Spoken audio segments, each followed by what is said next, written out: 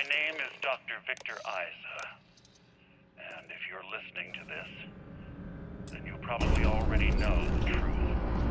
I was young when I first headed the retrieval team of an odd gravitational anomaly on Mars. But I kept what really happened that day hidden from everyone except one other person. Even she didn't believe me at first. I have no reason to lie to anyone now, so I hope you'll accept this confession, whoever you are. When I touched the anomaly, I experienced 12 days of lost time. I met myself. He told me everything that has since come true. The grav drive equations, the tests on the moon, Earth's atmosphere sputtering away because of what we had done. But he also told me about a city thriving on a planet orbiting a distant star. Human culture, art, music, lifestyles evolving and shining brightly across all of space. What price would I be willing to pay for that future? Maybe you don't believe me. Maybe Judith was right and I'm just a coward who wants to believe his mistakes were justified. But everyone has forgotten about the real origins of the grav drive, this artifact from Mars. I hope you make better use of it than I did.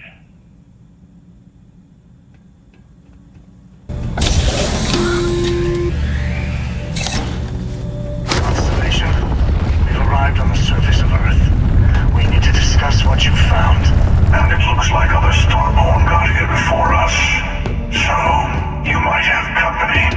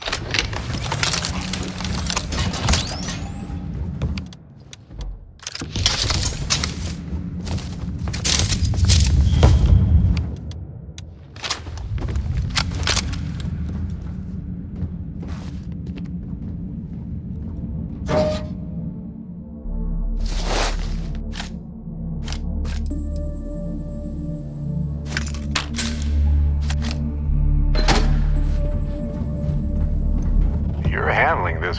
Not a problem.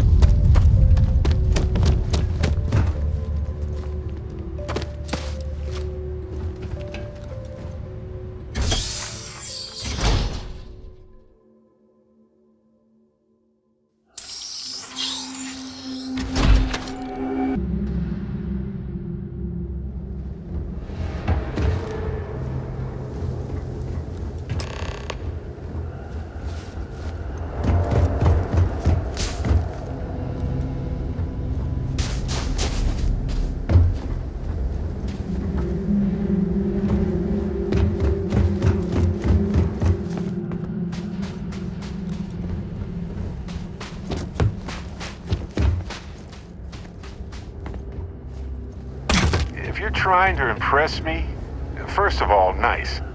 Second of all, don't die.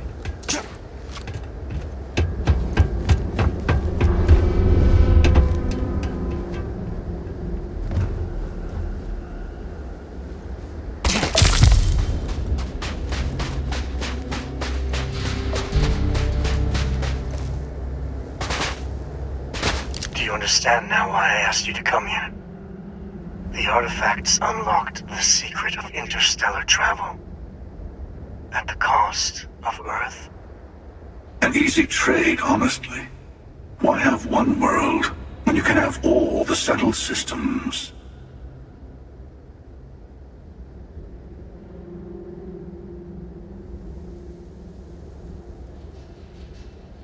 Assuming we weren't going to lose it anyway. War, disease, famine, all the classics.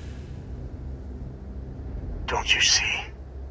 The power of the artifact forced humanity to the stars. They didn't get to make a choice. How many would have chosen Earth? What gave Victor Isa the right to choose for them? You see the hypocrisy in what the emissary is saying, right? They don't want to rob people of their free will, but then they steal the artifacts for themselves. In the wrong hands, the power of the artifacts can make anyone a tyrant. That is why we watch over them. The only thing you're watching out for is yourself.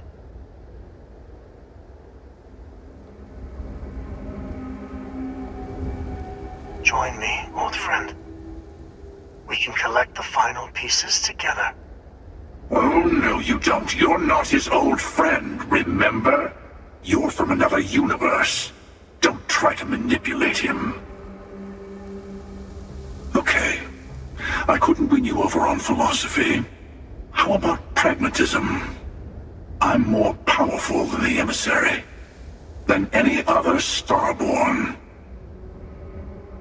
And you might not understand why, but I want you to succeed. You've never gotten this far before. I need to see what happens to you.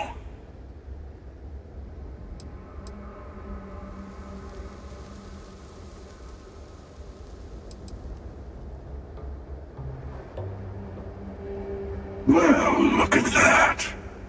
The emissary just became my new best friend. You've made your choice. When you're ready, the Hunter and I will be at the buried temple. That's where we'll settle things. Meaning, we'll kill you. But hey, at least we'll wait. The final round doesn't start until there's only one artifact left to gather. And if I'm not mistaken, Constellation has one or two to go.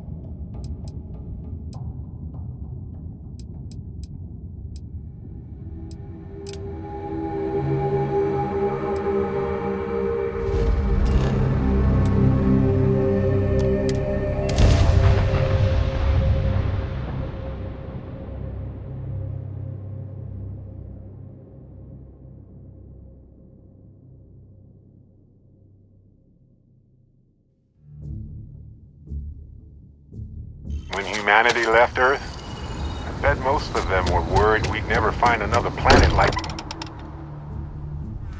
This place is a delightful relic tangled up with hope, grit, and science.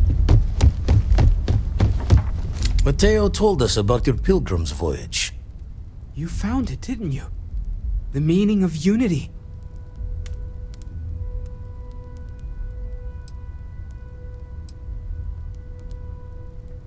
Wait, say that again? Multiple universes? You can't possibly mean what I think you mean. Let's take a step back. This is everything we've been building towards, and the implications are a lot to take in.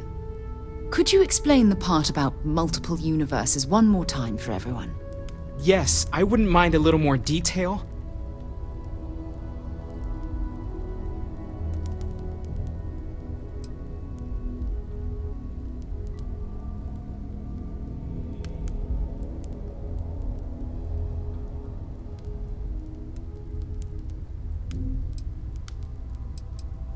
And that's why the Starborn want the artifacts so desperately. They're the keys to unlocking the infinite. I don't even want to think about the physiological changes you'd need to travel between universes. Plus what it would do to the mind? Enlightenment? Or oblivion? Like the Hunter. You have the opportunity to reach the closest thing to your god that might exist. And you're second-guessing it? One doesn't approach the afterlife without some trepidation.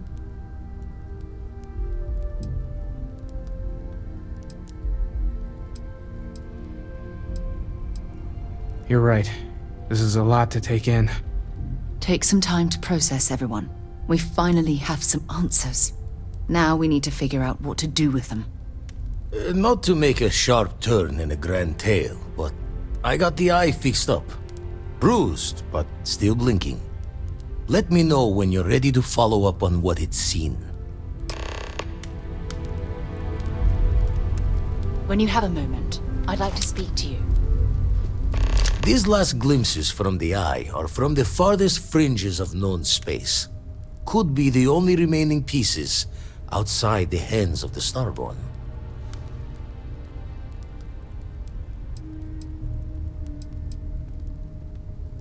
Catch a smile out there.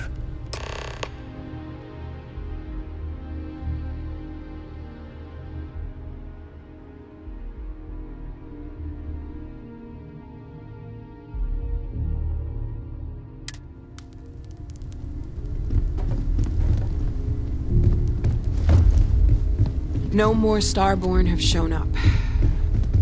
Yet. Everyone is staying in their rooms a lot more lately. Guess we all need some time to process.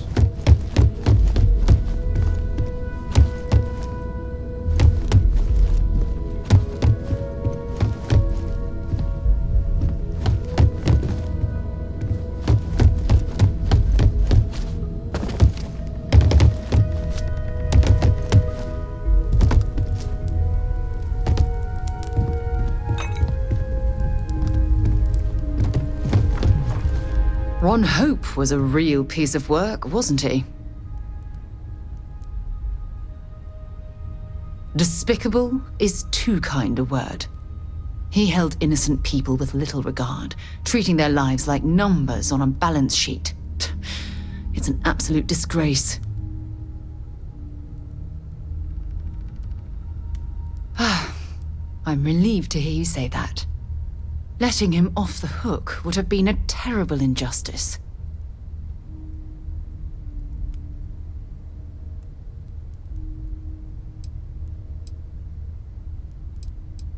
Had you taken the money, this would have been a very different conversation.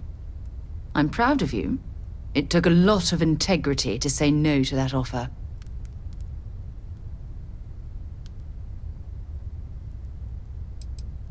Some of them will, and some of them won't. What happens to them isn't your fault. It's Ron Hope's. Well, I think I've lectured you enough. Thanks for taking the time to listen to me.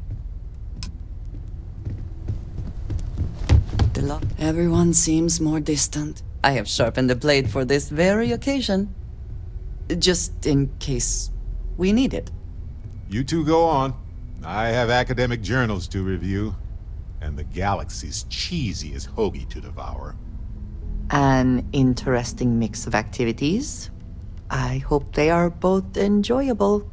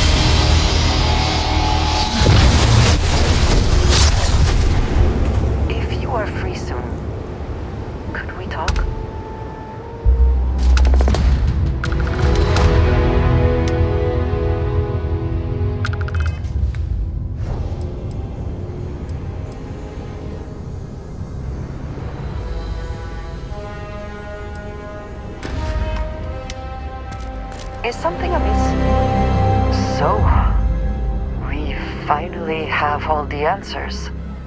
And yet here I stand, feeling like I understand even less than I did before.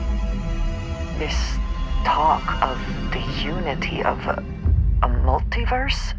Dead friends appearing again? It is all simply too much.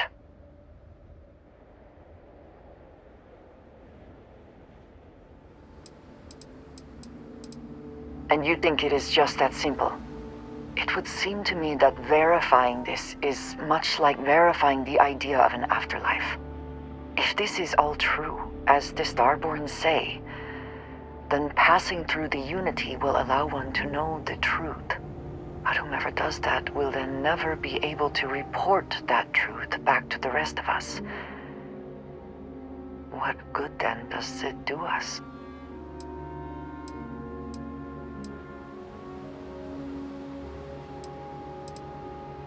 Only because they claim it does. We must take them at their word, or enter this unity from which there is no coming back to find out for sure. What if none of it is true? What if it is all some kind of trick? Or perhaps even worse. What if it is true, and none of us ever sees the others again?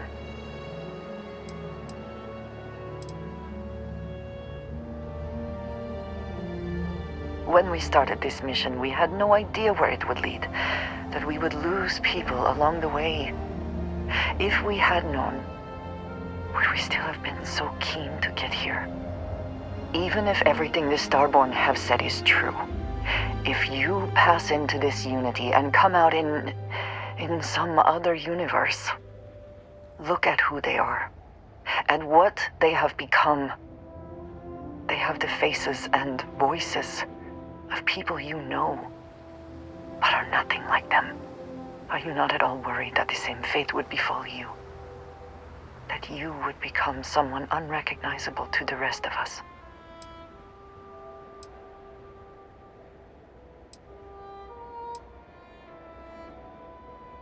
Now you sound like Sarah, but you are not wrong.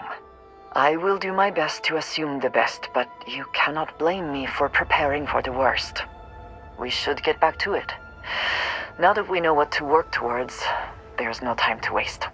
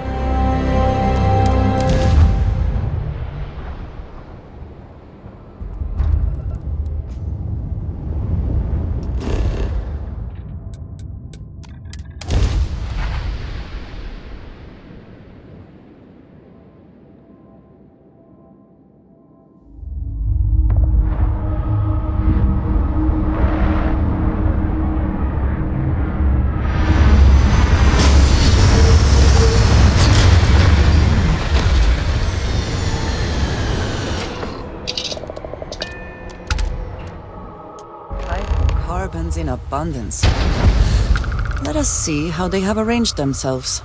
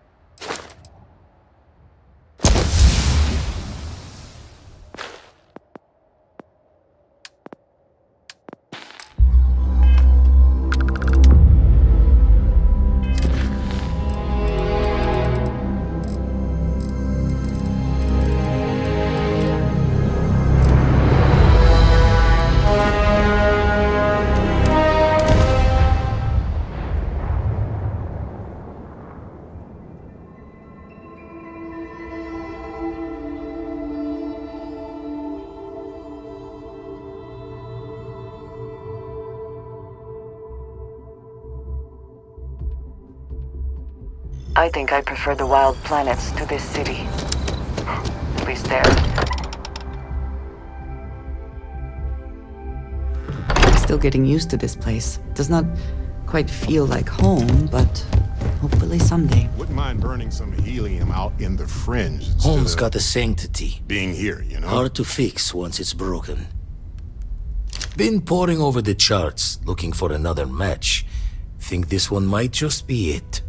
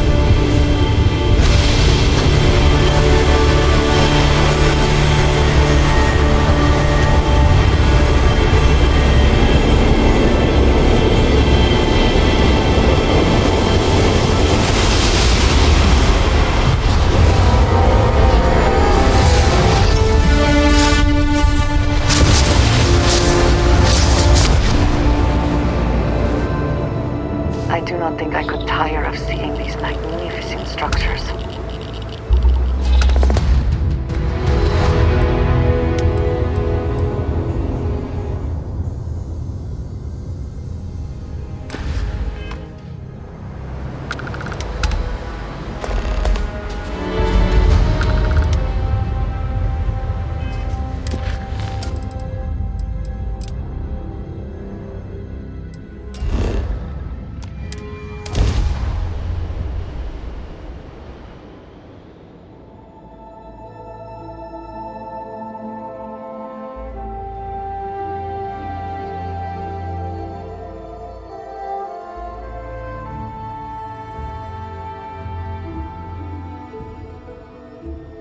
Will we be stopping for food?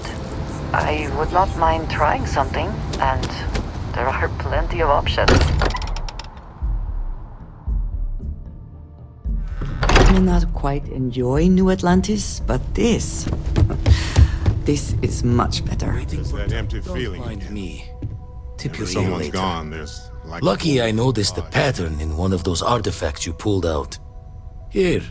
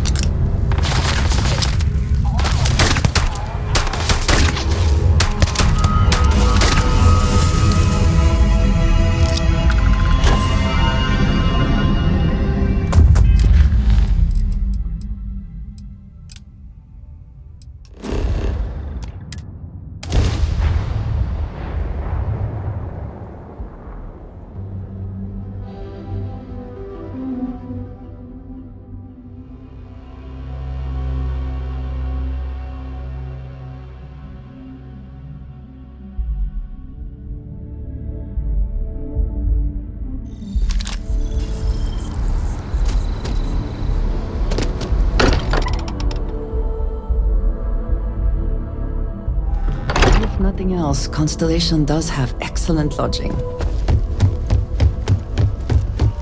Home's got a sanctity. Hard to fix once it's broken. The eye's showing signs over another one of those big anomalies.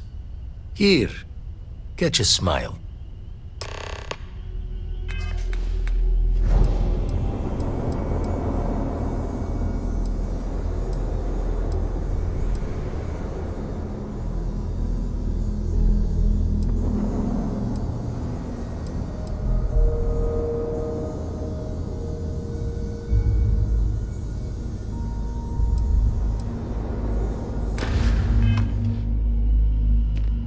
Hey, let's not stick around the lodge too long. We should get out there.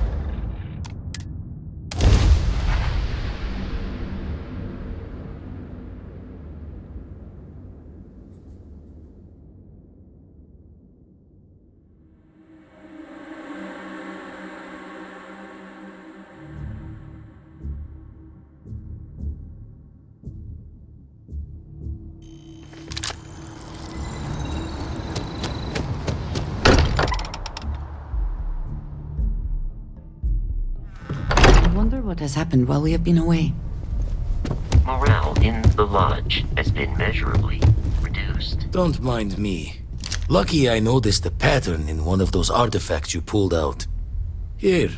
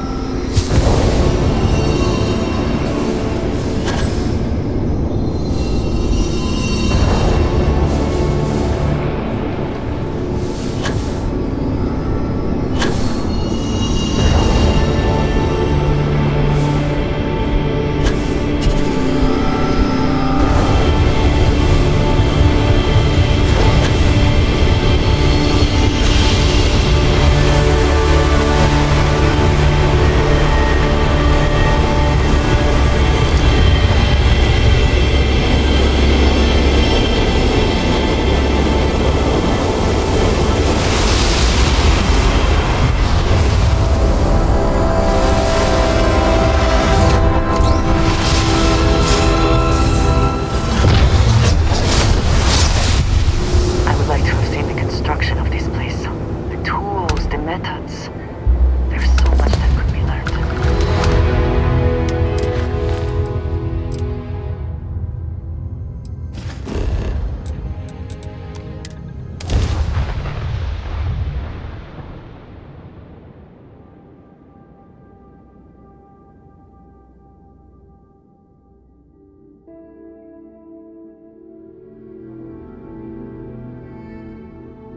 So many people.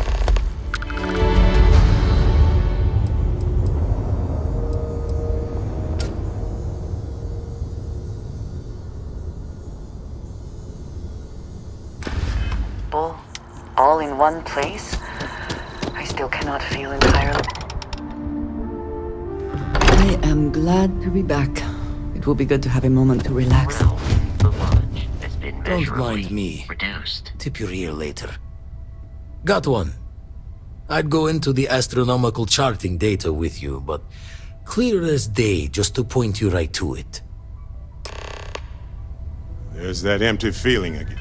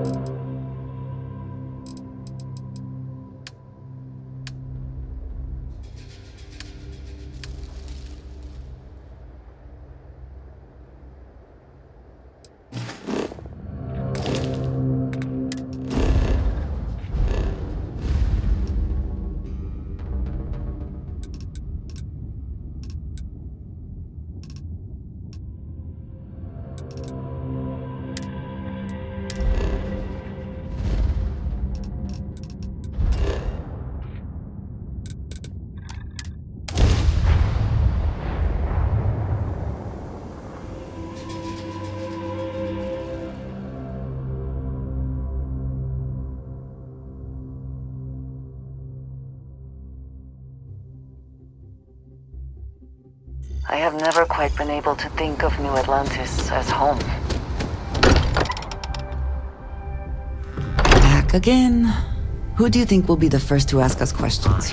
Mateo or Noel? Everyone's vitals for signs of continued trauma.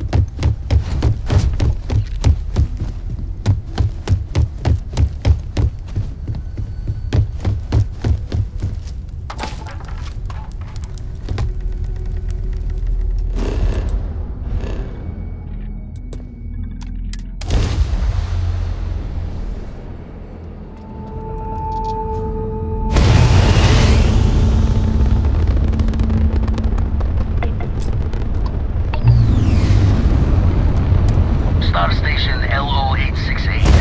You need the eye.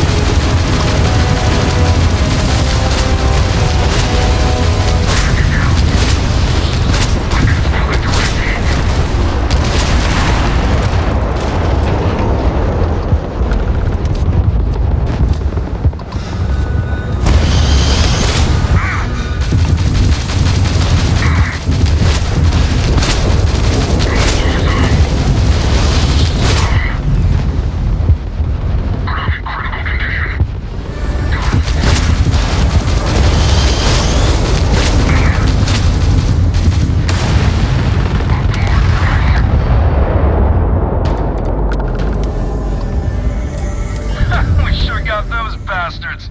These punks are trying to collect too soon. You alright over there? You didn't get hurt, did you? Because the bounty on your head gets bigger the longer you live. So we just want to make sure it stays that way.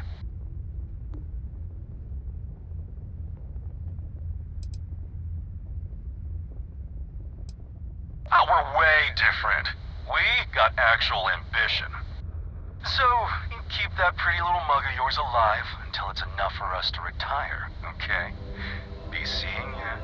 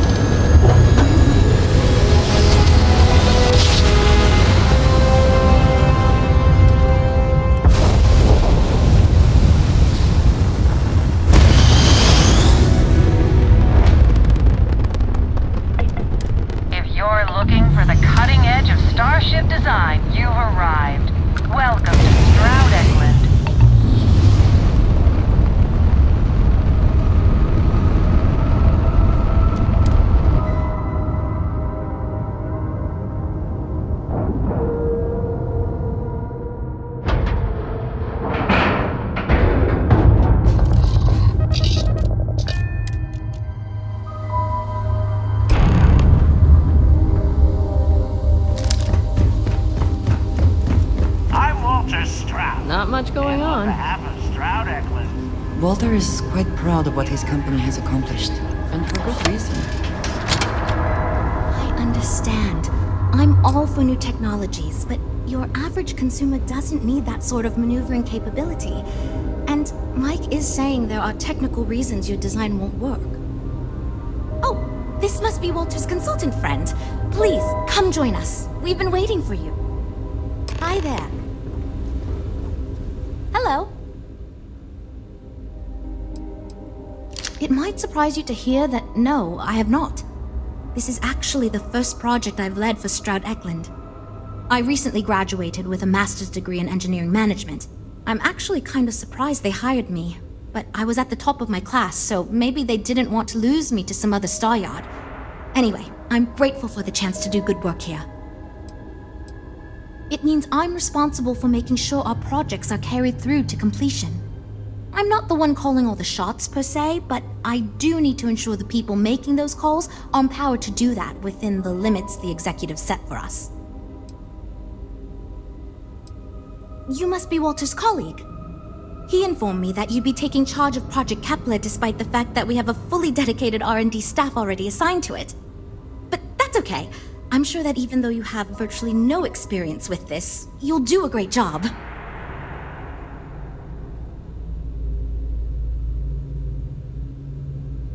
Well, I hope your enthusiasm counts for something. Anyway, let's get to it. We shall see. As you probably know, we're tasked with coming up with Stroud Eklund's next hit starship. But we have budget concerns, market research to finish, and we can't seem to agree on a design. So I guess Walter sent you to resolve these issues. Have at it. Okay, good. So, before we can do anything, we need to resolve the budget issue. We were charged with building the newest, hottest ship on the market, which won't be possible unless we petition the board for more money. So we have two new budget proposals. One will allow us to build what I consider to be a very sensible ship, but we'll have to make some tough design cuts. The other will allow us much more flexibility to put whatever we want into the ship. It's what I call the kitchen sink proposal. I don't love it, but it'll be next to impossible to approve.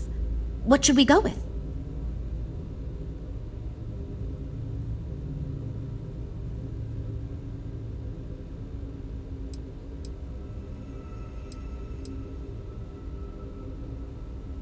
While it's true we'd be able to afford to put anything and everything into that design, it's just not practical, and the board will put more pressure on us to see that it succeeds. I worry that without constraints, my team will be disincentivized to focus this ship in any given direction, and they'll try to cram in everything but the kitchen sink, hence the name.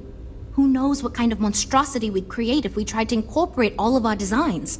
And would something that expensive actually sell? It's more that we can only choose certain design elements at the expense of others. In other words, if we go with something in Mike's design, there's not enough money in the budget for what Ella wants. That's one of the reasons we haven't been able to agree on anything.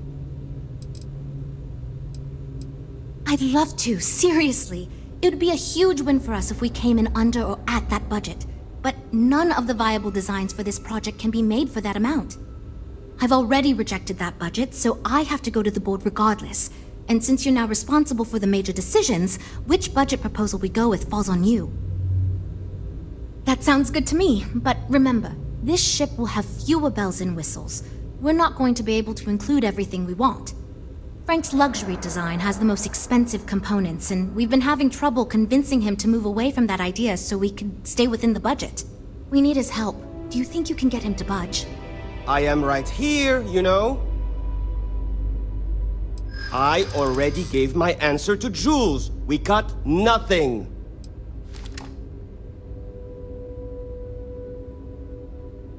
But I'm the senior designer on this project. I don't tell any of the others how to do their jobs. So why should they be telling me how to do mine?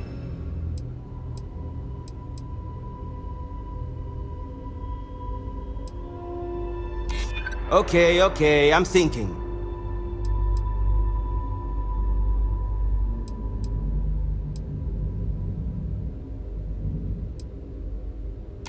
I'm thinking about it.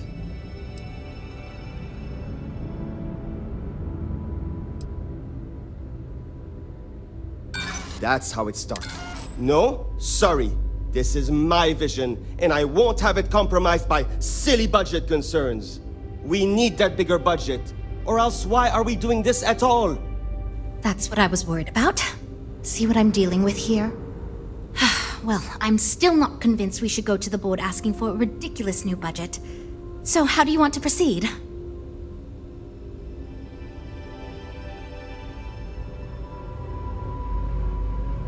Well, I'm all ears because it's going to take a miracle to convince them. Well, there's always room for personal improvement, I suppose.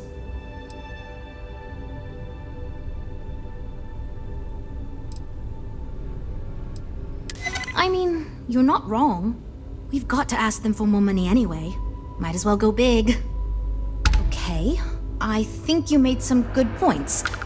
I'll go to the board with the kitchen sink proposal and get that approved. Well, Jules, it seems you have your work cut out for you. Great, that's one problem solved. I'll go forward with that budget proposal and we can move on. Next, we need to gather some market data. The best way to do this is to outfit your ship with some sensors and take it through some real-world scenarios so we can make more informed design decisions. Great! Just pick up a mission or two at the mission board and proceed like you normally would. We'll collect the data when you return. If you take on a variety of missions, we can build a ship to handle a variety of scenarios. But if you just fly one mission, we can build a more focused ship. It's up to you. In the meantime, you might also want to talk with the team, get to know them, give feedback on their proposals, etc. Good luck out there.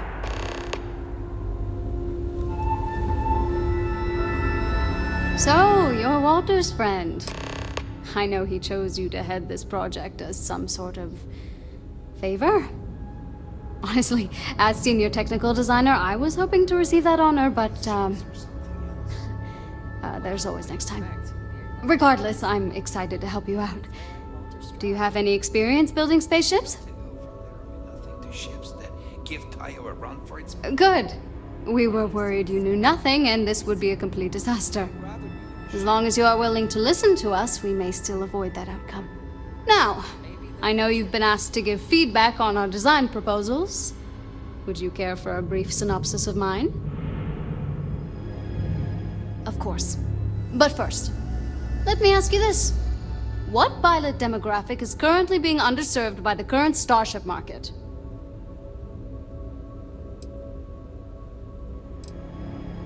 No. In fact, I believe Tayo Astroneering already attempted developing a fleet of autonomous limo ships, and it did not go over well. My idea is a little less conventional. I believe we should invest in making a dedicated exploration ship, marketed towards citizen scientists. Sure, we and other manufacturers have lines of exploration ships, but none built with the average consumer in mind. It's my hope that we can jumpstart a new era of affordable, accessible space exploration fueled by ordinary people like you and me.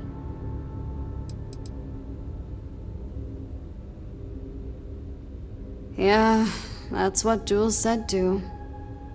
But at least that gives me something to think about. Thanks. I'll refine the idea and propose it next time, I guess.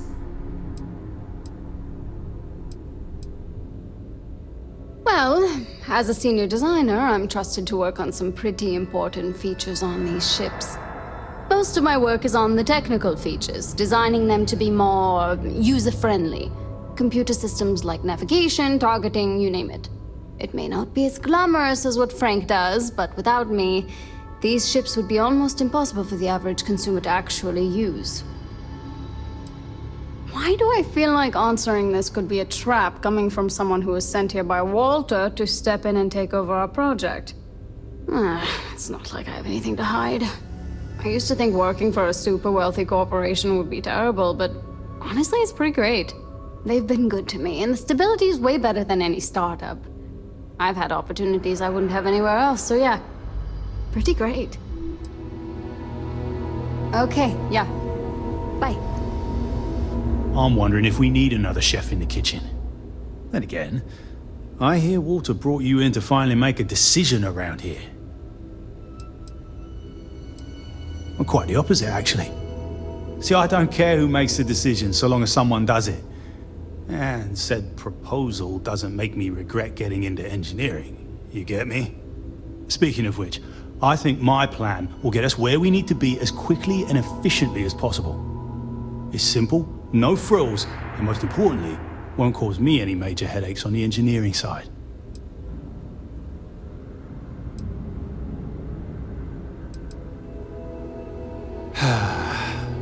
Couldn't figure it out from the engineering talk? I'm an engineer, mate. It means I'm the one who's got to put together all these plans and actually make the bloody ship fly. Been doing it for going on 25 years at various star yards. They still haven't realized this place would fall apart if not for me. Instead of letting me get to my work, they keep giving me fancy new titles and got me tied up in endless meetings like this one. It's truth, and we need it. The others believe we need to think big and innovate. Reality is, we just need to do what we do better than anyone else. So I'm thinking, there's loads of fighters, no sense in mucking about with that again. And we've already got one of the best luxury liners in the biz. What I figure is, the cargo running business is booming, and no one's quite built a personal craft like that to serve the working class folk. Nothing fancy, no frills. Just a simple, sturdy, inexpensive ship with cargo room up the wazoo and make it so easy my cousin's little moppet could fly it.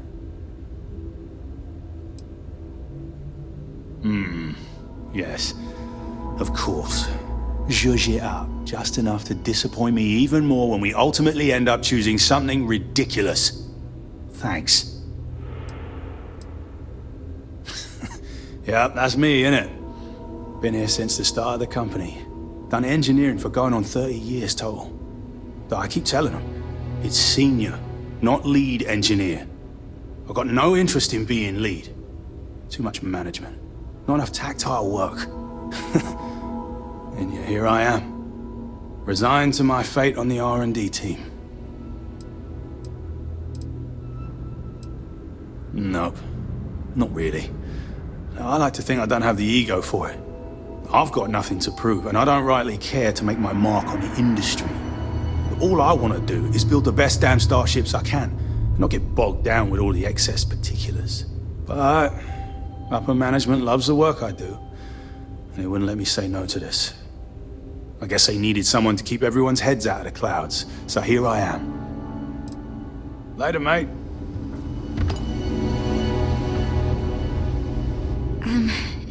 Hi. Need something?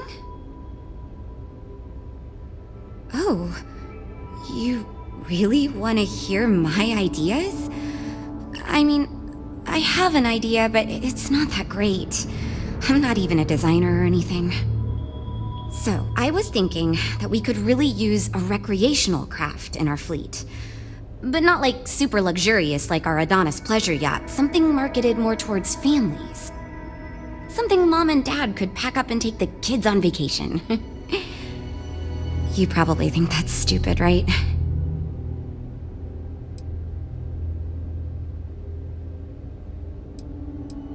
I used to go off-world camping with my family when I was a kid.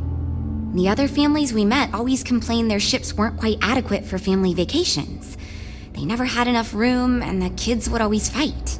I've done some market research, and no ship manufacturer seems to be making ships for things like this. Which means even if the demand is low, we can fill this niche and still sell a lot.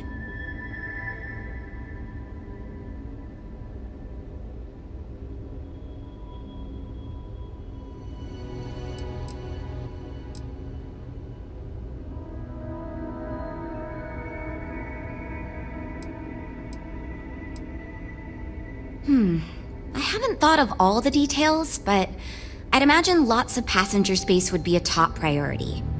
A mid-sized ship with enough room for one, or maybe even 2 or 3 families to spread out and relax.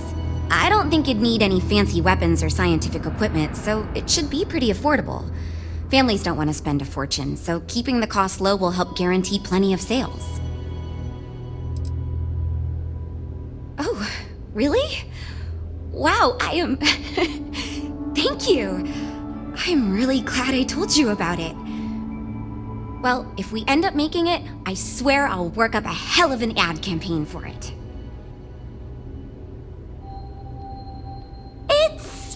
interesting. I'm new, and I've never done anything like this before coming here. Marketing for ships, specifically, that is. There are so many things to think of for different demographics, like style, features, cost, and all that. And you also need to think about offensive and defensive capabilities, because space is dangerous, and people need to feel like the ship they're buying is safe. Yeah, I've only been here for a few months. I did a little marketing for Chunks before this, but it was really more of an internship. Ships are like totally different than that. I applied for the job here on a whim because I thought it'd be fun. I never expected to be hired. Catch you around. You know, I have designed spacecraft for over 10 years. So, you must have really impressed Walter for him to give you this project. Or maybe it's a bit of nepotism. Never mind that. Perhaps he sees in you what he sees in me. We got a business to run. No time for sentiment. Well, Ah, yes. At least you may be more open to my ideas than my colleagues. Maybe this is a blessing in disguise. Imagine a luxury craft designed for the most discerning of tastes. Every feature designed for comfort and peace of mind. High-end performance, precision engineering, a spacecraft for those who wish to be seen. This will be the most elite personal craft on the market.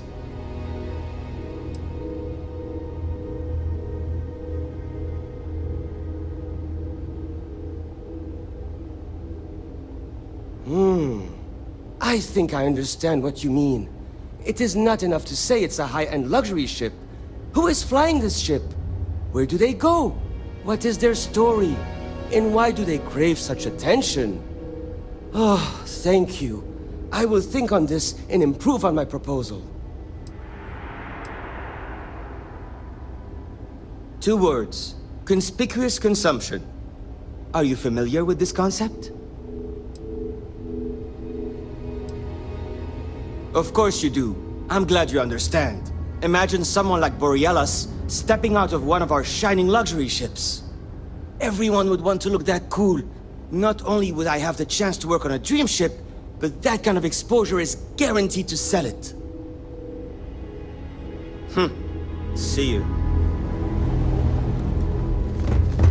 I'm actually kind of amazed we finalized the budget.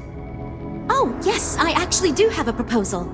I wasn't really expecting you to give me feedback, but why not, I guess? I'd like to see us branch out a bit more in the starfighter market. Bounty hunting and mercenary work are both big these days, especially among the hard-blooded free stars.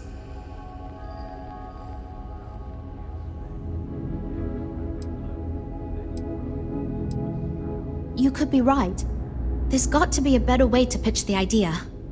I'll give it some more thought. Thanks. Lots of work to do, but we'll get through it, don't worry. Eventually. Hope you have a good stay.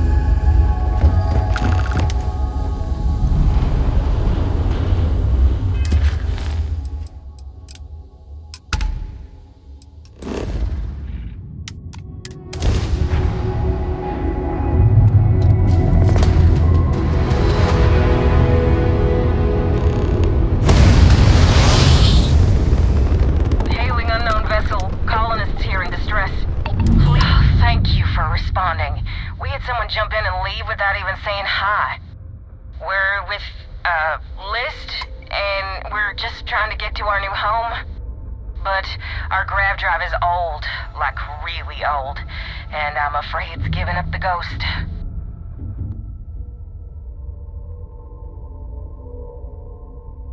And we're just 2 jumps away from starting a new life. We have a workbench here, but we need just common old iron, a lot of it. Then we should be able to jury-rig some repairs. Any chance you have some? We'll pay loads more than the iron's actually worth. That should do us. Thank you. And this should cover the iron, and then some. We'll be heading out hopefully shortly.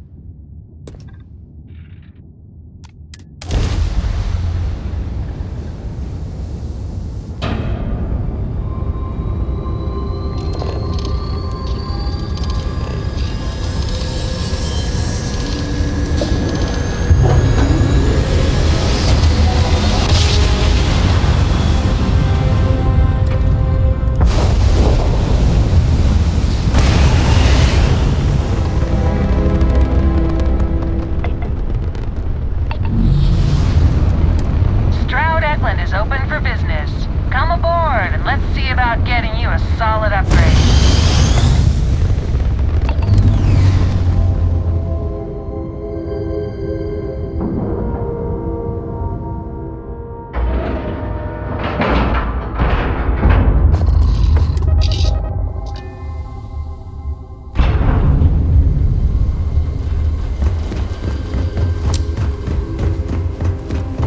I can't decide which model to get. I'd like to believe that you can help my team work well with each other again, but we'll see. Versatility may not be what certain customers are looking for. So you managed to complete a couple different missions. This will give us lots of data to support building a ship that can tackle a variety of scenarios. Of course, if we build a ship like that, we may need the kitchen sink budget, but we'll see. Thanks for your help. Now we just need to solve our interpersonal issues so we can agree on a design. Easy, right?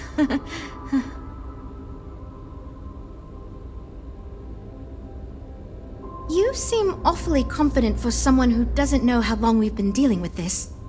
I've tried everything I can think of besides some sort of hokey team building exercise. So, what do you think you can do differently?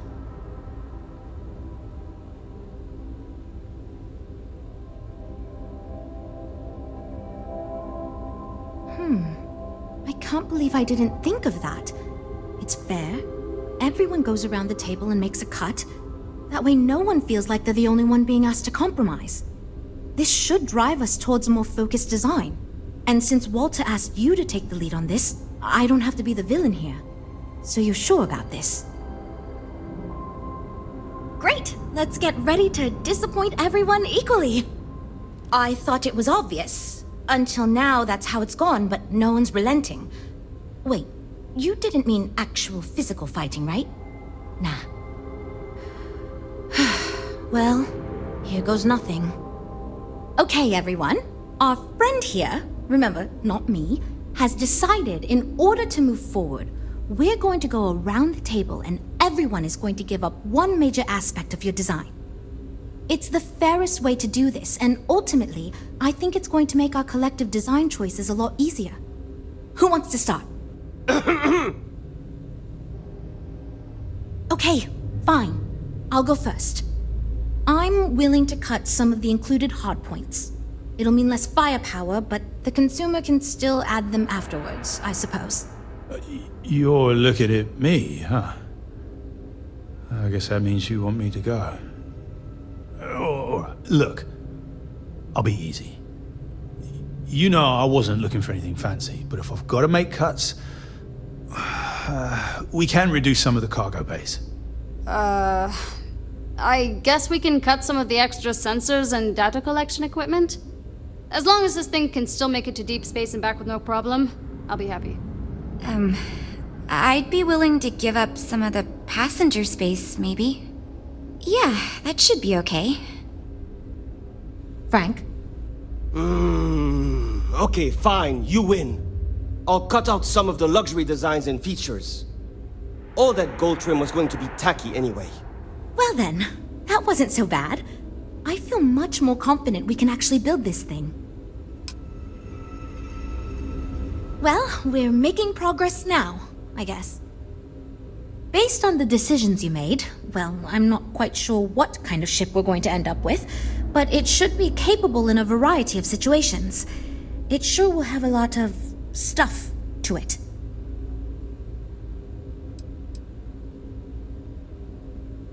Now that we've addressed all our issues, we can move forward, finalize the design, and get this into production pretty quickly.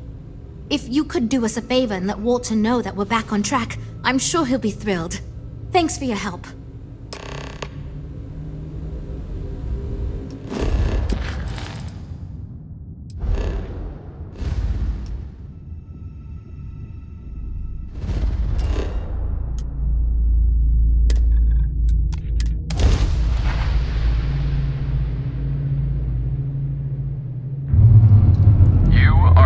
United Colony space.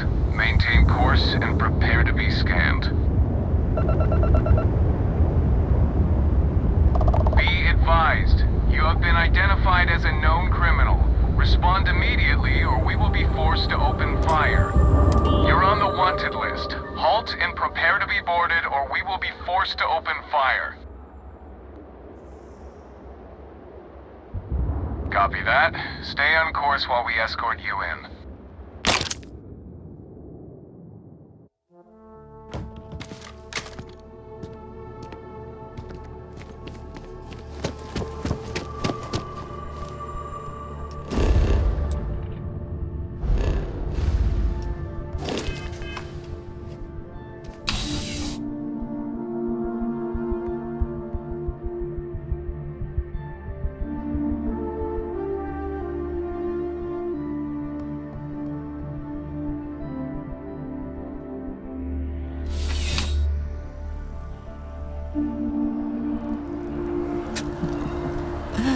New Atlantis puts on a wonderful show of security, does it not?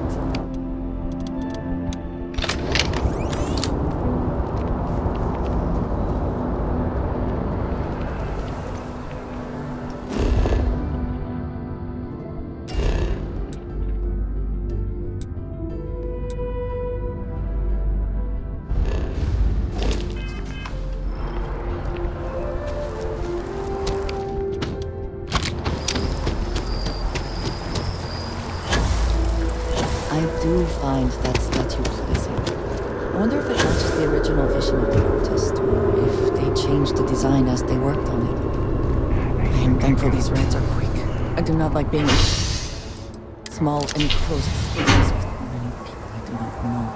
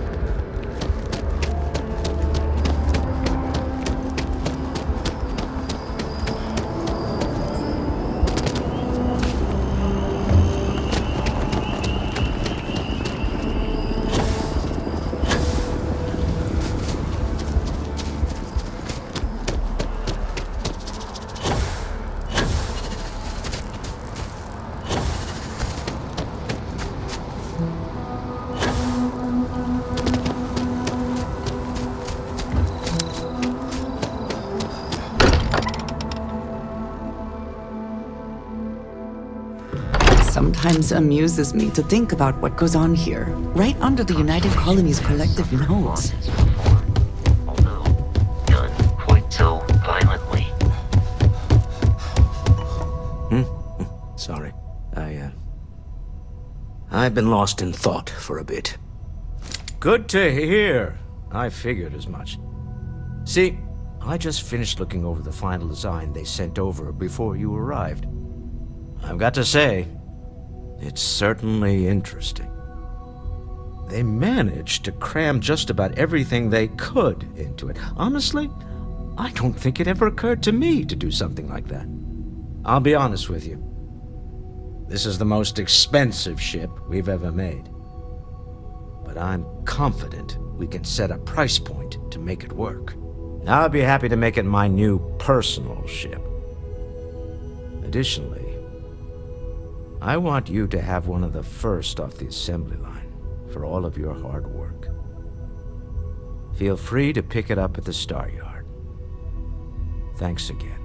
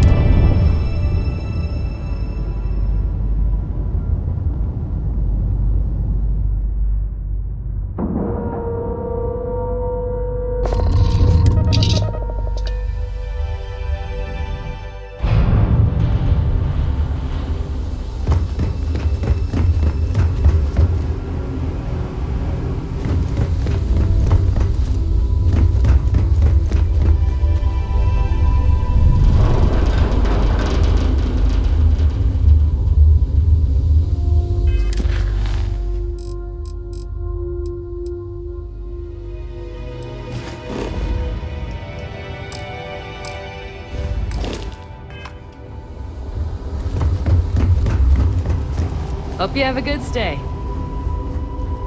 Everything's so new here.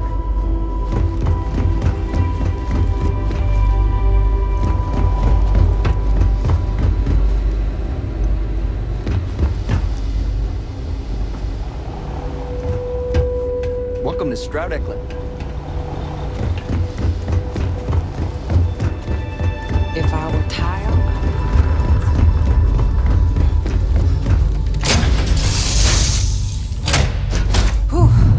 always a satisfying moment to return to your ship.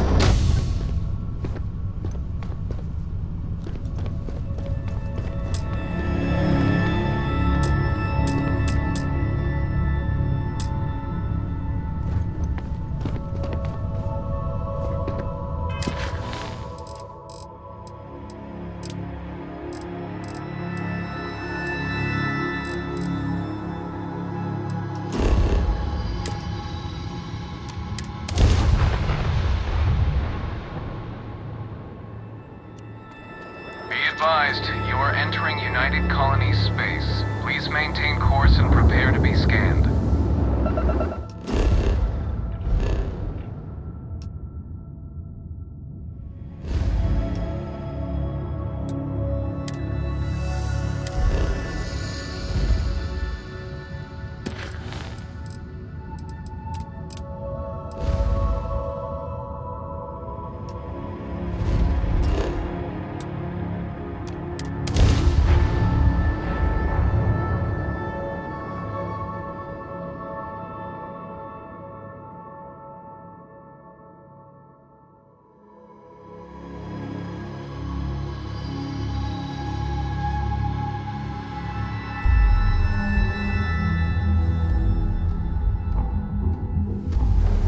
The effort to make this place livable is astounding. No end what can be accomplished when there are credits to be made.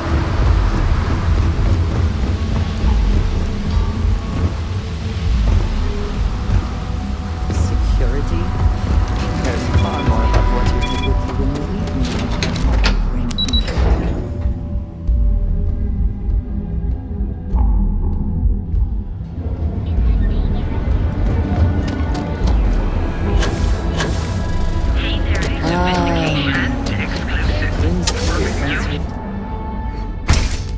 So, why did you drag me in here?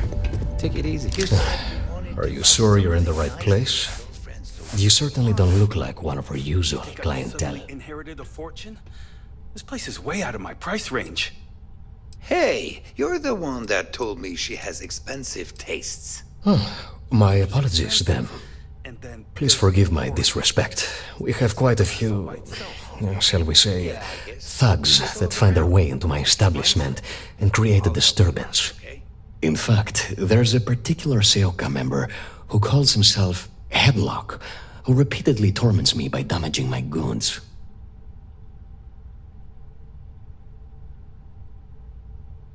You mean kill him? Even if I wanted to, I wouldn't know how. I've never been terribly good at that sort of thing. Well, I believe every individual should know how to defend themselves. In this particular case, that course of action seems ill-advised. Anyway, I've already taken up too much of your valuable time. Was there anything else I could help you with?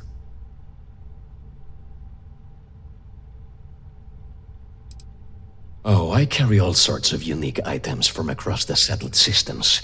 Luxury products for the discerning buyer. I'm not one to boast, but my shop won me my position as Administrator Bayou's personal decorator. His penthouse is my pièce de résistance.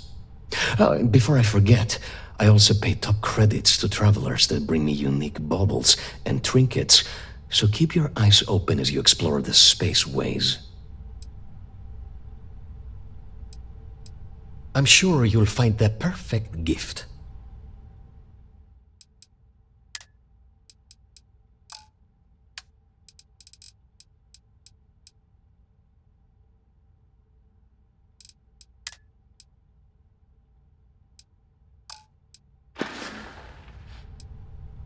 Oh my goodness, that's such a relief.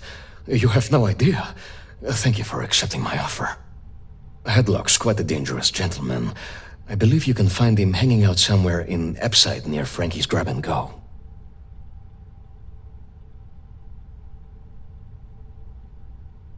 You say that, but Seoka aren't exactly pushovers when it comes to this sort of thing, so you better watch your ass. Anyway, that's really all I know.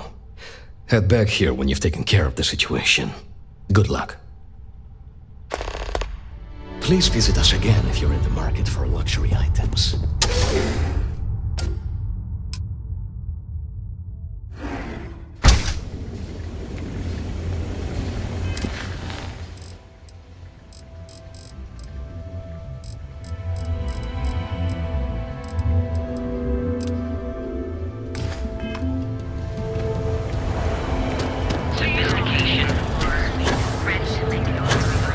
You don't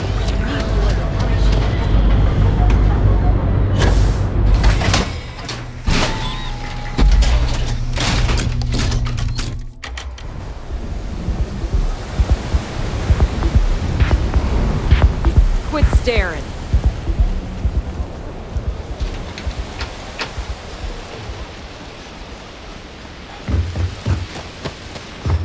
Can't talk right now. Leon isn't going to repair itself. You lost, kiddo?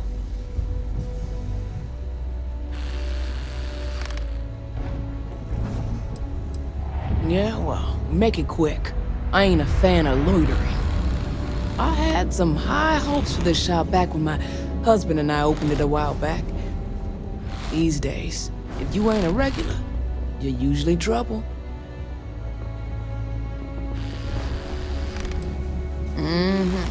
Sounds like we understand each other then. Never heard of him. Now, are you gonna buy something or just annoy me all day?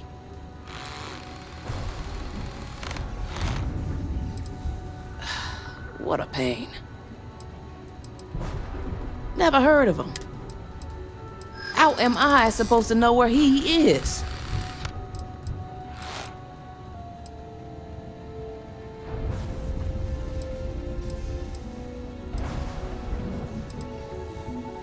That's probably true.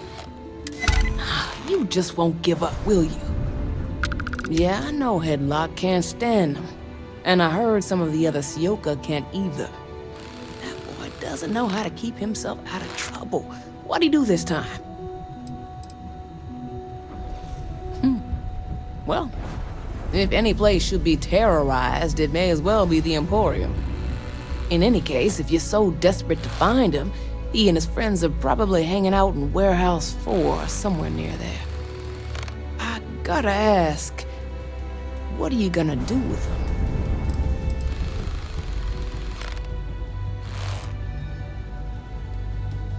Huh. How very noble of you. I certainly wouldn't go get myself killed on Tevin's account. Anyways, I got a shop to run. Are you gonna buy something or what? Until next time.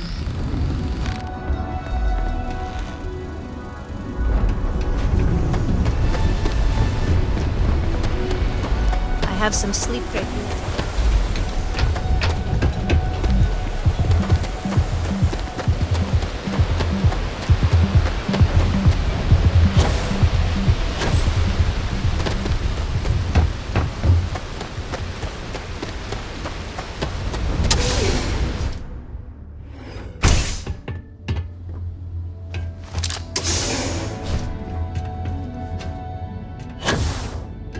Hell are you?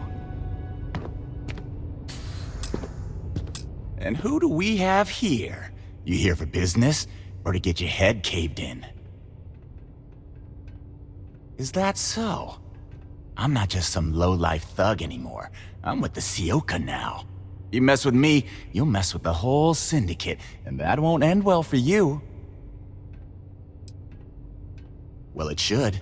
All I need to do is say the word, and my Sioka buddies will pay you a very unpleasant visit. So go on, hotshot. Give me a reason why I should leave Tevin and his shitty little store alone. Go on, enlighten me. But don't waste my time.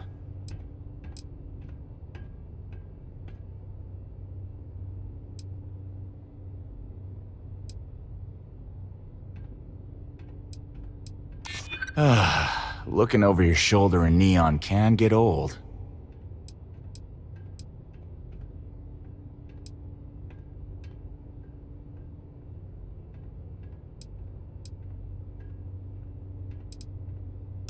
Sure, there may be some better uses of my time.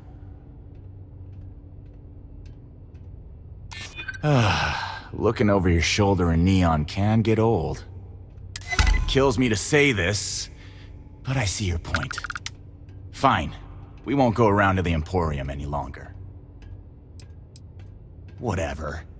Next time, I might not be so nice.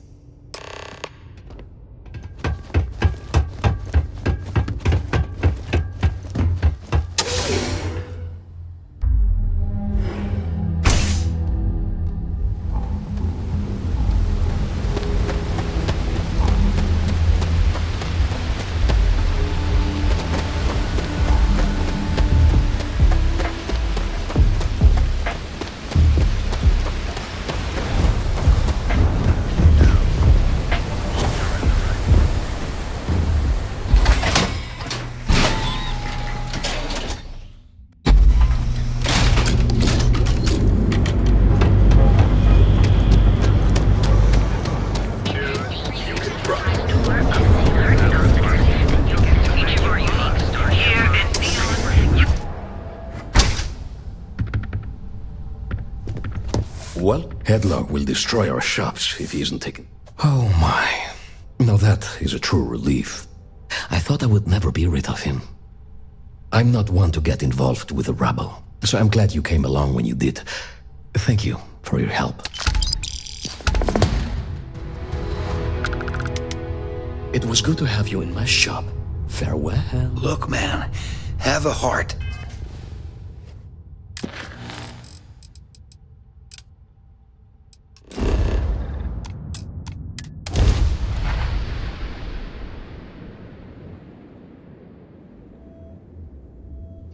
Want to challenge your instincts at home?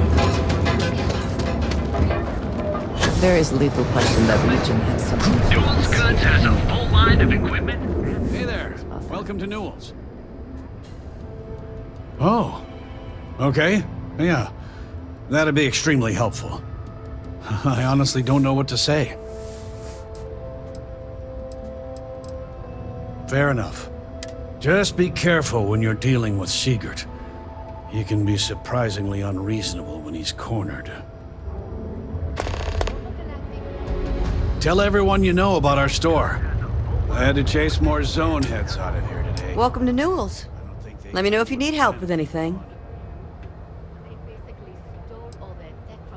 Thank you for stopping by.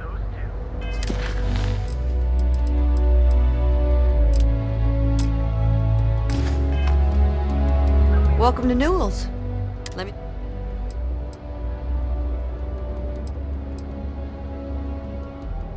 Do I sound that awful? I didn't even realize. Terrible, just terrible. You'll have to excuse me. With all the ruckus my husband's been making at the Merchant Alliance meetings, it's difficult to get any rest.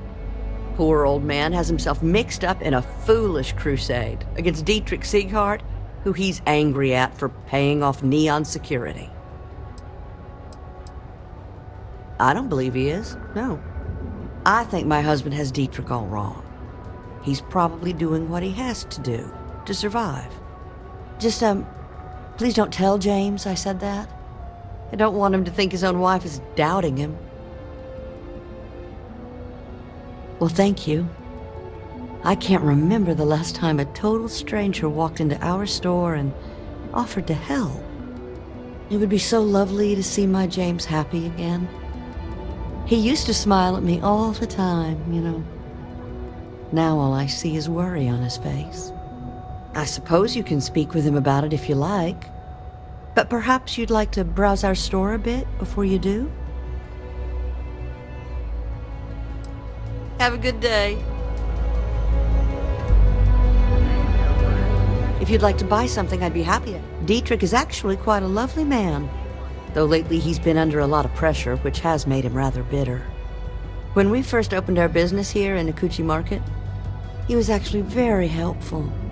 Offered us advice. Didn't treat us like competition at all. I'm sorry, I just don't believe Dietrich is doing anything wrong paying off Neon security. We all do what we have to do to survive in this wretched city. Unfortunately, my husband is convinced that fighting City Hall is the way to solve all of Neon's problems. I think he's wrong. Now, James, I don't want you to get upset.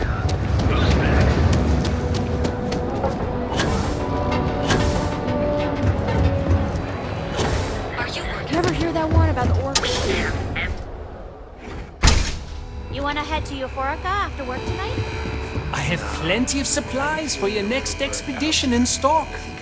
Welcome to Sieghart's Outfitters. Everything you need to explore the settled systems. If I don't have it, you don't need it. Great. I'll bring the blend, you bring the chunks. An artifact?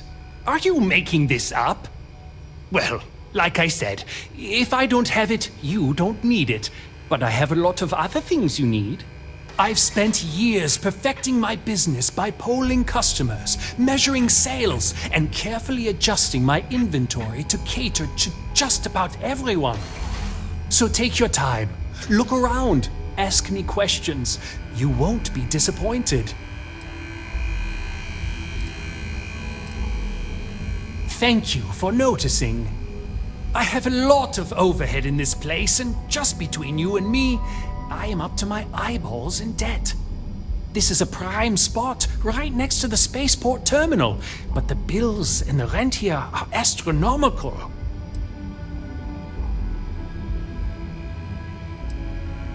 You'd think that was the case, but I promise you, I budgeted for everything.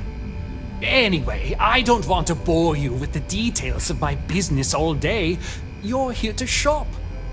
So why don't you help out a poor shopkeeper like myself and buy something? Yes, I'm aware of James's objections. That's partly why I don't go to the meetings. But if I don't pay Dexler, I'll lose my business.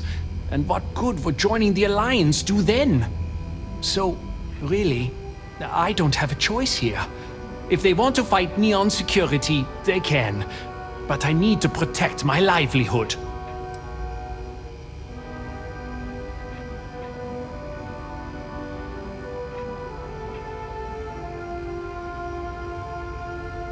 You think I'm okay with it? I would like nothing more than to run my business free of Dexter's thieving. But what power do we really have? If I don't pay Dexter, he'll make sure every gang in the city takes a piece of my stock.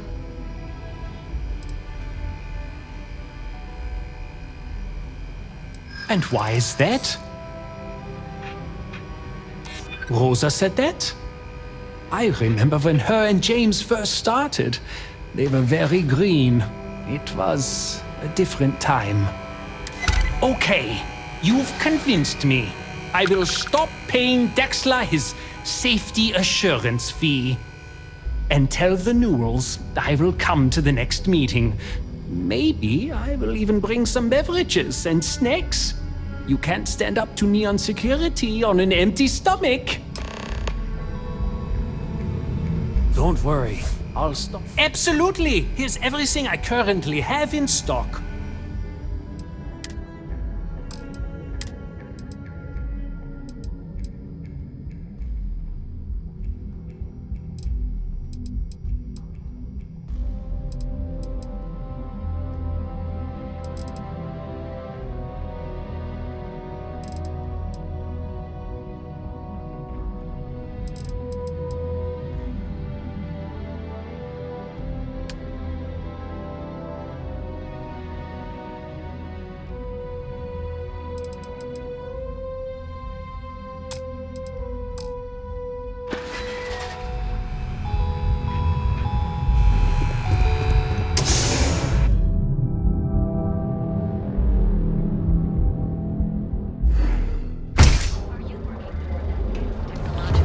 People joke, say this. Eugen Industries have you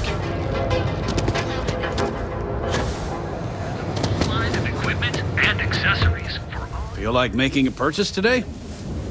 Well, I'll be. And all you had to do was talk to him?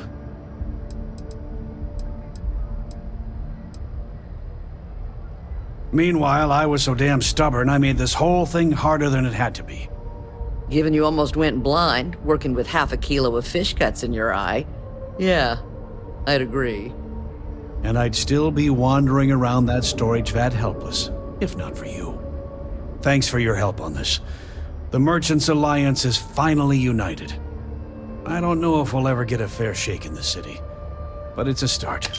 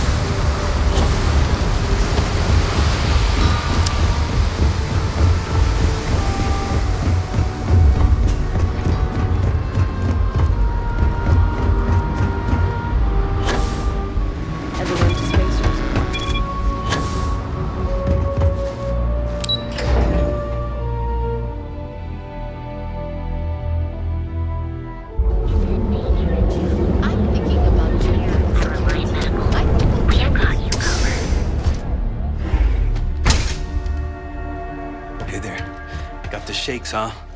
But don't worry, Doc Man will fix you. What can Reliant Medical do for you?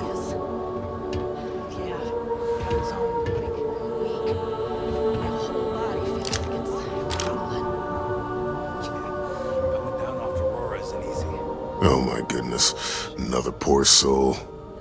All right, tell me what happened to you. Is it an Aurora overdose? Something else, perhaps? Who cares if you're addicted to the stuff? Hell, that's what they want. That's a very wise choice. Since you're clearly a first-time visitor to Reliant Neon, I'd love to offer you a free checkup, but I'm afraid I'm dangerously low on supplies.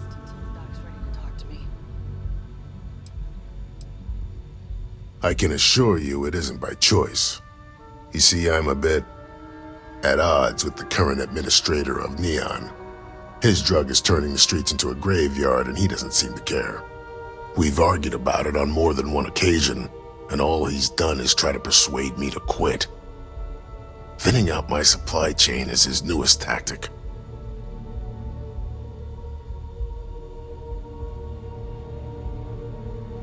Then you understand what I'm up against.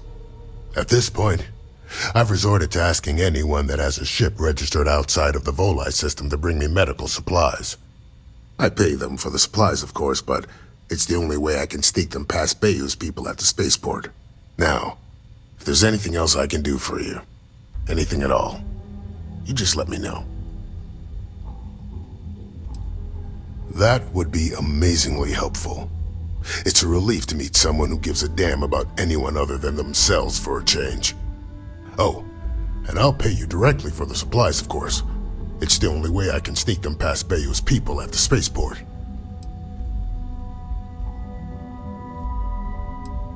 As much as I'd like to believe that, let's wait and see how you feel after you make the delivery. Anyway, I have a contact over at the clinic in the Narian system. Abby Edding? She's one of the nurses there. She'll get you started. Thank you so much for doing this. You have no idea how helpful it'll be for the poor folk that live in Ebside.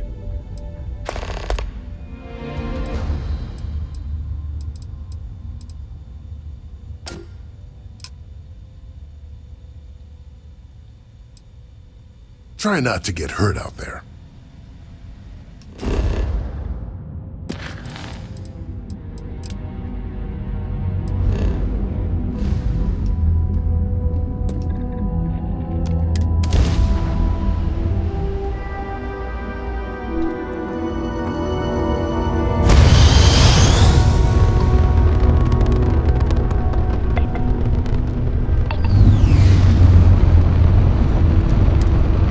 Welcomes all patients, whether Freestar or UC.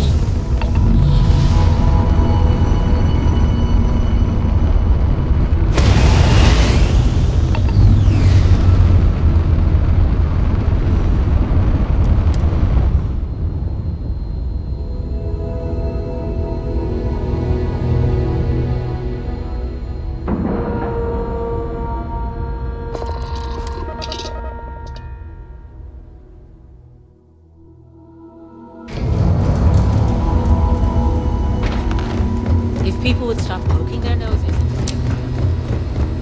Are you here for a procedure? Hey, let's keep our voices down. The clinic doesn't exactly know I'm giving its supplies away. That being said, I've been expecting someone soon. I've heard Bayou really has a vice grip on Neon right now. I have some supplies I can give you. Should be more than enough for now, and it shouldn't draw any suspicion from the clinic. I'll have them loaded onto your ship.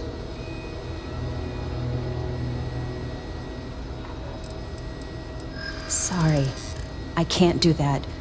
This is the most I can give you without drawing suspicion. Yeah, I hope so.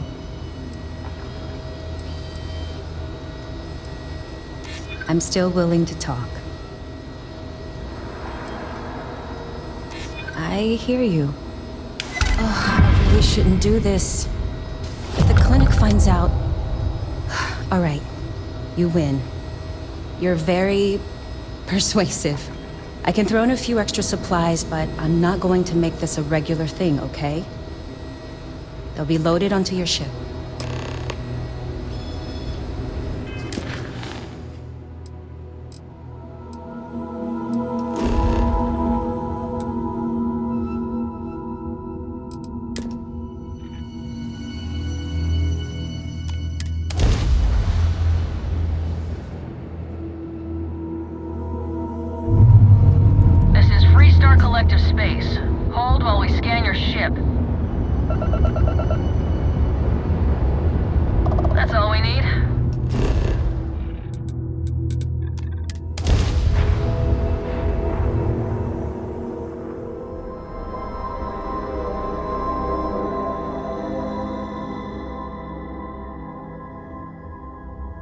to challenge your Let us stick instincts to and business hope here, for and hopefully business has nothing to do with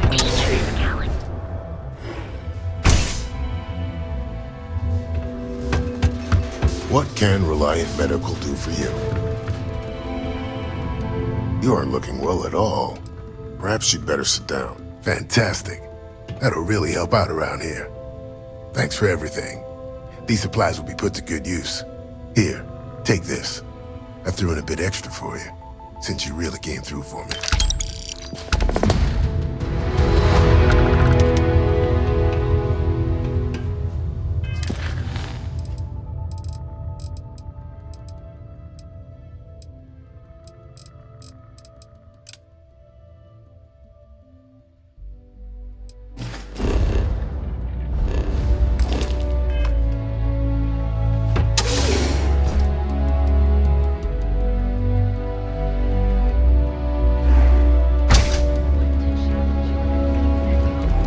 Seems like the Crimson Fleet is everywhere.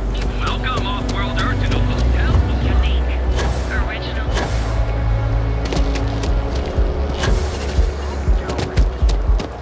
I do not know about you, but I am starting to suspect. Clearly, the intent is to get us into the Astral Lounge. Shall we follow the signs?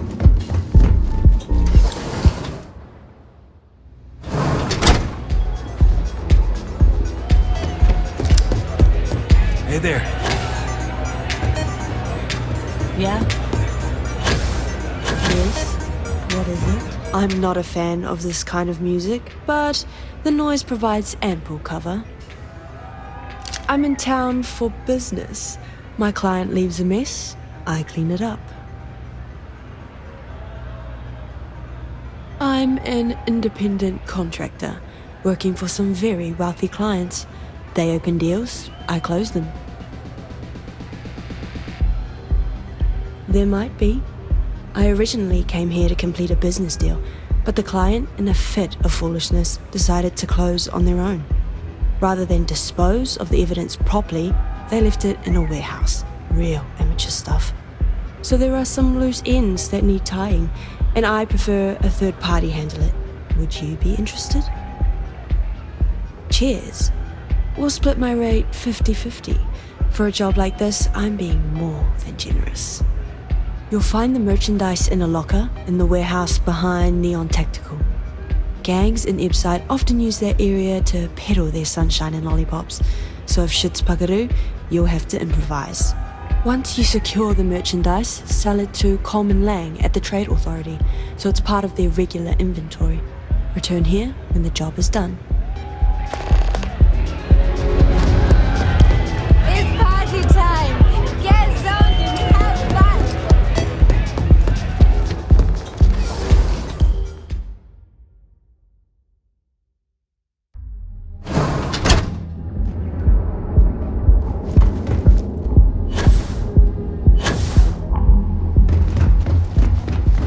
Scram, I'm on duty.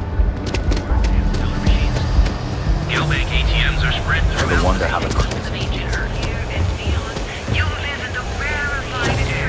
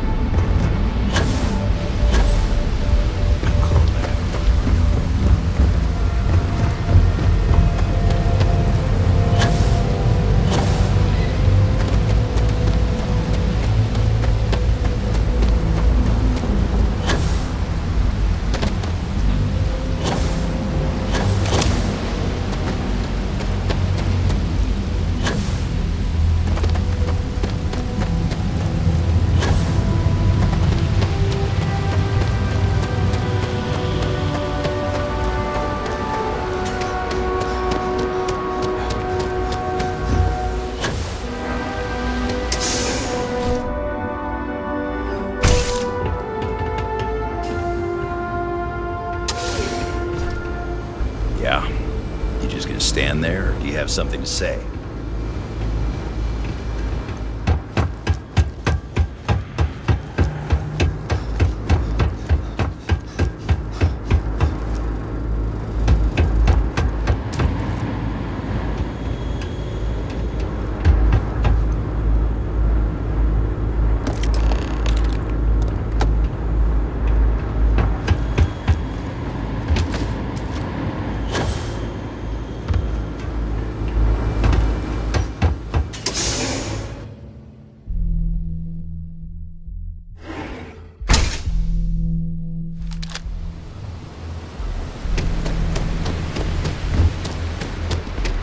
hell do you want?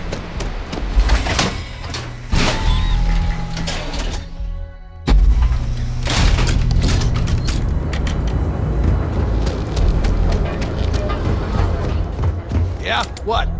Yeah? Buying, selling, or moving?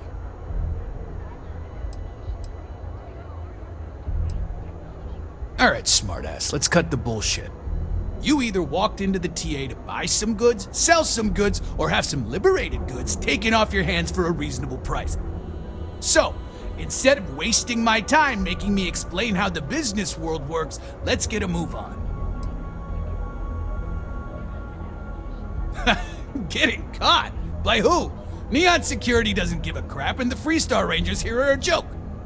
Look, let's stop playing games. We both know what I'm talking about. Now what'll it be? Always happy to take your money.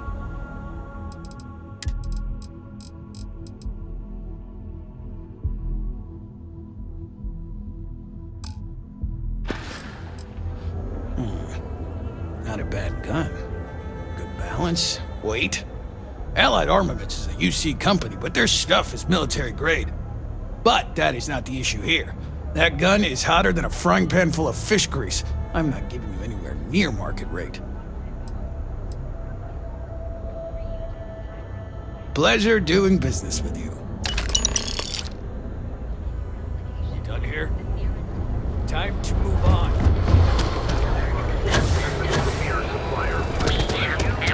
Not sure if those balloons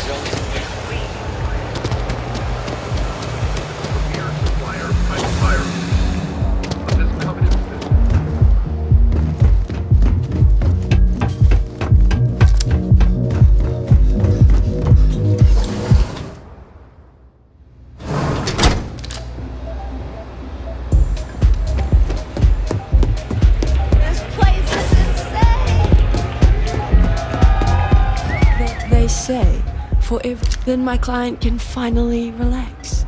He's a very tense man, you see. Tried to smile once, years ago, and didn't like the fit. But I digress.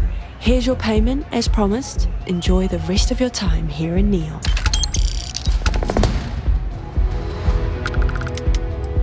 Yes, but I never work with the same client twice. Call it a personal role. Goodbye.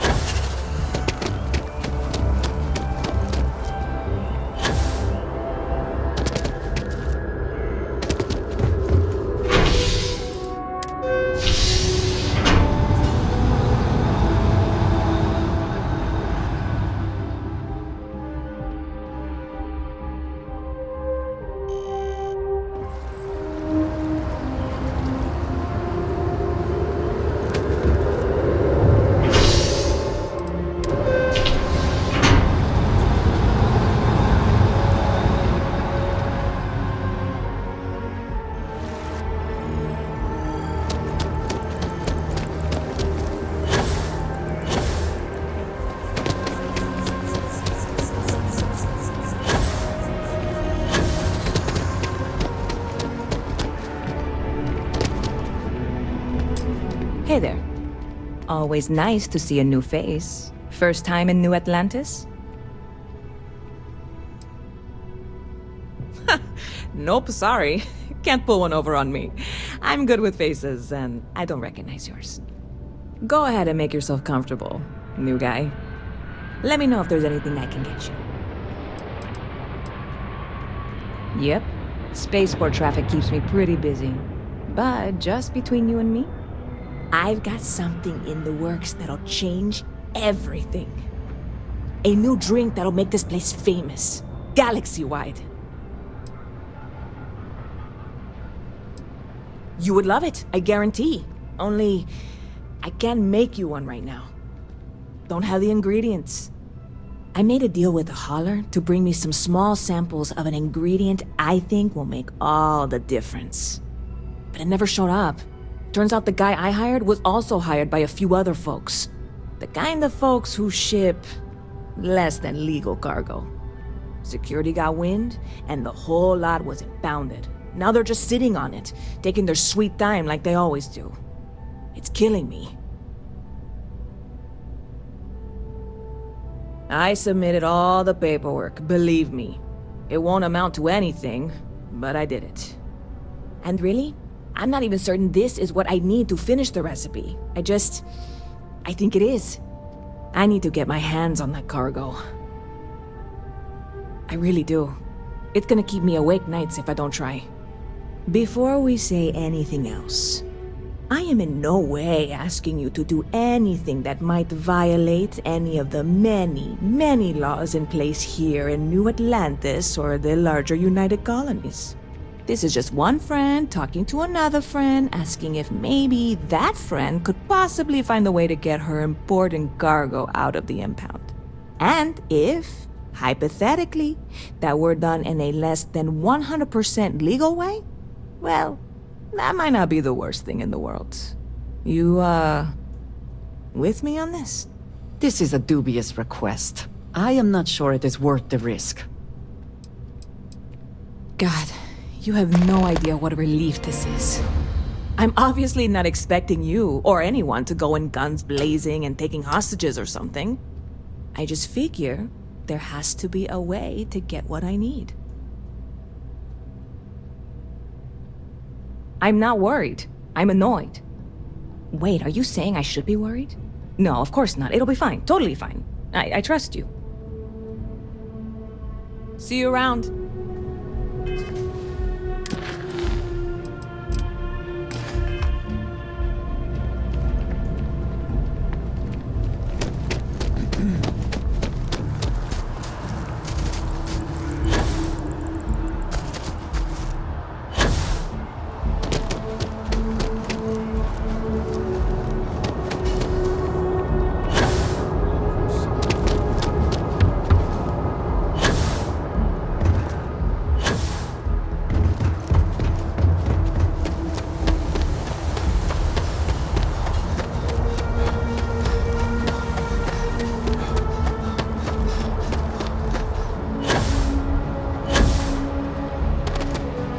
This really isn't a good place for civilians to be hanging around.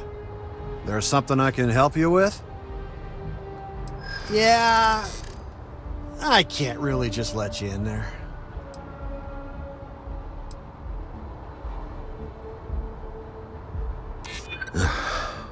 I'm glad you understand the position I'm in here.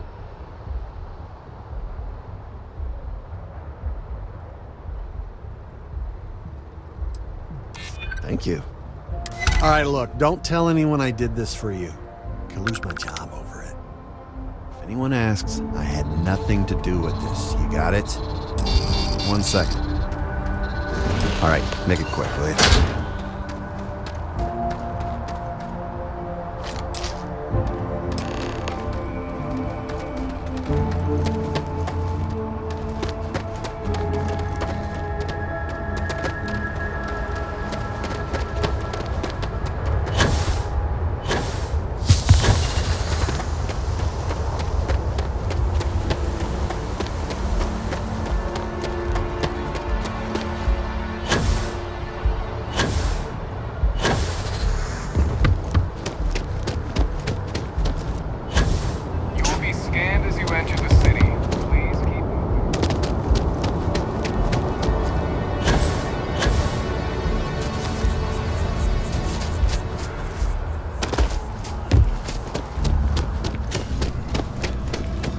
Hey there, new guy.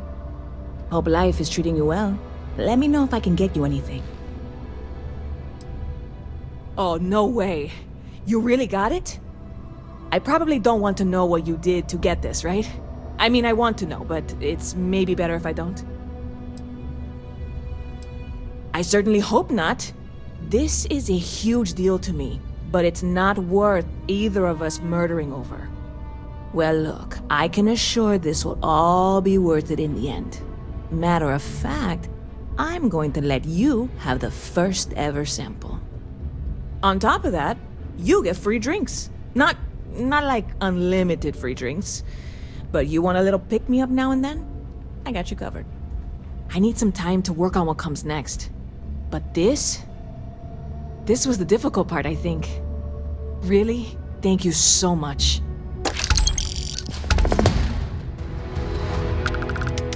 I hear there's some sort of citizens group trying to get the old Valroon embassy torn down. When I first heard about it, I thought it was a bit extreme, but really, would you want to move into that place? Me neither. And it's not like they're ever coming back. House Valroon, I mean? Well, at least not make nice and be all diplomatic.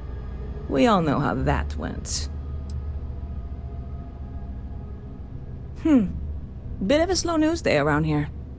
Ah, well, speaking of news, some folks are convinced David Barron, you know, the SSN anchor, is some sort of Freestar sympathizer.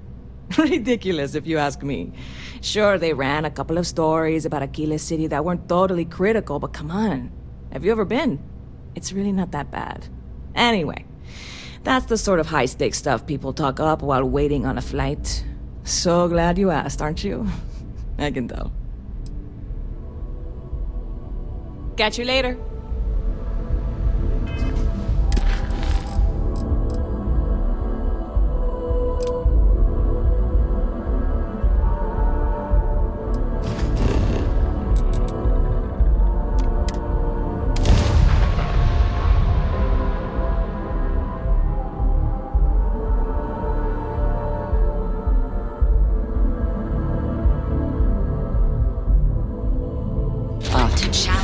Neon, the house that Aurora has built.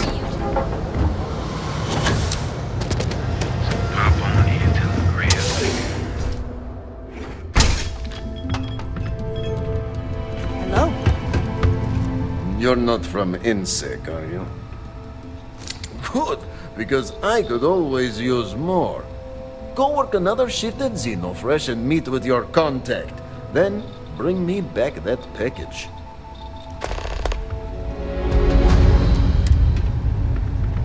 Take it easy.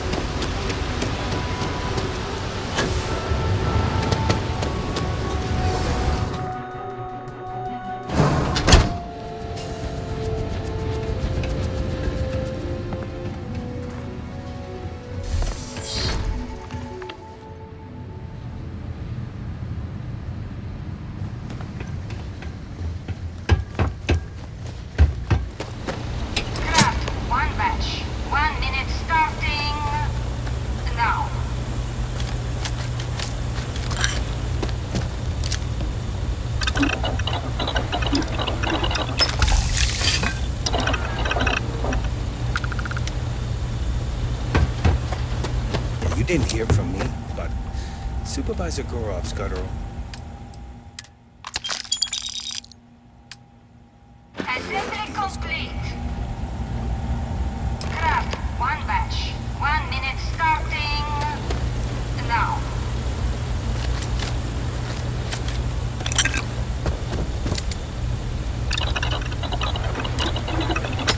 Something for personal use or for sale?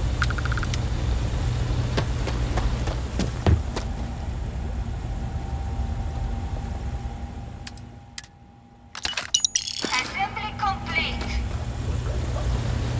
Craft 1 batch. 1 minute starting now.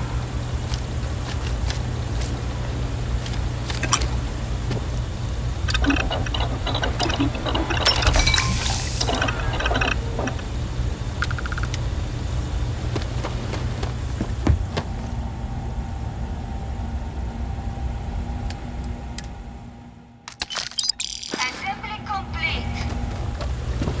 Finally off shift.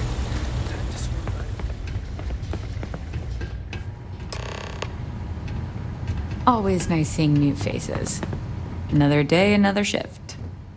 Maybe you'll find something fun over here, like Kazanbas tacos. I'm up for doing this again. Bye. I can't believe another worker got hurt on the Kazanbas lab.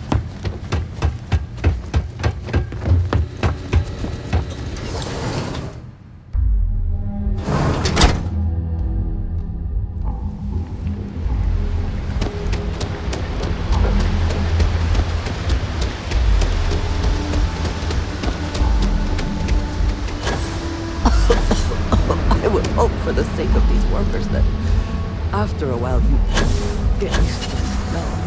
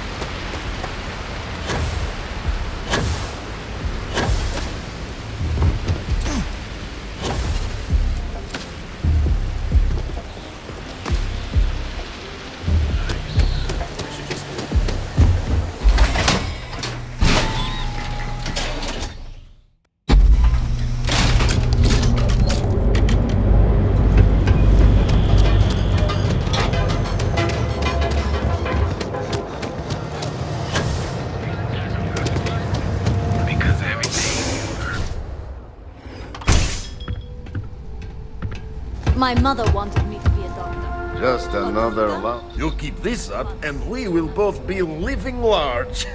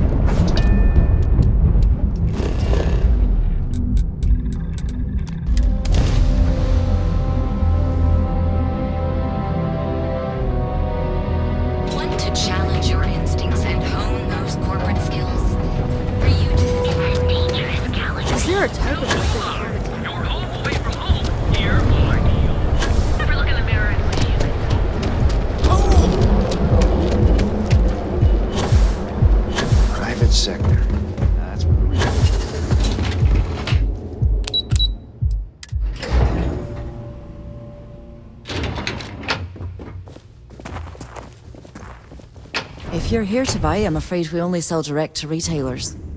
Again. Look, you can tell Mr. Okaribo that I'm doing everything I can. Blood from a stone, if you'll pardon the expression. Oh, my lord.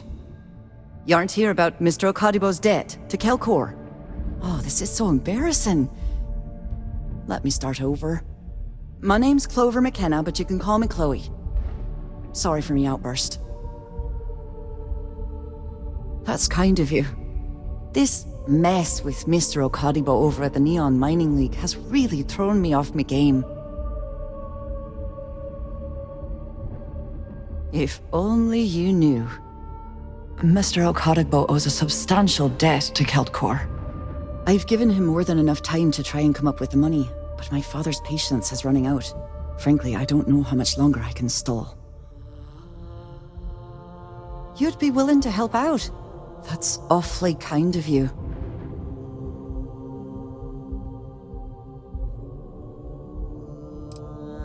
No, you've got it all wrong.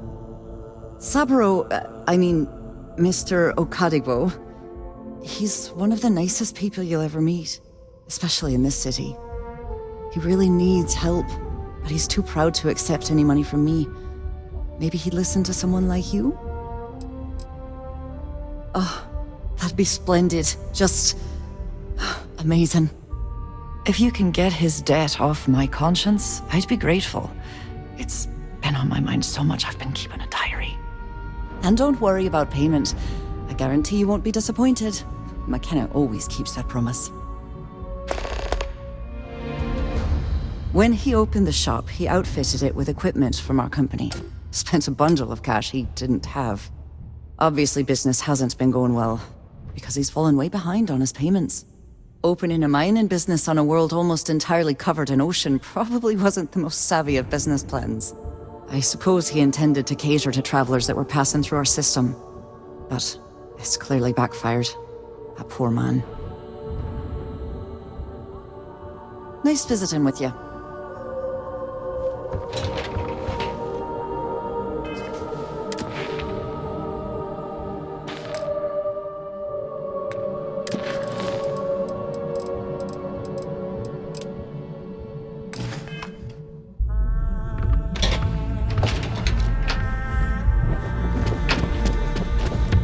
Talk. I've got a deadline. Don't you have something better to do?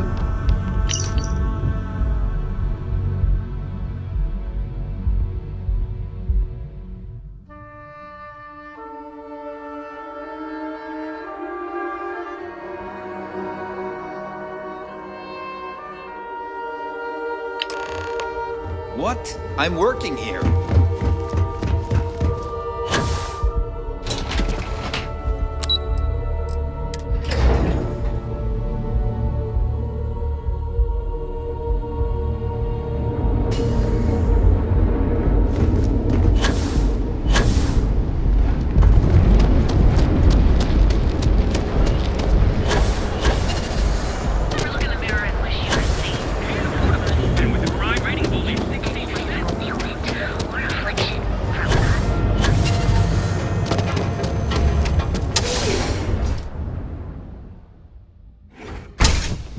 See? I told you. Look at this place. Ridiculous, Don't forget, right? we sell all types of Why raw would materials someone open as a well. mining supplies business on an Welcome, ocean? welcome, my friend. It's been a long time since I've seen a new face. This place is still open. I give it a few more months before this loser packs it in. The first time I laid eyes on this building, I felt the same way.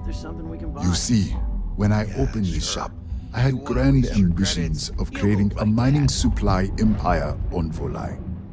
Yet here I am, only a few years later, pockets empty, and my business on the verge of closure. It is a sad day. That would be a blessing, my friend, but I wouldn't want to impose.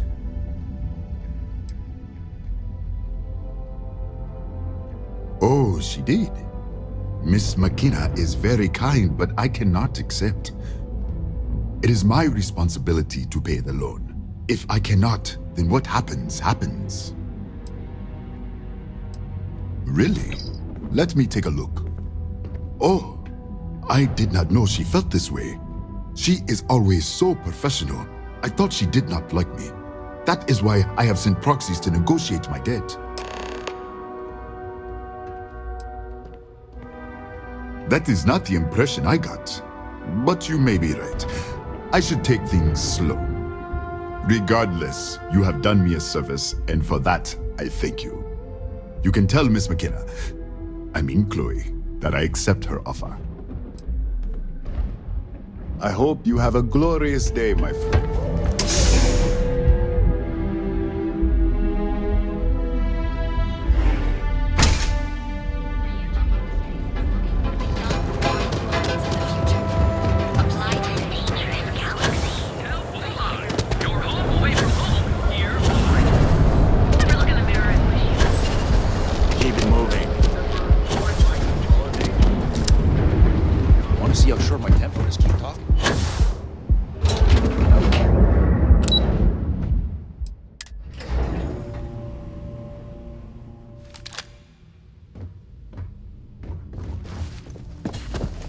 Lovely day for it.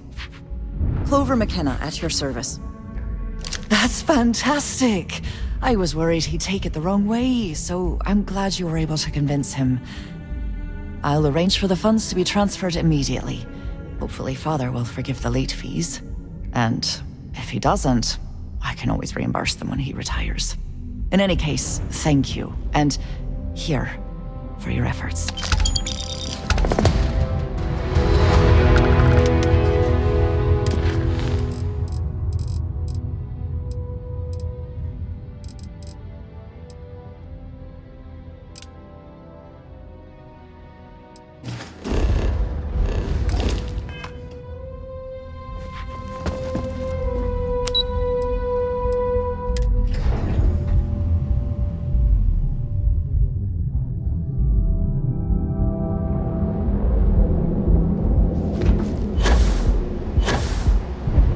Careful if you run into those ecliptic financial institution.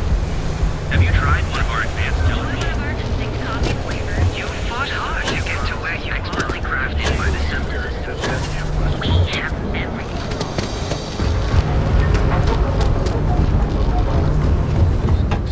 About the war? If you're here to buy, take a look around the shop. Just keep your hands where I can see them. My store, my rules. If you don't like it, talk to Styx. He runs our, complaints department.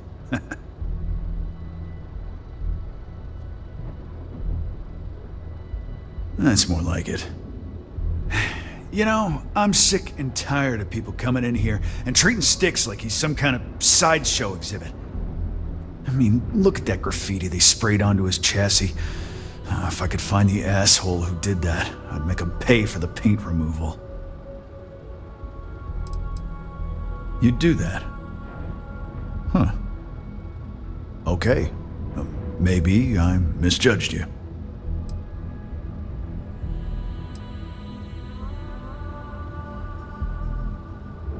Huh. I'm glad you see Styx as more than just a possession. The lowlife that did this to my buddy calls himself Warlord. You can probably find him somewhere near Euphorica. Scare the crap out of this punk, and it'll teach all the Ebside lunatics that nobody messes with me and the Styx.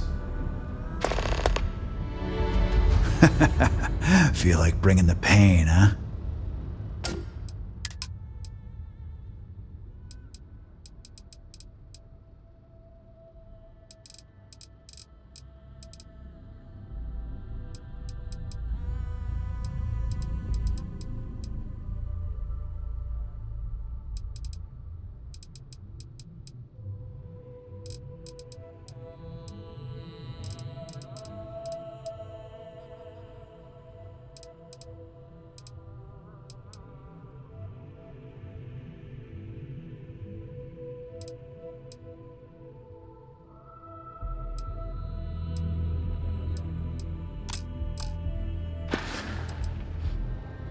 You know, Styx, crime in this city gets worse by the day. Vandals, thieves, gangs.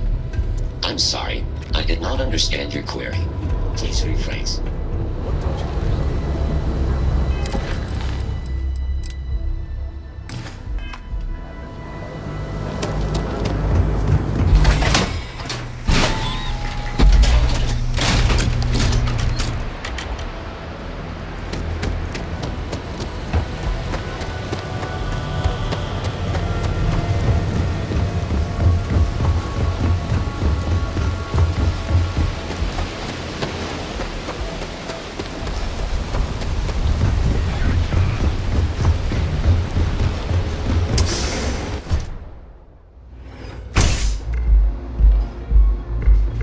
by the store today, boss. Let's settle this once and for all.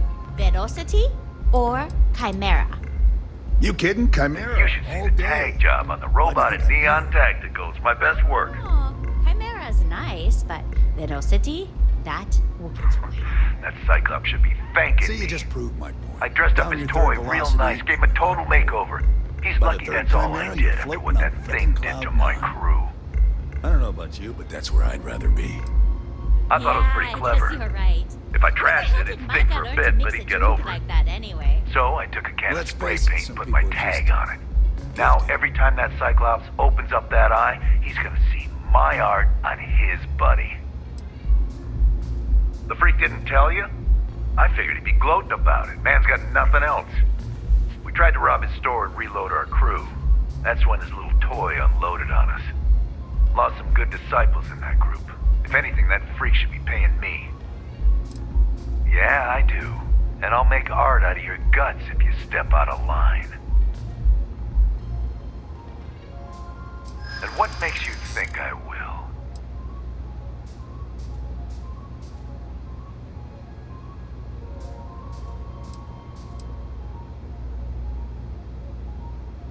Yeah, it's hard to predict Crazy. Never know what he might do. I'm trying to be reasonable here. Man, if it gets you out of my face, I just might.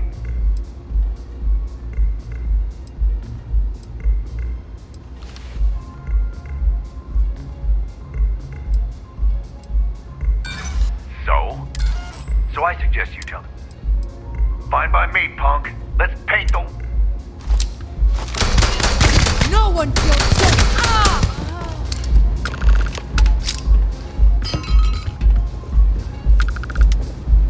Always worth checking. Never know what you might find in their pockets. Thanks, Micah.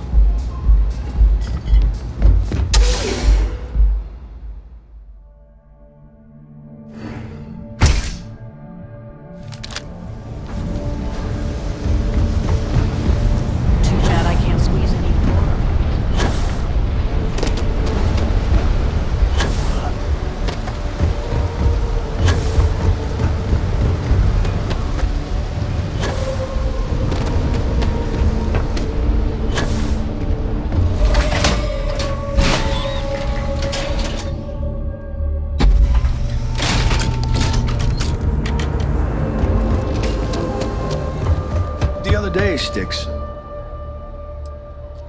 Good work. I hope you made him squirm.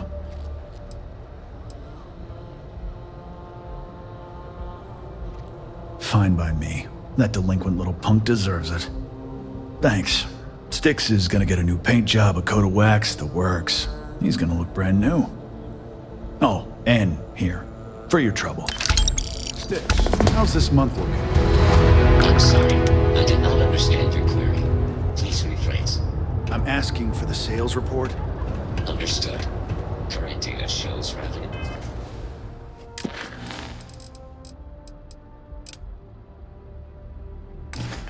Has decreased.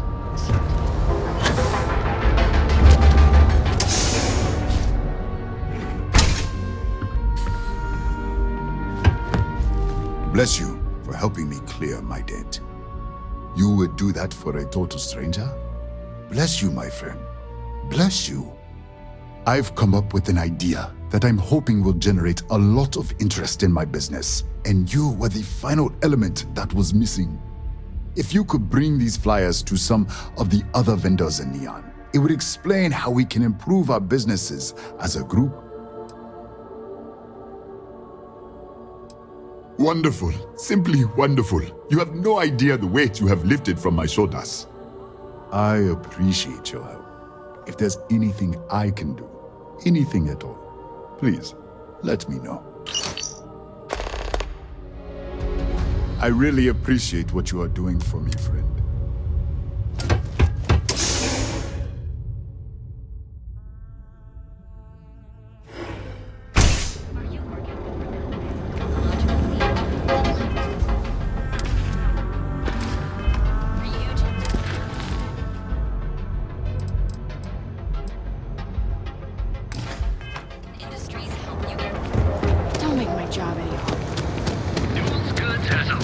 kind of equipment? Feel like making... You should have seen the look on Dexler's face when we told him. Here, let me see that. Oh, not a bad idea. You might be onto something here. Thanks for bringing this to me. Tell everyone you know about our store.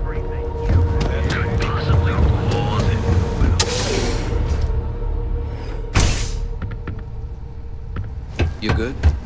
Time to get... I've got cases of blend. Whatever. Just hand it over. I'll look at it on my own time. Got plenty of ice-cold drinks in stock.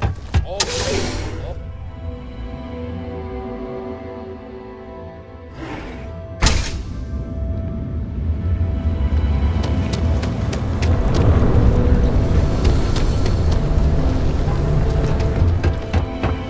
Thanks for helping me clean up.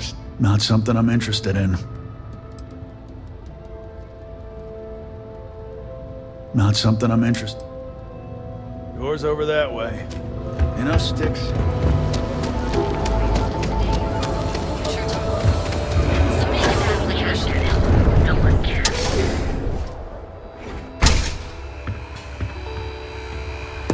Welcome to Sick Hall. Business could always be better.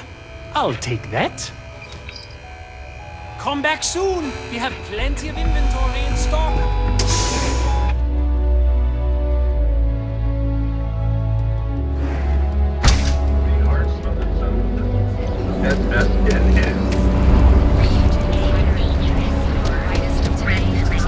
I don't like it.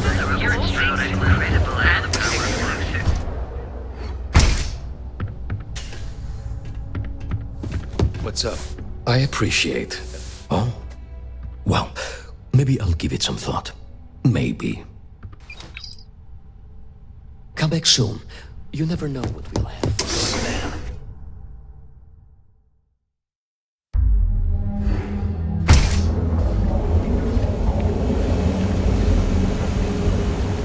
Sophistication and space.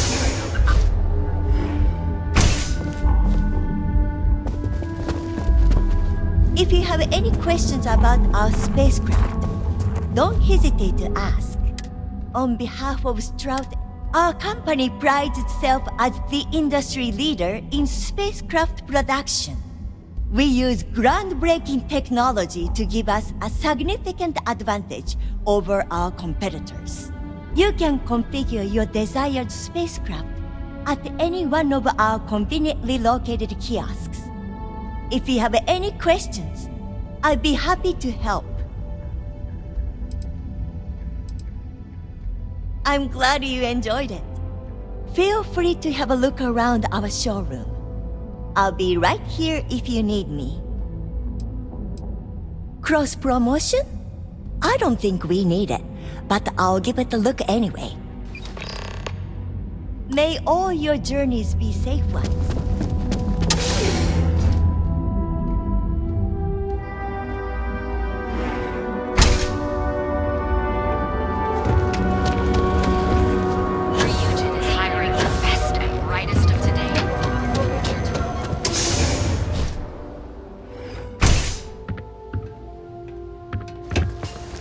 I am confident that the flyers will help my business. Ah, thank you so much, my friend. I believe that this will be a great boon for my business. Thank you for taking the time to do this for me. It is not often to see such kindness here in Neon.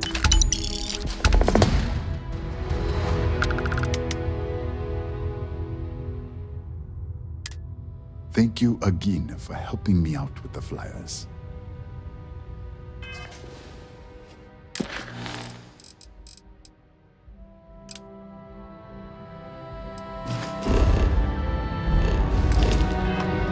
Hey there.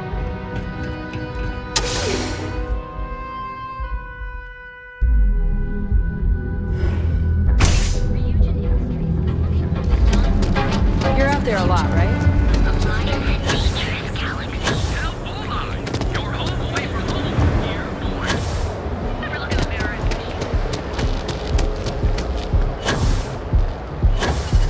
Just one quiet day.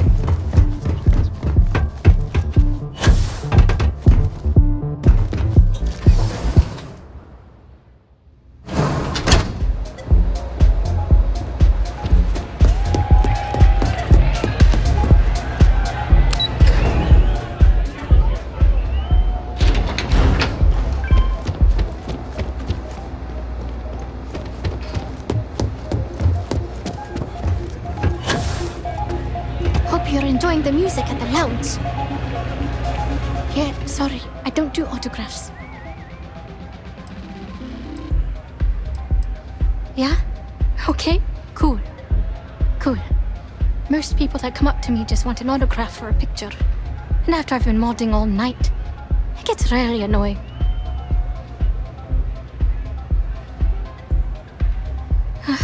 Yeah, you're right. Sorry. I'm just pretty bummed out right now.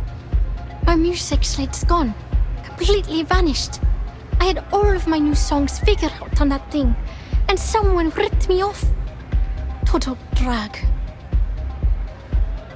Oh man. Wow, that would be so cool. Yeah, please. I thought I sensed a decent aura around you when you walked up. Exactly. So, anything you can do to help is appreciated. Oh, and if you're looking for a lead, talk to Micah.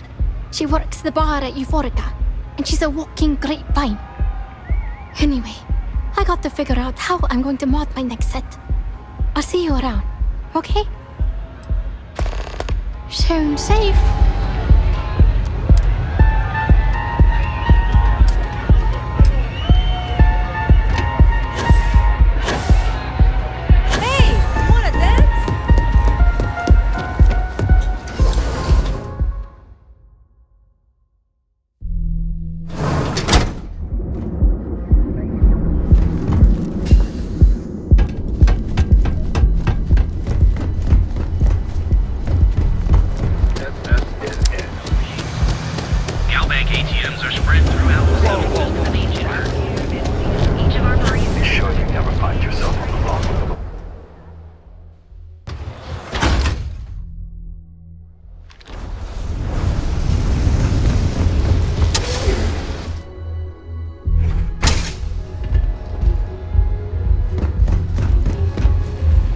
Here for a drink? A chimera, perhaps? Welcome. Please, make yourself comfortable.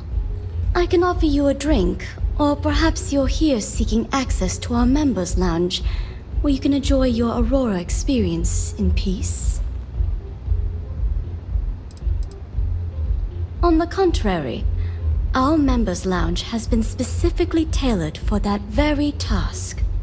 It's a completely secure and monitored environment where you can enjoy your Aurora without the fear of being disturbed, a rare commodity in Neon.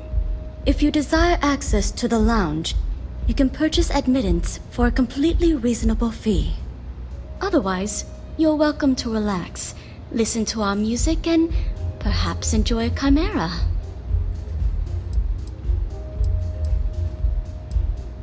No problem. Let me know if you change your mind. If you need anything else, please, don't hesitate to ask. I see. I'd be willing to divulge this information for the right price.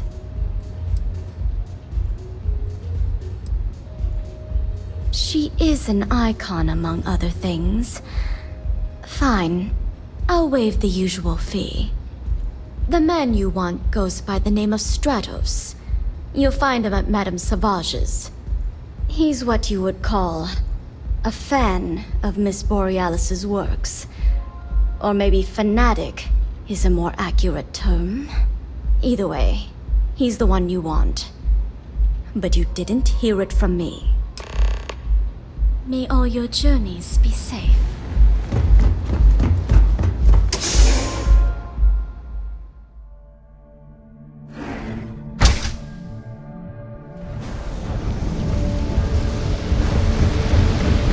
I'd be making a fortune if they did this.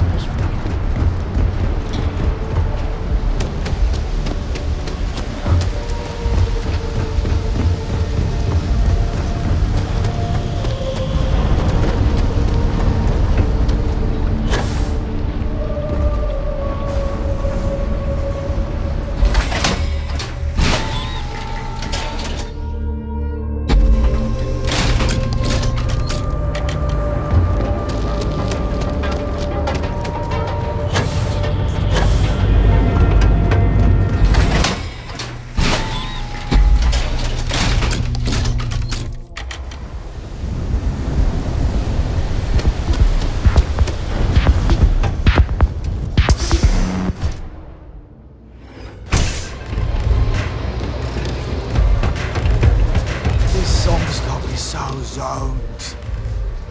Mate, I love her music so much. You a fan of Borealis too? I vibe with that bird hard. She's a beast on the beats. And I love her. Got a track in my head right now. Boom! Boom! Boom! Yeah, you hear it? It's bloody mood, innit? I just need some more Aurora so I can get me head bobbing with the wave. Find that zone.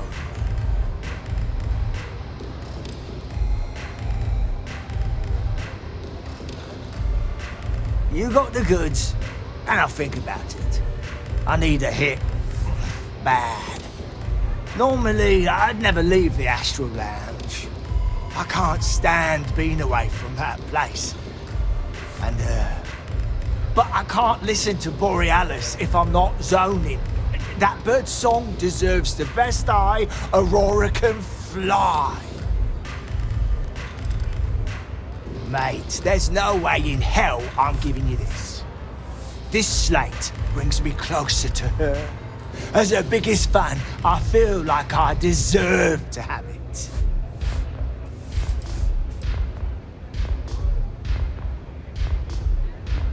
Why would I part with the one thing that connects me to her?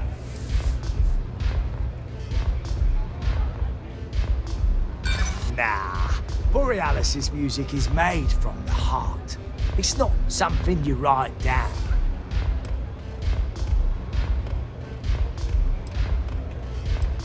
Really? I didn't think she even knew who I was. Yeah, I do want what's best for her.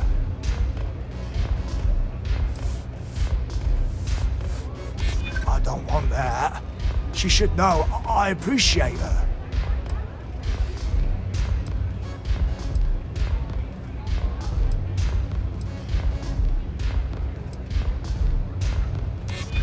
That would explain why she just left it there. As much as I hate to admit it, you're right. Okay, you can have the slate. But next time I stop by, I want to hear a mod so sick it beats the piss out of my brain.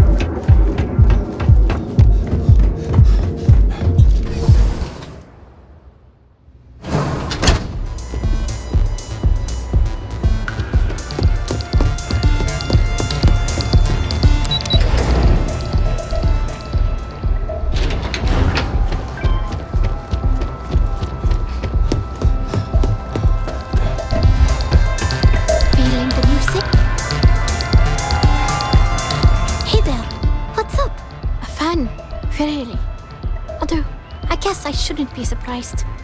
They can get pretty possessive. Doesn't matter if it's my things or my time. Yeah, it's not all bad. Love can be toxic, or it can be beautiful. Sometimes people just confuse the two. But sounds like it all worked out in the end. I've got my slate, which means the people will get their trip. Inspiration's like a wave. Sometimes it's hard to catch it before the break. That's what this slate is. A still wave. A feeling frozen in time. And I appreciate you bringing it back to me. See you on the flip.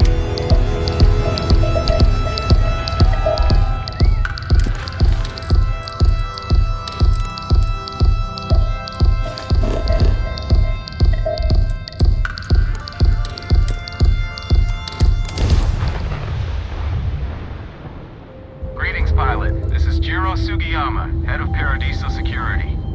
I apologize for coming over this emergency channel, but we are in need of assistance concerning the large ship in orbit, and we value discretion in this matter. If you are willing and able, please see me as soon as possible in the main security office in Paradiso. Over now.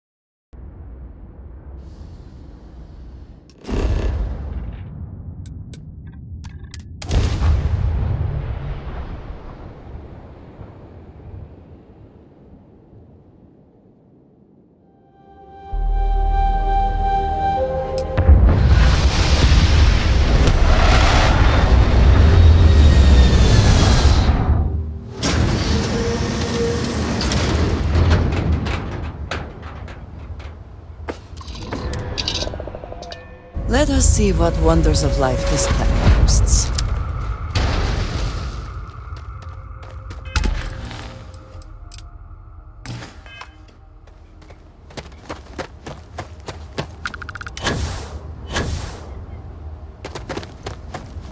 Hope you're staying safe out there.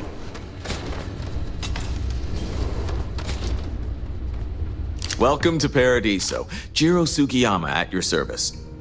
Do you have a security concern, or is there something else I can help you with? Ah, yes, of course. I'm glad you came. As you can imagine, we're in a bit of a predicament. Under normal circumstances, we would not enlist outside help in this manner. But this is a matter we can't afford to worry our guests about.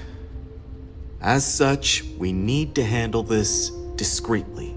Failure on your part to do so could have severe consequences. So, before we proceed, can you swear not to discuss this with anyone else unless explicitly directed to do so? Great, I appreciate it. Not too long ago, a strange and enormous ship appeared in Parima space. It is now locked in orbit around our planet. So far, it doesn't seem to be hostile, but any attempts to communicate with it have been in vain, so we're unsure of the ship's intentions. It is. Whatever's going on, we need to approach this with care. First, see if you have more luck communicating with them. If not, you may have to try boarding. Whatever you do, it's important to remember to seek diplomacy with who or whatever's on board. As soon as you have any more information, report to Oliver Campbell. He's the CEO of Paradiso. All formal decisions will need to go through him, and he'll have your pay. Good luck.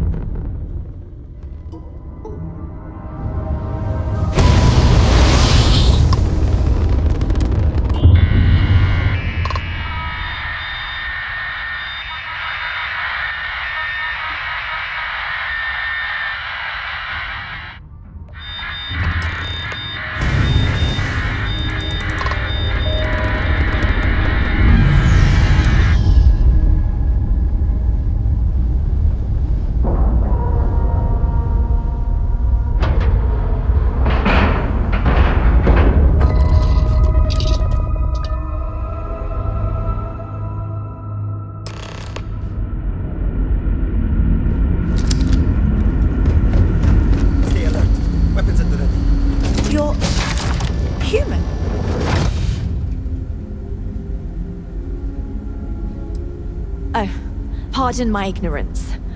We just didn't expect to find people out here. We didn't think anyone else left Earth before us. You thought you were the only ones? I am afraid you have been unaware of a great many things. Perhaps we should greet our guests. Of course. Manners. I'm Captain Diana Brackenridge. This is Security Officer Bomani Reader. And this is Dr. Mabuti da Costa, one of our elders. A pleasure to meet you. I see. As you may have presumed, we're in a bit of a bind. Our ship has finally completed its near 200-year journey from Earth, only to find our new home seemingly colonized by, well, we don't know. Communications haven't been successful, so your arrival is fortuitous.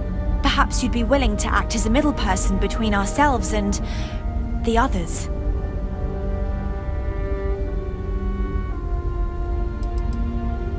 Ah, your question confirms one of our recent theories. It would seem that some form of faster-than-light travel or space-bending technology was invented during our long journey. That would explain why we would find people this far out into space. I guess technology leapfrogged us at some point. Interesting. I can only imagine that our predecessors didn't believe the technology would ever work, and so they made the decision to leave when they did. Well, the short answer is, we didn't. It's a generation ship, which is to say that most of us lived long, happy lives on board and passed our mission down to our children. It was never intended that the original crew would make it to our destination. The goal was always the preservation of the human race above all else. Though it would seem that was perhaps a bit presumptuous. Of course, we know that now. Human or not, we were still unable to communicate our intentions. As soon as we discovered them, we fully expected negotiations would be necessary. Now then, please follow me. There's much to discuss first. We'll speak more on the matter once we reach the bridge. Dr. da Costa, you may return to your quarters if you wish. Thank you, Captain. I will follow you to the bridge, ma'am, for security purposes. I do not believe we have need to fear our guest, but I'll allow it if you insist. Welcome to the Earth colony ship Constant. In the early 2100s, my ancestor, Rupert Brackenridge, researched a number of scientific scenarios: climate change, asteroid impact, nuclear war, global pandemic, and more. Each scenario showed the likelihood of an extinction-level event to be within 50 years. He fully believed Earth was destined to be rendered uninhabitable. We've always assumed that's what happened. The Constant is a peaceful He gathered the best ship. and brightest he could find, built the Constant, and set a course for this planet here. We were told that it was the largest, most advanced ship ever constructed on Earth at the time. If you can believe, entire generations have been born, lived, and died on this ship. It really goes to show that there are no limits to human ingenuity and perseverance. Now that we know what's out there, more interesting.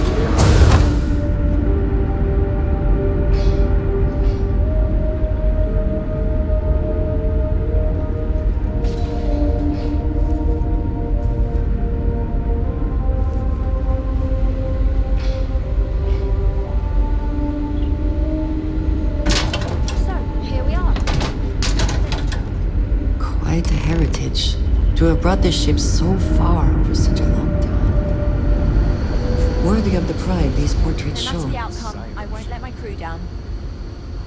Well, as I mentioned, we've been unsuccessful in communications with anyone up until you arrived, though not for lack of trying. But since you're asking, maybe you'd be willing to be a sort of diplomat between us and them as we attempt to resolve our situation. Does that sound agreeable to you? Ah, so they have a name. Paradiso. And it sounds promising that they sent you here to speak with us. You see, we intended to settle here, but we assumed that they intend to defend their claim given their presence here. We'd like you to go speak to them on our behalf and help us negotiate a solution, preferably one that favors us. Yes, of course. But we need to start from a firm position and state our goal. If need be, we can compromise, work out a mutually beneficial deal or some such, but initially I'd like you to be firm with them and convince them to leave the planet to us. Let me know how they respond, and we'll go from there.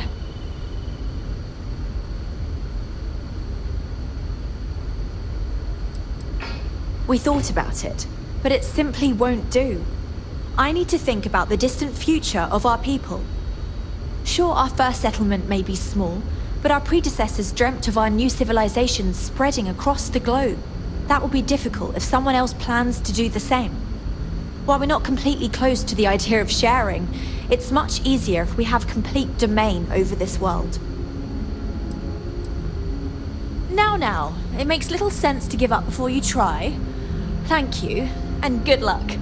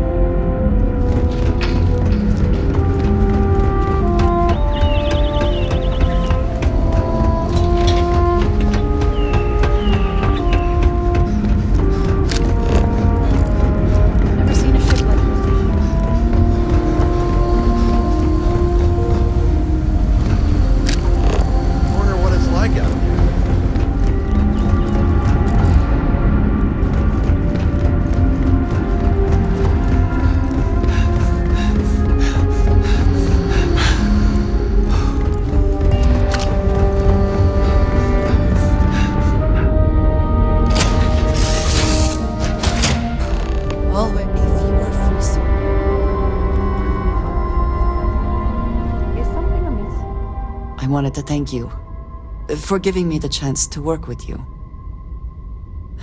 I know we met under, unusual circumstances.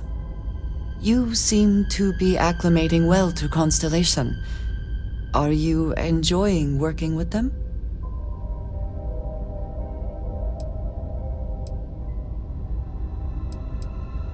I think none of us were expecting what we have found. Well, perhaps Matteo. You have certainly become a vital part of the organization. That is a credit to your abilities. If I may, from what you have seen, do you think I fit in well with the rest of Constellation?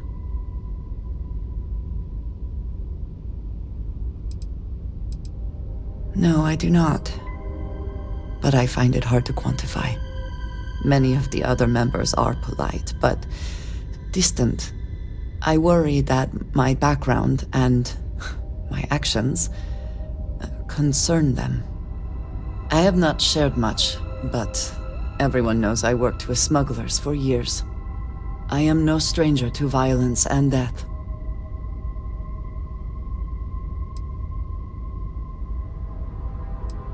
Yes, exactly.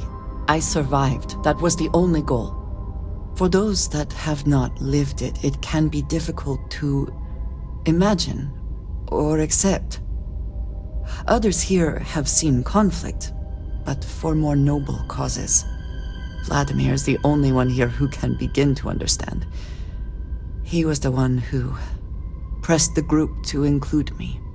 I lack his charm. He puts others at ease. I fear my presence does the opposite. That is kind of you. You also have a lot going. I find expressing affection difficult, but truly. Thank you. I know this seems trivial, perhaps childish. I have just always relied only on myself. I have never been surrounded by people like this.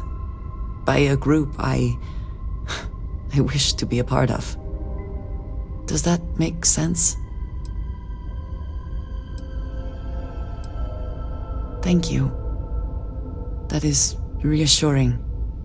Discussing these things is challenging for me. I hope now you can better understand why I wanted to keep the circumstances of our meeting quiet. I wanted to thank you for not saying anything to Vladimir. I know that you said you wouldn't, but it is still a relief. I would like my contributions to Constellation to amount to more than violence.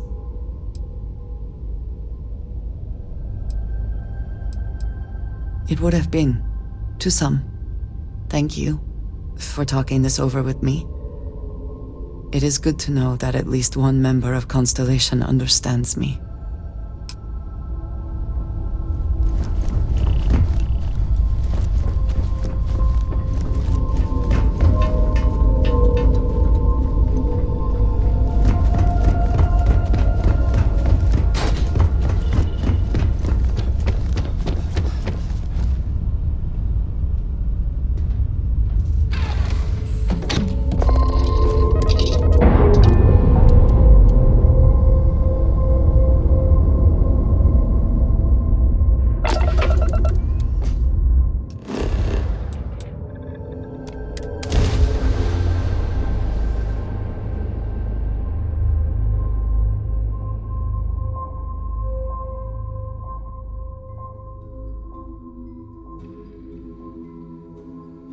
Every world with living things is a treasure.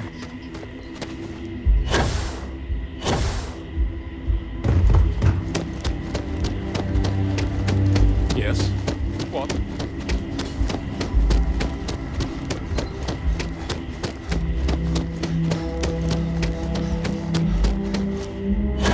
Don't worry about us. We're just here to keep the peace. Hello there.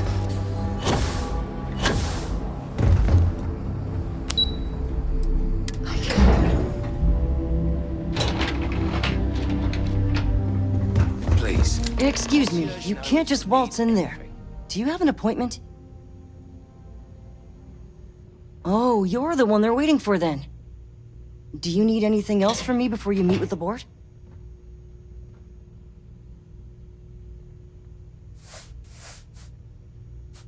Sure. Have fun in the Shark Tank. And don't worry, even they call it that. I just feel that we should You're be lucky I'm not focusing like the on other the board natural members, beauty of this lazing about planet, the beaches not without a our care in the amenities. universe. I am. And you must be the diplomat Jiro told me about. Welcome, welcome. Normally I'd offer you an all-inclusive stay at our resort before we spoke. But given the circumstances, I'm going to cut to the chase. We've got our friends, the aliens, up there causing all sorts of problems for our resort. You like that? The marketing team came up with it. The thought is, if we can't get rid of them, it might actually attract more tourism. Come see the aliens!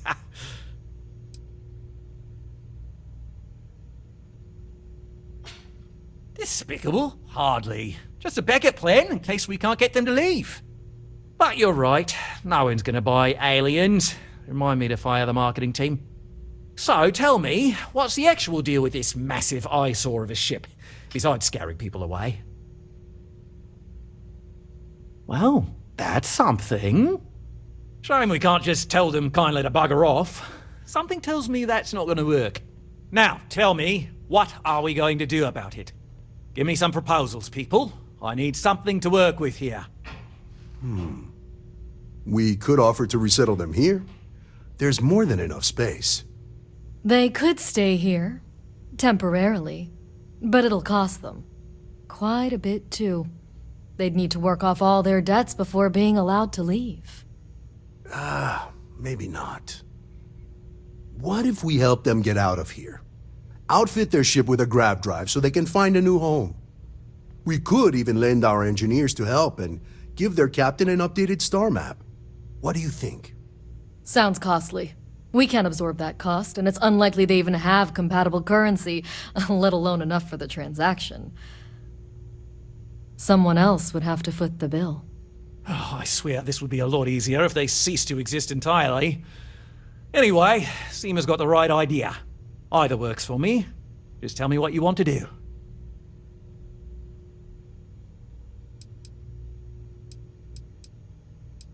And which proposal will you be taking to the good captain? I assume there's a captain?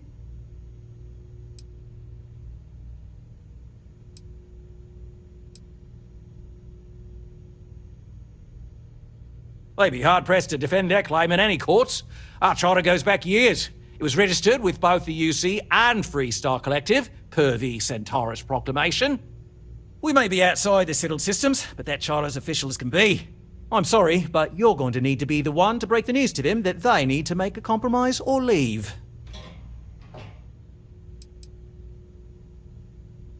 Ah, good on you. You want to see a man named Benny St. James over at Hope Tech. He's the best in the business. If anyone can retrofit a 200-year-old ship with a modern grav drive, it'd be him. We'll coordinate our engineering team with his when you return, though you may have to help the Constance engineers prepare for it on their end. Good luck! They deserve a renewed chance to decide their own fates. That is the right thing to do. Right. On behalf of the Paradiso Group, we appreciate your help. There are millions of planets out there. People can go to any one of them.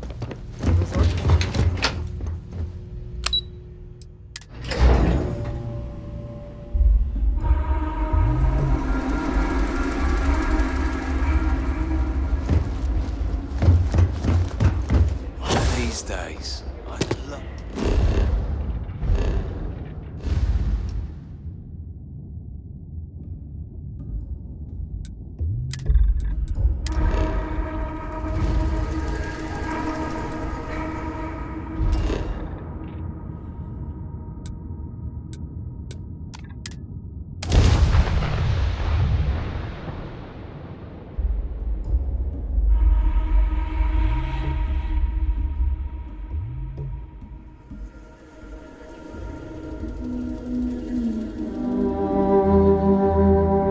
Smugglers always like to use Hope Tech ships to resemble legitimate transports.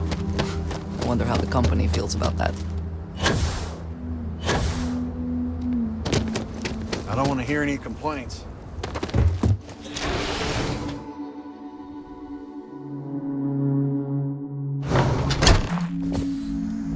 Come then. Meet your death.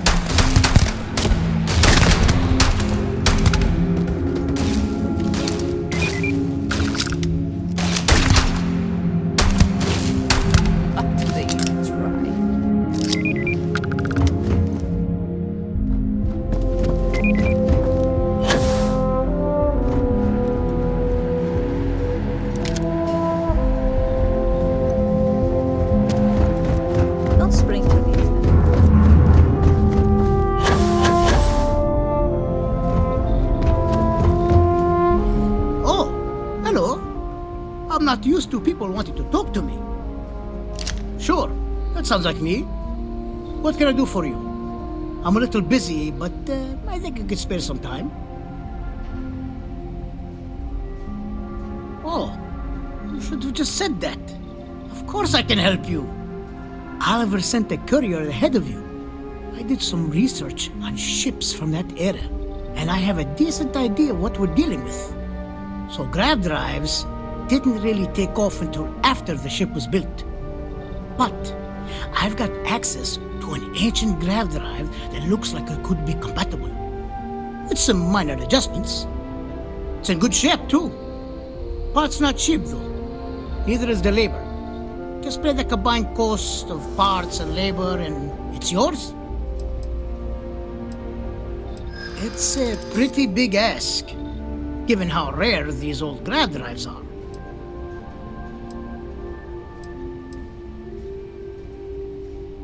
I'm not sure about karma, but I do know that I can't base my decisions off a concept that may or may not exist.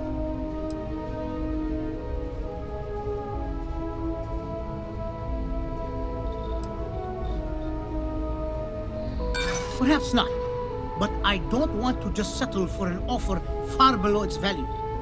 This part is incredibly difficult to come by.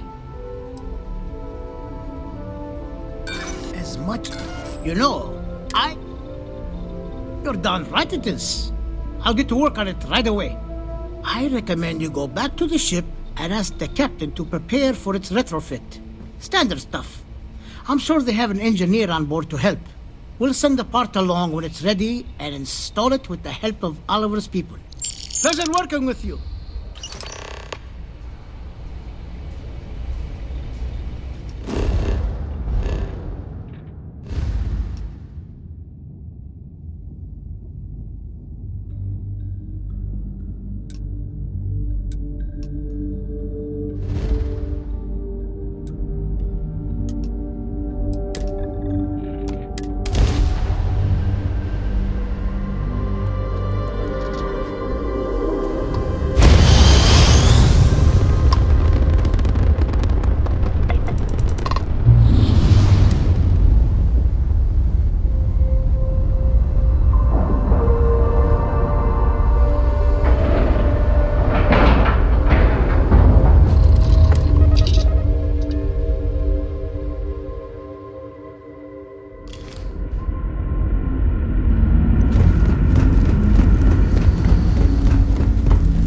got strict rules around here, but they're strict rules. Just because our equipment's old doesn't mean it won't work to take care of trouble.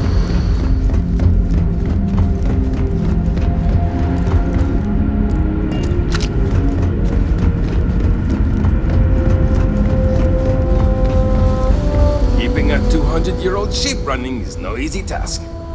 I was hoping to talk to our visitor from outer space, and here you are! Welcome, welcome! I have a million burning questions, but I won't overwhelm you. There will be plenty of time for that later. Please, indulge me just a couple. How did you do it? Did humanity finally discover faster than light travel and eclipse our poor old ship? Oh! I've heard of this technology, but always believed it was theoretical in nature. Maybe we can talk about it in more detail later. I'm sure you have more pressing matters to handle. I've waited this long. What's a little longer, eh? Oh, I've got so many questions, but I'm being rude. I haven't even given you my name. Chief Engineer Kazemi, but you can call me Amin. And, I might add, I'm one of the reasons we're still floating out here today. Yes, of course. Anything for my new friend. What grab drive?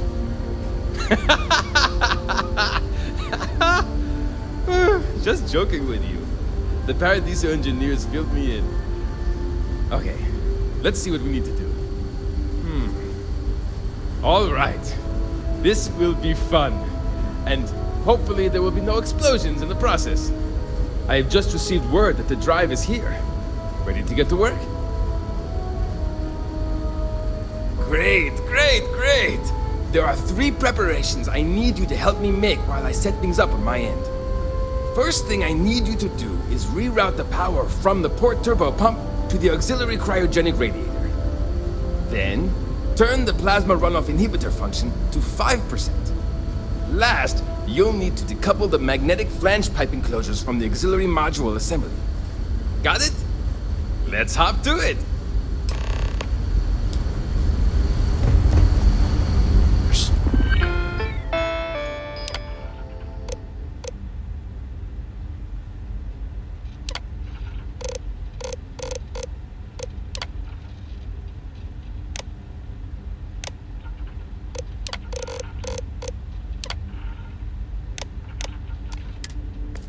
So much more to learn about now.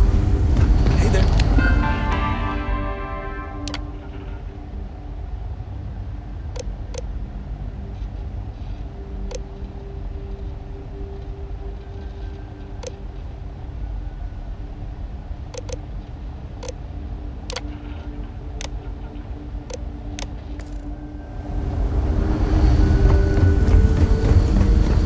People always appreciate a good engineer.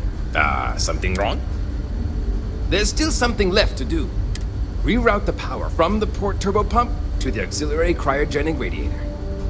Decouple the magnetic flange pipe enclosures from the auxiliary module assembly. Careful not to touch anything on your way out.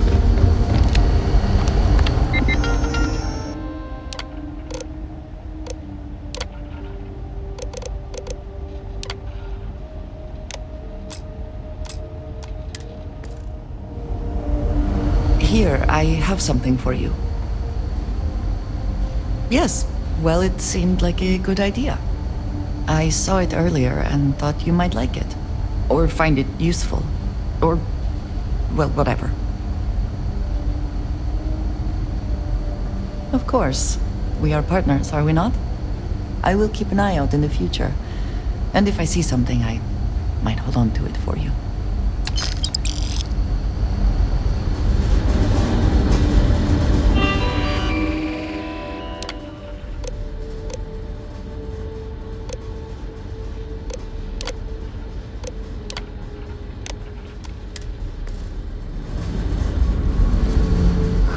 Tell you how many times I've had to make do with inelegant solution. Something wrong? There's still something left. Decouple the magnetic flange pipe enclosures from the auxiliary module assembly. See you!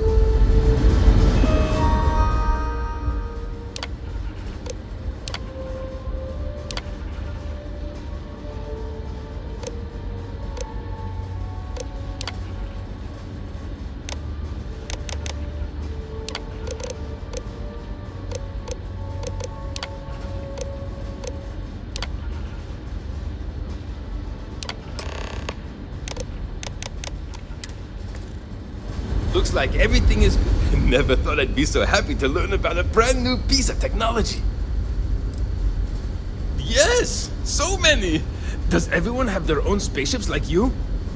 Do people only live on naturally habitable planets, or did they learn to terraform? Are we in contact with alien species?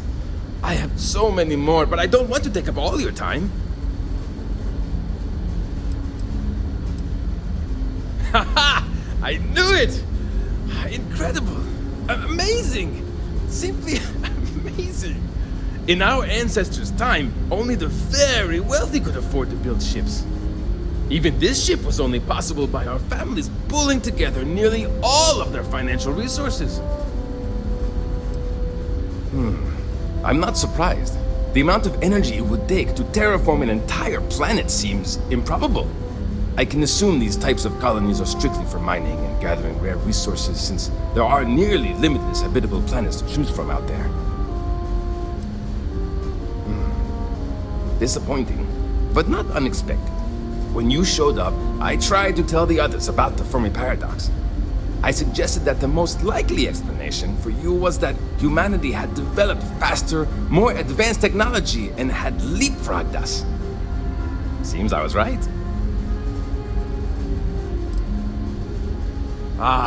Thank you for taking the time to talk with me. I can have a bit of a big personality, I'm told. So let me know if I ever get on your nerves.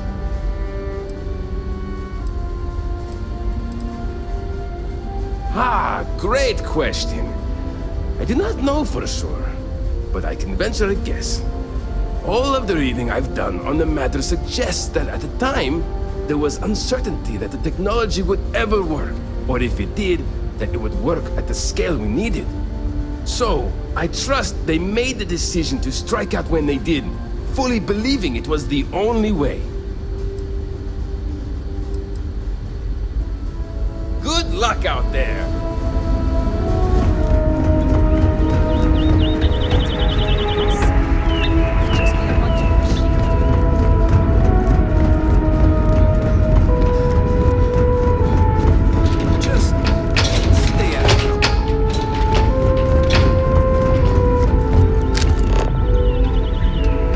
Strict rules around here.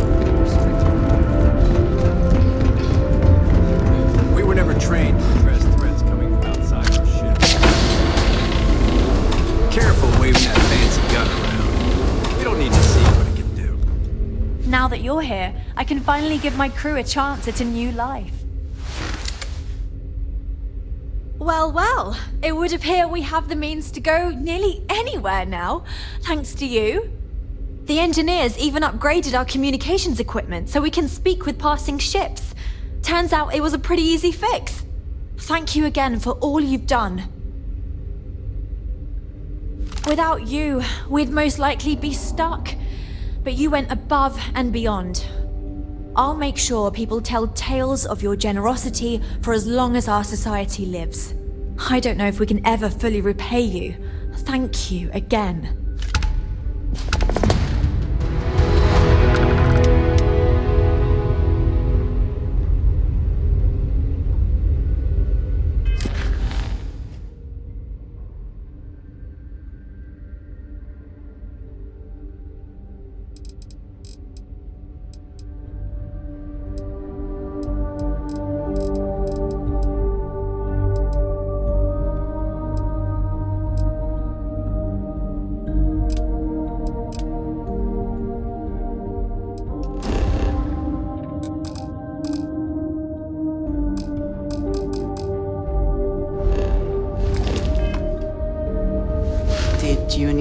Did you need me?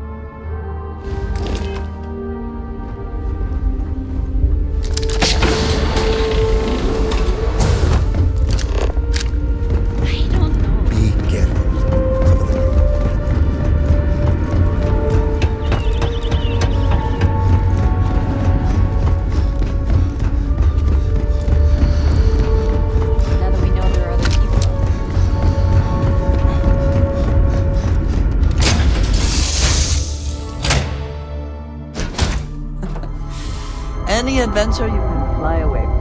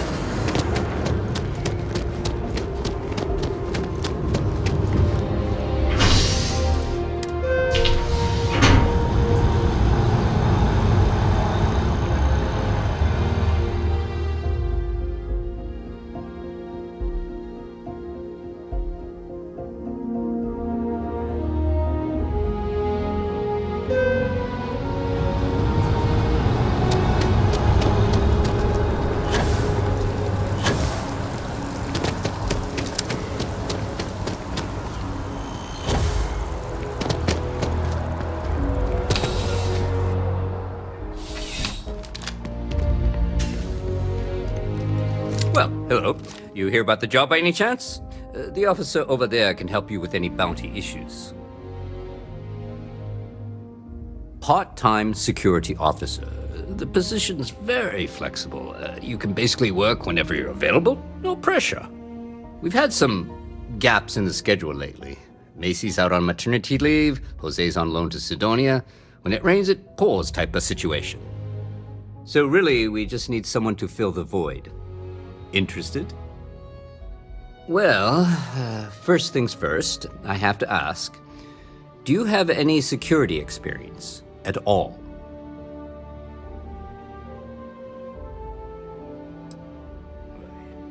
It sure counts for something. I mean, you're alive.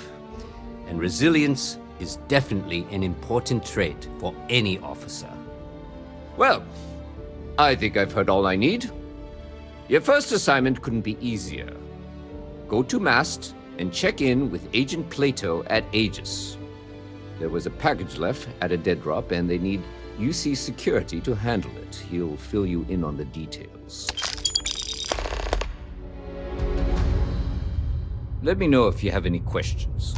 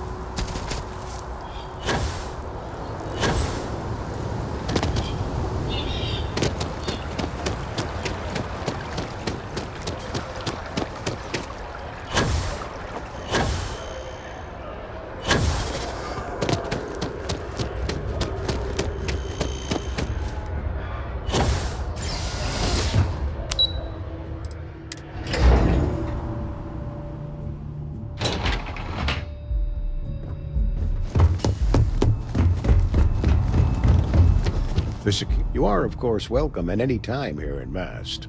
Same as anyone. Just be aware that you are being monitored. Ah, right. You're Sergeant Yumi's recruit. You're taller than I expected. Oh, it wasn't a compliment. Just an observation. In any case, let me fill you in. We have a dead drop that we think has been compromised. So I'd like someone from UC Security to handle the pickup instead. Take the package back to Sergeant Yumi and he'll check it in as evidence before it gets routed back to Aegis. Take the NAT to the spaceport. There should be a Galbank ATM right next to the station. The package is taped under one of the benches. Grab it and deliver it to Sergeant Yumi and the job's done. Good luck with the mission.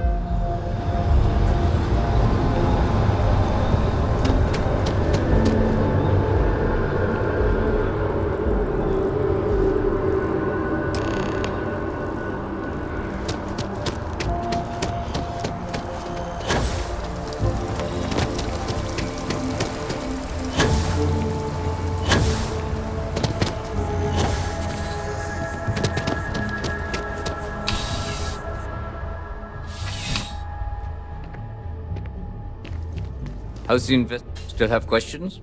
Go ahead and... Nicely done. It's really hard to find good help these days. That being said, my luck seems to be turning around. We've gotten a lot of new personnel as of late, not just you. Who knew all I had to do was put up a sign? Well, I have you now, so I probably won't hire another person for a while.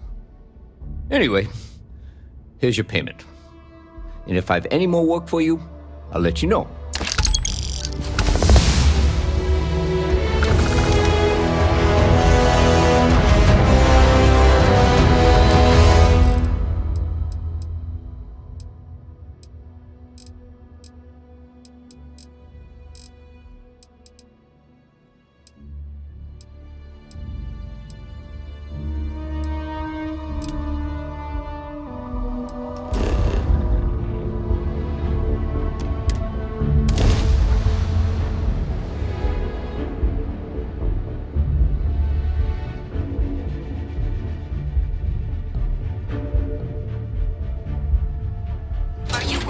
Let us stick to business here, and hopefully business has nothing to do with Aurora.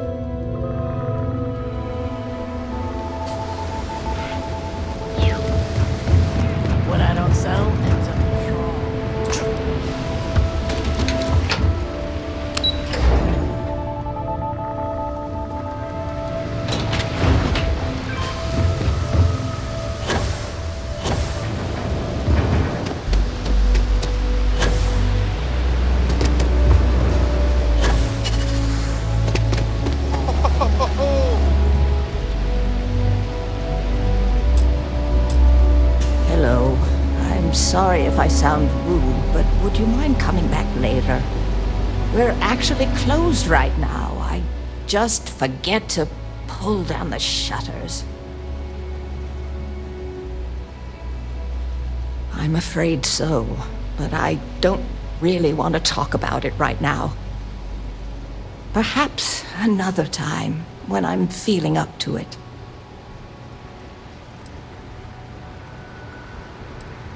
I'm afraid not, but come back tomorrow and perhaps I'll be strong enough to speak to you. Right now, I can't.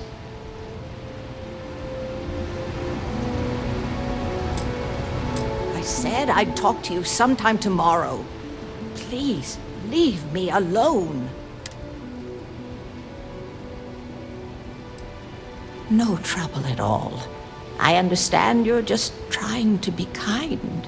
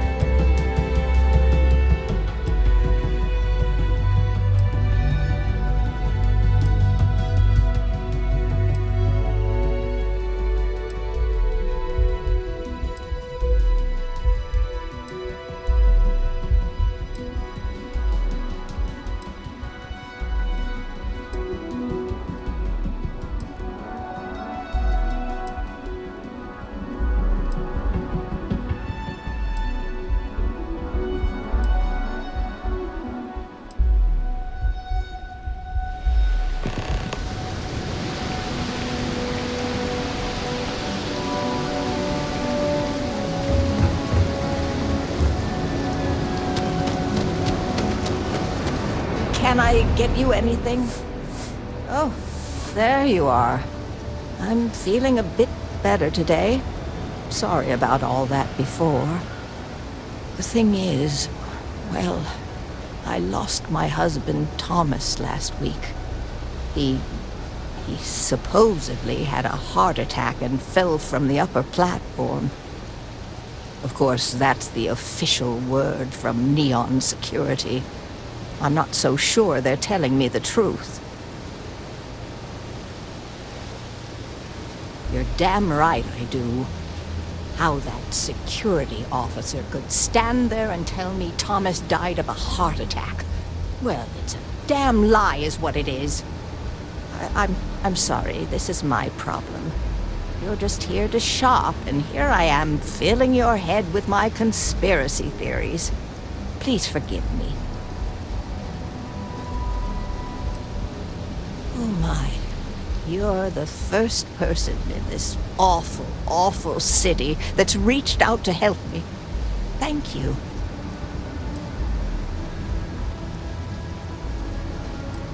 The truth is all I've ever wanted.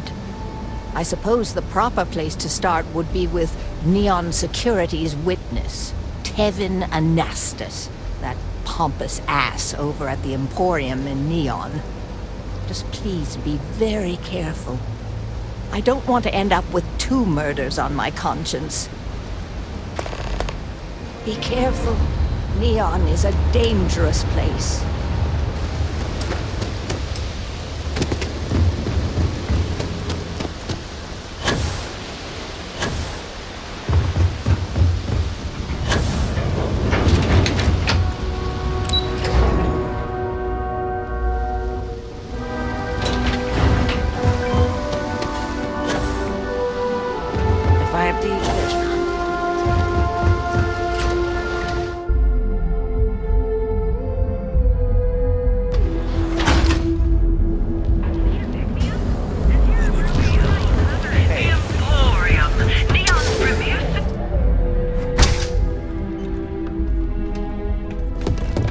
Now that headlock's no longer a problem, things are much calmer around here. Thank you. I'm not telling you a thing. I've already reported what I saw to security. Stop wasting my time and leave. Your presence is bad for business. There's nothing to tell you. Get it through your skull.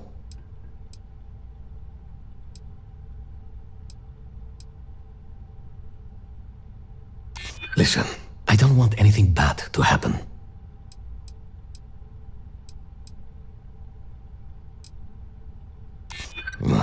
You'd better be right. Yeah, I hope so.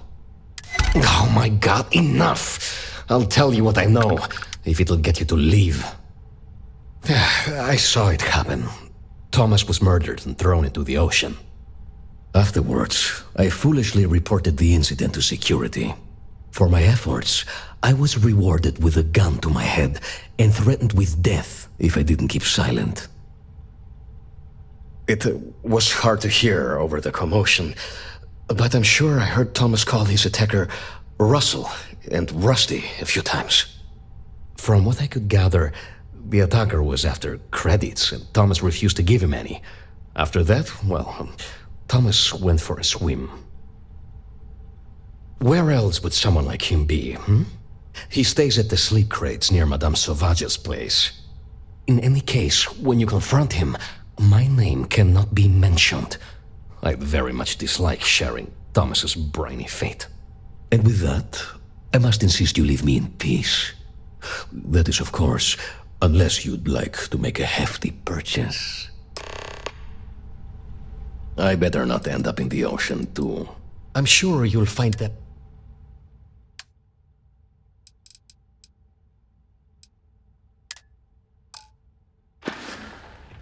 Please visit us again if you're in the market for luxury items. You have my attention.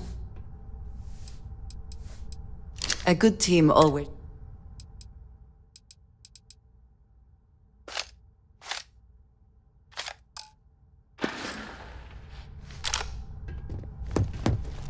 Thank you for taking care. Cash only, please.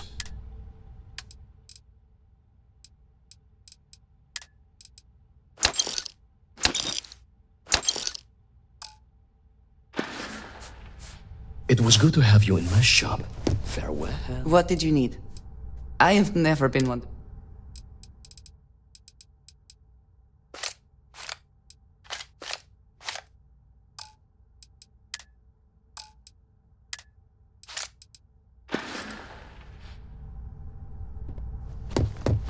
Would you care to pick... Oh, yes, Saps?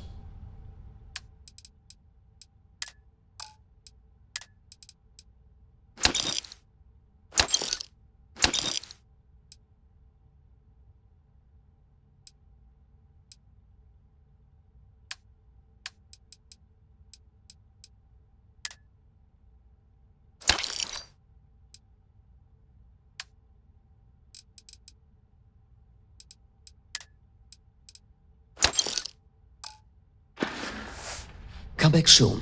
You never know what we'll have for us.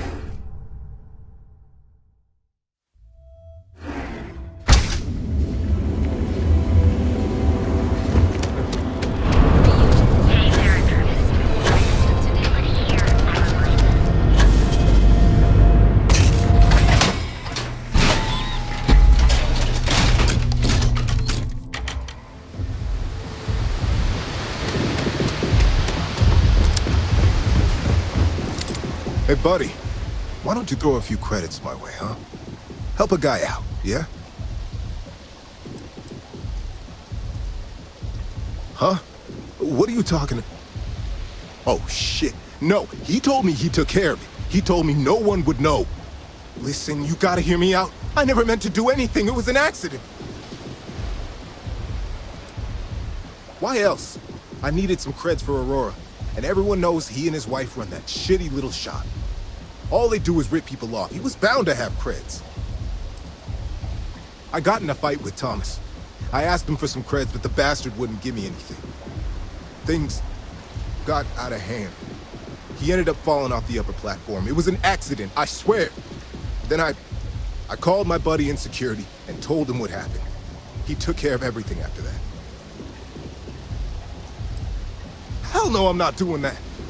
I'm a lot of things, but I'm not a rat. Listen, I messed up, I know that. But nothing can change what's already done. Just let me go and I'll disappear forever. No one will ever see me again. No one even needs to know I'm alive. Just... come on, just let me go.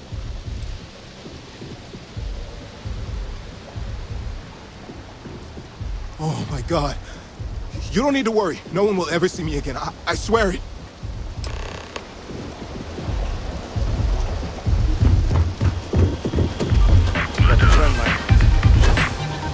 Not sure if those rules zealots...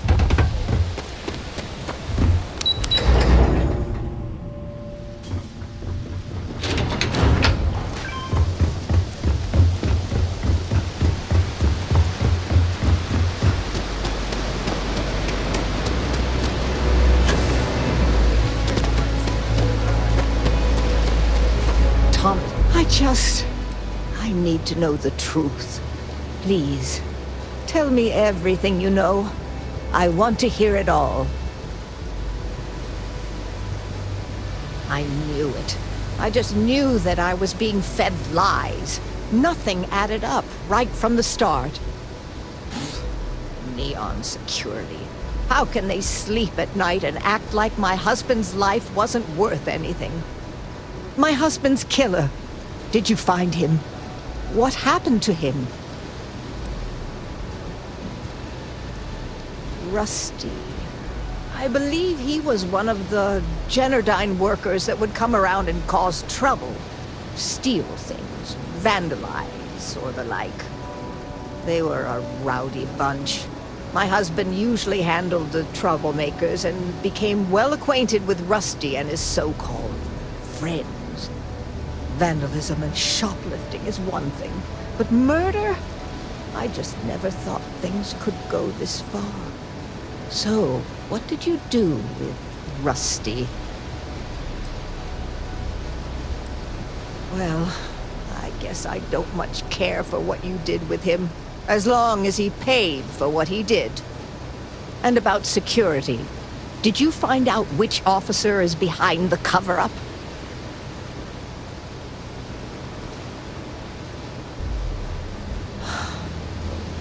It's for the best, I suppose.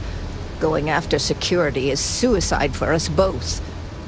Knowing the truth is vindication enough. In a weird way, I'm relieved? No, that's not the right word. I guess I'm just glad that I know the truth, even if it won't bring my husband back to me. I never would have figured out the truth without you. I have credits for you here. Oh, you're so sweet. In any case, please know how grateful I am that you helped me. You're the only person to ever show kindness to me in this city. And now that I know the truth, I can try to focus on healing. Thank you for everything, from both myself and Thomas.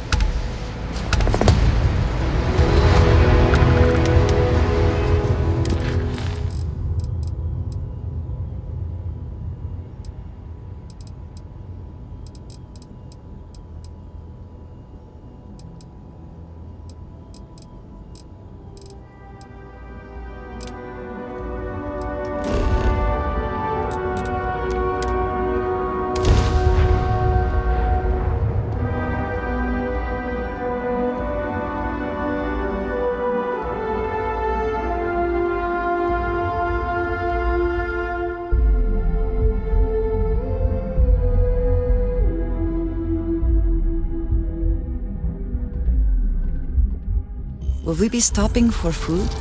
I would not mind trying something, and there are plenty of options.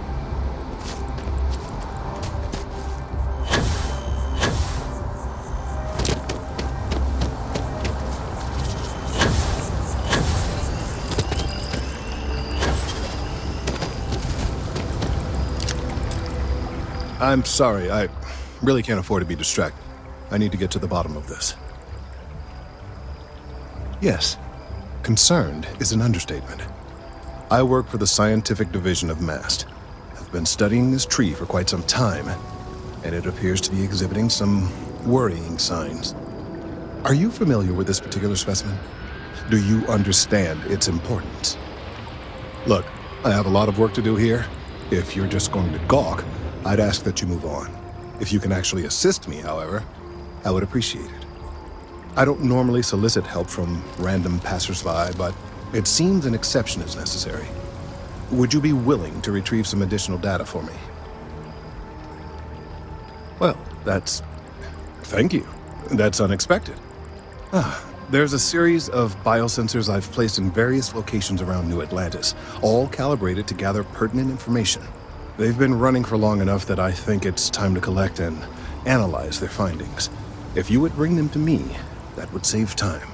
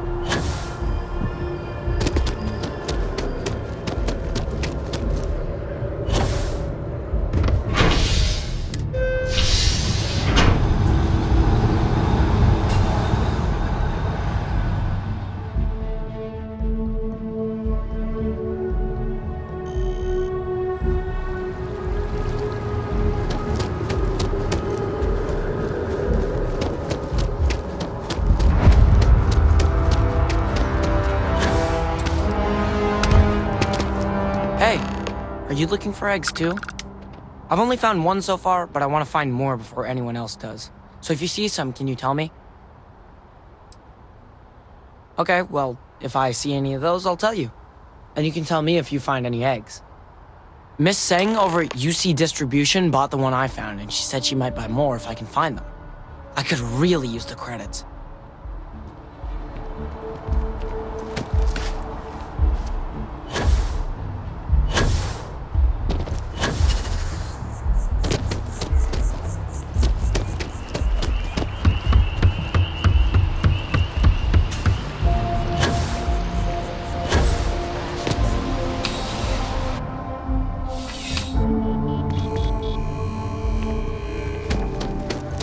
Please, if you experience any issues in your dealings with the distribution center, let us know. We're always striving to improve.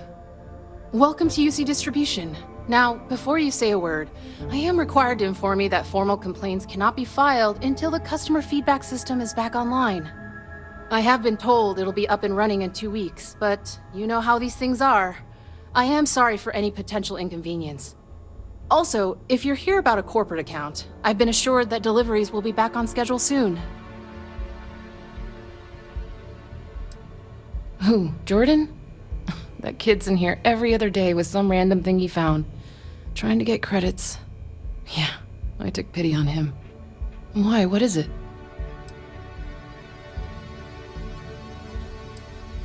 Oh, really? Well, you can have it back for what I paid for it, plus a little extra. Let's call it a convenience fee, shall we? I could, but I did pay for it. I'd like to recover my losses. And it's all the way in the back room.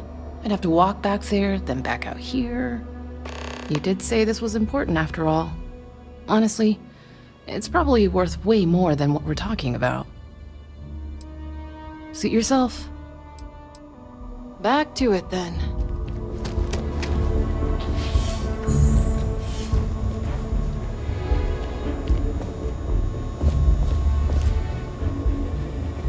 By the way, Sergeant Yumi was looking for you. Apparently, he's got some work.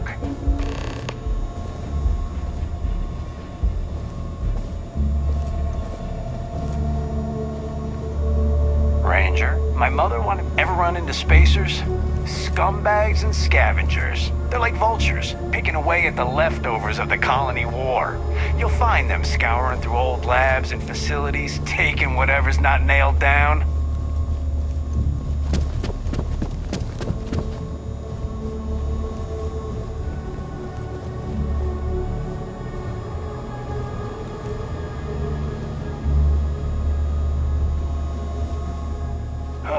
Kill for a cup of coffee right about now.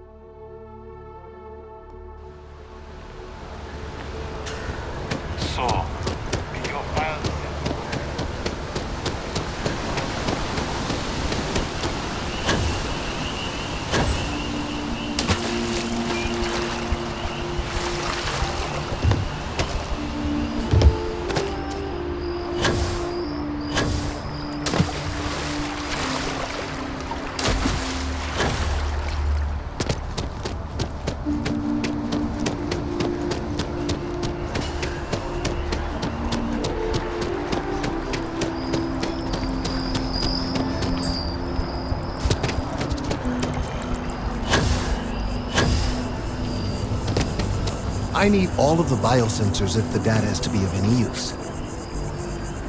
I don't mean to be pushy, but I really do need... So you do. Wonderful. I'll just take these, and we'll see what they have to tell us. All right, we'll just upload the data. Give it a moment.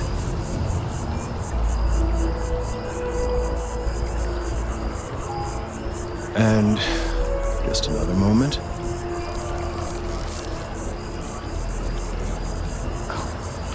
It is working, isn't it?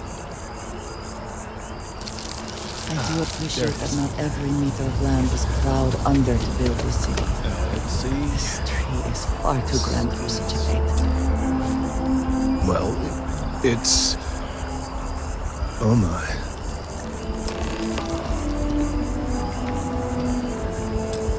Well, there's good news and bad news.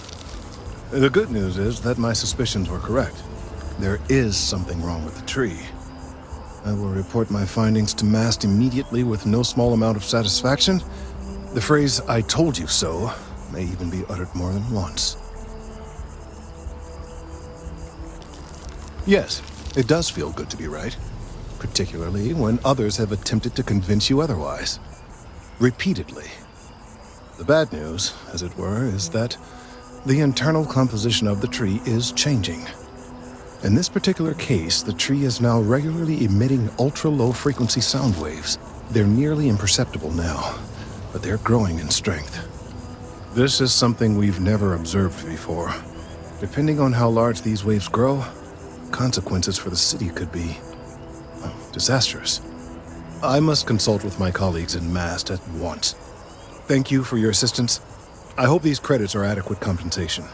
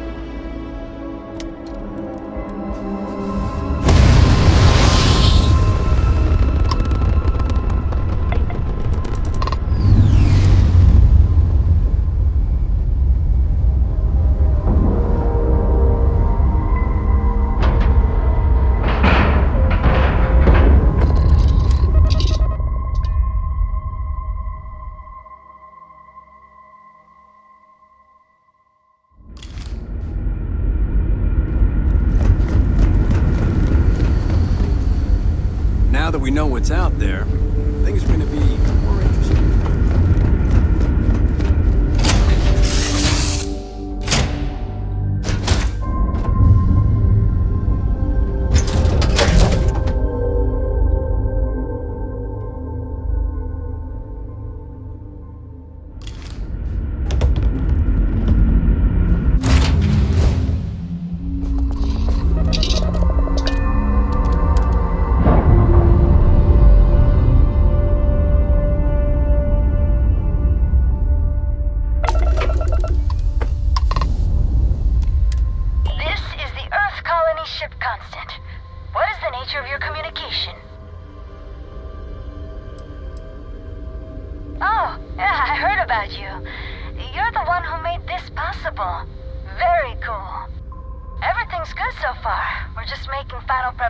To grab jump out of here towards our next destination.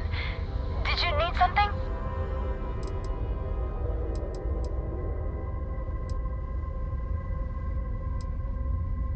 That'd be great. Hopefully you can find us out there exploring, or if we finally settle. Take care.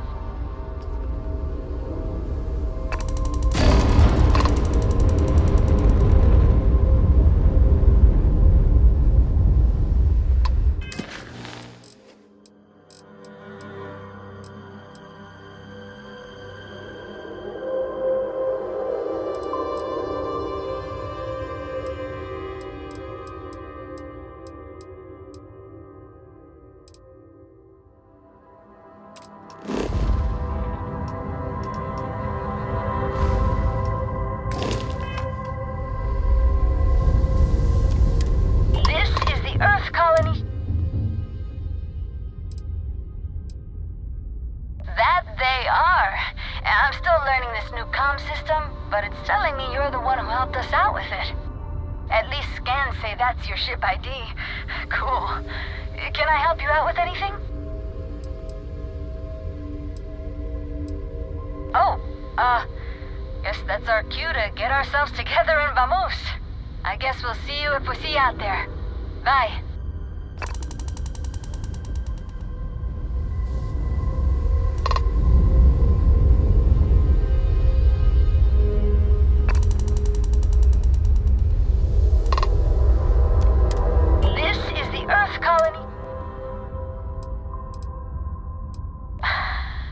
That's okay. I guess you weren't expecting a response. But hey, my scan indicates you're the one who helped us out. Anything I can do for you?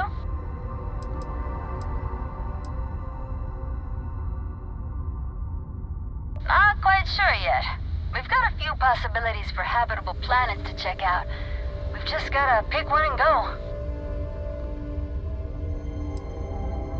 Oh, yeah, they're great. Thanks again for securing them for us. I've been playing around with the new communication systems ever since we got them. And while I've been itching to kick off that grav drive, I've been told it's probably not a great idea until we figured out where we're going. Between you and me, a little. Captain's been a little indecisive. Nothing seems like it's gonna be good enough for her. But I'm remaining fairly optimistic. We'll find something sooner or later. Just hoping it's more on the sooner side.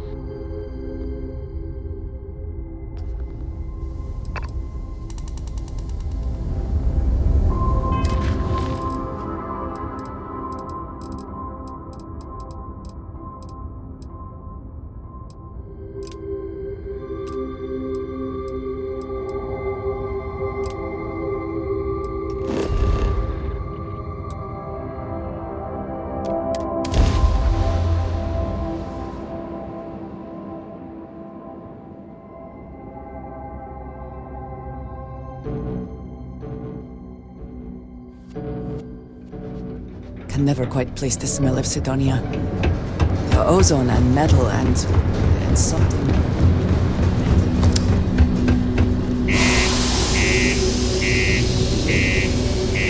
I suspect the soul system would be up.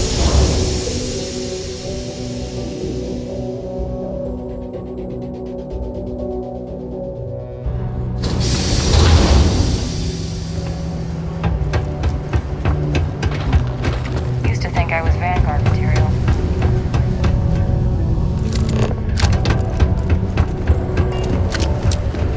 Do you imagine anyone actually enjoys living here? I simply cannot.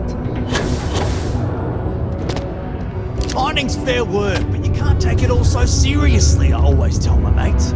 We're pulling rocks out of the ground, not building spaceships. Welcome, welcome. Nice to meet you. Name's Trevor. Mining Director for the Deimos Mining Project here in scenic underground Sidonia. I could spare a minute or two to chat, so long as you're not looking for mining work, I suppose. Argos, huh? Yeah, I've heard of them. That's great, but yeah, unfortunately all our mining contracts are filled right now. Unless, maybe you could help me out with a job, off the books. Great! I promise it's nothing that'll get anyone in any kind of trouble. See, you might have noticed that our equipment ain't exactly holding together like it used to.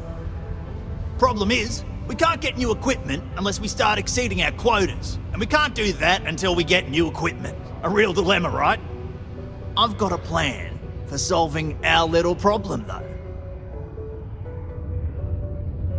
Okay, glad you're still on board. First, I need someone from the outside to bolster our yield so we can prove that we can exceed our quota. I'll fill you in on the rest of the details after you've hauled up some more. One standard quota should do. I need to know I can trust you with the easy stuff first. When you've got enough, drop it off in the bin over there for processing. Then come see me.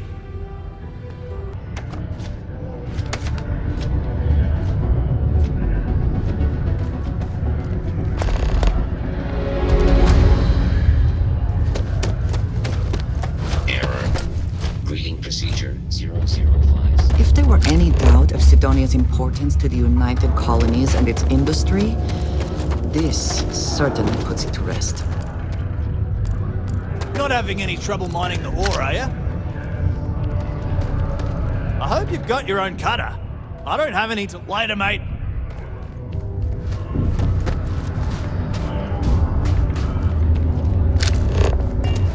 Hello, welcome to Sidonia. Stay out of my way.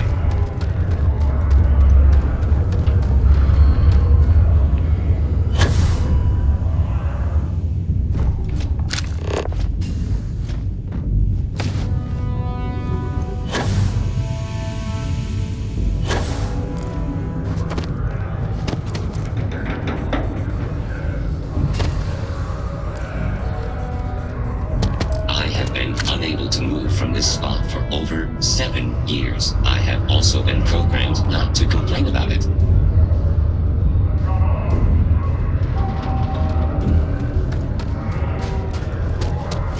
Iron deposit detected. Close to remove mass from human body. Ha! Report any injuries I may cause to my supervisor.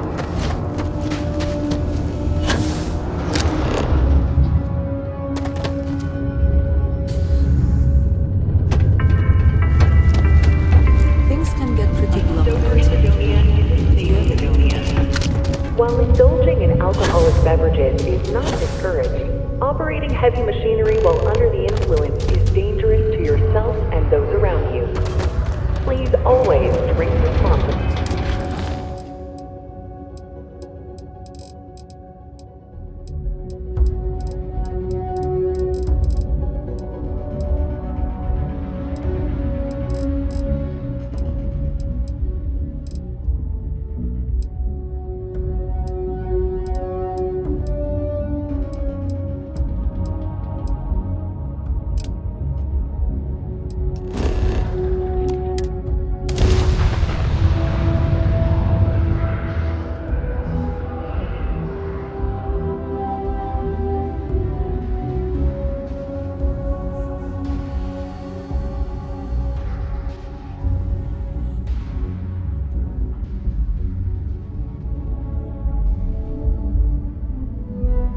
The bright lights and reflections are almost enough to make you forget about those living down in the well.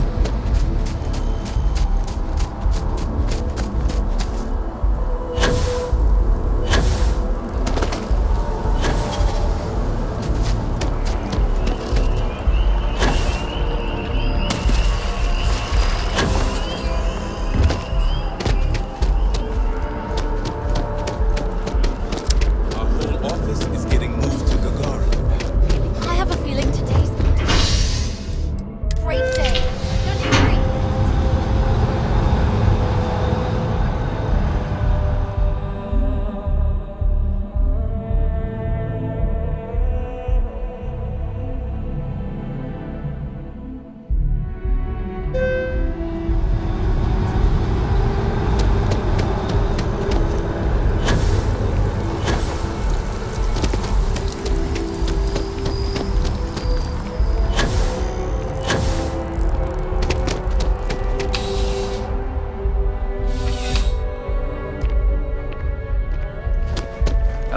Crime has slowed down since you started helping out, which is good for morale. Yep. Something just came in. Scuffle over at the Dawn's Roost. Security on site handled it, but now one of them is saying the other guy stole his wedding ring. Problem is, he left without identifying the perp, so I need you to talk to Royce Elgin at the Dawn's Roost. See if you can fill in the gaps. Good. Report back here when the matter's resolved. Let me know if you have any questions.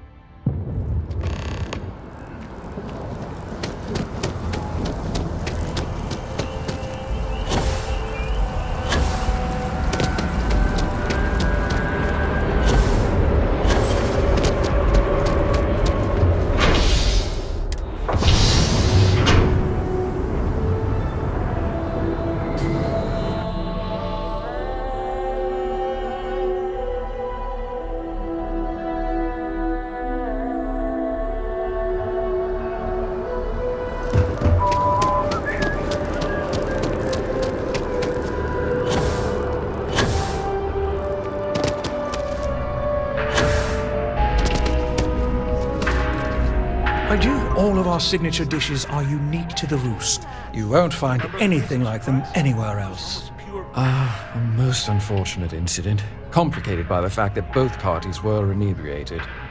While I wasn't privy to the entire argument, Hugo and Octavio have been dining here together for quite some time. So, it was surprising to see them at each other's throats. I assume that would be the slender gentleman, Hugo Fournier. He was the one who excused himself after UC security arrived. I believe he lives in Athena Tower, although he may be checking out soon. But I would start there. Enjoy the rest of your day.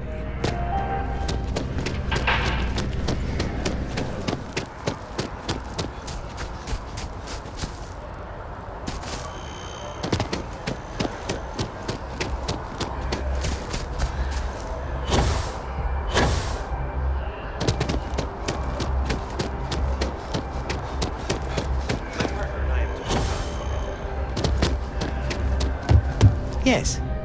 Oh, I can't believe that Octavio. That liar, that manipulator, that... Thank you. He's a scoundrel and a fiend, and I was wrong to ever think otherwise. 5 years we were together, half a decade! And he threw it all away for that waiter. It was supposed to be a romantic dinner, our last before we pledged our lives to each other. But an hour before, I decided to do some cleaning to calm my nerves. I picked up a pair of pants he left on the floor, and out falls a napkin from the Dawn's Roost with a number written on the back. To think he had the audacity to schedule a date with me at the same restaurant? I was livid! Still, I went to the date and held it together just long enough for the waiter to serve us, then I went off! He would say that, but as far as I'm concerned, it's my property. He gifted it to me when he proposed. It's not his to return. I don't care. I'm not giving it to you.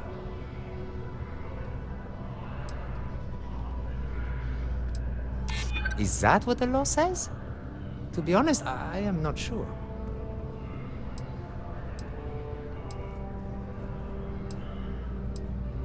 Not a chance! I know the second I hand it over, it's gone for good!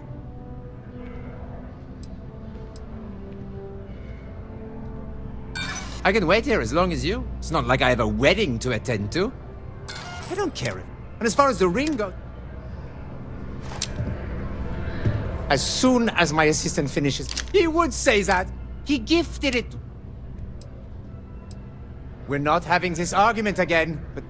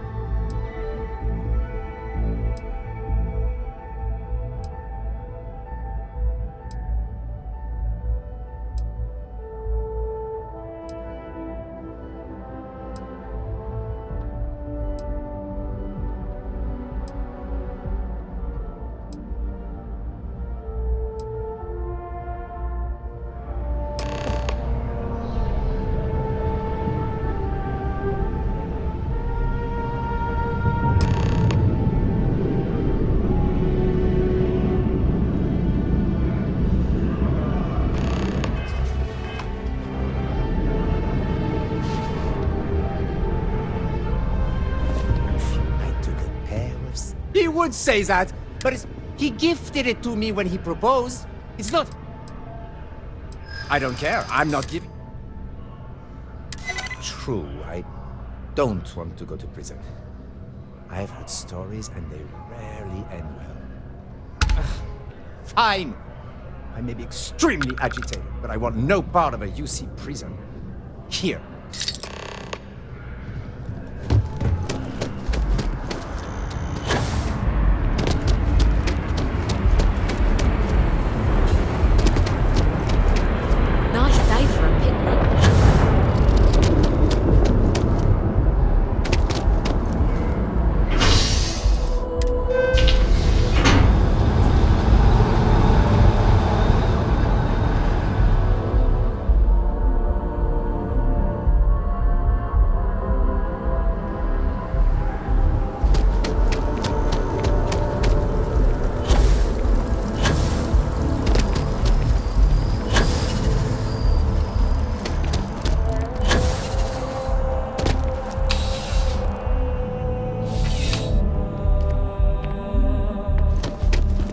can I do for you?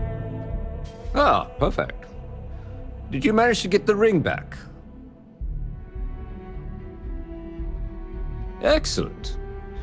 I'm sure the victim will be pleased to know their property has been returned. You acquitted yourself well again. I dare say you might have a knack for police work. Here, take this. It's well deserved.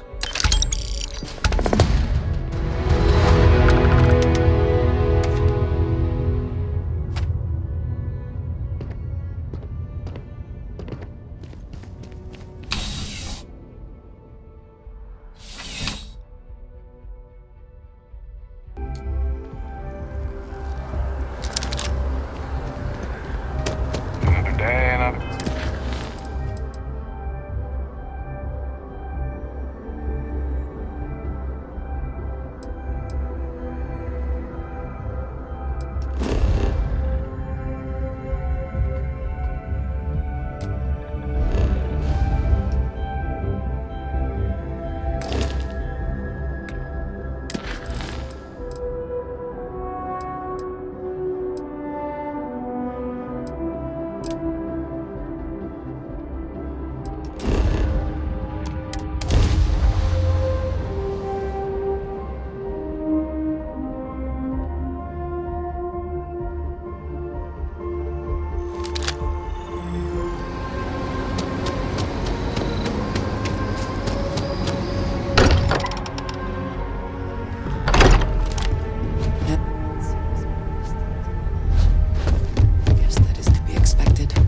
Constellation is no stranger to loss.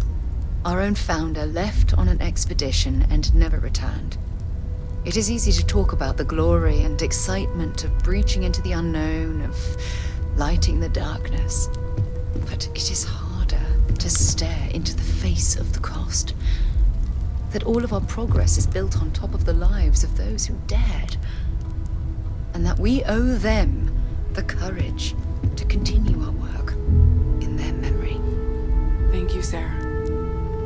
If anyone else would like to say a few words.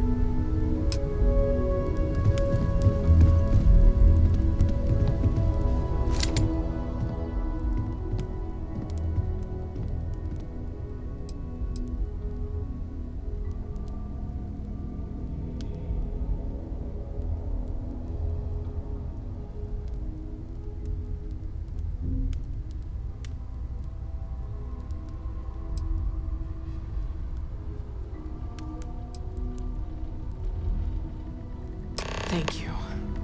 If anyone else wants to say something. I hope this is all okay. Between fixing things up and sending out messengers and getting all the paperwork done. It's not much. Good. Good. Sorry, if I talk any longer, I'm gonna start crying. Could you excuse me? I thought maybe I would come up with something to say, but I've got nothing. So, instead, I thought I would quote something that gave me comfort a long time ago. Is God real? The more proper question would be, is reality divine? Existence itself is a mystery which yearns to be uncovered. What is goodness but a comparison to the good? What is existence but a participation in being? For where the diversity of the universe inspires awe and wonder, it exists only in contrast to a simplicity so pure that it may only be understood as primordial and even divine. Our essence is what was imagined by its mind. But what we consider imagining and what we consider mind are in fact so far beyond our understanding that even these metaphors are like the tiny whitecaps on a massive surging sea. There's more, but those are the parts that speak to me the most.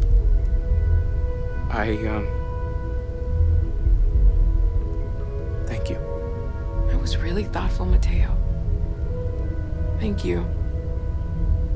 Does anyone else want to say anything? You know, what you're feeling right now is a chemical reaction whose evolutionary goal is promoting social cohesion. Never seems to work for me. No matter how many times I do this, I feel less attached, not more. Well, look at us. Two lone wolves howling at the moon on the same night. You know, if there's one piece of advice I can actually give you, it's that lost loved ones have a way of coming back to you. One day you'll be sweeping out some old shelf or digging through a desk, and there it'll be. Some old paperweight of theirs, or a piece of jewelry they gave you, half-jokingly, theoretically, of course. We are what You're welcome. goes on. If the pain of loss inspires us to greater action, then that... Hey, Captain. Can I talk with you for a bit? That comes from all this. Humanity is what truly creates our world. We are the drown ones too that much in judge all this things to despair. be good or evil. Life moves on. Joyful or We're the ones who end up standing still. Let us take responsibility for it. Let us remember what we have lost. Walter, are you part of the House of Enlightenment? I never knew that. Yes, well, I like to keep some things private.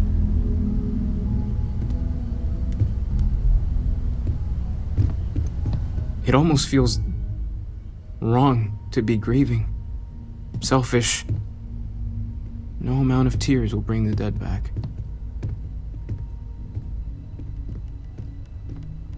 It's just easier to feel guilty, if you'll excuse me. I might not like thinking about this, but when we die, everything about us breaks down, decomposes, gets eaten up by insects and microbes. Or due to the lack of a biosphere, we are simply carried away by space and time until we sizzle in a distant sun's corona or get pulled in some gravitational field and coalesce with other debris. Not comforting, huh? But I disagree. Do you know what I find uncomfortable? The thought that after I die, the universe is just going to stand still forever. Could you imagine? The fact is that the universe goes on, that life goes on, that things do not just sit still. That right there is the comfort that I need. Yeah, we die, and some people go way before they should. But the universe doesn't care, not because it's evil, but because it's infinite, ever expanding. And who wouldn't want to be a part of infinity, even if it's just for a short while? Listen. We don't worry about ourselves before we were born, do we? Of course not. We emerge from the universe as we return to it. And for one beautiful moment, we are here together. Yes, that certainly was an interesting perspective, Barrett. Chat for a bit? Normally, I hate talking to people at funerals. But, well, you don't believe in the afterlife, do you? I mean, this might be the worst time to bring it up, but...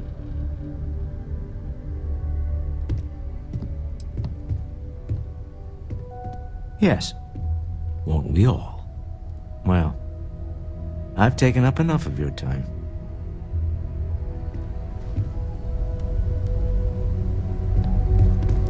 Hey, how are you holding up? Just don't forget to take time for yourself, okay? Plenty of rooms if you need to sit down and be alone for a while. We'll get through this. It might feel like everything's falling apart, but that's why we need to stick together. Anytime. We should have a talk, when you have the time, of course. My boy. I've lost my boy.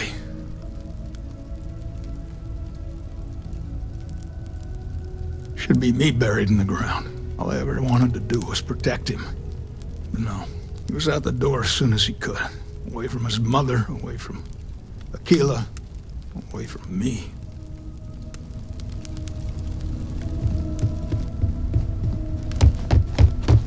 I am told these types of gatherings are a sad vacation. That assumption appears to be correct. No, I don't. I'm programmed to analyze sensory and biometric data so I can cross-reference. But I do not feel as you seem to imply. I appreciate you verifying my analysis, although I am certain my thanks will do little to improve your current psychological trauma. If you would like, though, I can add some consoling language to my programming. It will take some time to adapt, but it will be okay. How was that? I will note that feedback for later.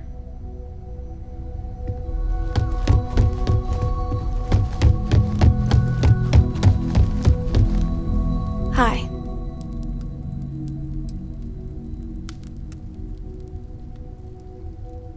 No, I can't handle this. Dad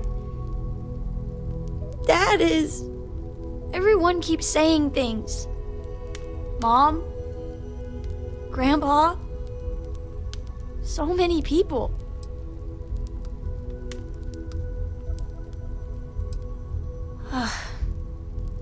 Is this supposed to make everything okay? Make everyone feel better?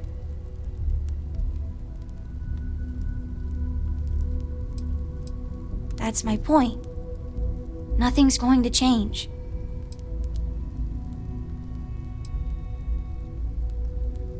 Every day is going to be worse now. Don't you get that? I want to be alone for a while, okay? You know, I had a bet with Sam. Which one of us would end up attending the others? You know. I guess that's 50 credits that won't see circulation in the settled systems economy ever again. Look, I don't know who I should speak to about this, but Cora and I talked, and she's coming to live with me.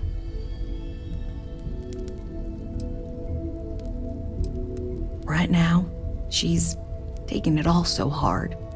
She wants to get away from here. In time, maybe she'll come back. She talked about you all the time. But right now, she just needs to get away from all the reminders of Sam. We'll be leaving soon, so say your goodbyes to her, if you like. Hi again. Everyone is in mourning. I understand, but I cannot quite share in their emotion. I have seen death. I have lost people I considered close. But this is... It is not the same. I cannot explain why. I am not sure I am making sense.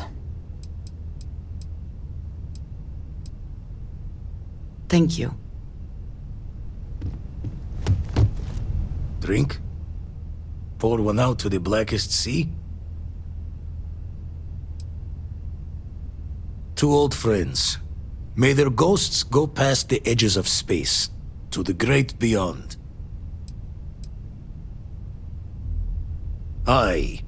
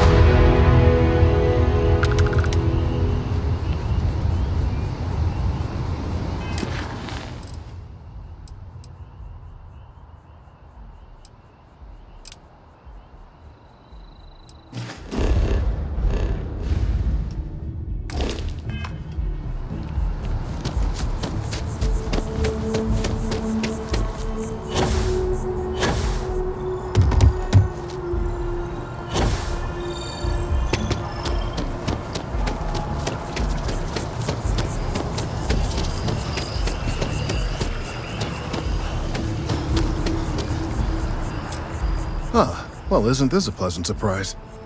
I hadn't expected to run into you again. Indeed I am. The success of my previous venture, with which you so kindly assisted, has been brought to the attention of MAST. There is growing concern. Oh my, a bit of an unintentional pun, isn't that? Well, concern that things are going to get worse. The data we gathered points to a definitive trend. The vibrations coming from this tree are increasing in strength and frequency. Because we've never seen this before, not on this scale, we have absolutely no idea what the upper limit is. We don't know when or even if this will stop. It's imperceptible by normal human standards now, but given time. While I hesitate to speculate on the possibilities, well, none of them are good. Yes, and not just humans. All organic life will be affected. Low-frequency vibrations are not uncommon in this species. The vibrations help disperse nutrients throughout the tree. However, normally the vibrations are imperceptible. If the vibrations continue to increase in frequency and strength, prolonged exposure could lead to harmful and potentially deadly side effects. It's imperative we find a way to correct this. There is data regarding other, younger members of the species. Unfortunately, there are some, shall we say, personal issues with acquiring it. Personnel issues, if you understand me.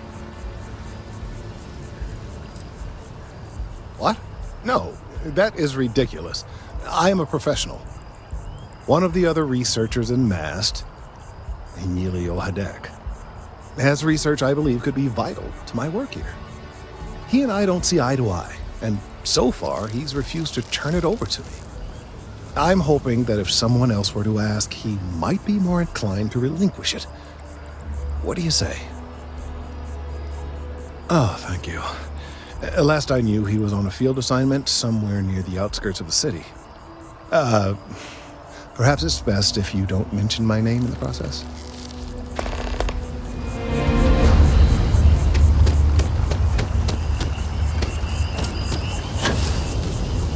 Cool spacesuit.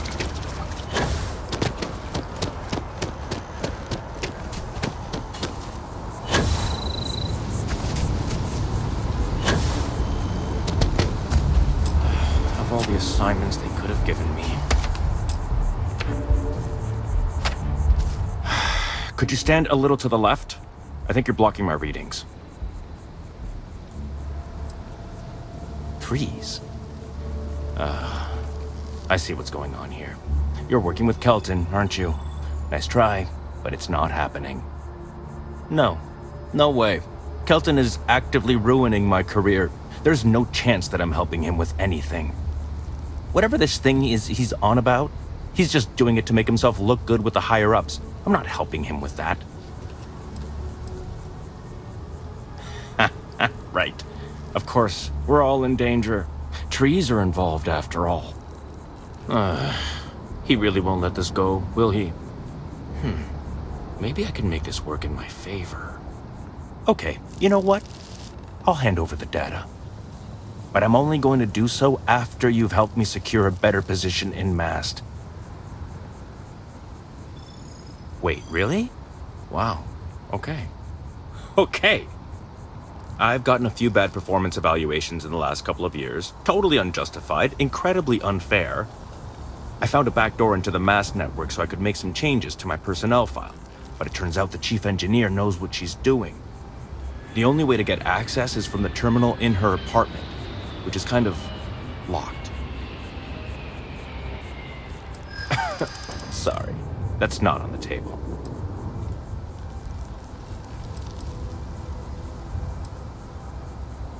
From where I'm standing, kinda seems like it is.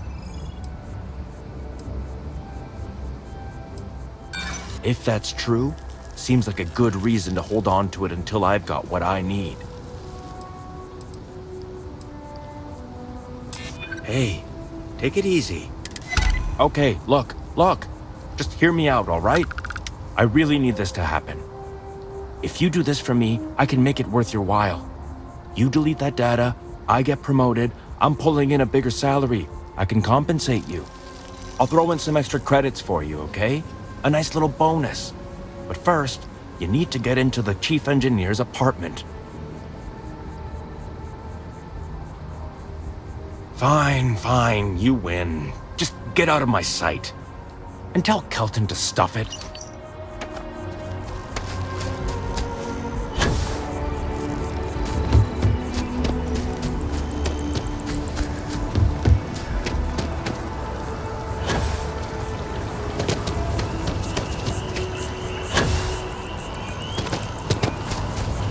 I hope you have the data. It's really quite crucial. That he is. I'm sorry that you had to put up with him, but this data is vital. I'm sorry if this was complicated. I'd prefer to remain unaware of the details in the event that it comes up later, particularly in a legal setting. And I suppose I'd better verify the data to make sure Emilio didn't double-cross me. But you have once again come through for me. I'm truly hoping that this is the last piece I need to figure out what we can do. And I appreciate it. Thank you for your assistance.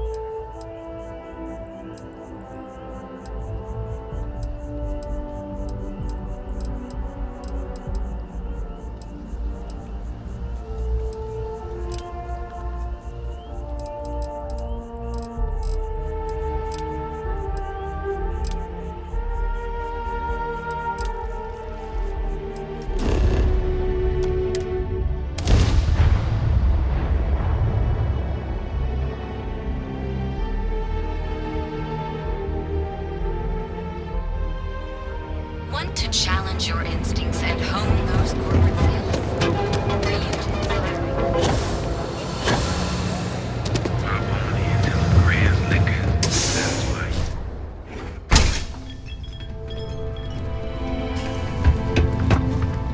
I gotta tell you, man. Just another Landy's the lousy best. day in Neon, am Come I on. right? Your secret's safe with me. One day Bayu will slip, and everyone he has bled will get revenge.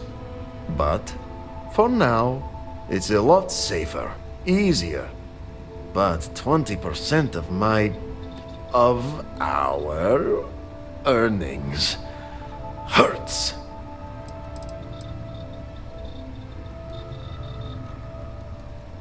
Good, because I could always use more. Go work another shift at Xenofresh and meet with your contact. Then bring me back that package. Ah, here for some plans and planning.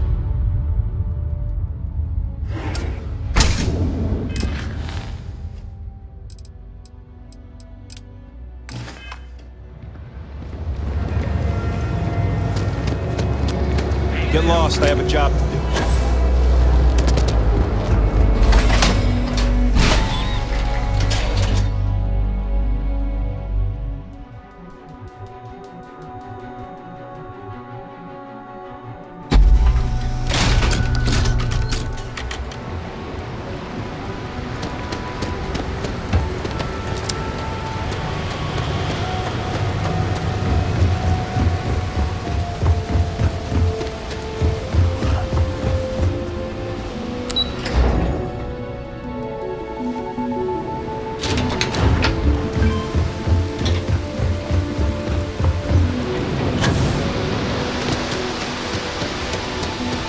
Private sector.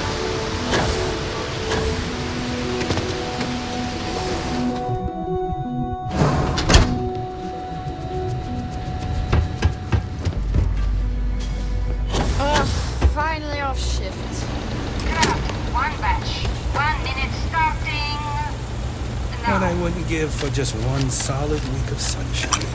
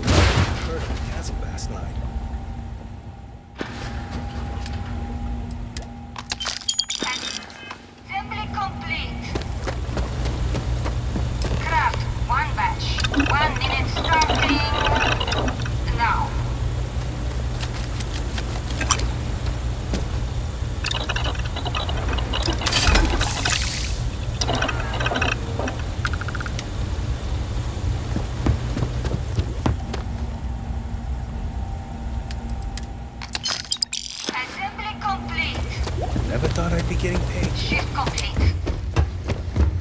If I have to eat one more tube of troll for lunch, I'm going to puke. Hey, Riley. Oh no, new coordinates. I am so clumsy.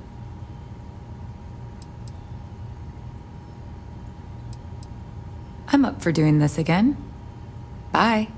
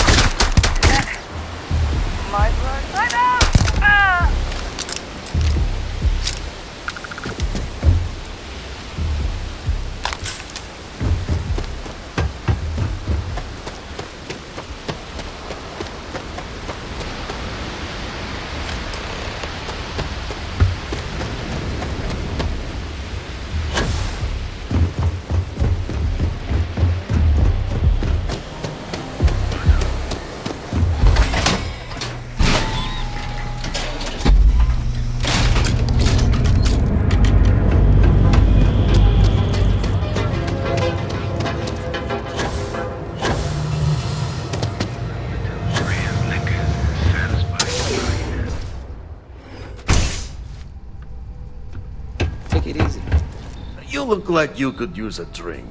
Hell. Wonderful. Super A+, partner. We keep up like this and we will both be living very large. Yannick could always use more. Our clients are so eager, huh? Yeah.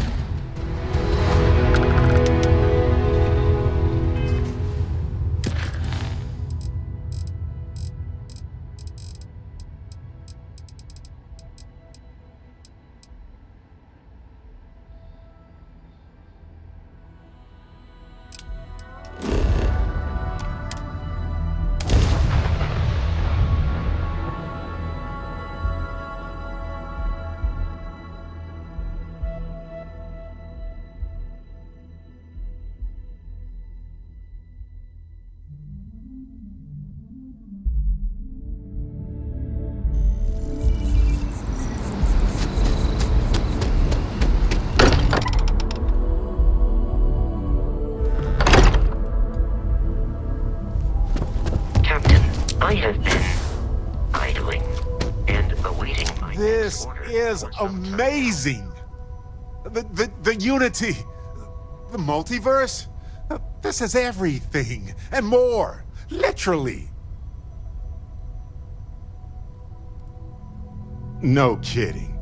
Think of the dissertations. Boundless topics, no bounds. Except the books, they're bound. This explains so much, though. They're disorganized, petty, weird, and also deeply fascinating at the same time. Because they are just people. We never rule that out, but it feels so good to know we weren't fighting against robot alien ghost gods or something.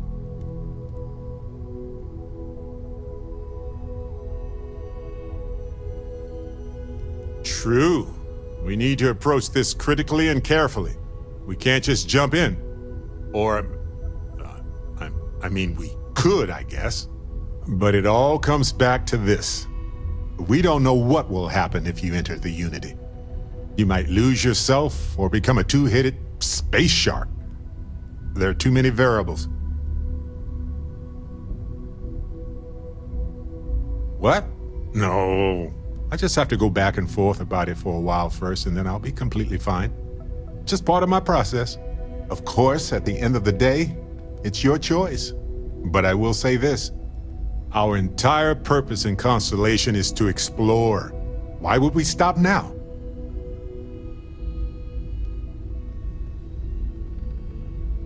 I'm with you. I'm not gonna hold you back.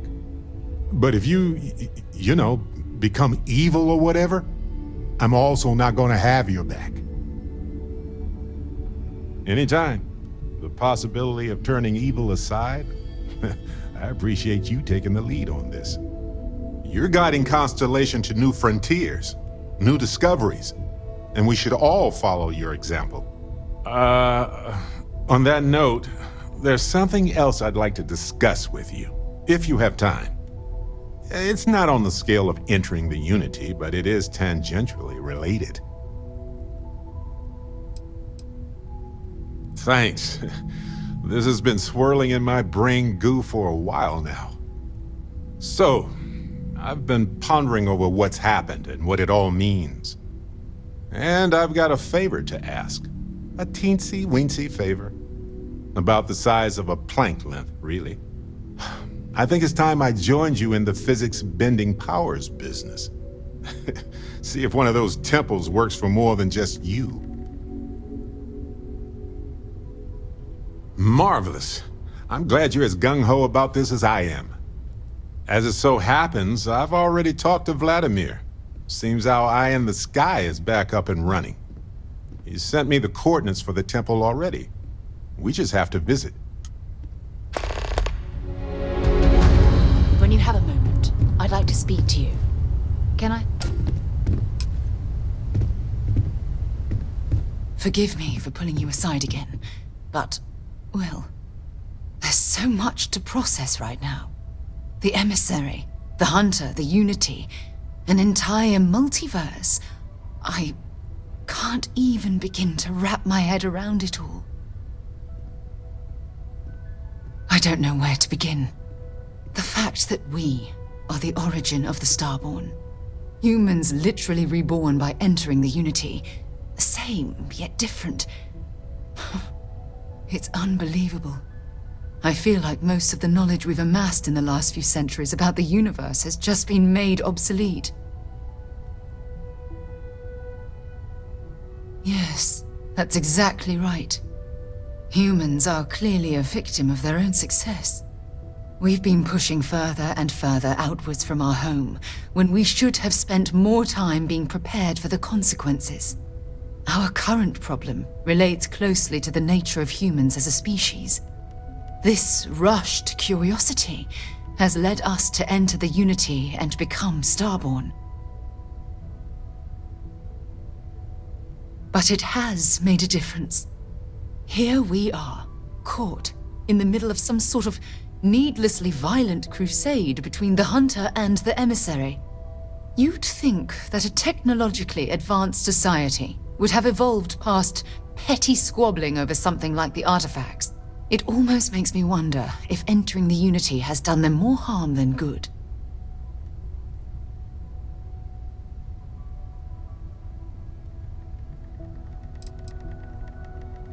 Oh, absolutely. Their arrival in our universe is much too timely to be for any other reason.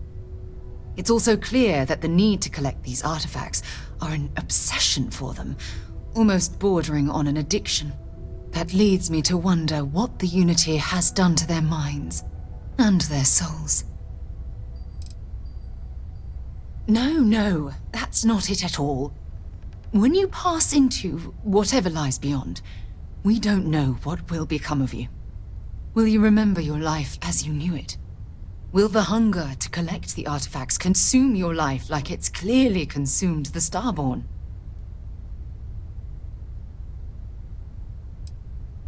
This goes well beyond the boundaries of simple exploration.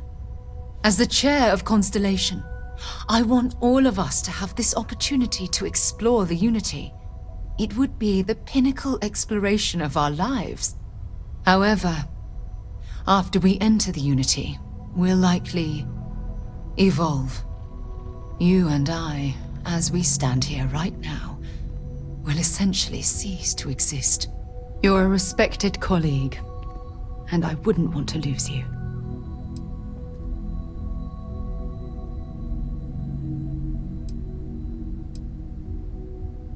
Yes, of course. Of course. Listen. I realize nothing that I say is ever going to change your mind or diminish the enticement of this incredible opportunity.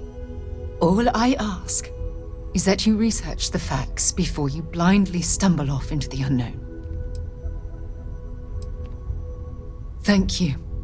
Well, I suppose I've ruined the moment again, haven't I? I'm getting quite good at that lately. I'll let you get back to whatever you were doing. Just think what we discussed. I know I will.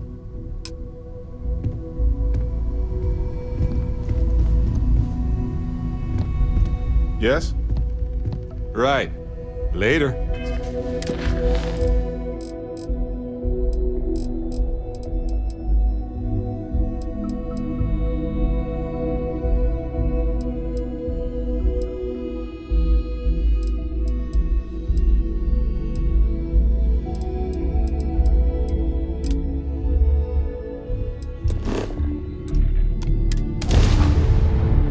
I have something for you.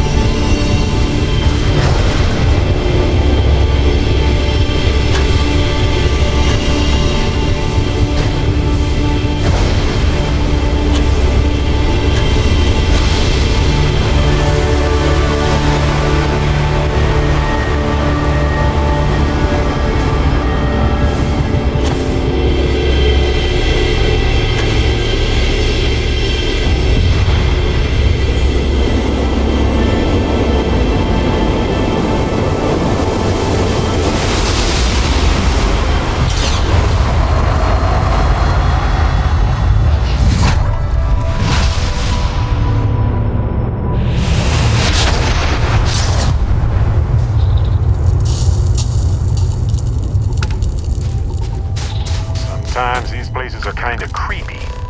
Just be... Take a break. Let's chat. Hello, universe. This is Barrett, returning your call. What in the... Who in the...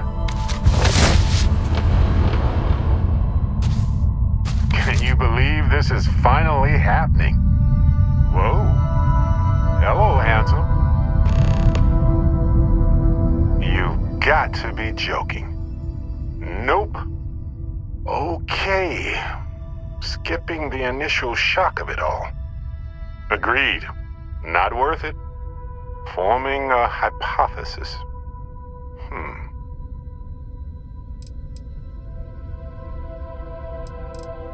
That doesn't make sense. Cloning is a complicated procedure involving a lot of complex science. This was... a whole lot weirder. That's one way to put it. Molecular binary schism? Temporal twinning? Group hallucination? Don't forget the fluctuations in the energy patterns, which align almost deterministically. Harmonized vibrations distorting some mechanical barrier between neighboring universes? Impossible to know with such a minute subset of readings. We need more data. Obviously. I'll be Barrett Prime. Amundsen is fine. Usually the barrier between us is too thick to communicate much anyway. Amundsen? Now I know you're not me. Hey, one of us has to keep it classy. Whoa there. Sustaining this connection requires a lot of concentration. Is this permanent? You will eventually monitor the energy fluctuations and agree. But no, this is unusual. I could study this forever. Irvin told me to just enjoy it and collect data on the side for later. And I'm glad I did. Irvin? He's with you. He's... okay? By the tone of your voice, I'm gathering some things in our lives might be a bit different. Is he happy? Yes, he is. Our daughter pilots the ship after Vasco was destroyed. But otherwise, we've survived the war well.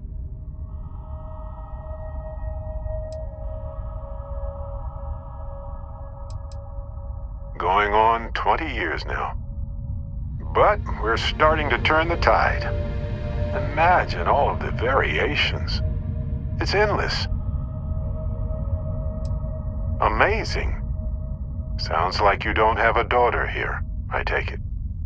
No, we talked about it, but no. We named her after Aja, my mentor. She died in the crossfire between the United Colonies and the Freestar Collective decades ago. For me, Irvin died instead of Aja in that crossfire. She's best friends with Cora, and she's smart as hell. Of course she is. My husband, he passed 20 years ago. It's been so long. The horror of the infinite is the inclusion of the unimaginable. I promise. He's happy. We're happy. Oh, man. I only hope the new one we're building is just as salty as the last one. I have so many questions. I wonder how many paths I've taken. We've taken. How many variations? How many ended with heartache and how many with joy? I think about that all the time. Wait. What's that noise? Starborn ship. What happens for any of us? I don't think it works that way, though. Maybe I'm just a construct or a memory. I don't know. But I don't feel pain. Good to know. We can handle this. On it.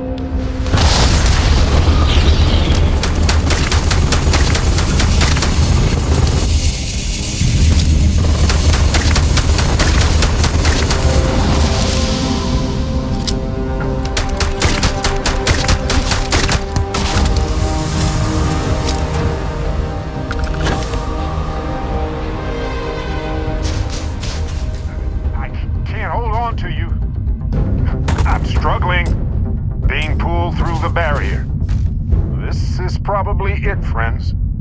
Amundsen, cherish every moment with them. I already do, my friend. I promise.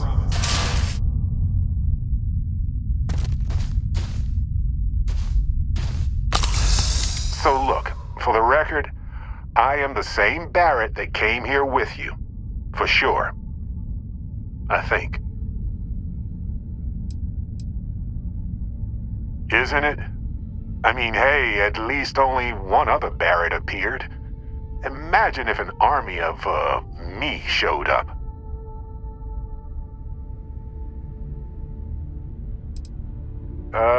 Kinda. I mean, here's the thing. It's pretty exhausting in a way that's hard to describe. A second one of me seems, well, frankly, it seems like it would kill me. But yes, I tried. Briefly. Then I stopped when I realized how impossible it would be. Makes me tired just thinking about it. True. How would I stand out in a crowd made entirely of myself anyway? Anyway, it's a relief, you know. I have this ability, this power, and I'm still just me. Just regular Barrett. And I already feel like it's subsiding. I no longer feel like I'm in a huge crowd. Yes, though it takes a lot of concentration. If I do it a lot, I bet I'd give myself a headache. From myself. I'm my own migraine. I thought so too. Other me, other Barrett, seemed like he was able to handle himself well in that fight. Anyway, we'll see. If the other me gets in the way, I can just release him, or stop using the power entirely. For now, I just need to use this power a bit and digest what all has happened. That's pretty exhausting, really. So I might only do it when I feel like we could use backup. For now, anyway.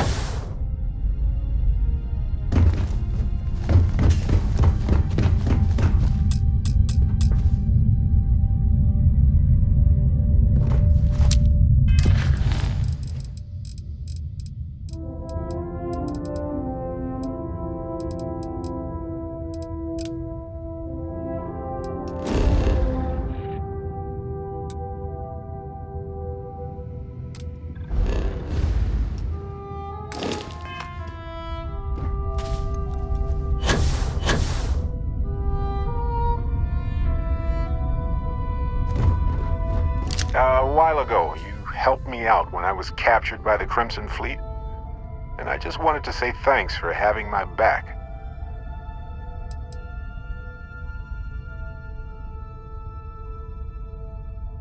It's good to be part of a team, isn't it? To be part of something so much bigger than any one of us. So many things can go wrong out there. Working with people you can trust is important. And that's why I've been in Constellation so long. It's good to have people who will help out when you're in a jam.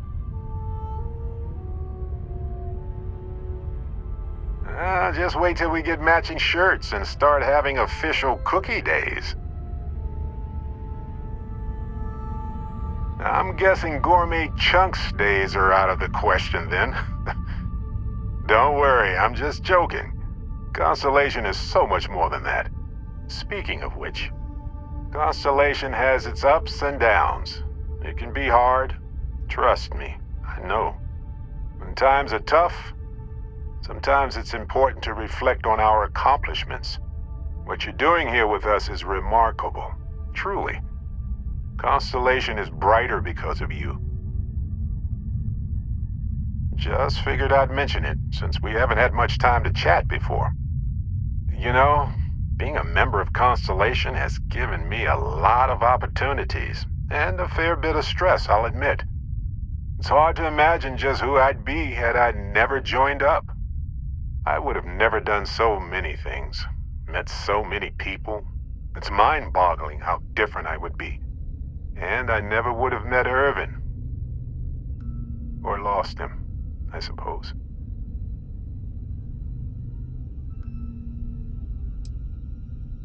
Statistically, that's certainly accurate, but it's not that much of a comfort. Irvin's been gone for over 20 years. Strange how memories can pop up when you least expect it. Yeah, don't worry. Logically, I know I should be over it. But I'm not, and it's gotten worse lately. I've ignored my feelings about Irvin's death since it happened. It's time for me to confront it. I'm just fortunate that Constellation has been a supporting home for me since Irvin died. I mean, where else would I get to dodge space pirates and discover new planets? On that note, I think I'd do well to distract myself with a little adventure for a bit.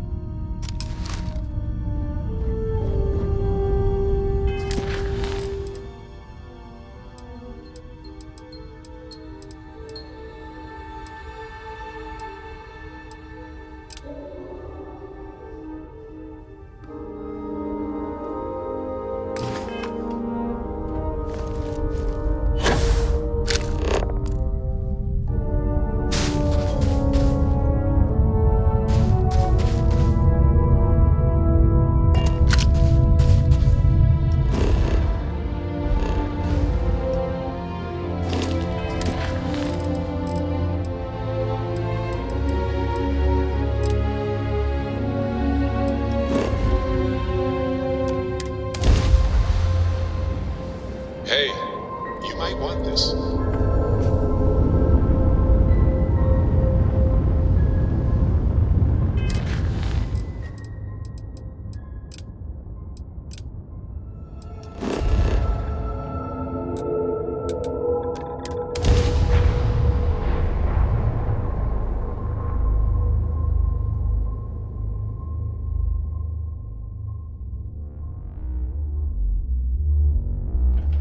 Hey, you might want this. Hey, so I thought you might like this. I hope you do. Yes, of course it's for you. Anyway, I figured you might have a use for it. You're quite welcome. If I see anything on our next expedition to a planet, then I'll hang on to it for you.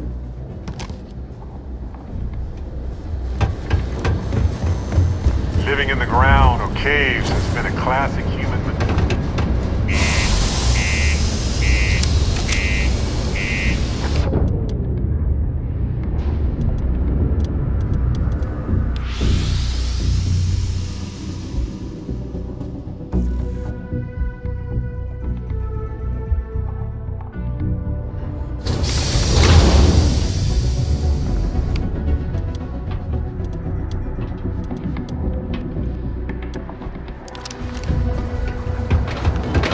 Miners pretty much run the lower levels here.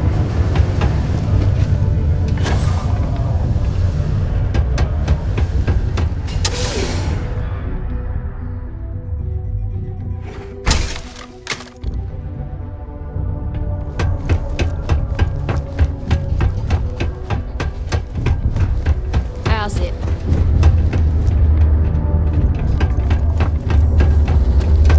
Watch out for the robots.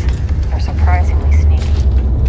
Hi, I'm Renee, and I'm so bored.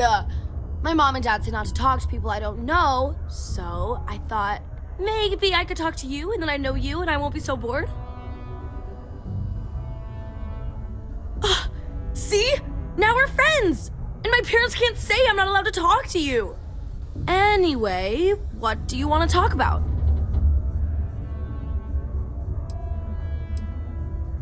I like to play with Taye sometimes. We come up with lots of games to play. Sometimes we listen to music or watch shows. But when he's not around, I like to draw. Sometimes I draw things and give them to people since they're so mopey all the time. It makes them smile. Actually, want to help me? I just drew these great pictures of Space Frog, but I can't go out right now. Can you help put them up for me? You will?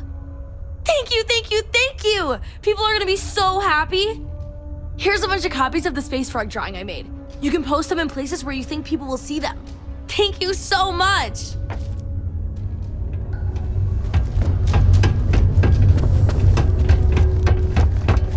Horace and I may disagree, but we both try to do what we can to help those who feel lost without community. My buddy Mitch keeps asking if I can keep it up.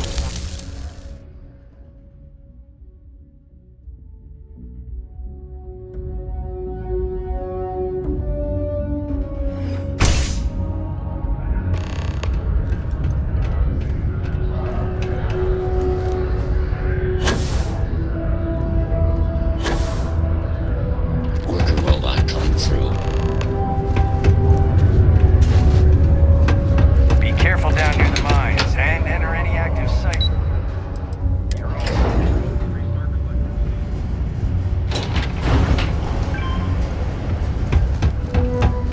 Found a clutch of heat.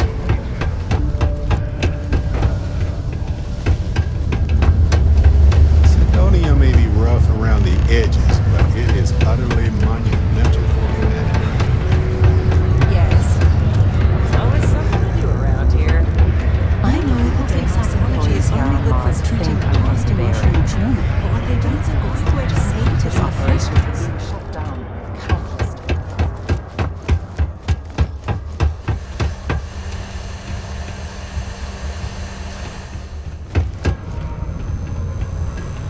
The community center on P1 is a good place to connect with others, or fulfill any spiritual needs you may have.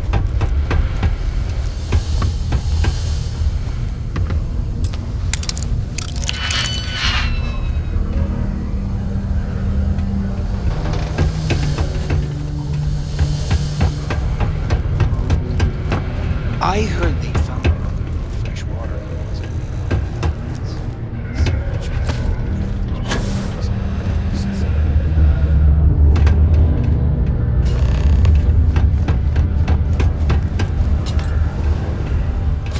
How's it going? Can I help you? Hey, I want to talk to you for a second.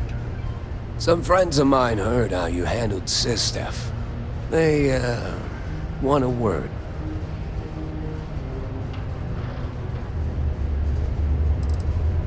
What, you forgot already? If you think really hard, I'm betting you'll remember turning down the commander's offer to join UC Sistef. And guess what else? Taking it on the chin and serving time, instead of bending to the UC's will, has gained some serious attention from friends of mine. No point. I've got nothing else to say. Everything you need to know is right here. Take it. Good luck. You're gonna need it. Mast would like to join Sidonia in some...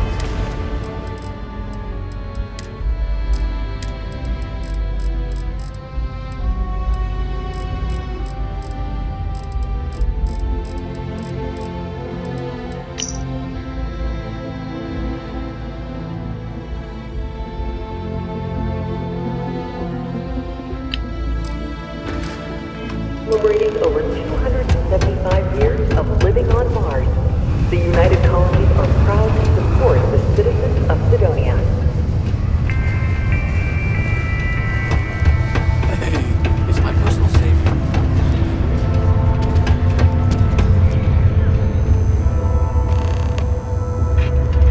Unless you're a Deimos employee.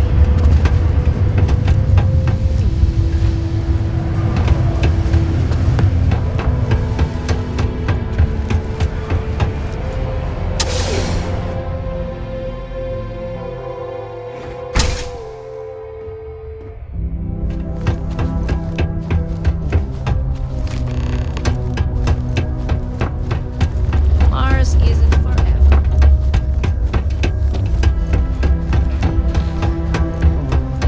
I just know people are going to love those new drawings of Space Frog. Hi, thanks for doing that for me. I wish I could do it myself, but having a friendly adult help me is almost as good. I know, right? Last time I did this, lots of people came over to tell me how much they loved it. I only hope these drawings stay up longer this time. Anyways, it's not much, but I got a little something for you as a thank you.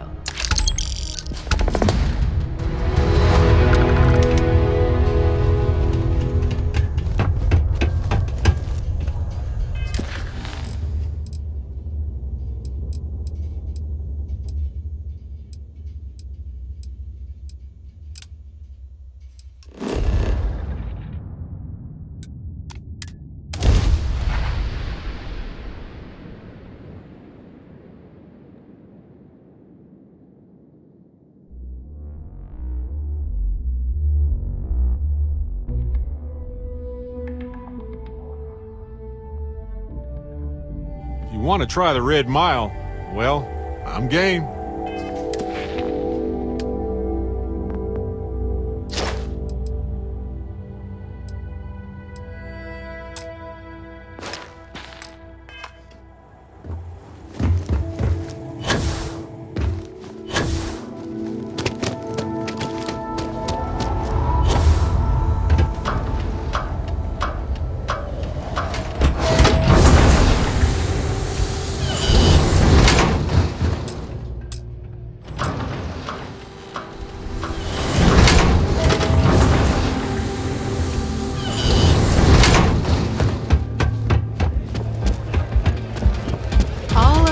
At the Red Mile.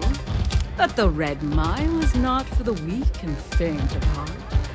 Do you fully understand that by participating in a run, there is risk to life and limb? Good. And are you able to confirm that you are of sound mind, not under the influence of any substances, and not under any form of coercion?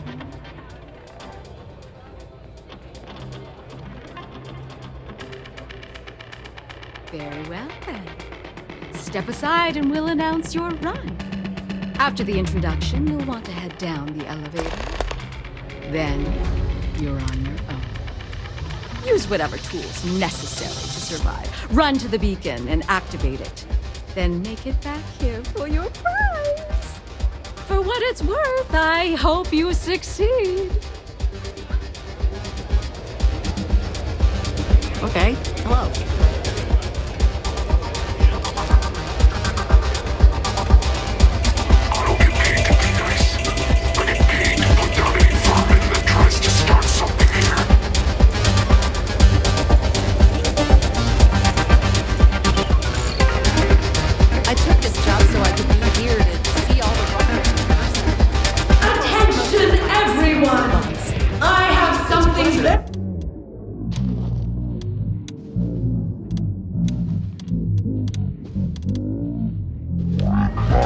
Personal. To each their own. Fearless thrill seekers in the galaxy, competing for your enjoyment. Will we see the champion succeed once again, or finally perish to the challenges ahead? Wager wisely. You'll have until our contestant reaches the starting line to finalize your lead. And let the running of the Red Mile commence!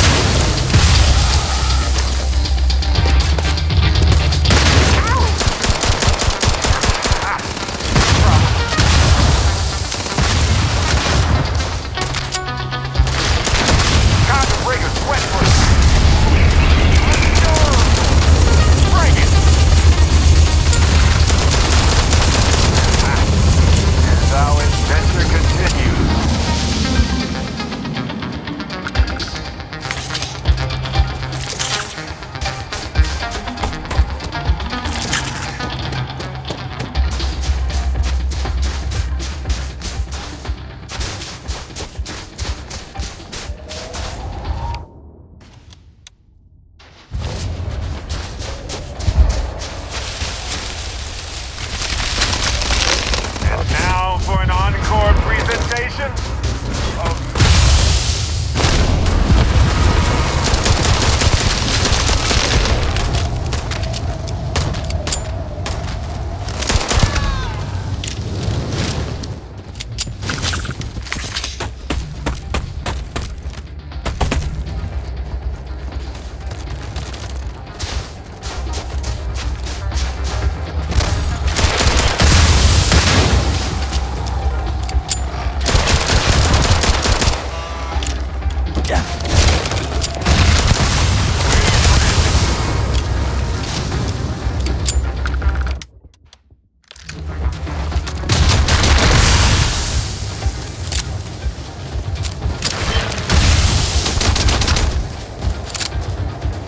Ah, yes. That sort of internal structure is common to biological organisms.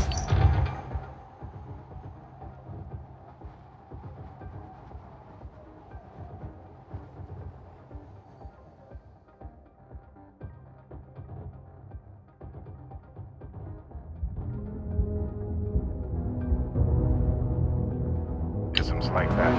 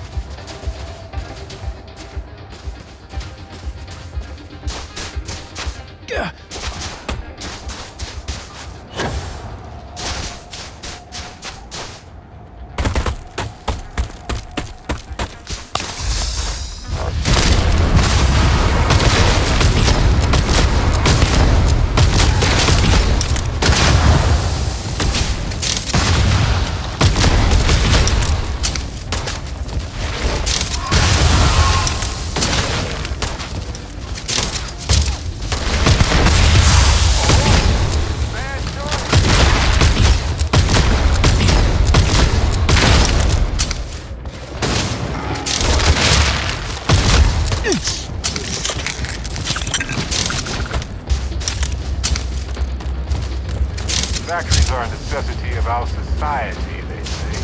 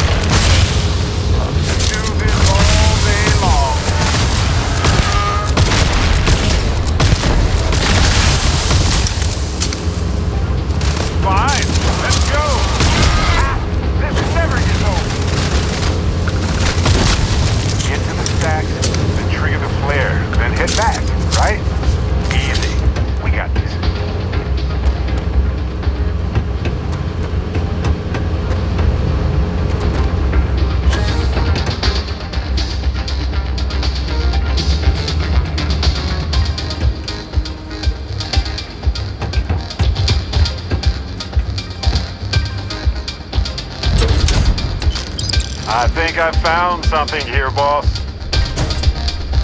You got my attention, Captain. That's...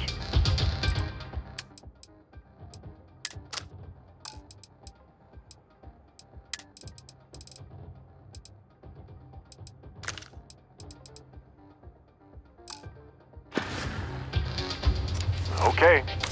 Right.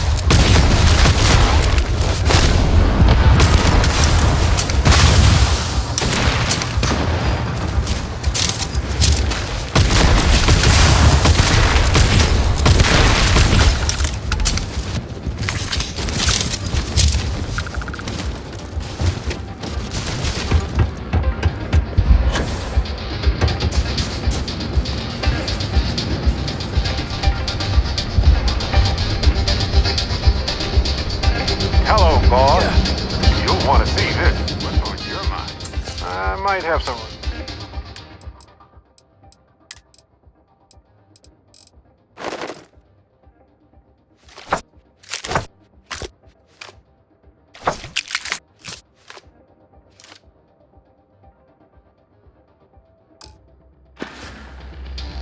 Well, okay then.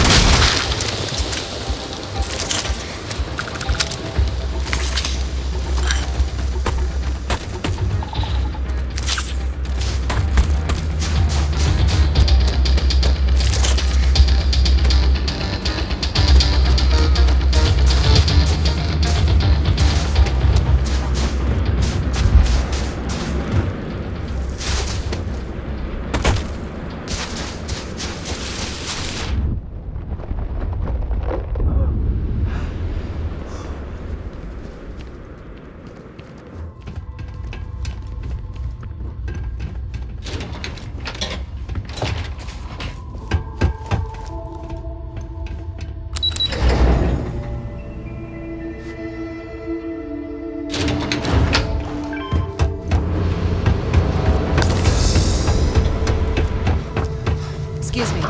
That's the Red Mile over there. Just between me and Looking you. to join a crew. I've Any always wanted to openings? do this. And with you, all the better. Trust me, you'd be getting a bargain. No? And it looks like I need to find a different captain. Hey.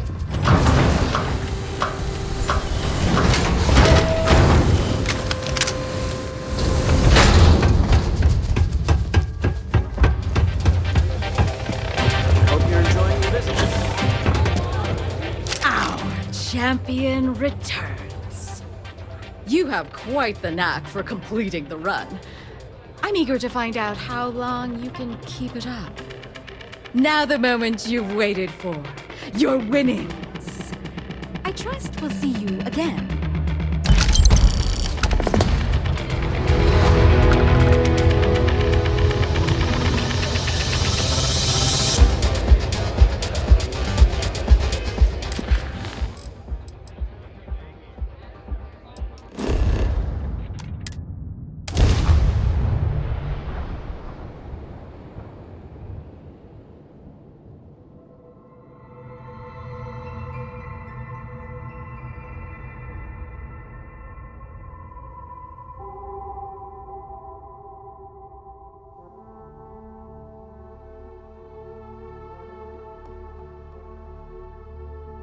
When a settlement looks so peaceful and secure, it starts to become a target. I guess that's why New Atlantis and even Sidonia have as much security as they do.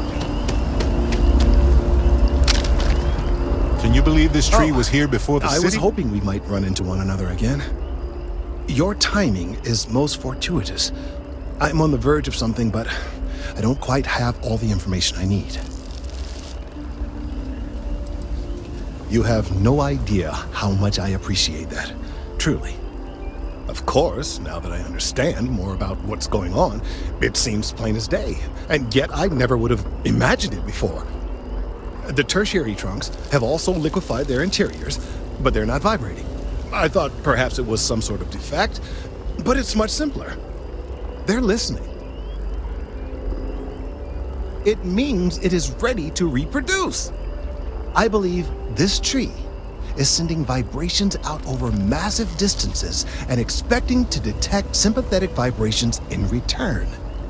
As of yet, there's been no response. I suspect that will not change, that a response is impossible, and that's very, very bad news. My thoughts precisely. Now, as of yet, there has been no response, and clearly none of the nearby individuals are a correct match. While it can't be ruled out that the intended recipient of these messages was cut down during the city's expansion, there is one other possibility. Over 100 years ago, the United Colonies and the Freestar Collective emerged from the Narian War. As a gesture of peace and goodwill, a near-literal olive branch, one of the trees from New Atlantis, was offered to the leaders of Aquila City. Nice. Short-sighted and ill-advised, in my opinion. Of course, you can't just uproot a native species and plunk it down on some other planet in a totally different environment and expect it to grow. Clearly, no exobotanists were consulted ahead of time. The end result was wholly predictable. The tree died within a few short years. Clever, but no, not necessarily. The tree died, yes, but branches were kept. At least one still exists in the museum there in the city. If I had that branch, I could get DNA samples, and then using various data I've gathered, I could attempt to simulate a response. We could then broadcast that response and hopefully calm down our friend here. But as I say, I need that branch. I knew you would understand. The museum in Aquila City is under the supervision of one Miss Kassler, I'm told. I don't know anything about her, but hopefully she'll be willing to listen to reason and assist our cause. All right, off you go. We don't have any time to waste.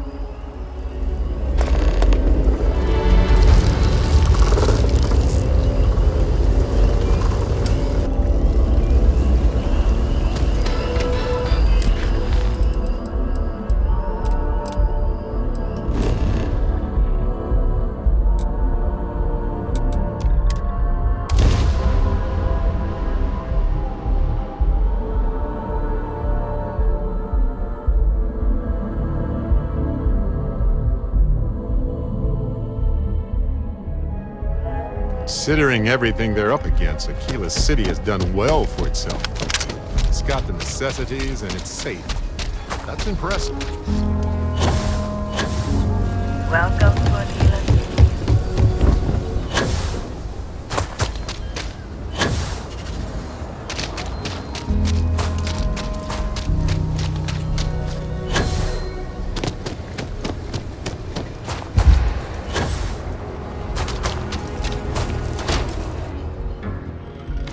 Everything you see here is a piece of Aquila City's history.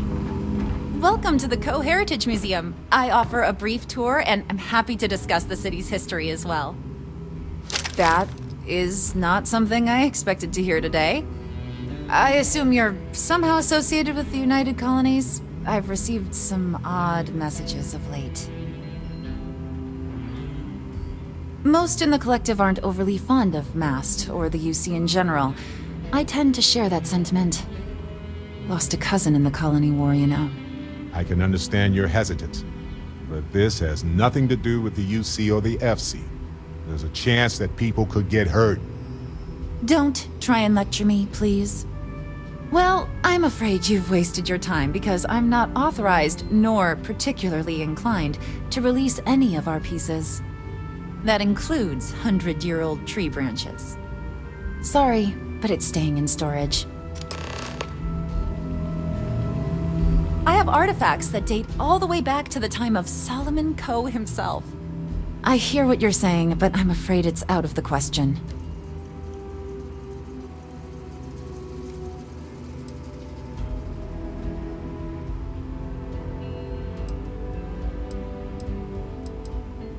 I guess it couldn't hurt. Now you're just trying to confuse me. It's a dead branch, and it belongs to the museum.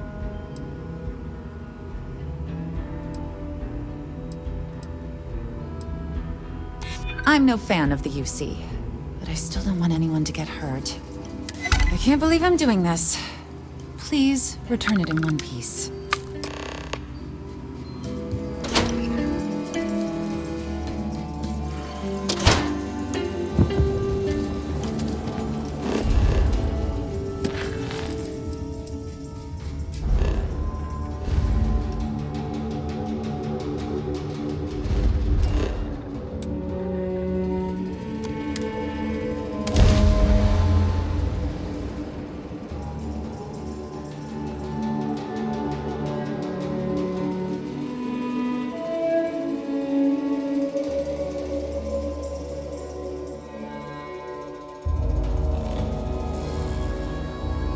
Atlantis is the shining beacon of humanity these days, so they say.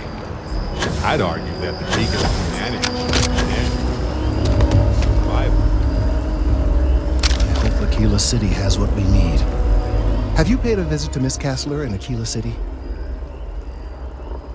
Yes, of course. I'll see that it is returned to her in one piece. Well, perhaps minus a few shadings. Now, I just need a moment to analyze this and synthesize an audio response to our friend here. Right, so we'll feed in a sample. Now the program will incorporate the genetic and chemical makeup of the sample, extrapolating the size and structure of the original tree. This was put together rather hastily, so complete accuracy is impossible. But I'm open to know. There it is.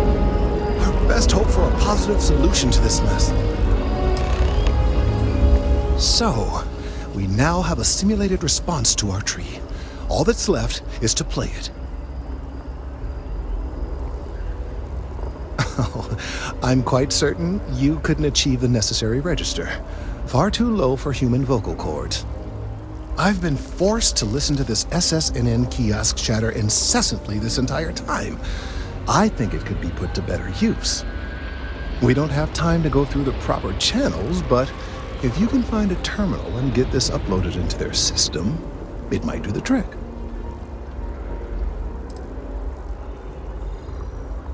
You're right. There's a chance that there could be some minor adverse side effects, but none would be life-threatening. We won't play the broadcast loud or long enough to cause any major or permanent damage to humans or other organic life.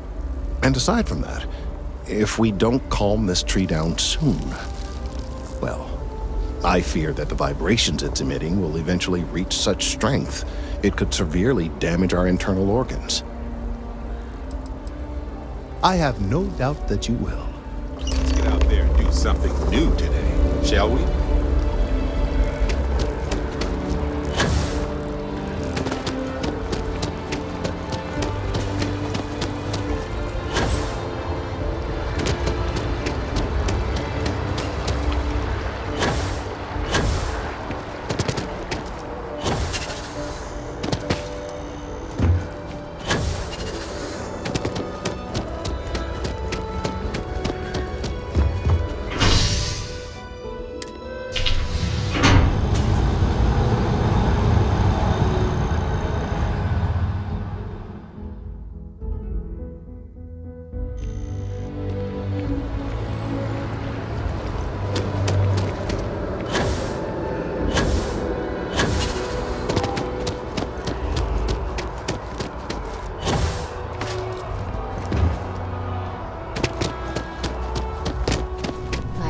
Talk and get paid. I spread the news.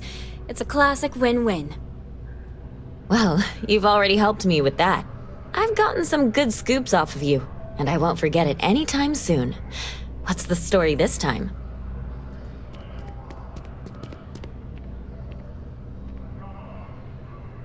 Okay.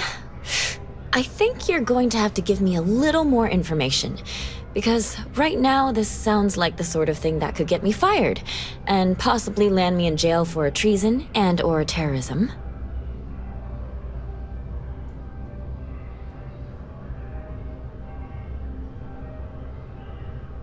Well, now this just sounds like a practical joke.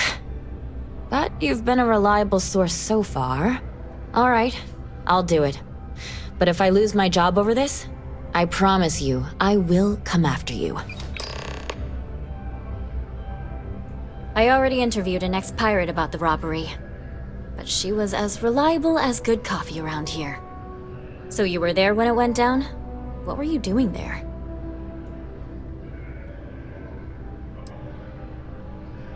Oh boy. Anything you tell me as a source, I won't reveal.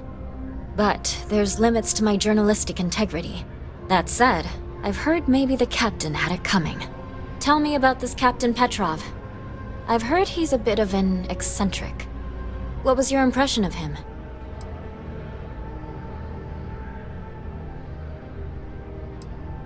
I would have loved to have seen it. I'm sure it would make a good story right there. No one seems to know exactly what was stolen, but everyone agrees it was valuable. Care to shed some light on it? Artifact, you say? I've been hearing whispers about those lately. Last question. About, and I'm quoting, a zoo gone wild. The other source swore up and down that alien creatures got out of their cages and went on a rampage. Please, please, please tell me she was telling the truth. It's got to be some Aurora-induced hallucination. I knew it was too good to be true. Oh well. This is just a plain old good story. Check the newsfeed for it later. And here's your payment. SSNN is doing what it can. It's just that people are hard to reach.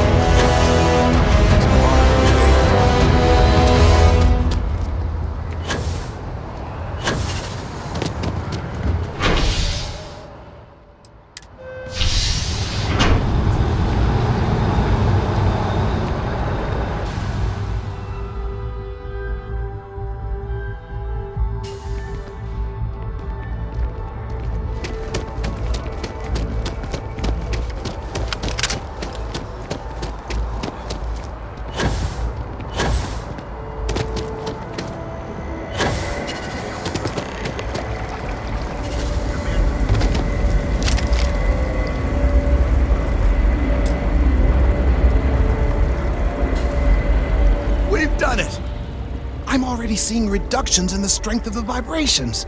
The tree is calming down. I can hardly believe that worked. I don't know. We've been in uncharted territory this whole time. That doesn't stop now. With the immediate crisis hopefully over, I can slow down and review everything we've learned. And certainly, I'll be keeping a much closer eye on our friend going forward. And you have saved this tree and advanced our scientific knowledge of our environment. Noble work across the board. You have my gratitude and that of every citizen in New Atlantis, though they don't know it.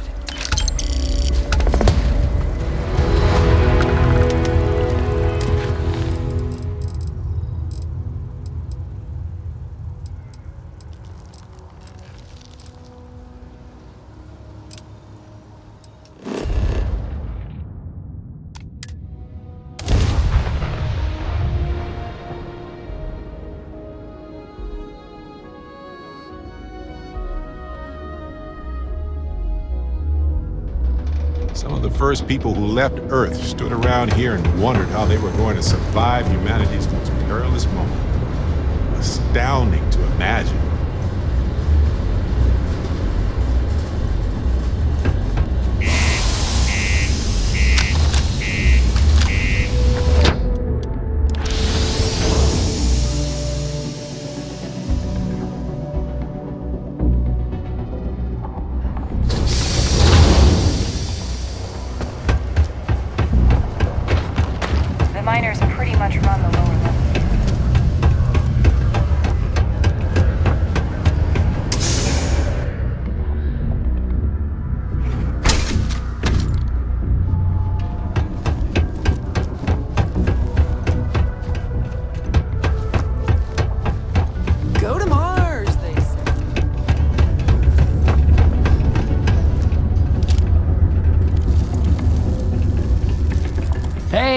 Hey, haven't seen you around here before. Did you just move in? Oh yeah? Word gets around, I guess. Well, if you got a way to get off world, then maybe you can help. I found out recently that my favorite book series, Dragonstar Force, had a very limited initial run. I really want to collect all the first editions, but it's hard for me to get them shipped all the way out here. I already tracked down Volume 1. Could you go buy it and bring it back here for me? I'll pay you back, of course. Plus, extra for your trouble. You will? Wow, you're the first person to actually agree to do it. Thanks. Like I said, I'll make it worth it to you. You won't regret it.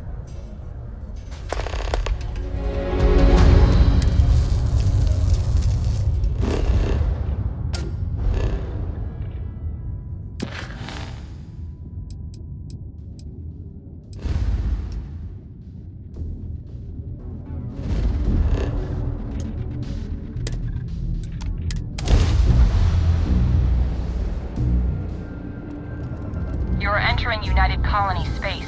Maintain course and prepare to be scanned.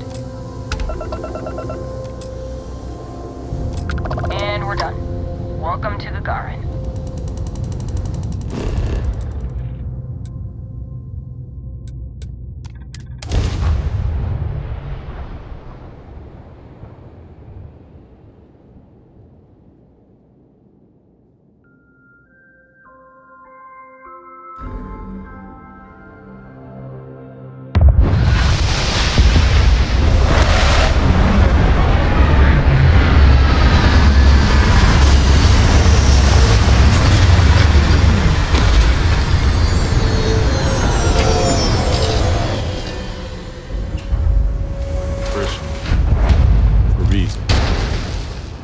Construction is a dead industry, Chief Pretorius.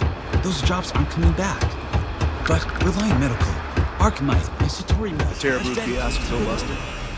I swear. Welcome to Clint's. Whatever you need, I'm sure I've got it lying around somewhere. Except mech parts. Don't trade those anymore, so don't waste your time asking. If you need anything, just follow the sound of falling inventory. You'll find me eventually. May not be the prettiest stock, but you can count on every piece.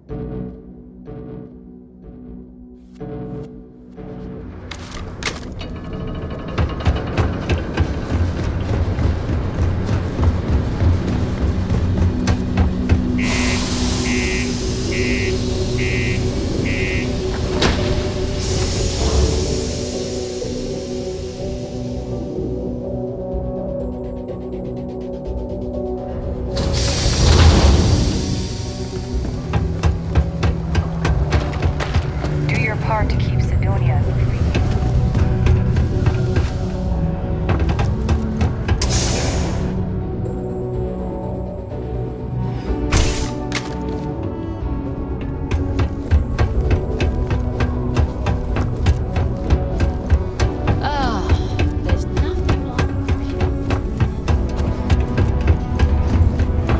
Do you want to hear the song I just made up? I'm a bunny, you're a bunny, he's a bunny, ha! I don't think this place has changed.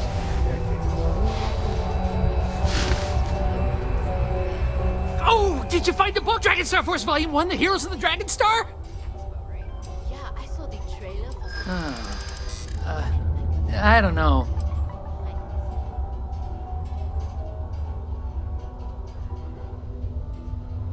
You, may need to get a second opinion on that.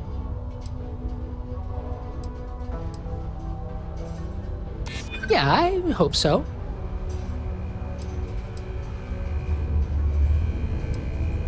I haven't agreed to... No, you'll get what we agreed upon. Besides, I need to save money for my next book. I don't need my old non-first edition copy of the book anymore, so you can have it, I guess. Thanks.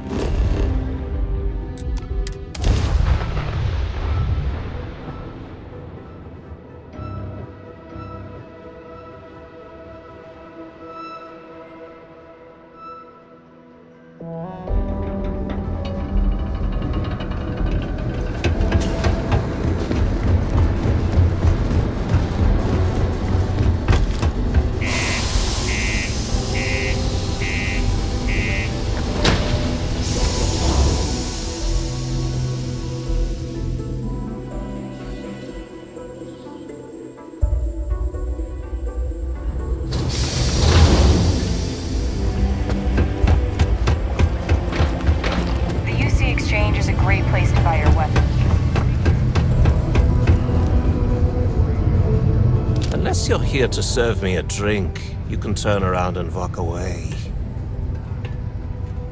Well, if it isn't Neva's little hero. So, you're the hotshot that turned down Sistef's offer, huh? You don't look that impressive to me. Feel free to take another look.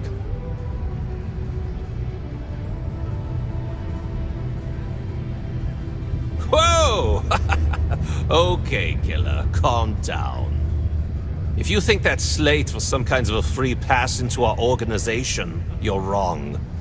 But keep your head down and your mouth shut, and you might just get a crack at some real money. Yeah, I kind of thought that'd make you shut up and listen. Neva told me to make sure you've got what it takes to run with us, and I'll be damned if I'm going to let her down. That means before I send you to meet her, you need to do a little job for me first. Right down to business and no small talk. I like it. Now listen up, because I'm not going to repeat myself. I need you to deal with a miner who's racked up a bunch of debt. He probably spent it all on booze, not that I blame him. Either way, I want that money back. Perfect. His name's Carl Fielding. I think you'll find him wandering around the Deimos miners' quarters. Don't worry, you can't miss him. Just look for the most miserable-looking guy in the entire place. Howdy. We have the tech. Can we instantly jump?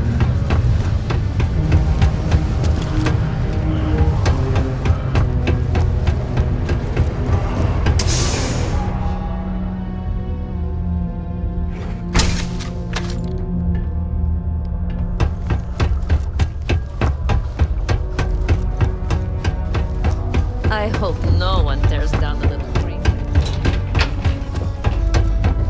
Something I can help you with? Adler Camp. Who the heck is that?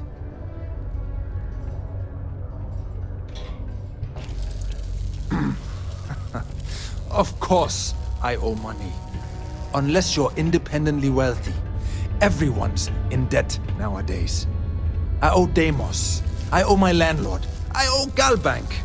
Heck, I have a tab at Parsec Deep at Cespear. It's an endless list. So why don't you just leave me here? Let me get drunk and find someone else to bother. Okay? Adler, you said? Nope. I think you have me mixed up with someone else. Look, I'm tired. It's been a long day in the mines. I just want to go home, wash off the dust, and relax. This has been fun, though. Whatever.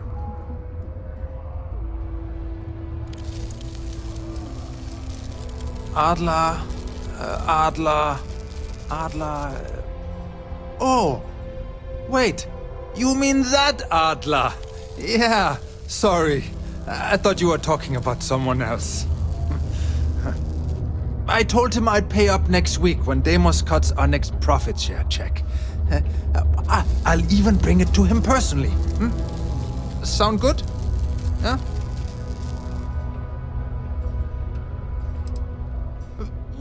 Come on! Give me a break! What the... Look, I haven't got a single credit to spare right now. Okay? You can't squeeze blood from a stone. You know? Right? Technically, there are several natural geologic phenomena that can stimulate the blood effect.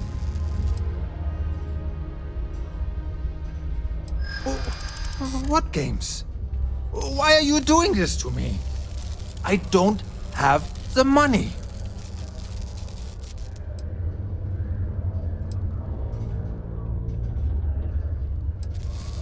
I'm glad you understand the position I'm in here.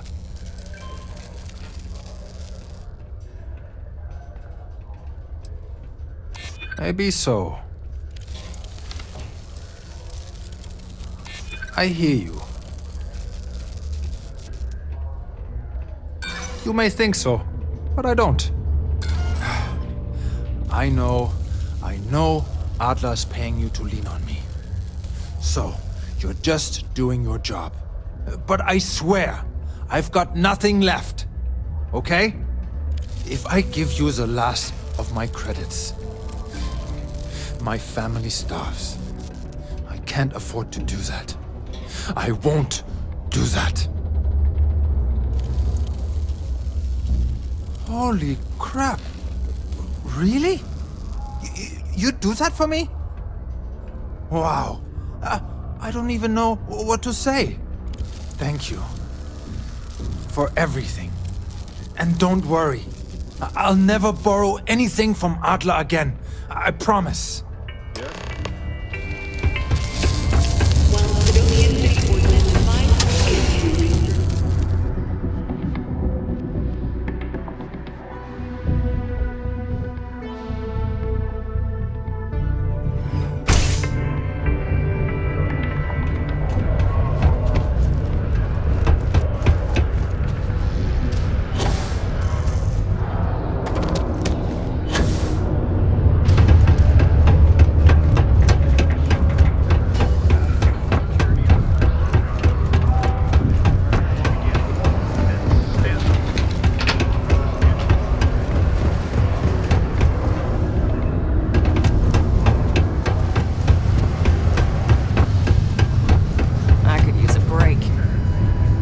Something for me? Well, would you look at that? I knew that bum was holding out on me. He going to be a problem anymore? Or did he get the message? Nice. Nice! You're kind of a natural at this. Leaning on deadbeats comes easy to you. I like that. Well, looks like you've made it this far. Take one more step and there's no going back. You still think you can handle running with my associates? That's what I'm talking about. I like your style. All right, I'm convinced. I'll call ahead and get a hold of Neva. Head out to Europa, you'll find her there. I suggest you listen to whatever she has to say.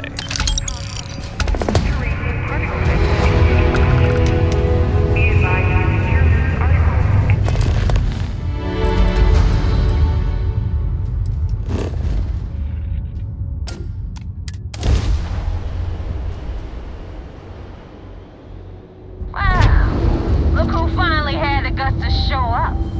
Looks like Adler finally did something right for once. So, big shot. I hear Adler thinks you're good enough to join our crew.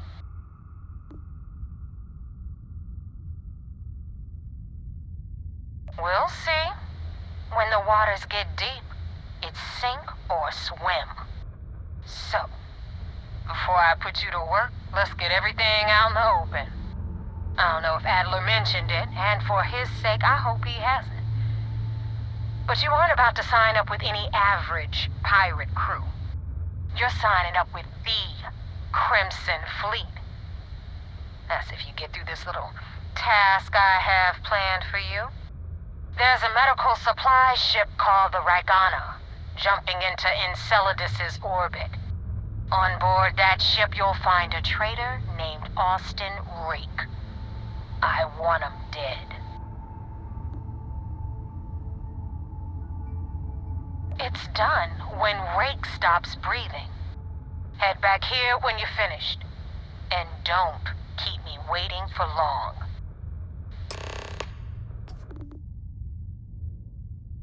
Rake used to run with the fleet. Hell, I'm the one who vouched for him in the first place. Back then he had a different name and a different identity. He was a damn good earner, too. Brought in a ton of creds. Everything was fine until he wanted out. So he ran. And nobody, I mean, nobody, runs away from the fleet. I've been tracking Rick for months. He's making it tough, not gonna lie. He changes his location and identity so often, it's costing me a small fortune just to keep tabs. But you know what? It's worth every damn cred. He's made me look like a fool in front of Delgado, and I'm gonna have his head on a pike.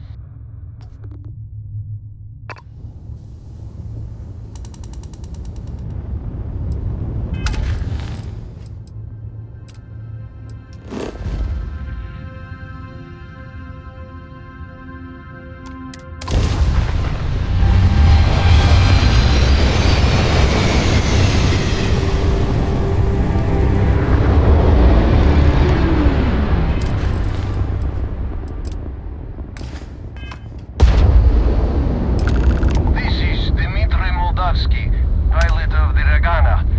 We are a simple transport ship heading to New Homestead. We do not want any trouble.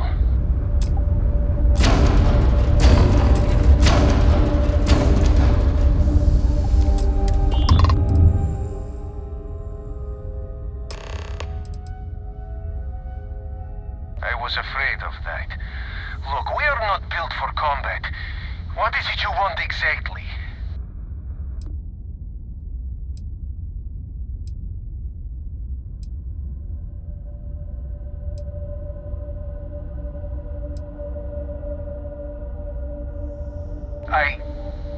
I do not know who you are talking about.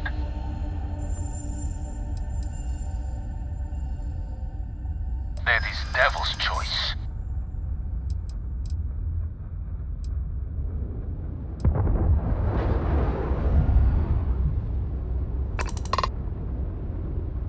Then count. I will not murder my own crewmen. Whoever he was before, he is a member of my crew now.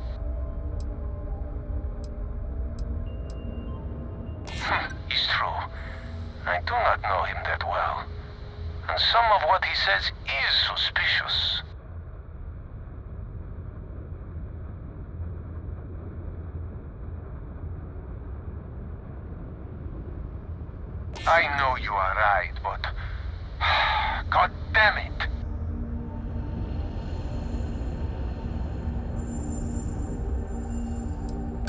I make it, I am the one who's going to have to live with it.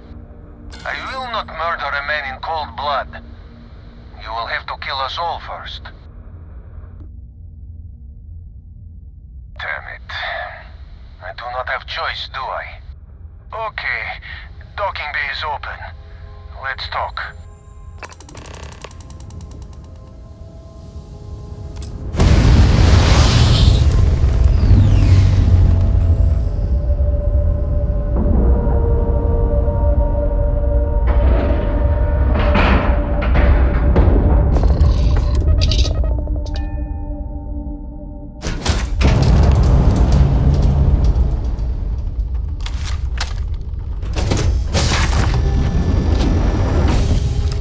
I'm not sure what to make of you being here. If you wanted to kill us, you could have done that from your ship. If you wanted our cargo, we could have jettisoned it.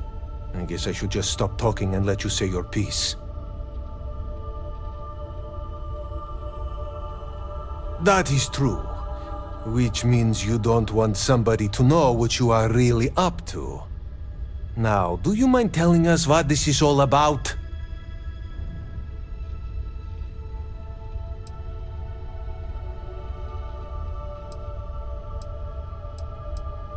I will not murder a man in cold blood. You will have to kill us all first. You are asking me to betray my own crew.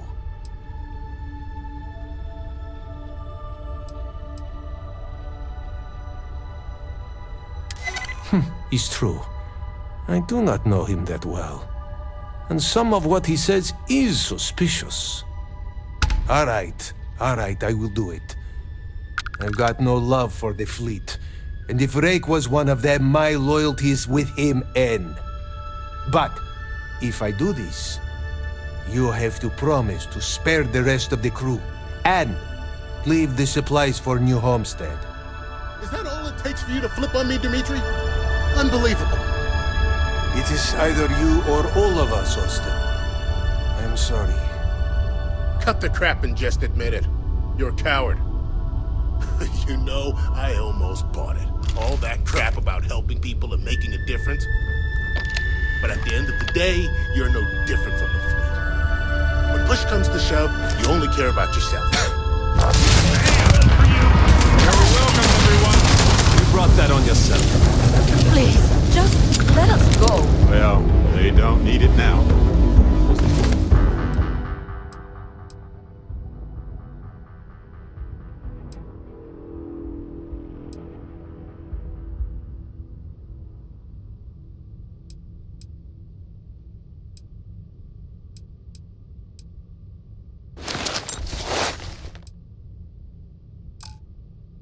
Really a member of the fleet?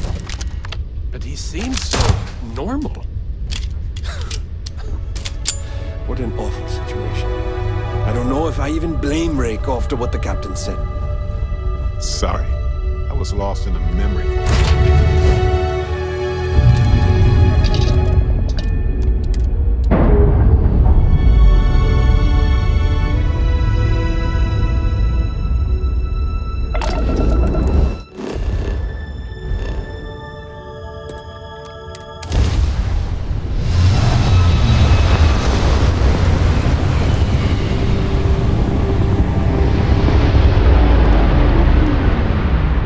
Damn mercs just don't know how to take a hit.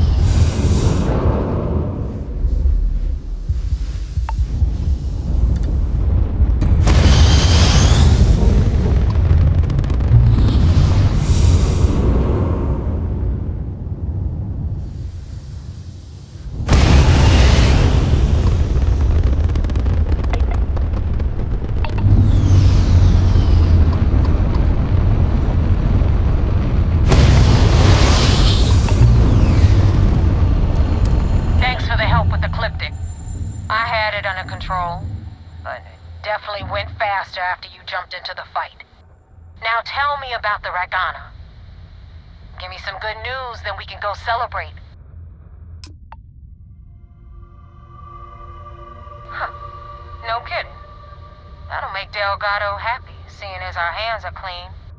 I would have preferred if you hadn't left witnesses behind, but at least you got the job done. Anyway, you wanted into the Crimson Fleet? Well, you're in. Yep, it's that simple. Hope this business with Rakes taught you something. Because I'm about to stick my neck out and vouch for you. If you screw up, and I wind up looking like an asshole, I'm gonna send someone after you. We clear? You better stow that crap before you make me change my mind. Now that you know the deal, it's time to see what you signed up for. I'm gonna upload the coordinates for our headquarters in the Crick system. Spacers call it the key, the fleet calls it home. Head out there as soon as you can. Don't keep me waiting long.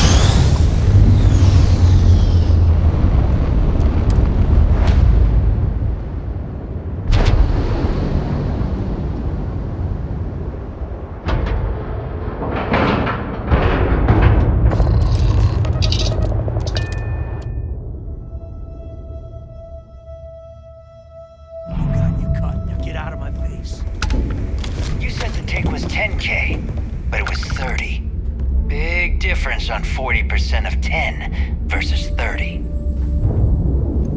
You wanted 4K, you got 4K. Not my problem. If you're stealing from me, you bet your ass it's your problem. You kidding me? Find who did this. Way to make a mess in front of my new rook. Hey, steal from me and get caught. Better off dead. Sounds like you did the fleet a favor. Now toss this body out of an airlock before it turns into a damn air freshener. The hell took you so long? Forget how to grav jump or something?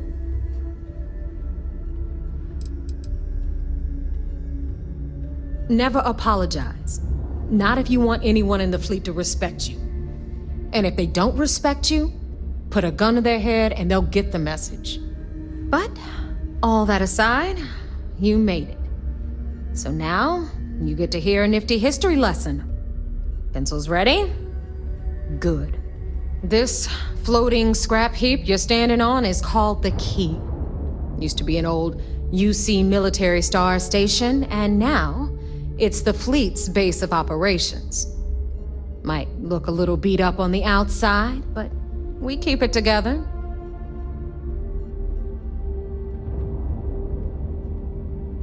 Hell yeah, it is. Just watch your back when you do. Cred sticks tend to disappear around here, if you catch my meaning. Don't worry, I keep all my cred sticks in a secret... well, somewhere safe. Leave it at that. Anyway, I'll tell you all about the Key. But it's better if I show you too. Follow me.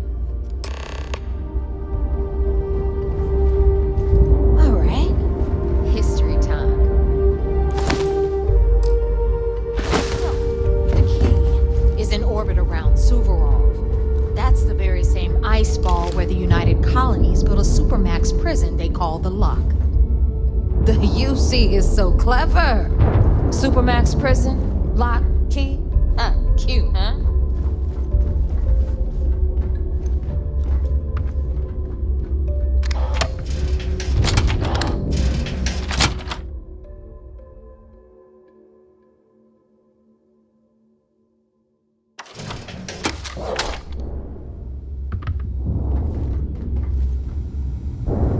Now, we've got everything the fleet needs right here. Of course, you've got to pay for it. Remember, on the key, credits are king. Hey, Dusty. What the hell is this? If you're ever thinking to yourself, all right, hang on, Nav. I could Before you really get pissed, listen I've to got my Barrett's hands full. dulcet voice right now. Jasmine, Then sweet. instead of dreaming about I'm me, trying to give a stop tour by here. and say hello. So you want to tell me why okay? those damn doors are sealed? Need something? It's called a malfunction. You know, that thing I spend most of my day dealing with. Believe me, my people are on it. Have a little faith for once. Aw. And you, always, Angel. This here's Jasmine. You need anything for your ship, she's got you covered. We'll hit up the depot next since these doors have given out on us. So anyway, we were talking about the lot. About 100 years ago, the prisoners down there rioted and took over the place. After stealing some ships, they were actually able to make it up here and took over the key. About time you brought us new blood, Neva. I was getting tired of trading with the same old faces. You're just ticked everyone's getting wise to your ridiculous prices, Aludra.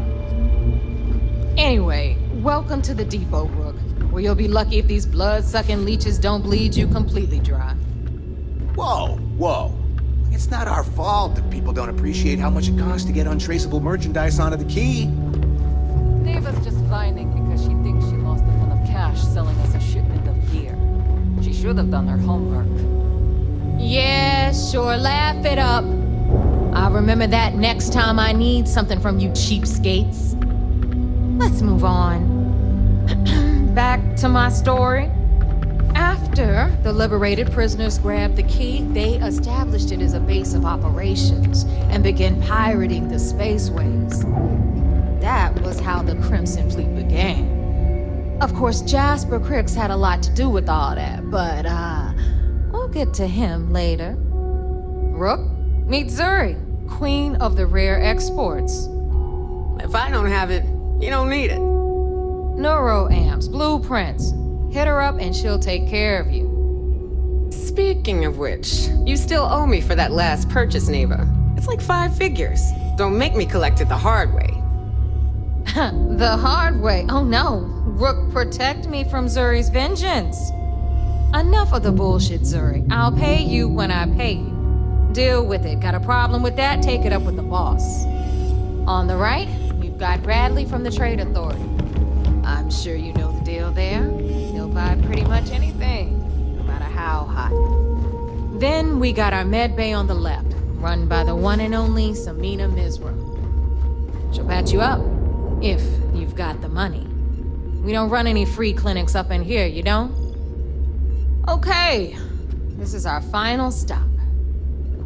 Over there, you've got the Last Nova, where Bog serves watered-down drinks at ridiculously exorbitant prices.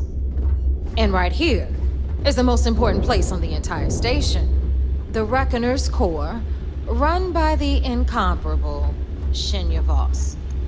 Another new Rook, Neva? I can't believe Delgado still lets you recruit given what happened with the last one. You mean Austin Ray? It's been taken care of, all right? I don't like loose ends, and this Rook is the one who tied it off. Perhaps next time you'll try to be a bit more discerning regarding your choices. It's far more cost-effective. Yeah, love you too, darling. Anyway, Shinya handles our lifeblood. The money. We call him our Reckoner, but if you ask me, he's actually a pain in the ass. And Neva will slit your throat if she thinks you'll bleed creds. Go to hell, boss. Take care of our new friend here, or I'll find a way to pull the pin on that little party popper in your chest. Anyway, Shinya will get you set up in our system. I've got real work to do. Once you're done, head upstairs and I'll introduce you to the boss. Time for a proper introduction. I am Shinya Voss, the official reckoner for the Crimson Fleet. And since Neva so thoughtfully mentioned it, yes, this is a bomb embedded in my chest.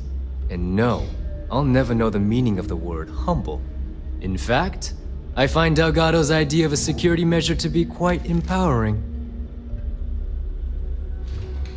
Glad you approve. Obviously, betrayal isn't taken lightly around here. Since I oversee the bulk of transactions and maintain all accounts for the fleet, I'm a prime target for information. Should our enemies capture me or I grew any semblance of a moral conscience, you might consider me the greatest threat we have. For Delgado, the bomb grants peace of mind and a certain degree of safety.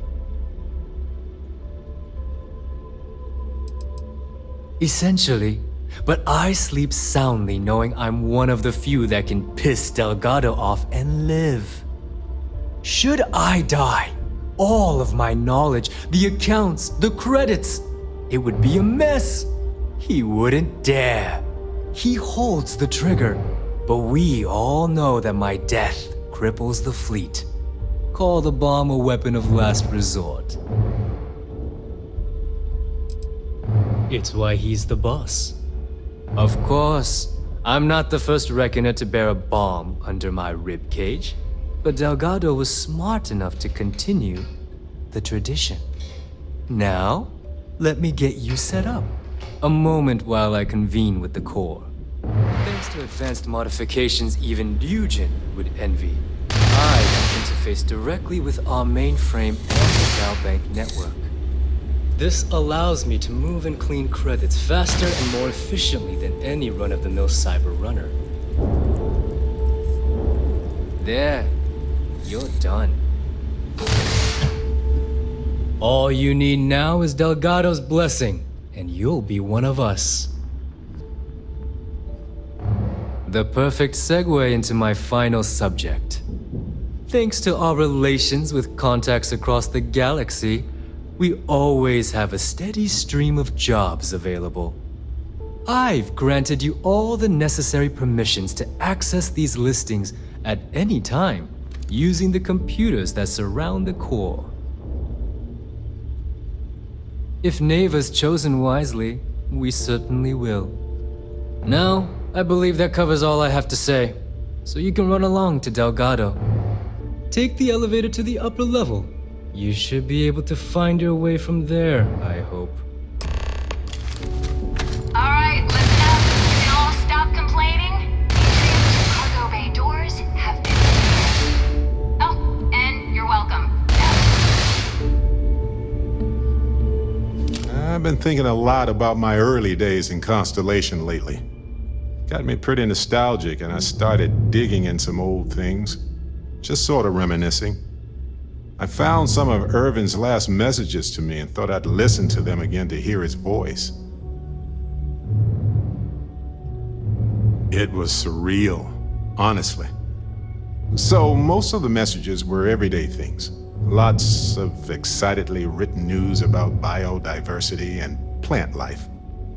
But one thing stood out. In one of his messages, he mentioned this job that he took at a mine shortly before he died. He said something terrible was happening there, but the message was garbled after that. True, but this was different. I recognized this pattern from the war. A portion of the message was encrypted. Well, Vasco helped me decipher it. Turns out the message was from Irvin, and he was begging me to help him. The message was short, but his voice was pained. He was so upset. Yes. Hearing his voice in so much pain was very difficult. I wish I had noticed this message when he sent it. So in this message, Irvin said he was being framed. He said they'll do it again. He asked if Constellation could send more help.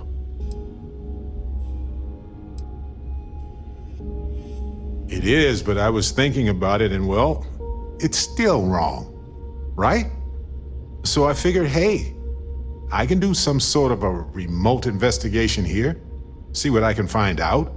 There's gotta be a paper trail, right? Now, I happen to have a trustworthy contact who knows a bit about law and owes me a favor. I'd need to pay in advance in case there are any access fees or bribes.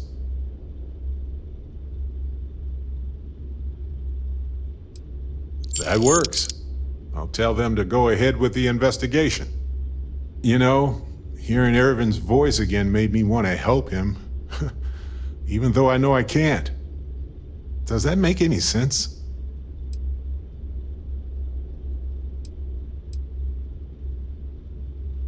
I appreciate that. It's going to be hard to get some sleep tonight after all this. But the fact that I'm doing something about it might be enough to help. Hopefully poking around in old records doesn't catch the attention of Hephaestus. Well, anyway, I'll let you know if my contact finds anything.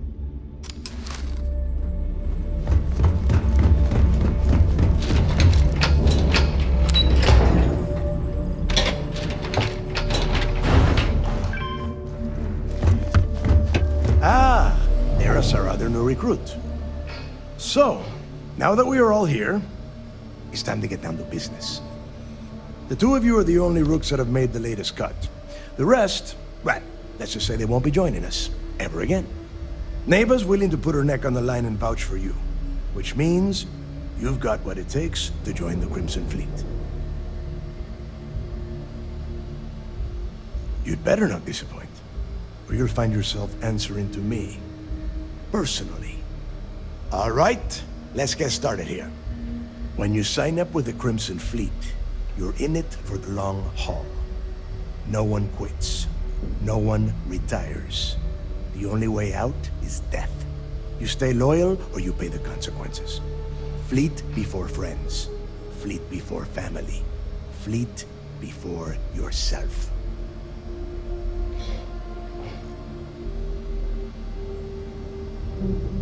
Boss. Good. You're getting it already. I like that. Can we get on with this? I want to get drunk at the last Nova. I'm impressed. That is the first intelligent thing you have said this entire time, Mathis. Since you two seem so eager to move forward, let's get to your next job. Pack your cold weather gear, Rooks. Where we are going, you're going to need it. Oh, God, don't tell me you're dragging him down to Suvarol for another one of your little initiation runs. 10 Johns to the surface, 12 dead Rooks. You'd think by now you would have given up on that goddamn campfire story. Crix's legacy is no story, Neva. We've got fresh eyes in the fleet. And if these two want to impress, they're going to help me search those ruins. I hope you're right, Dale. That new code we grabbed for the lot cost us a ton of credits. And a decent captain. This initiation, as Neva calls it, is your chance to see where it all began. On Suvorov with Jasper Crix. Crix led the riots that gave birth to the Crimson Fleet. And if his legacy is still out there, we're going to be the ones to find it. Before Crix left the fleet, he left a message talking about a major score. One that would set up the fleet to be a big player in the settled systems. Somewhere down the line, they started calling it Crix's legacy. And everyone who's tried to find it has wound up empty-handed, missing, or dead. If we're gonna beat those odds, we'll first need a lead. And I would wager we will find one on Suvorov. Dale's leaving out the best part. That this whole search is based on a handful of words on a very old slate. Crix left a lot of big talk on that recording, and not a lot of facts. Some of us believe in it more than others. Don't listen to her. When we get our hands on Crix's legacy, the fleet will be operating at a completely different level. We will become more than a match for UC Sistef. Exactly. Now you're beginning to understand. Okay, enough discussion. We have got a lot of work to do. To that end, the next stop is the lock. I've had Jazz feed the coordinates into your ship's computer. Since Mathis doesn't have a ship, he's going to ride with me. I'll see you down there, Rook. Don't keep me waiting.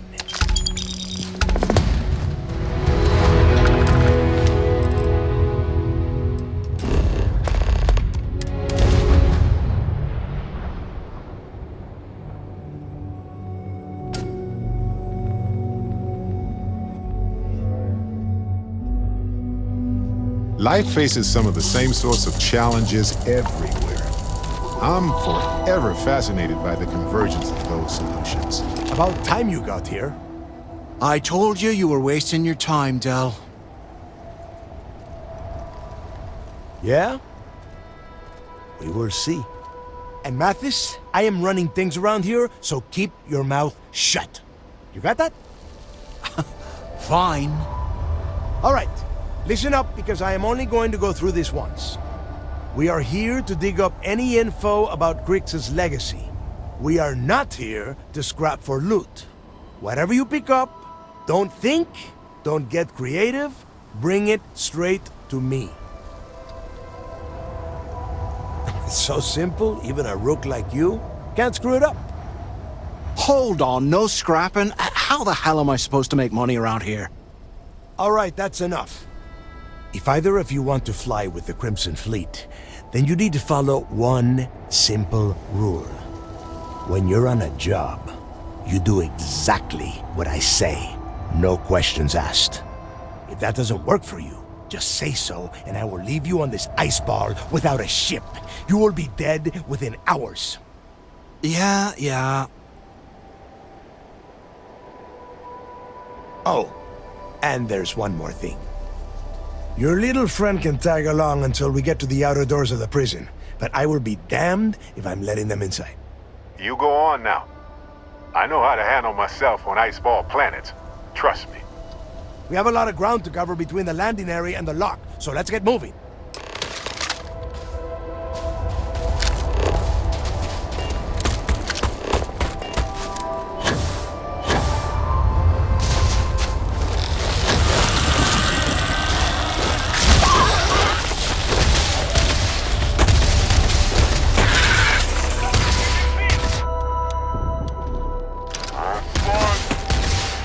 Creatures have so much in common everywhere we go. Yet they are so...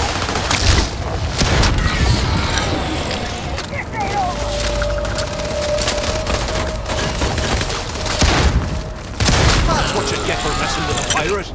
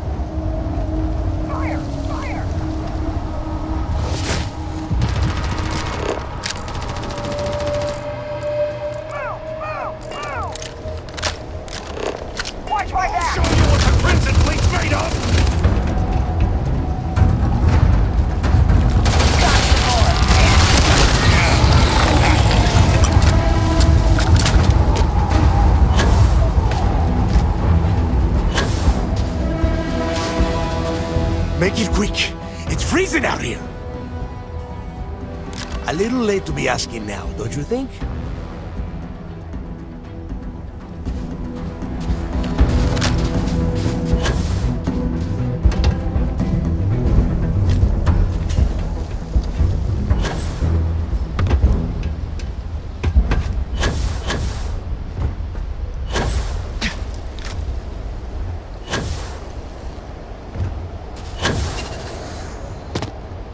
Here we are.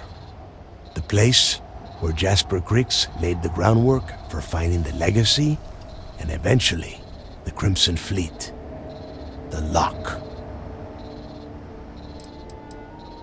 Yeah, he needs to get this thing open, like, right now. It's freezing out here. Then crank up your suit heat, Mathis, because it's probably not going to get much better once we are inside. All right, let's keep moving. Standing out here isn't doing us any good. This ID card cost a small fortune. Let's hope it pays off.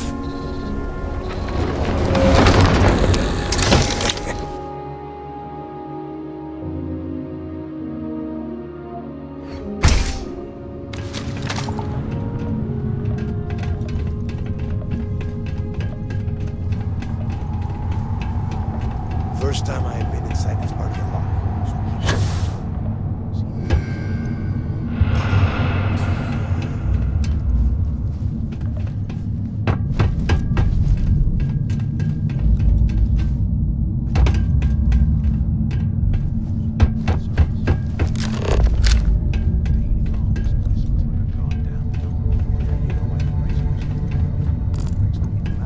And that's how the Crimson Fleet began.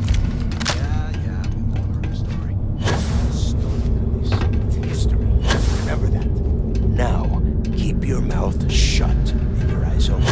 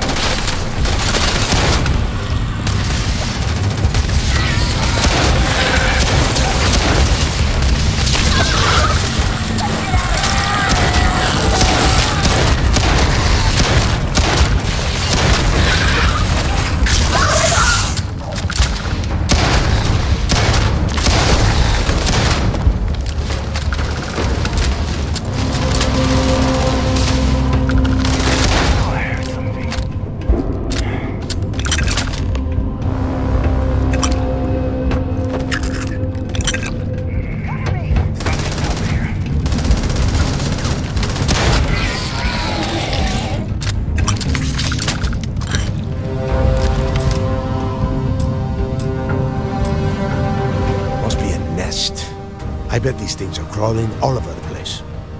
Yeah, and their buddies probably heard us firing from about a kilometer away. Hallelujah. If we weren't on this job with Delgado, I'd drop you for saying that. Enough already! I should have known better than to bring both of you at the same time. Now let's see. Looks like we are inside some sort of prisoner transfer area, but everything is locked down tight. Since you are such good friends, why don't you and Mathis head up to that control room and see if you can get some more of these doors open?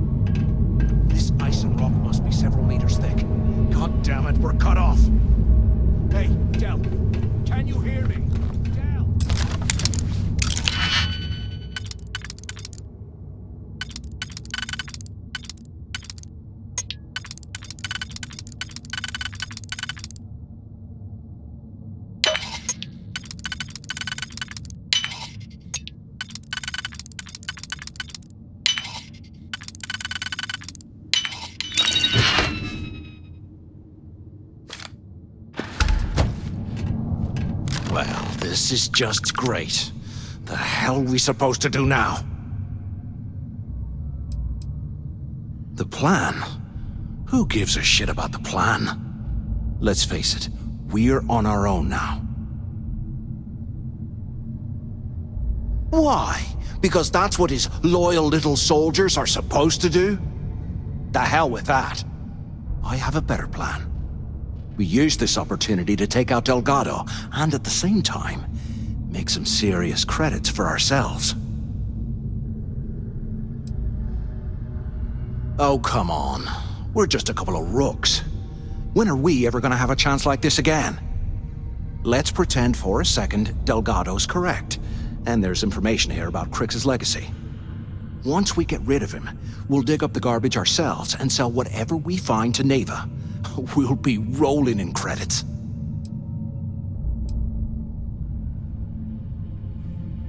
Oh, fine. Suit yourself. You know, for a second there, I was almost starting to respect you. Now, let's find a way out of here.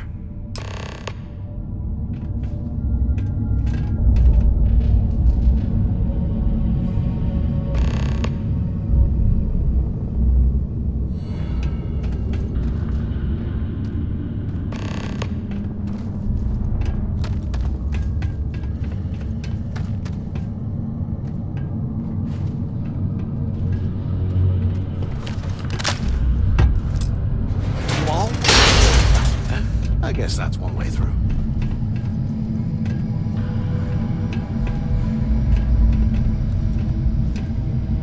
Okay, Zouch. What the hell was so important that you had to drag me all the way out of A Block at this hour? You know Jasper Crick's over in D Block? He's busting out of here, and he wants me to join him. Cricks really thinks he can bust out of the lock? Why the hell am I just hearing about it now? Crick's only told the few people he trusts. He even told us to keep it to ourselves, or he'll cut our throats. And why the hell are you telling me? Come on, I gotta explain this. It's because I like you, Rickard. And I want you to come with me.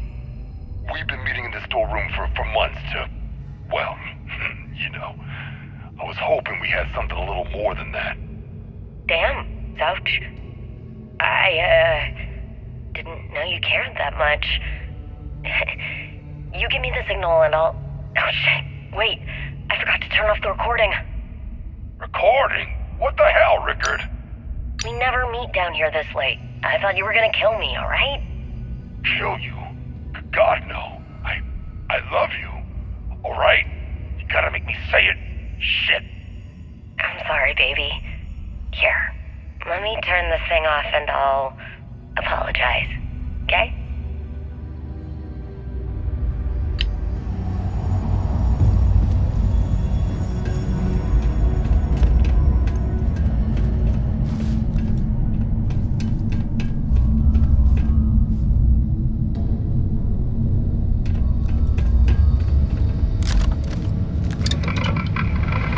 They aren't paying us enough to keep poking through this scrap heap.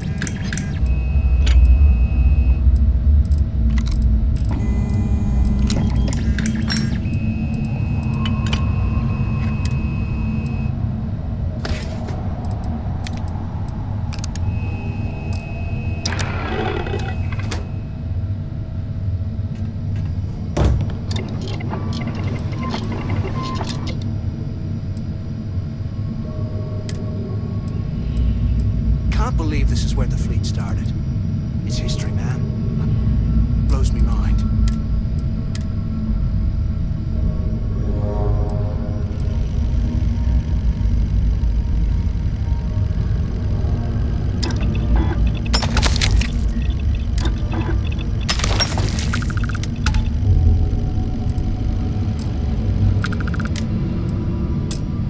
Look at this dump. I can't imagine being stuffed down here to rot.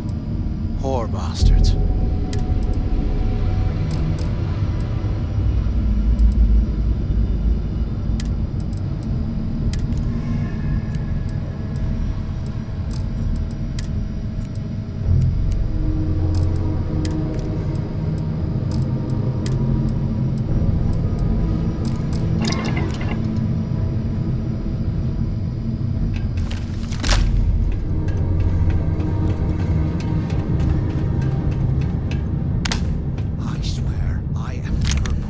In me drinks ever again.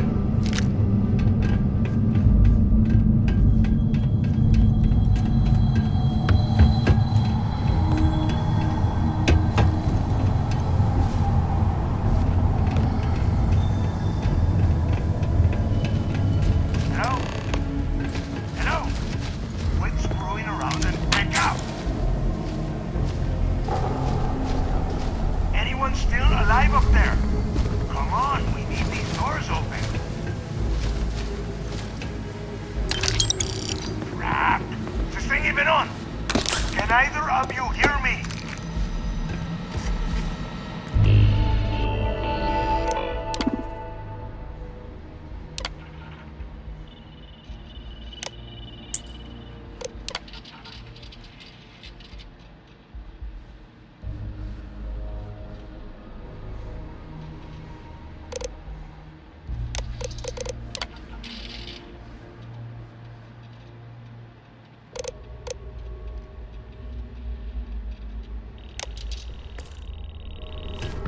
Is anyone up there? So the two of you made it, huh?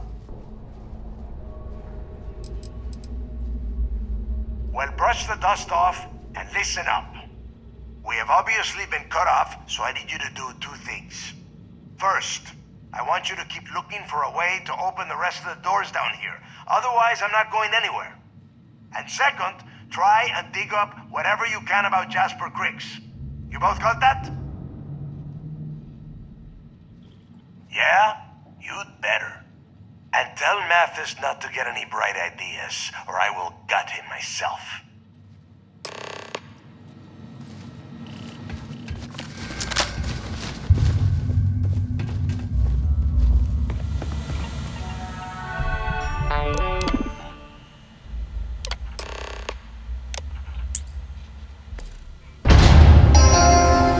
Attention.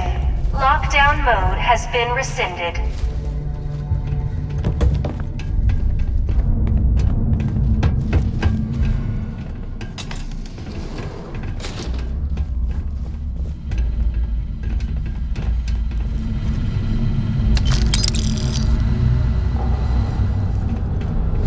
There's gotta be a way out of this goddamn place.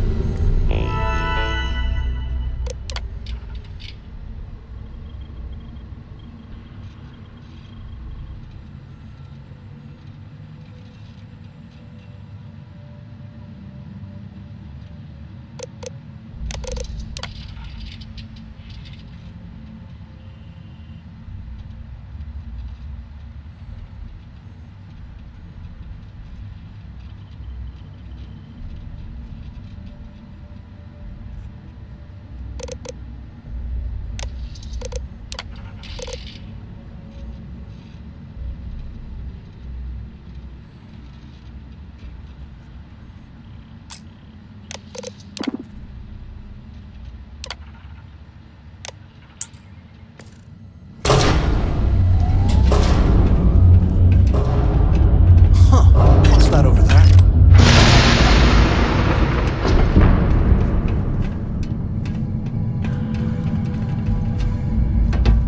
Looks like there's a guard tower overlooking the cell block. We should check it out.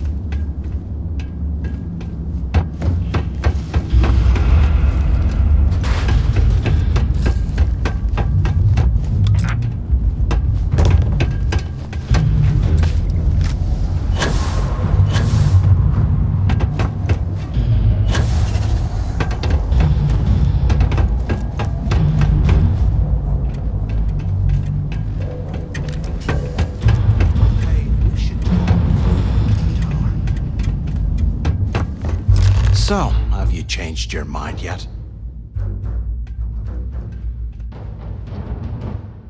Yeah, right. You saw it back there. Those things, whatever they were, they've probably ripped him to shreds by now. Did the job for us. And if they haven't, we can still handle the job. We just have to get our hands a little dirty. Wouldn't be the first time, am I right?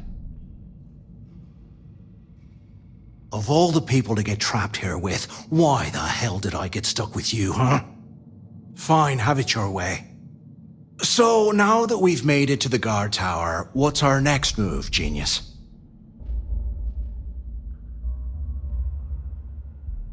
Keep doing what we've been doing. Right. Glad I asked. I suppose we should start off by searching the tower for the location of Crix's cell. If he stashed any useful information, it might still be hidden somewhere inside.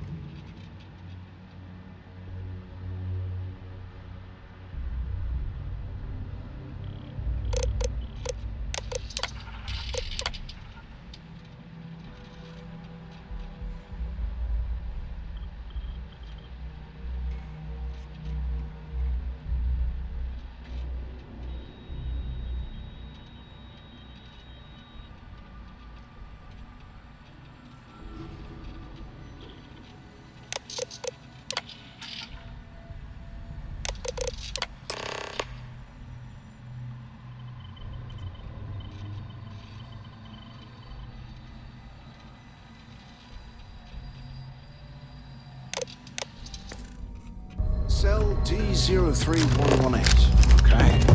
It's a place to start, I guess.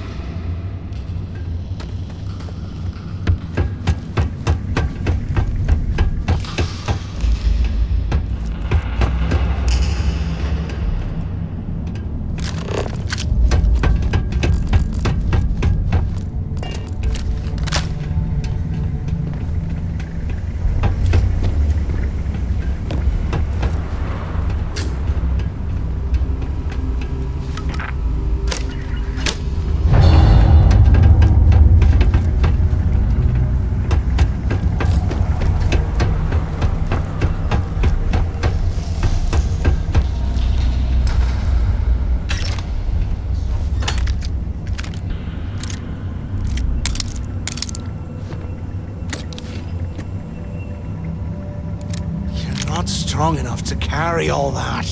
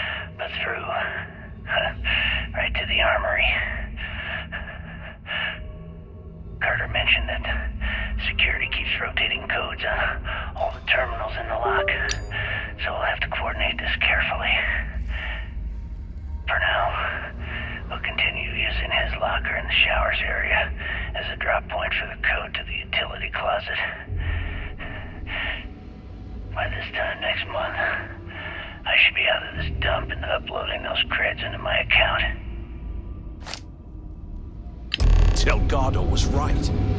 Criggs must have hit the Galbank transport and stashed away the money or something.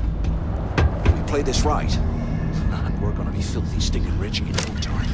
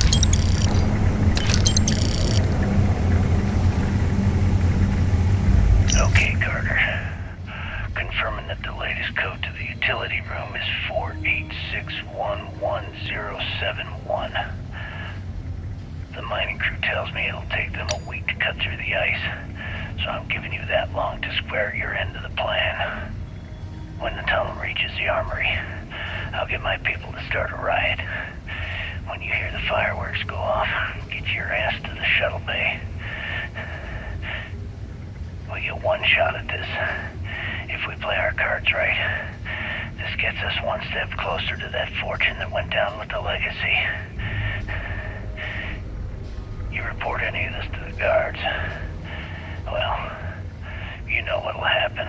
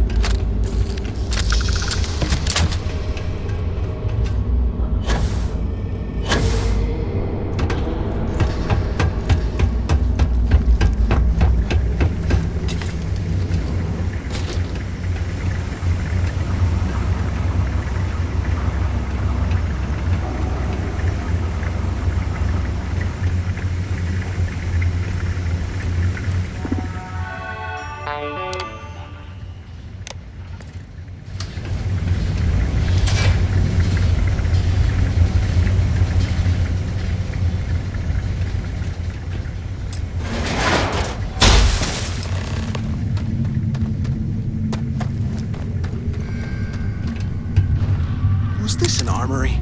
Looks like they cleared this place out. Well, what do we have here? Give me a sec. This ought to come in handy.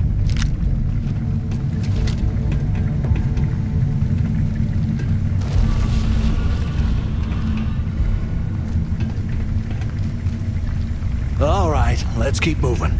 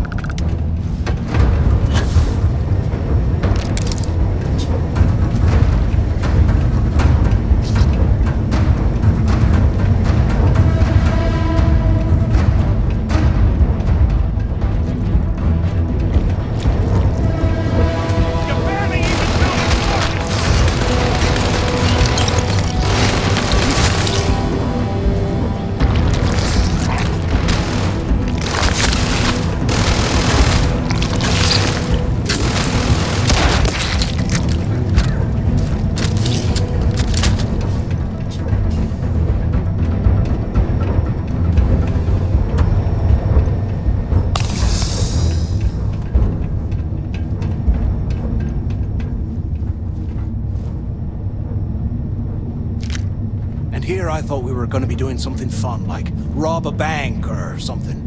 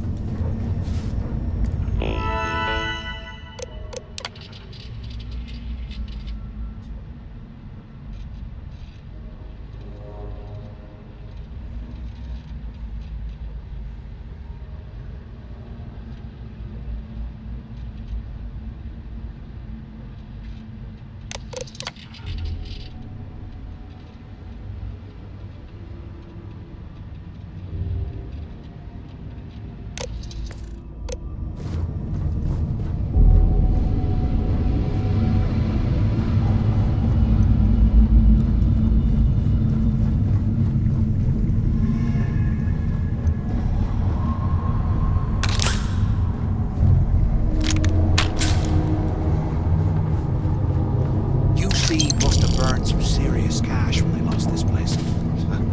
Serves them right.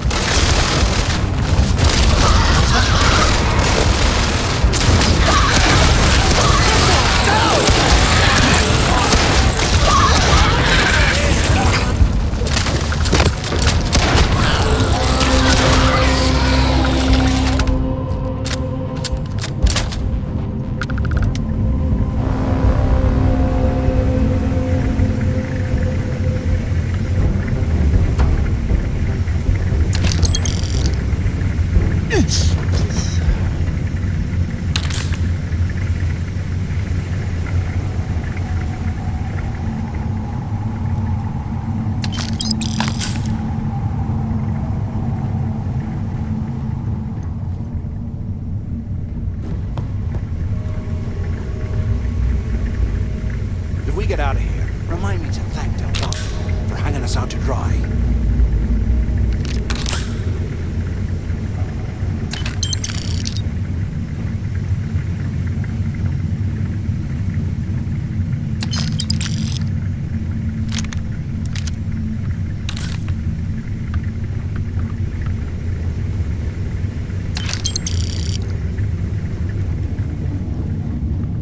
Can you imagine how angry the prisoners were when they rioted? I would hate to have been one of the guards.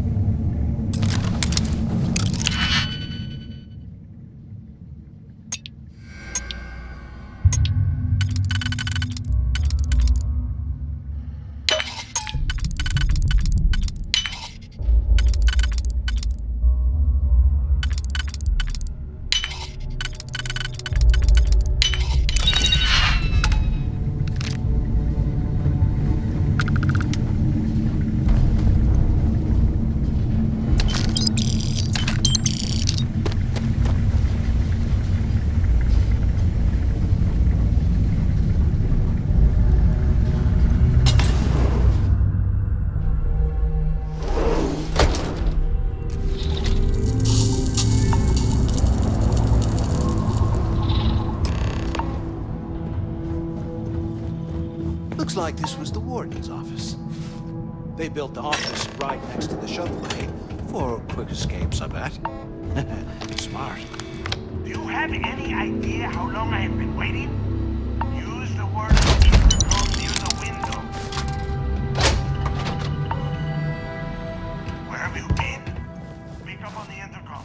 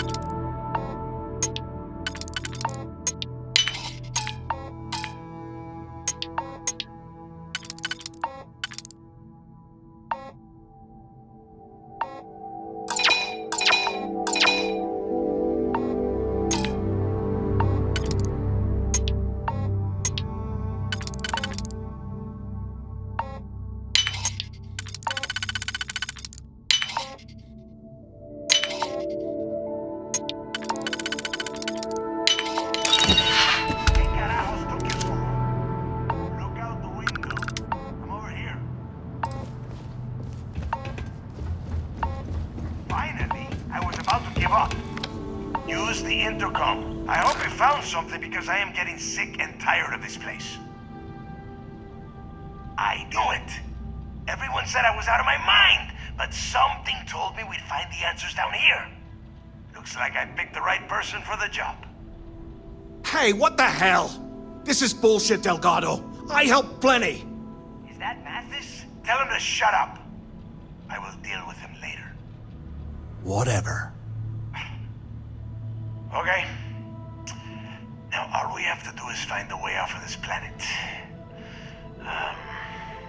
Let me see. Here we go. I'm looking at schematics for the lock, and I don't think there's a way to get you back to the surface from there. But I can open the outer doors to the shuttle bay and let you fly one of the shuttles down there directly up to the key. Good answer. You're learning fast. Okay, let me see. One of these probably opens the door. Shuttle bay activated. Initiating the icing process. Please stand by. Yup, it's got it. Might take a while though. Those bay doors have not been opened in almost a century. You have done a hell of a job, Rook. We will talk when you get back to the key.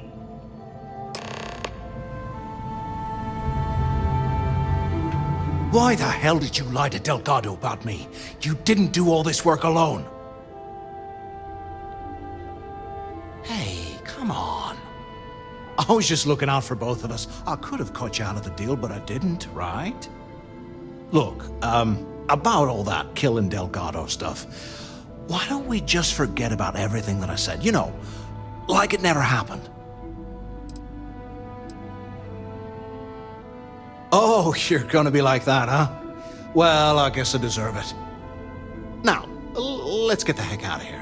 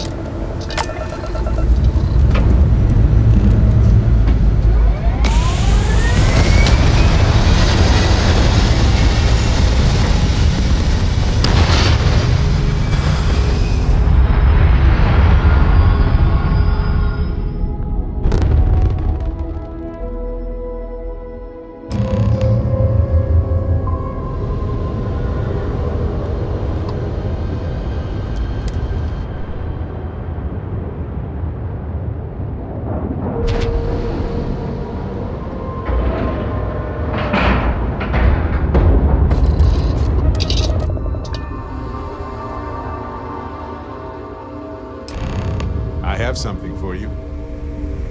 Talk to me. Yes, right. Here, check this out. Lay it on me. Let me carry that. Mm-hmm.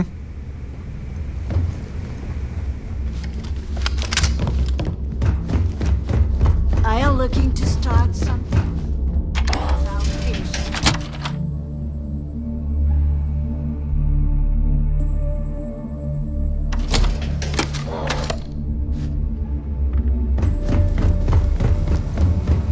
Every captain here's earned it.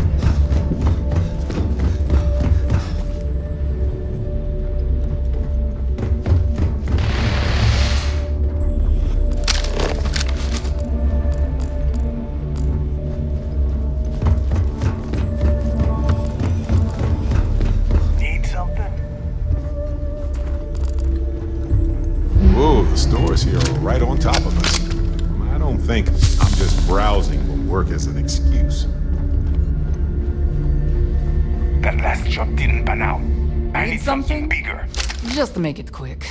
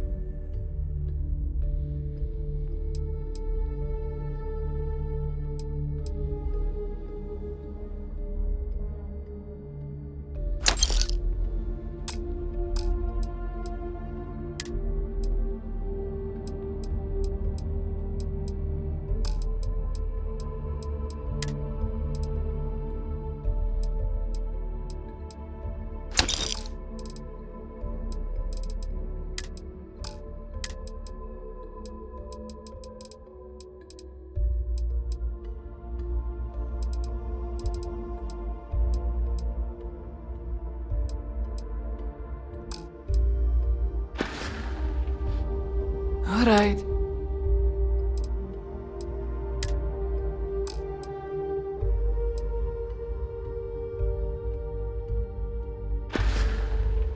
Oh, bye, I guess. And now? Now you buy from me. I'm sure I got something to...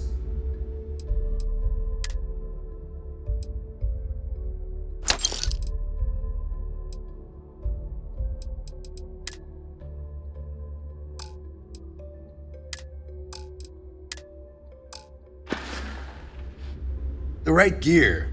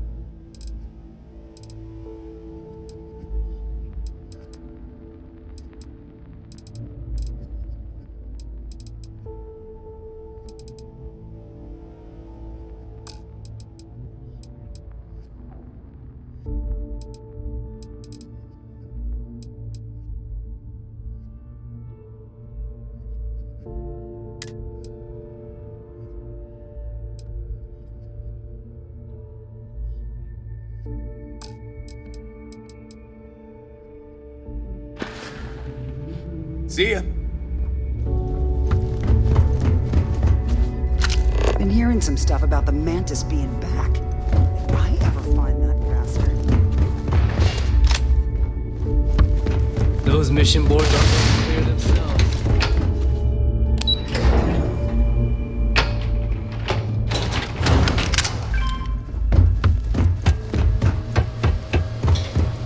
There you are. The hell took you so long? It's about time. I was about to fly down and loot your bodies. Not now, neighbor. Well, you said you found something. Hand it over. That's it? Just one slate? After losing so much of our crew, It better be a map with a big red X on it. Well, I'll be damned. Legacy wasn't referring to Crix's fortune. It's the name of an actual ship. A Galbank transport probably loaded with credits. Never heard any stories about a Gal Bank ship going down. And even if it had happened, it would have been picked clean years ago. No, Neva. Think. If Galbank covered it up, and over time, the location was eventually forgotten, it wouldn't be on anyone's radar. Okay, this changes things. Now that we know what we are looking for, we have to narrow the search. Well, that is not necessarily true. Let us start with what we know. It was a Galbank ship, which means the company is going to have records of where it went down. Neva, weren't you working on a deal with Rokov? Something about a big-wig charity event on one of Trident's starliners? Are you serious? I've been working on that gig for 3 months. That's my score. Ay, Dios mío. Will you shut up about your score and think for a second?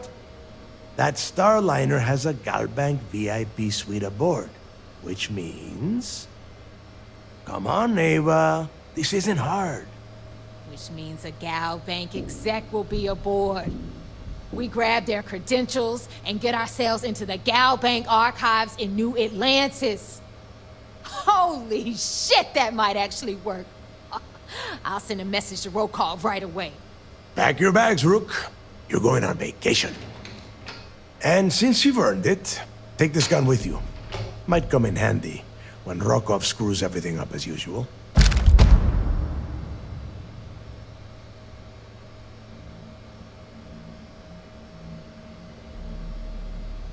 Good, because that is exactly what you are going to be doing. Neva and I are too well known to walk around the starliner without being recognized. If Trident Security spotted us, it'd be over. I need you to board that ship, make contact with Rokov, and get me those credentials. You'd better. Oh, before you leave, I wanted you to know that I took what you said about Mathis into consideration, and I've decided to cut him from the fleet. Honestly, I'm surprised he made it off Suvorov in one piece.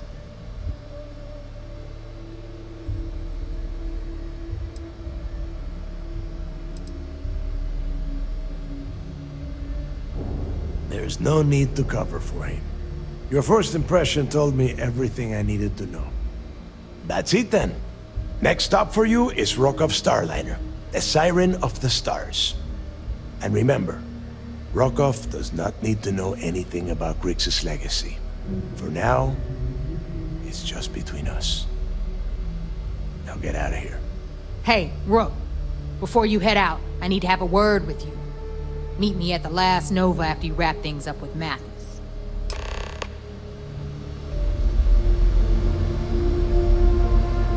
Hell of a job you did down there, Rook. Hell of a job.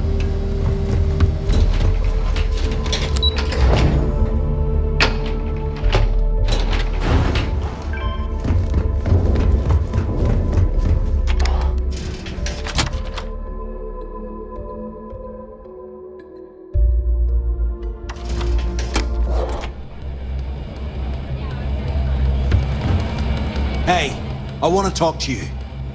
Thanks to you, Delgado's cutting me from the fleet. Well, you know what? You better get your own fleet, because I'm coming after you. Oh, I will, I can promise you that. Best part is, you won't even see it coming. Ooh, I promise we'll try to act surprised. Now get the hell out of me way!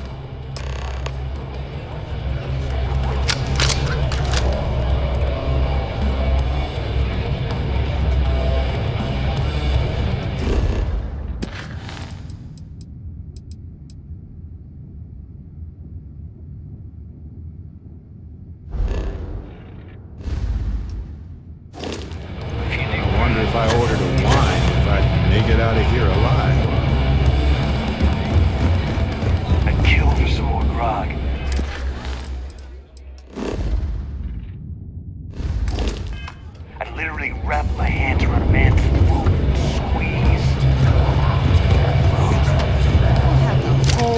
settled systems on the run someday. We haven't decided. There you are. All right, look. I've been lining up a score with that asshole roll call from the Siren of the Stars for months. I'm not about to let a payday slip through my fingers. So guess what? You're gonna finish the job for me. Every pirate in this joint comes to the Nova. I'm about to tell you, so shut up and listen.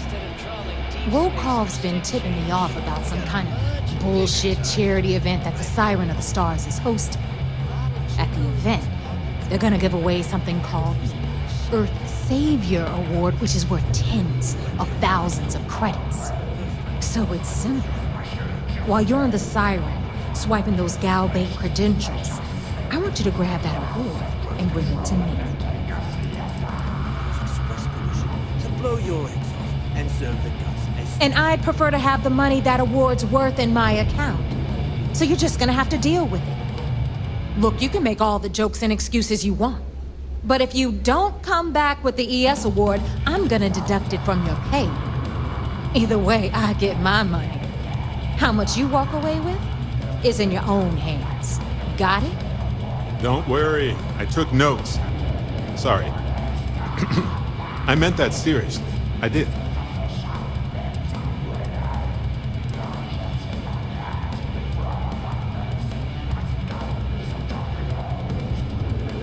Yeah?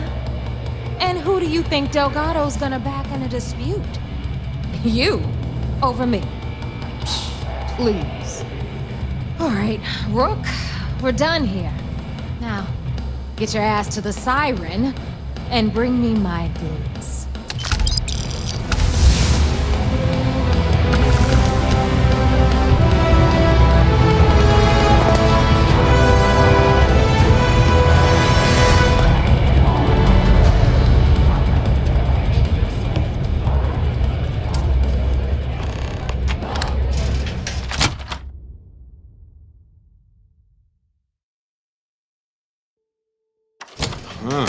Smells like sweat machines and pine. You're picking up pine too, right?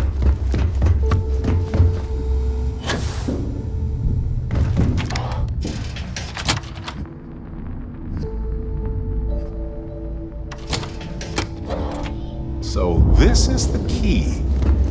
I'm honestly impressed they managed to keep the thing operational.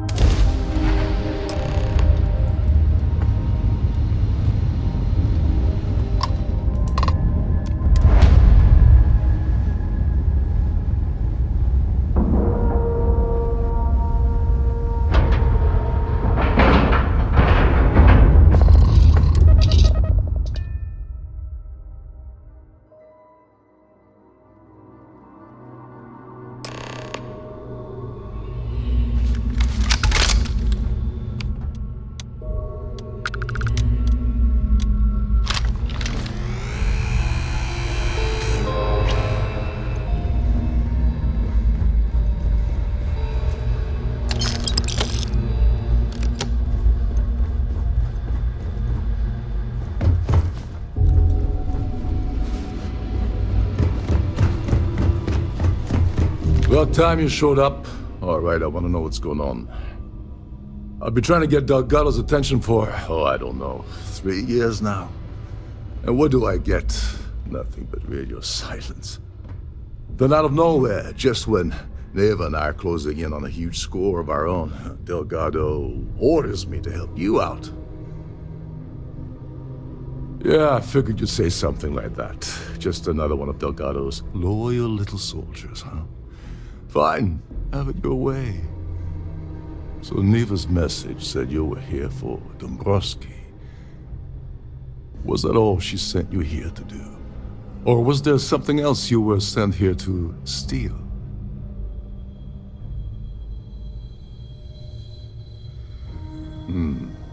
Okay. So why are you targeting a Gallbank exec anyway? Not exactly your average Crimson Fleet prey. Why the interest?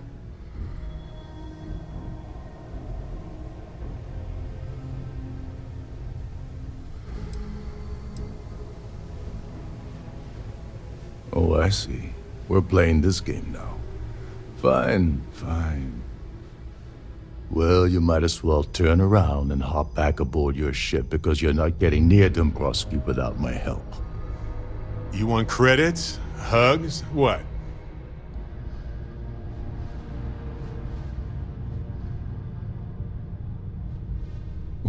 Well, it appears we have a mind reader here.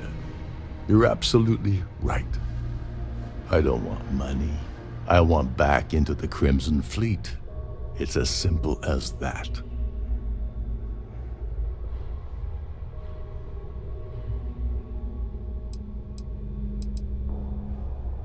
That's a disturbing way to put it. But I suppose that's the best offer I'm gonna get, so I'll take it. Dombrowski's a full-timer aboard the Siren of the Stars. Probably spends more time cruising the space lanes than actually working. Fortunately, the Siren is hosting the Terran Preservation Society charity gala. Larry won't be able to resist showing off his VIP clout. To get what you need, you're gonna have to attend the gala, talk to his fellow philanthropists, and dig up some dirt. Oh, this is my cue. Step aside, mortals. Barrett is here. Yeah, well, lucky for you, it's not black tie, so you'll be fine. This card will allow you to access the Starfield ballroom. If you need my help, I'll be relaxing in one of the upper-level lounges. Head inside and mingle with the crowd. No one likes Dombrowski, so they'll be more than happy to share his dirty secrets.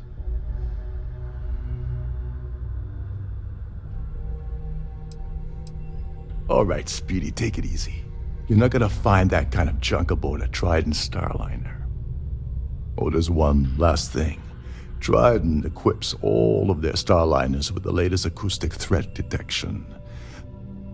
Meaning that you lose patience and kill anyone aboard the ship, security will be alerted and all hell will break loose. Anyway, I suppose that's enough to get you started.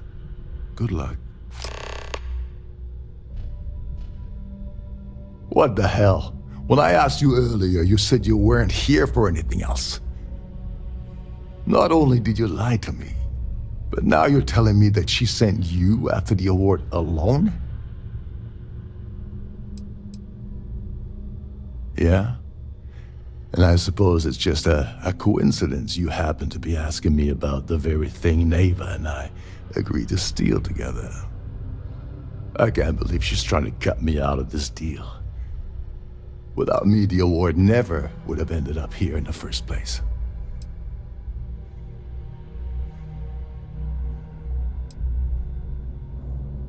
I spent months manipulating the Terran Preservation Society into hosting their gala affair aboard the Siren of the Stars. I had to arrange the event to make sure that the award was aboard the ship. Neva said she'd do the rest. When I got a message about Dombrowski, I assumed she'd be tagging along to steal the award. But looks like she sent you in her place.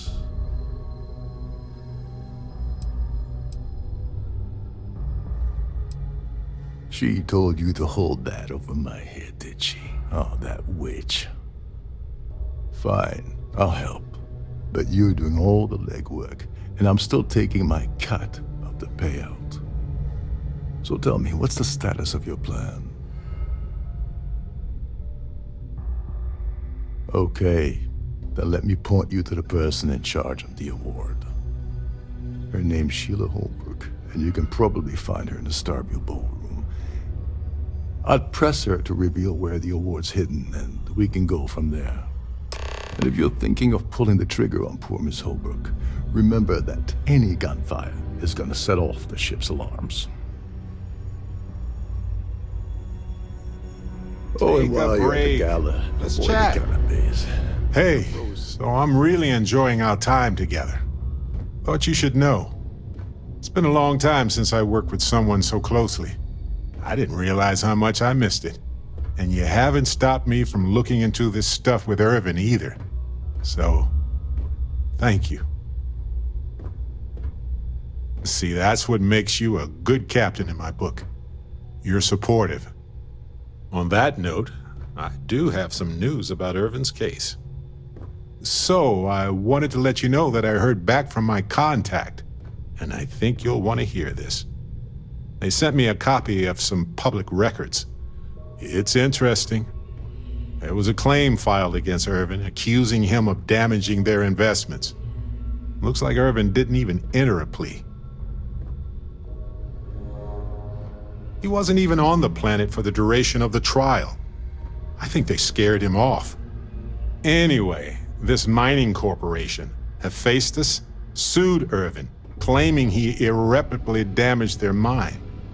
They said he killed the apex predators in the area around the mine, which led to herd creatures overeating the grasses. That caused the soils to release too many gases too fast, which cost Hephaestus a ton of money. The explanation is sound, but why would Irvin do that? He wouldn't.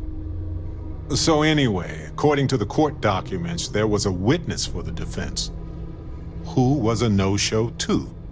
Then Hephaestus won by default. They tried to take his apartment, but because it's in my name too, they couldn't. That doesn't mean we can't do anything about it. And if nothing else, I just want to know more about what happened to Irvin. So here's what I was thinking. I can persuade my contact to keep digging a little bit more. I don't want to press our luck, so I'll just ask them to follow up on one thing. Should I tell them to investigate the company more or look into the witness instead? For that much money? They'll do it. You know, this investigation is time-consuming, but it's also pretty cathartic. And who knows? Maybe if we solve this case, it'll mean a better future for Gagarin. But that's thinking too far ahead. Anyway, Captain, thanks for checking in with me.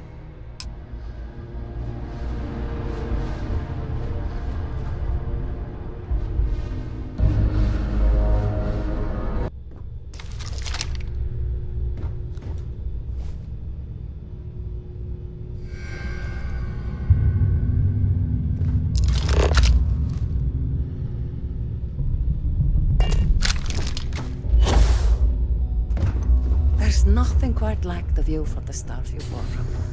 It's breathtaking. Shh. Listen.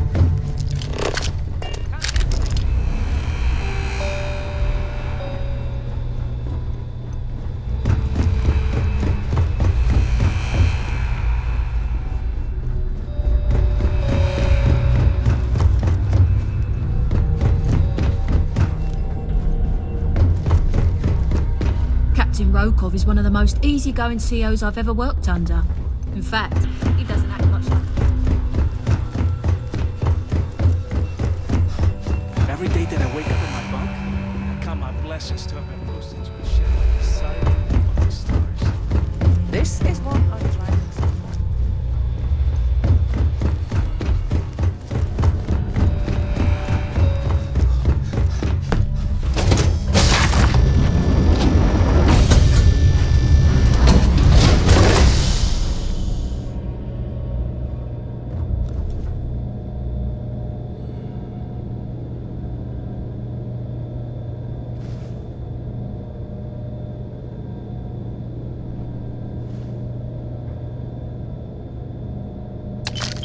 think we need it, then okay.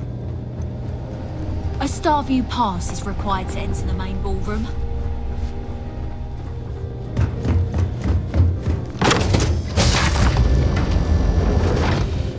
The ship's purser can assist you with any matter. Yes, I'm extremely busy preparing for the award ceremony, so this better be important. Yes, I am. Actually, I've been entrusted with the transfer of the award for the last 7 of its 9 years. Why do you ask? In my cabin? Oh, please. Why would I do something so foolish? I'll have you know that the award is locked inside the master safe, located at the purser's office. Now, if you'll excuse me, I have much more important things on my agenda than to speak to the likes of you. So, what brings you aboard? I've done this particular cruise run several times, and I can assure you that the route is quite safe.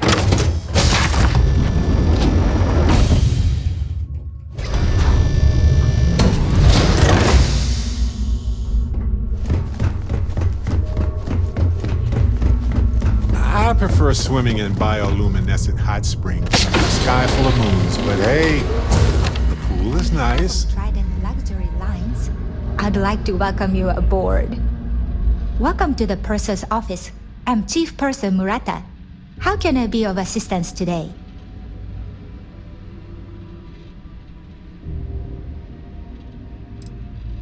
Oh, absolutely. The safe is magnetically sealed and shielded with multiple layers of fully damage-resistant, vacuum-proof plating. In the unlikely event our vessel is boarded and the threat detection alarm is triggered, the safe will be permanently sealed until it reaches port. In the even more unlikely event this ship is destroyed, we can assure you that your loved ones will be able to recover your goods from the wreckage. So, as you can imagine, your property will be completely secure until you decide to retrieve them from our safe. I've only seen it briefly myself, but I can assure you that it's quite lovely. Unfortunately, the item is locked inside of our safe, which can only be accessed by presenting an appropriate claim ID. Is there anything else I can assist you with today? Well, if you change your mind, I'll be here. Have a wonderful trip. Please let me know if there's anything I can do to make your stay more comfortable.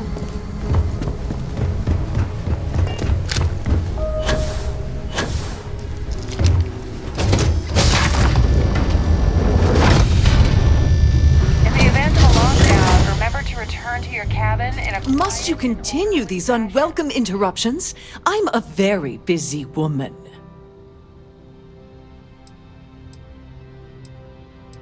Excuse me? And why in goodness name would I do something as foolish as that? And why in goodness name would I possibly agree to that ridiculous demand? I'm glad you understand the position I'm in here.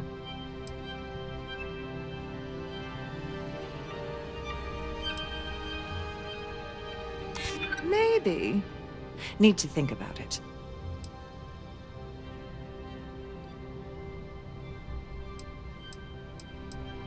Oh, I hope I can trust you. Oh, just take the damn thing already. Listen, maybe you can keep this between us. If the award goes missing, there's no need for the insurance company to get involved.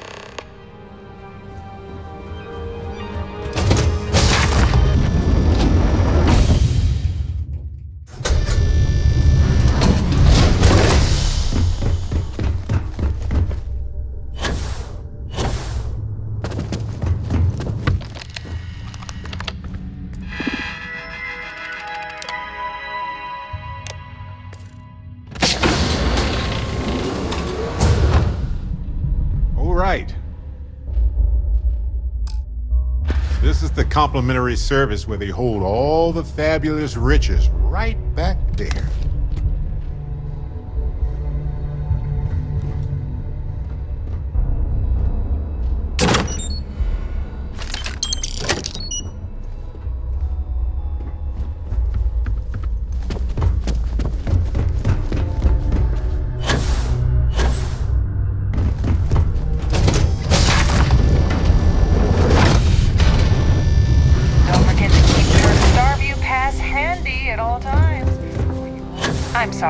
Unless you're reporting a security situation, I need to get back to my duties. I certainly hope they decide to hold all future society events aboard a Starliner. Let's put it this way. He's screwed over so many people, if he suddenly disappeared from the universe, I don't think anyone would miss him. I've already told you everything I know about him. That's all then? Okay. Pleased to make your acquaintance. You're handling this whole Uh-huh. That view is absolutely spectacular, isn't it? Hello. Are you a member of the society? His behavior towards women is abominable. That man really ought to be ashamed of himself. Enjoy the rest of the event. An open bar would have been nice, Here but for Trident's business or gouging us for pleasure? every credit we've got. Yes, he's some kind of a top dog over at Galbank. I heard he replaced someone that was caught running a fake loan scam. Nice to have met you. Have you tried the canopies? Horrid. Quite a lovely Positively story. horrid. Dombrowski is married to some poor woman that he constantly leaves behind in New Atlantis when he goes on his business trips. Well, that was boring. Have you tried Hello. the canapes? Are you? Horrid. Positively horrid. I don't know why Larry's attending this event. He could care less about any planet, let alone the Earth. Haven't we already talked about this? Don't forget to donate to the cause. Pleased to make your acquaintance. He's been spending a lot of time with Claudia Swist. Quality time, if you catch my meaning. I'm certain his wife doesn't know a thing about it. Don't forget to donate to the cause. Here for business or pleasure? Please remember to obey all posted safety and mustering instructions. If you want to dine at Captain Rokov's table during dinner service, it's only an additional 5,000 credits. Please remain in designated path.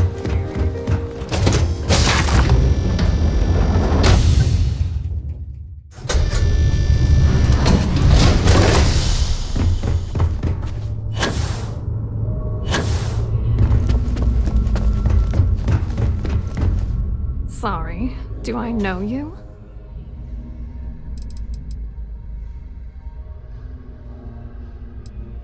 Okay, wait, are you seriously, are you trying to pick me up?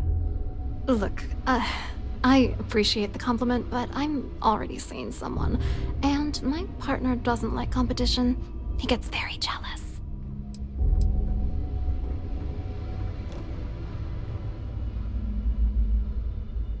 Oh my god. Are you kidding me? How did you... That idiot.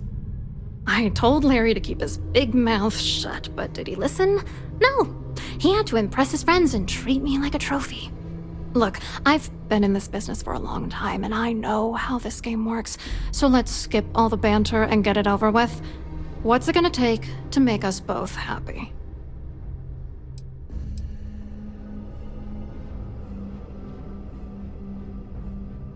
If I give you dirt on that son of a bitch Dombrowski, all I'm doing is endangering myself. Why would I do that?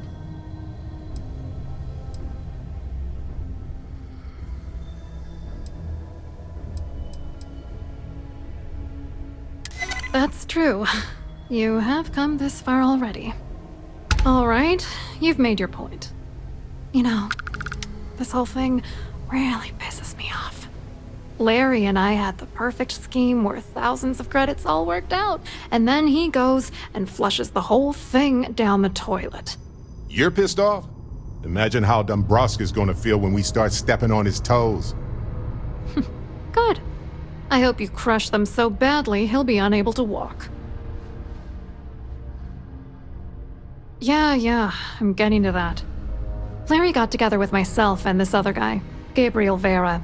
He's some bigwig over at UC Security.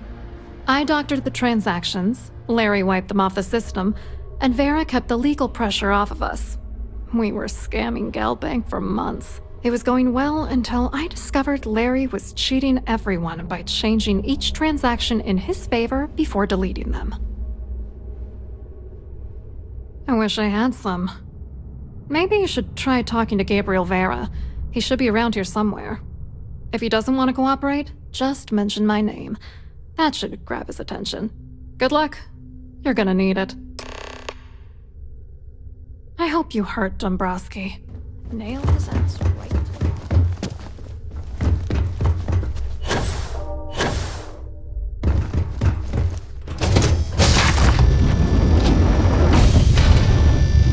If you have any specific requests, please speak to one of the crew. What a lovely starliner. Hello. You here for the charity event? Dombrowski, he's the exec holding court over in the VIP area of the ballroom. Yeah, sorry, I work for UC Security, not Galbank. I don't really know him personally. Claudia sent you, did she? Look, friend, I don't know if you're just a little drunk, maybe a touch crazy, or both. Whatever you think you know about me, you're dead wrong. So back off. Maybe I am a little drunk, but you're still a liar.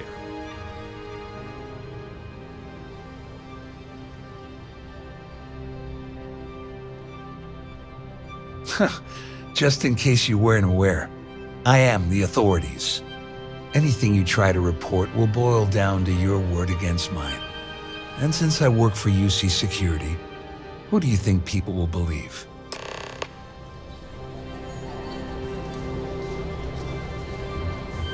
I certainly hope they decide to hold.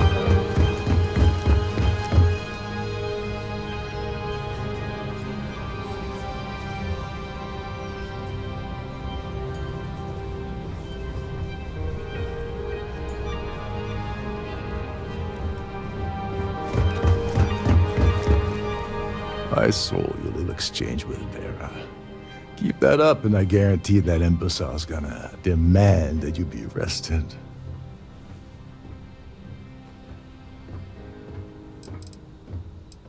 Which is why he's threatening you. That makes sense. We need hard evidence of their scheme. It's gonna be tricky. The problem is he's not gonna talk to you in public. We need to get Vera isolated so he'll spill everything he knows.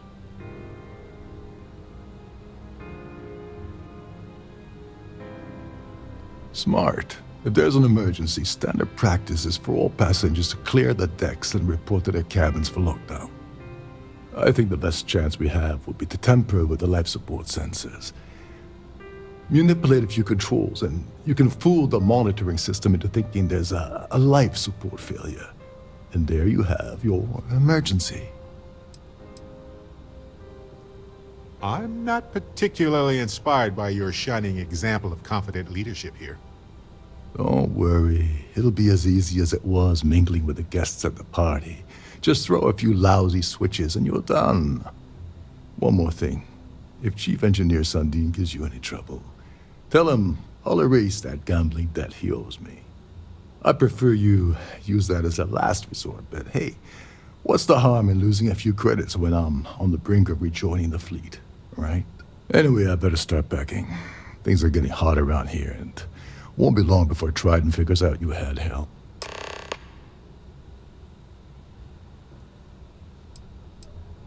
Get back to it.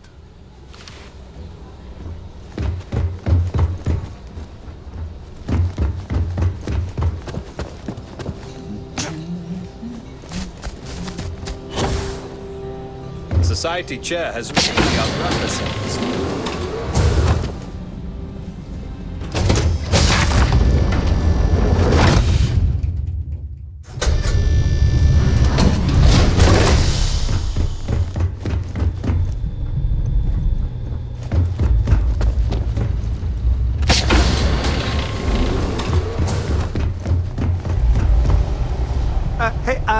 Hold up.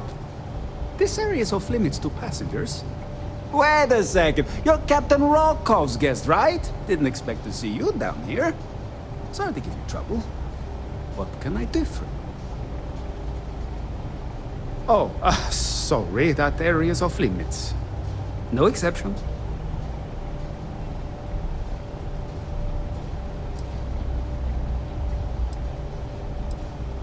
Oh, really? Well, that changes things quite a bit. Tell you what, I'm just going to step out for a bit and stretch my legs.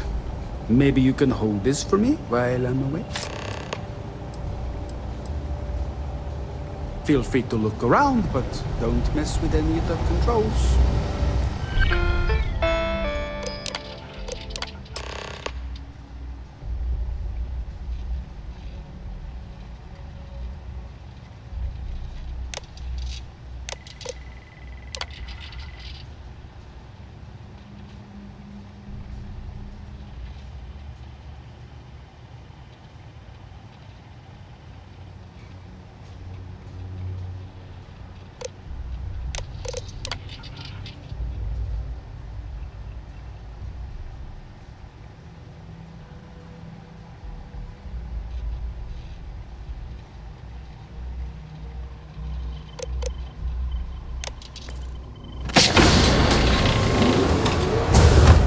Suddenly, we've entered a high-security medical clinic. Didn't expect that.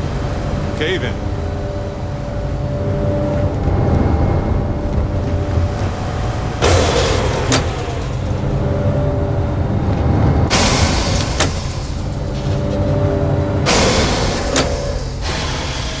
All passengers, may I have your attention, please? The captain has declared a ship-wide emergency. Please report to your cabins in an orderly fashion and remain there until you receive further instructions.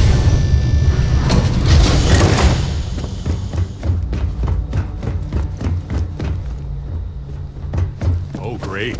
Everyone cleared out of the buffet. That's always a bad sign.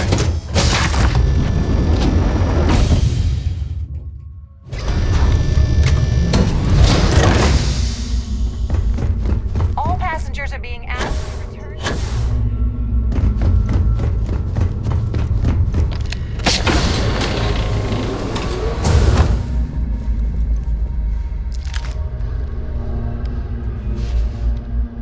To think. I was wondering if you were the cause Crew of this barely had ship-wide space to emergency. stand in their rooms. It's time you stop playing games and tell me why you're here.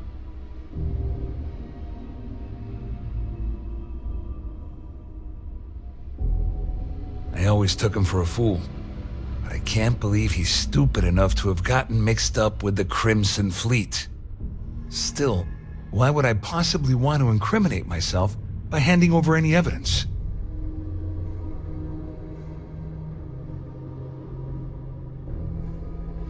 Claudia said that.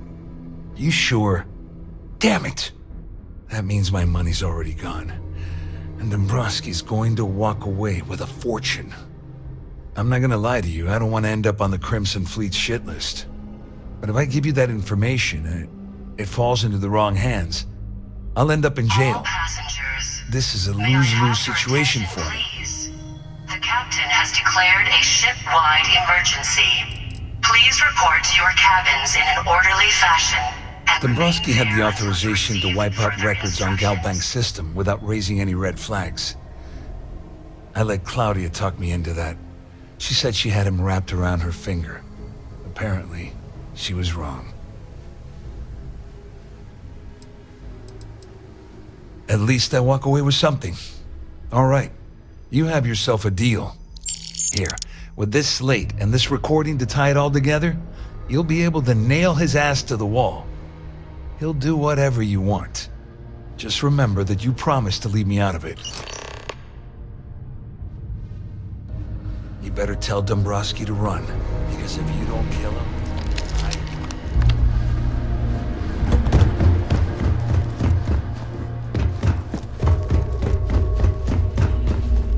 There's no cause for alarm. I'm sure this is just a minor malfunction or a drill.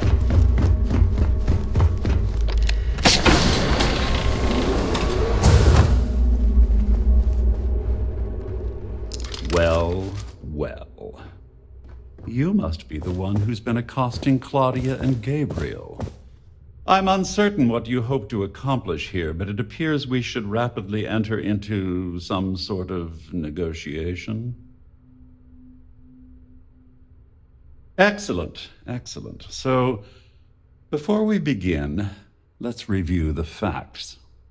First, it's clear that you've obtained insider knowledge of my arrangement to defraud Galbank.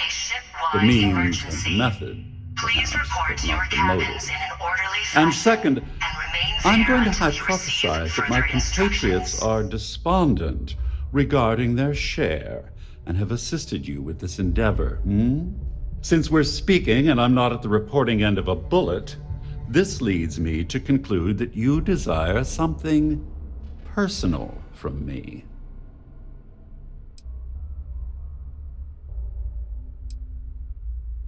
I see. That certainly places a damper on our negotiations. Perhaps I can hasten my diatribe to temper your violence-ridden contribution. In blunt terms, you have compromising materials about me in your possession. The only thing I have to offer in return are my Galbank credentials. I assume that's what you've been angling for all along? Rather astounding that you deciphered our communication attempt. It only took you a minute more than we expected for you to work through the calculus and participate in the discussion. But the rat models are notoriously unpredictable.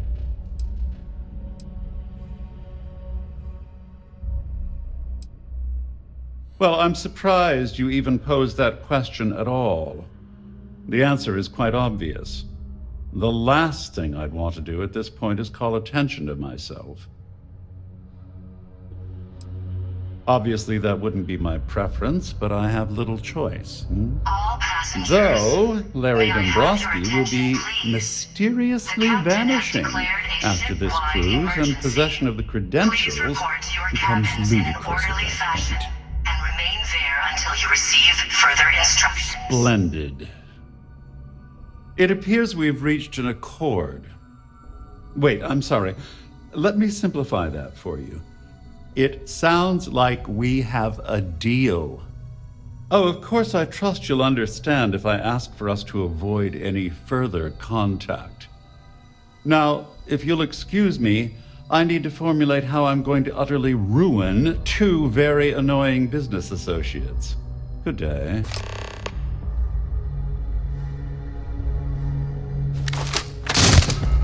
No! Please! Gone.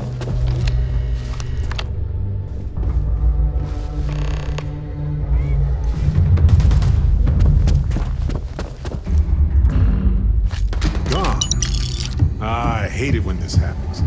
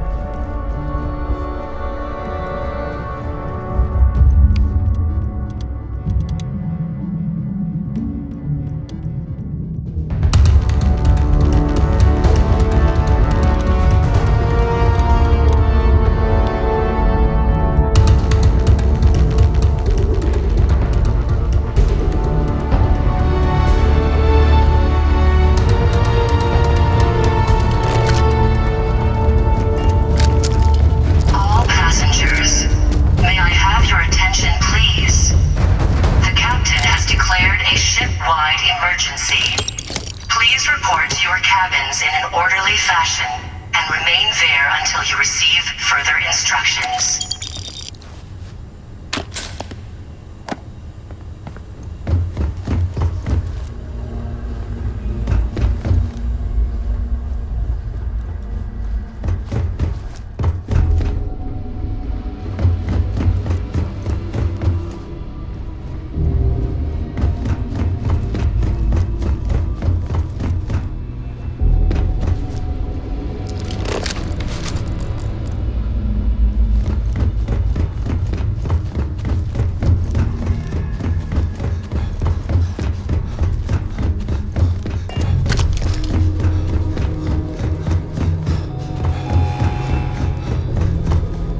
Couldn't resist the urge, could you? All hell's breaking loose across the Siren, and the UC's on its way. We don't have long. Well, this isn't the road I would have taken, but hey, you got the job done. You're crazy. You know that?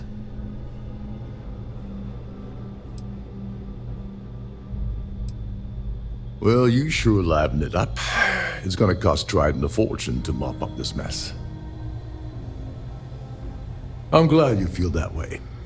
Just remember to tell Delgado how much I pitched in to help. You know, I'm still wondering exactly what you needed those credentials for. You feel like telling me, partner? All passengers. So he told you to keep it from me. I see. I wouldn't want you to risk your position with the fleet like I did, so I'll just leave it alone. Anyway, I suppose there's nothing stopping me from rejoining the fleet now. It's been a long time coming. I owe you one, Overreach.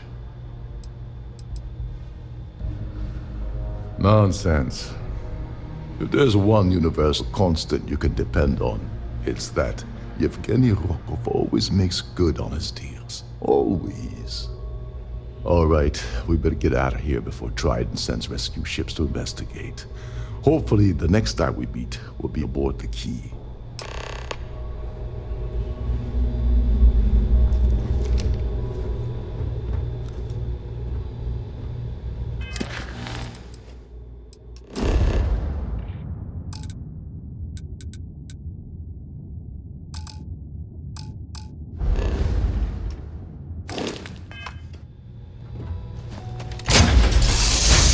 Alrighty.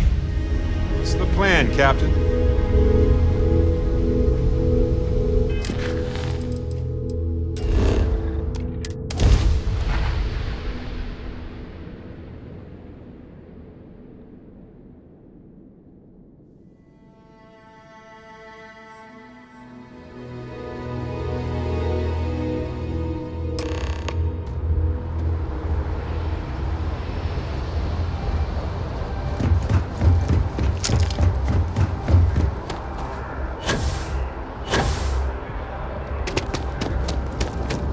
You will be scanned as you enter the city.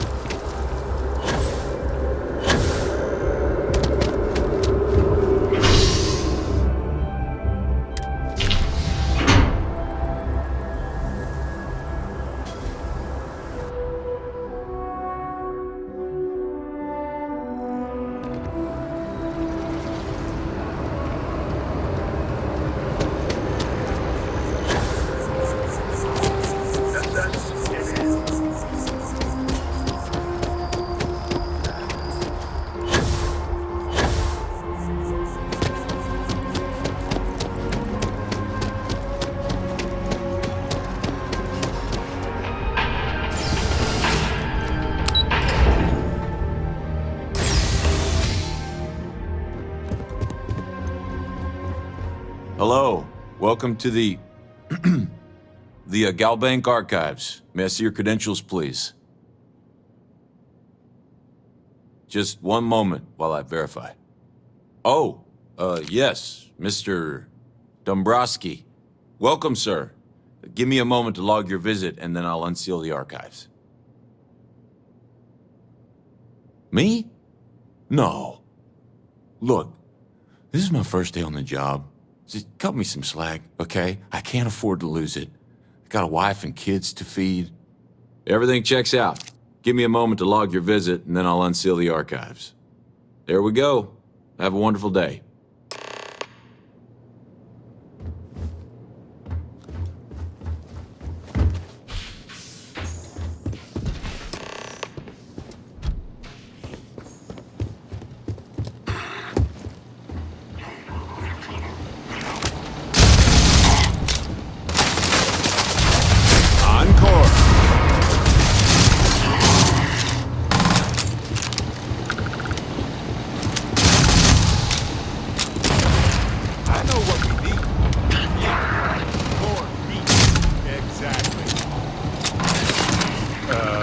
That's a weird noise.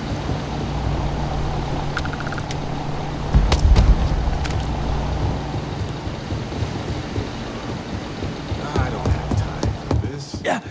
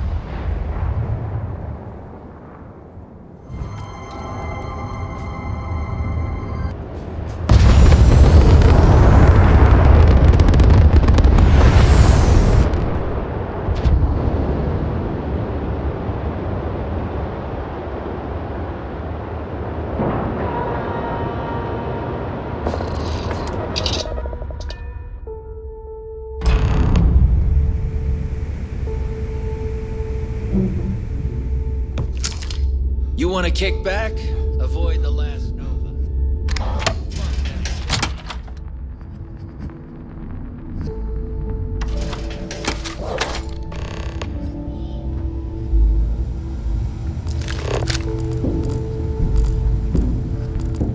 time you see Bog, tell him to lighten up.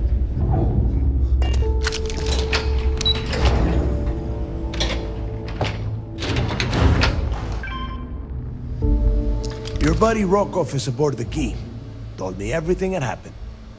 Yeah, he won't shut up about you. Keeps going on and on. Now I remember why we kicked his ass out the fleet.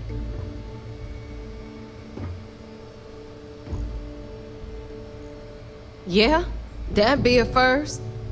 All right, neighbor, you've made your point. Well, since you're vouching for Rokov, I guess we can give him another chance. All right, now that is out of the way, we can move on to the matter at hand.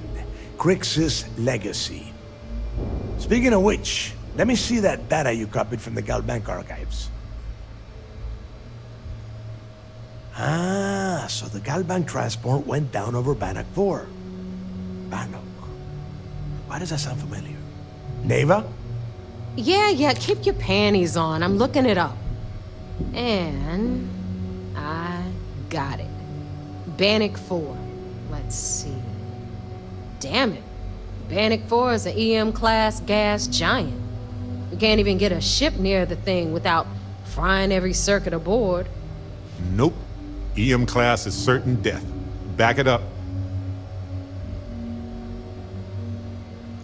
Yeah, sure. We'll just wrap your ship in a ton of copper and launch you right in there. That ought to do the trick, right? Both of you shut up and think for a second. I'm sure Crix hit the same roadblock. All we need to do is figure out how he got around it. This sounds like a goddamn waste of time to me. That's the spirit, Rook. That is the essence of the Crimson Fleet that has been slipping away lately. Neva, the Galbank data says the transport had a CBR-27 transponder. Can we track that kind of thing? Pinpoint its exact location? That transponder is military grade. We're talking ultra-bit encryption, constantly reshuffling frequencies. We don't have shit like that laying around. But before you get that pissy look on your face, I heard that the UC's been working on a ship signal decryption system called a comm spike. We grab that little beauty, and we'll be able to track anything you want. All right, here is the plan, so shut up and listen. Rook, I want you and Neva to put your heads together and get us that comm spike. I don't care if it's mounted at the top of mast. I want it. In the meantime, I'm going to find out more about this EM-class gas giant problem. And I think I know just who to ask. Give me a little time to crunch the numbers on the comm spike with Jazz, and I'll point us in the right direction.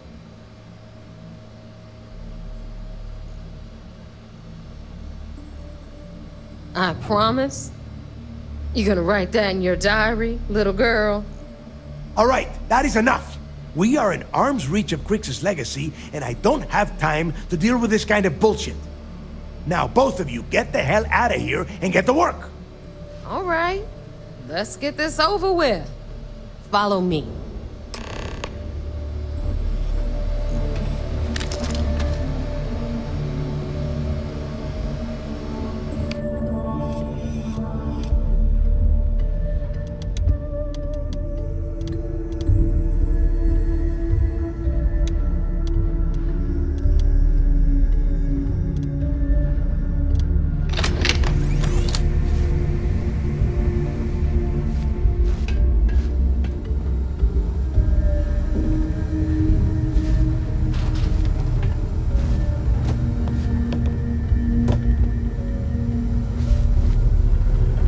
The fleet's the only family you need. We'll have the whole settled systems on the run someday.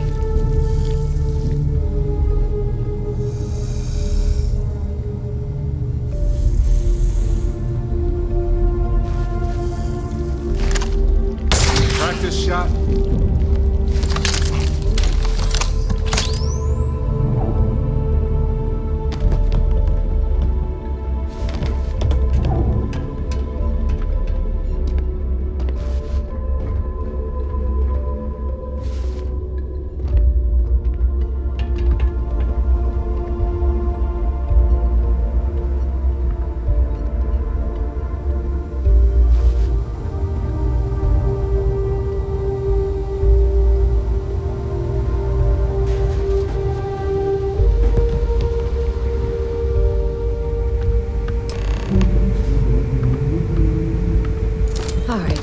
let's get right to it. Did you get the Earth Savior Award, or am I gonna be very disappointed? Well, look at that. You followed my directions, and now you're gonna end up with some credits in your pocket. Of course, it would have been more money if you hadn't blabbed about the damn thing to roll call, but that's on you. Anyway, here's your cash. Keep this up, and I might even start respecting you. All right, Fleet? We've all got work to do, so let's get to it. All right, Jazz, what do you got? According to the latest, the comm spike is being developed at UC Star Station SY-920. Location undisclosed. Fantastic. So how do we disclose it? We could lean on your smuggling contact. Call in that favor. You know who I mean. Our friend on Jimson. Nice one, Jazz. I'll make the arrangements. All right, Rook. Next stop, New Atlantis. Your connection is Juan Dayu. She's got most of the premium UC smuggling routes locked down tight. If you don't piss her off, she should be able to sneak you past SY-920's security. Just remember to count your fingers after you shake hands with her. Sounds like a situation that calls for a fist bump. Unless she wants my knuckles, too.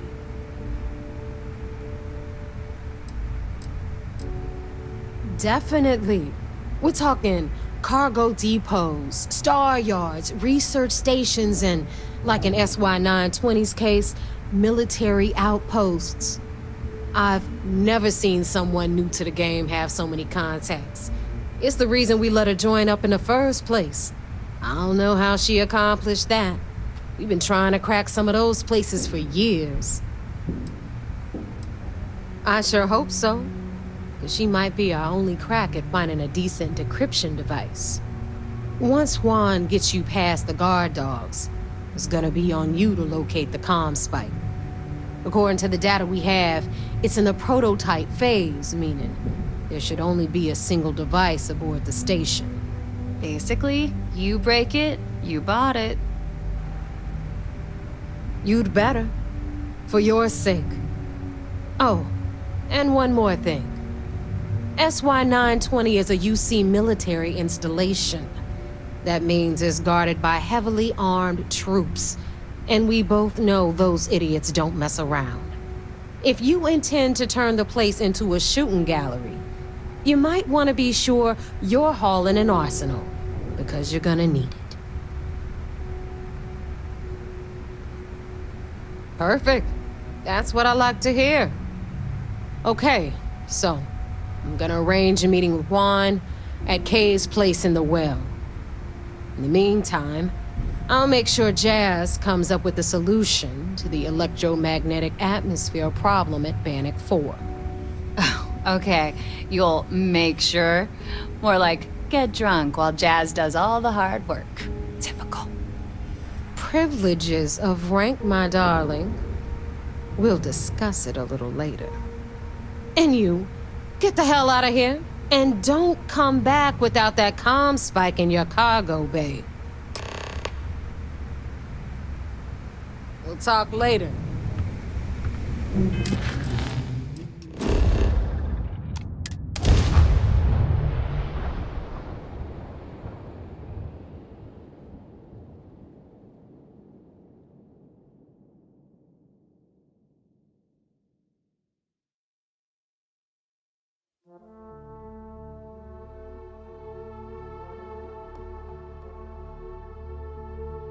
Oh, I love breathing in the air here.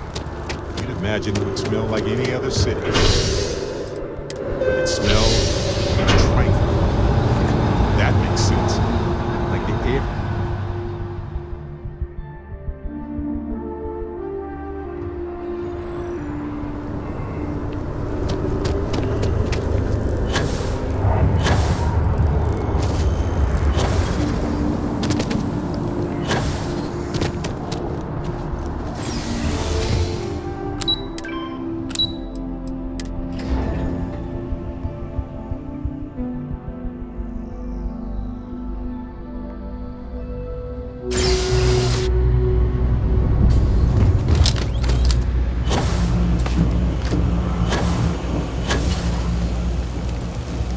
take it you're Neva's new recruit?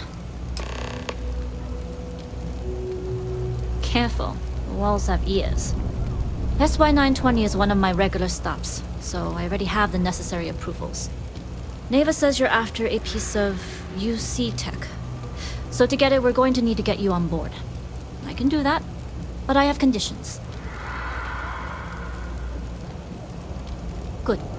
If I can be candid, for this job to work, we'll have to do this my way. We take my ship, and you're a member of my crew. But make no mistake, once you board, the risk is entirely yours. This route is highly lucrative, and sacrificing it is not an option.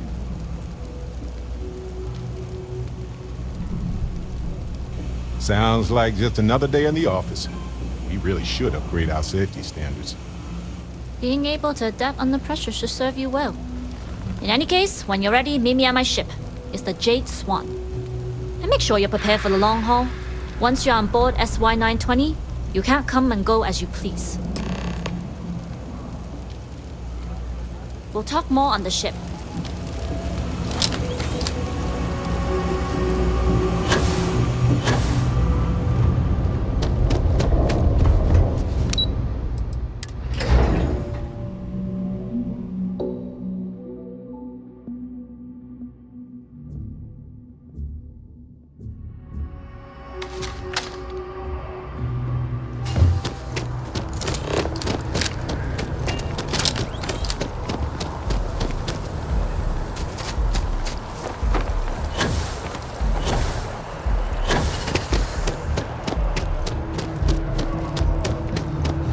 Ever run into spacers?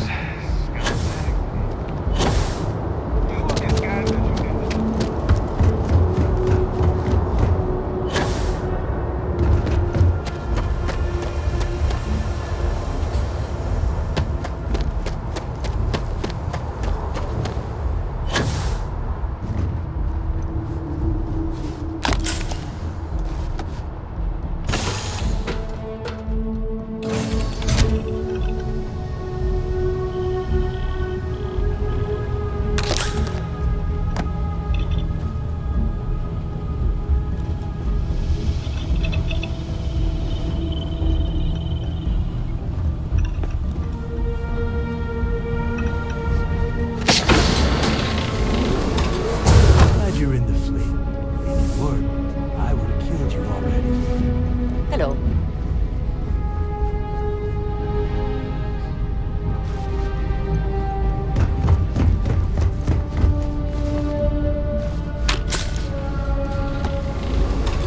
Always looking for the next mark.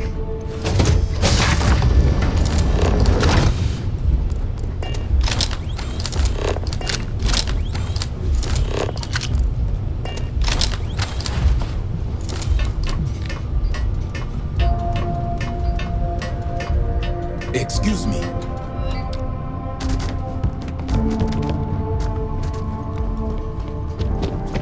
Pardon? All right, a few things to note. When we get to the checkpoint, UC military will be hailing us. Let me do the talking. Pretend you're a piece of cargo if you have to. Of course, I don't expect it to be. And if it is, we'll just blame Delgado. You know what they say, it all starts at the top. I doubt he'll see it that way, but I'll keep that in mind. Now, like I said before, once we take off, there's no turning back until this job is done. If you need to take care of anything before we leave, do it. If you want to ask me any other questions, go for it. Alright, then get comfortable. We leave for SY-920 immediately. All crew prepare for takeoff. Routing power to engine and grab drive. All systems go.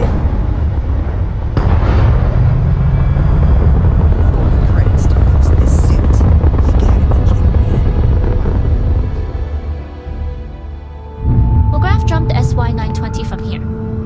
Don't worry about your personal ship. The fleet will make sure it's secure. You can take this time to prepare. Just try not to bother my pilot while they're flying. Don't worry, Captain. I've spent half my life walking and chewing gum at the same time. I can handle a little banter. Sounds like you're putting in a request for double duty. Captain, I retract my earlier statement. For the record, I don't even like gum. Noted. Just get us there safe. Roger that.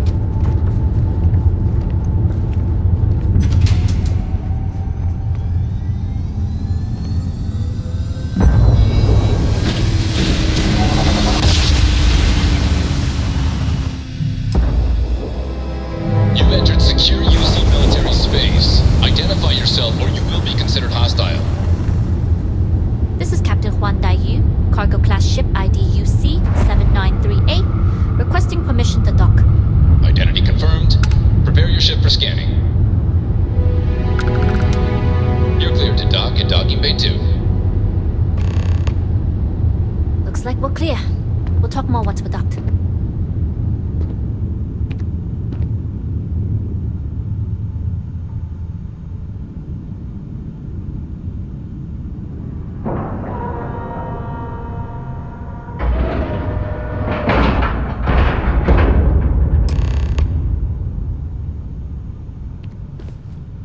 Okay, we're in. First things first. The station is enormous, with checkpoints everywhere. To get past them, you'll need a military uniform. And to get a uniform, you'll need to get to the barracks. There should be a way through the vents. You can get to them via the maintenance store downstairs. There's an intercom there as well, where we can make contact. Once you get a uniform, it should be fairly easy to find an elevator to the command bay. But if at any point your cover's blown, I'm gone. I would hope not. But if they do, we'll cross that bridge when we get there. Either way, for now, get on that station and find that intercom. We'll talk more then. Yes.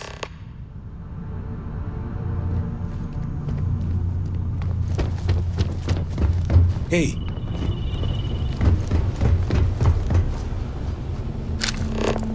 As long as the credits keep rolling in.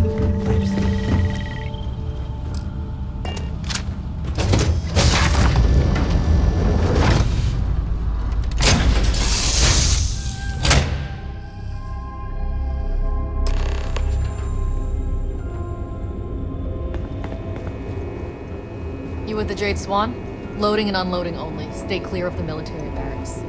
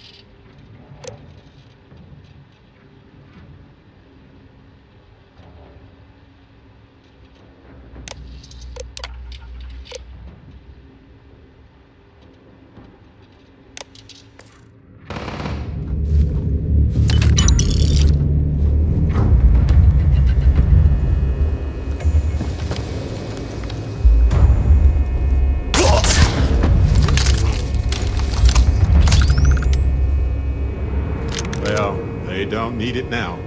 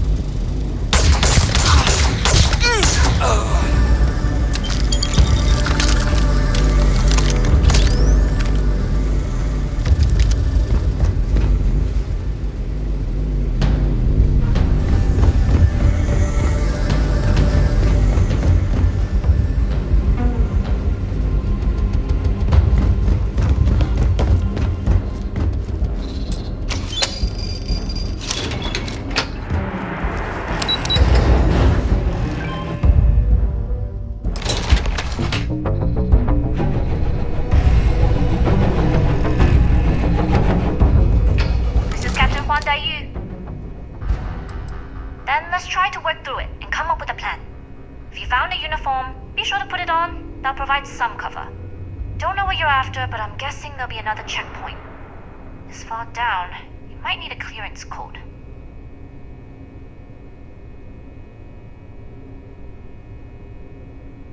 A disguise should work, and it's all so fun. It's like role-playing with higher stakes.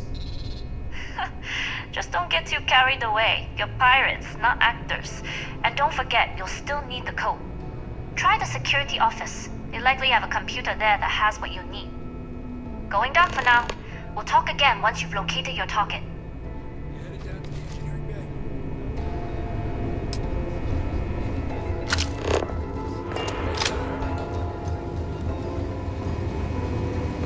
Need your clearance code, Marine.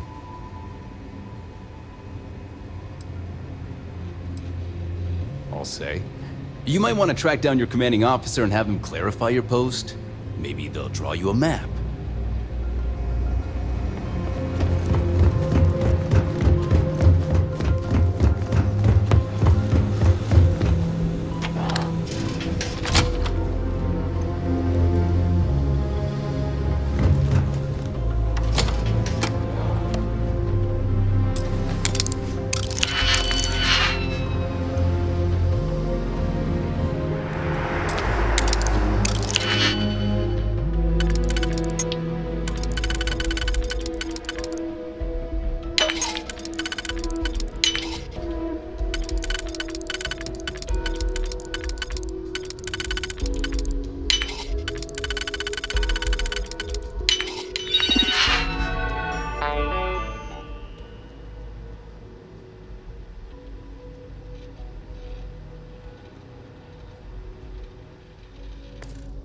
Careful.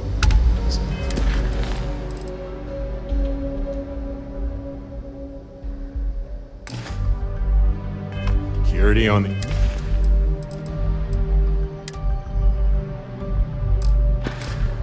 These things can be surprising.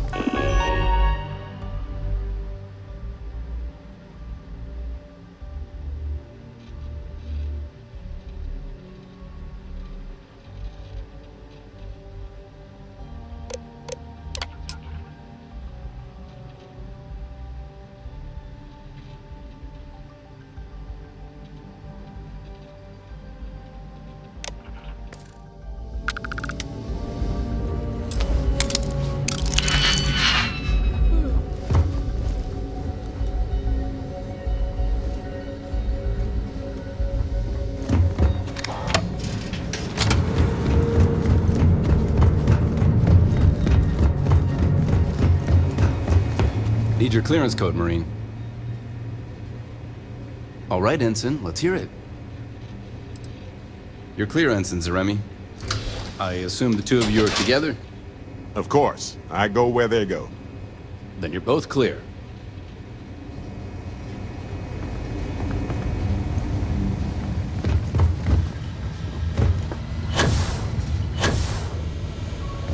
I don't recognize your faces.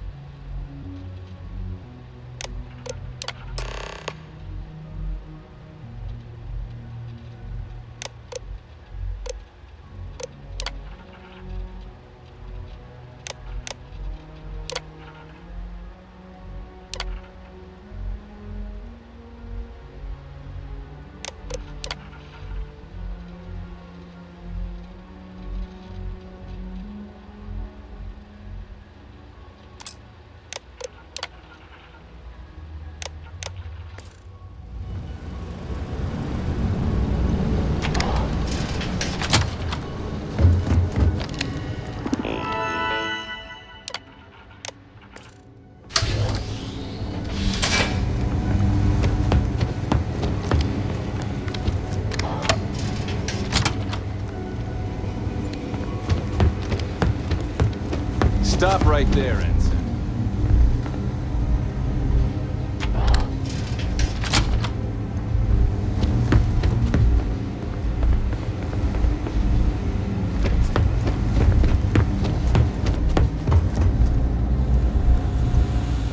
Pardon?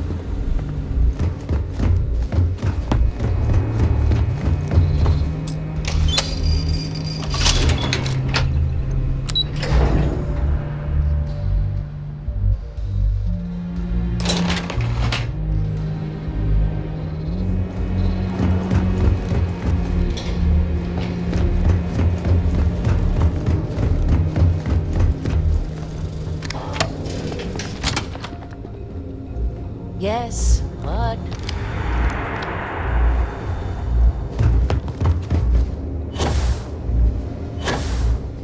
I don't know you, Ensign. You sure you have clearance? Intercepting transponder data in the Hava system might be promising. Wait, who are you? Why are you in here? Did you not see the sign?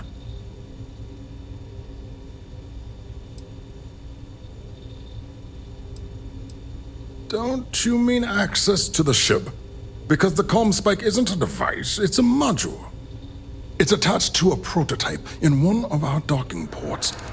We're still in the testing phase, running decryptions across a variety of signal types, but the results so far have been very promising. It can even interpolate signal data lost in the retrieval. It really is a wondrous technology. Yes, it's not quite cracking the Enigma code, but it will give us a significant tactical advantage. We'll be able to infer everything from battle plans to meal consumption. Not that we'd care about that sort of thing, outside of the effects of diet on combat readiness. And yes, there are certain kinks to be worked out, missing parts and the occasional traumatic injury here and there, but it's all part of the adventure.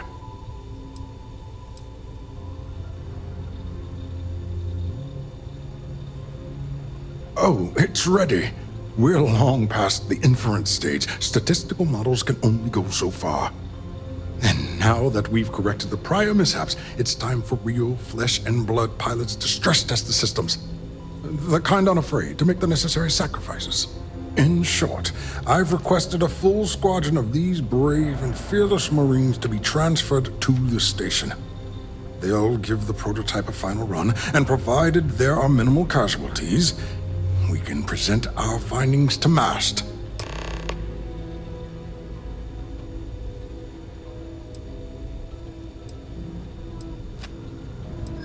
Splendid. That was fast. I thought I put in the request this morning. Normally my requests aren't given this much attention, let alone haste. It seems a tad suspicious.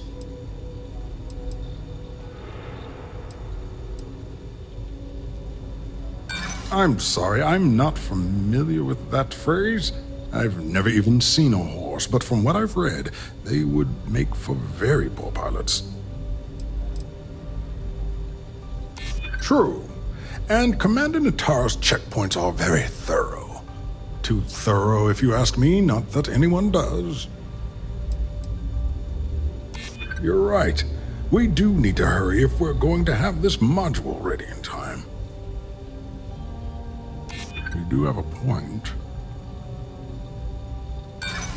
But if this were a duplicate request, Marcin or one of the other engineers surely would have caught it. I'm sorry, but I don't believe you. Now, if you don't have any further business, I have a sign I need to commission. All right. Onwards and upwards, as they say.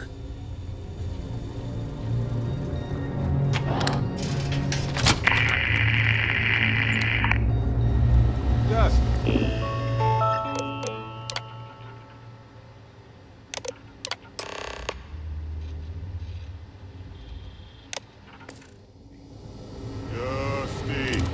Let's talk. You know, I needed this. exploring the galaxy with you by day, investigating the mysterious legal woes of my long-dead spouse by night. Vasco never appreciated my humor that much. I was just remembering how I'd pour my heart out to Vasco so many times. I told him all about Irvin. He showed me a chart of how sad I should expect to feel. Oh, we got to point B many times just fine. Top-notch co-pilot. Would recommend him to anybody. Anyway, I'm glad you're here right now because we have things to discuss about Irvin's case. I heard back from my contact. They looked into Hephaestus Mining Corporation. Looks like they paid off the judge. And that's not all. My contact really came through for us. Turns out the witness was threatened until he withdrew his testimony. And thanks to our contact, we now have the receipts. I tend to agree. It's interesting, but not enough to take it to a lawyer yet. So I know a cyber runner who has accessed corporate archives before. They can dig into the classified archives before we go to a lawyer. We can pay extra for them to use less legal methods to obtain information, but that adds risk. I'll cover any costs for bribes or fines that go over that amount. Depending on what they find out, it might be time to talk to a lawyer. I'll see if I can find one. Whew. Taking on Hephaestus isn't going to be easy. And I say this as someone with actual superpowers. Why couldn't I have gotten something more useful? Like the art of cross-examination. Might have come in handy at the trial.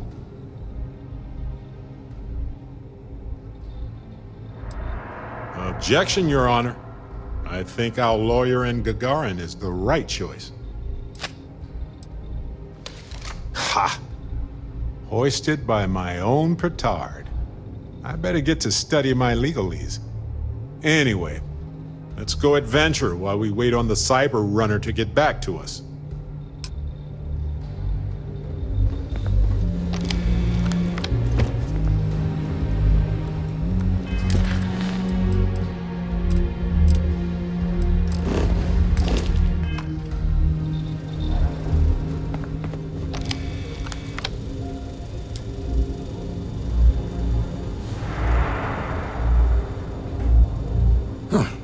Do I know you? Are you here to fly the comm spike?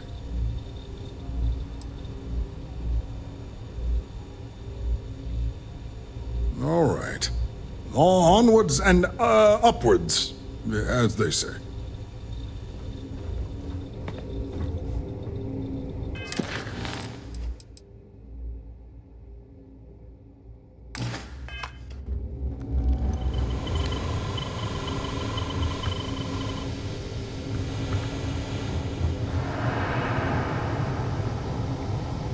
Talk to the commander.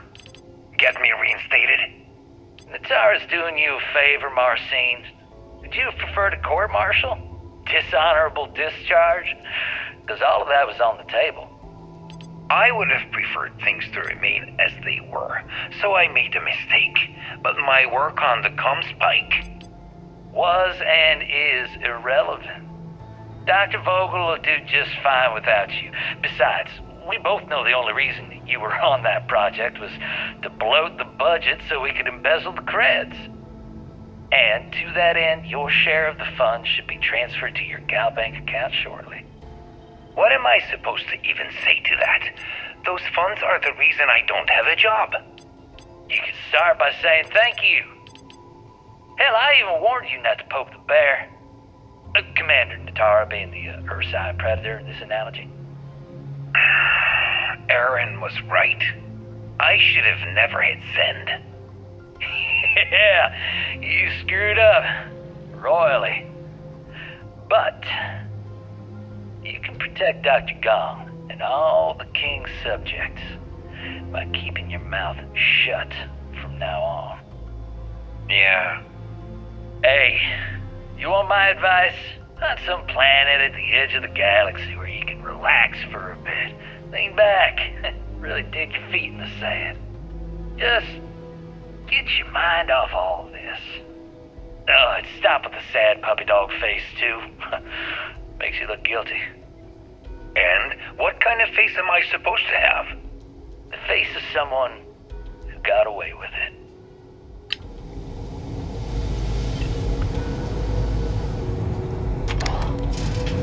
So, what's this big project you're working on? Well, I can tell you, but then I'd have to kill you. Really? Couldn't you just trust me? Nope. Right out the airlock you'd go. But I'd try my best not to enjoy it.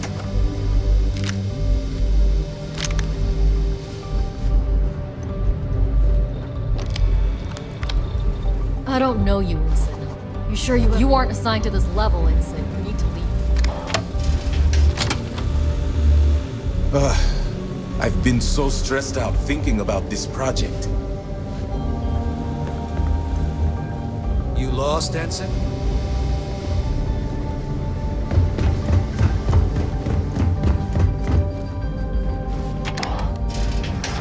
You aren't assigned to this level, Ensign. You need to leave. The engineers and scientists here have a bit of a problem.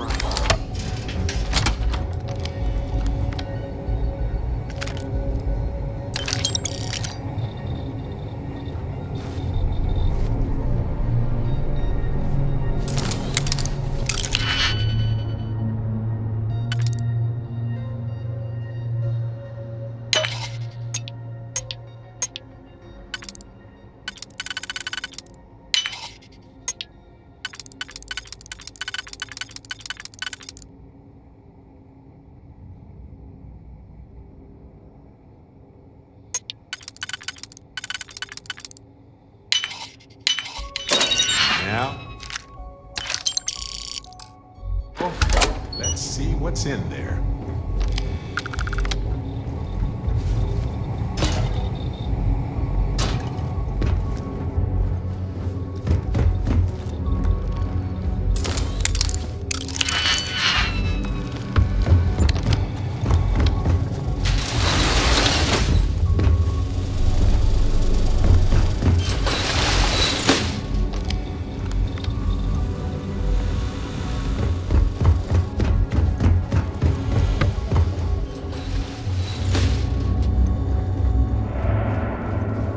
Stop right there, Ensign. There's been word of suspicious behavior from someone matching your description. All right. Perhaps you'd like to elaborate.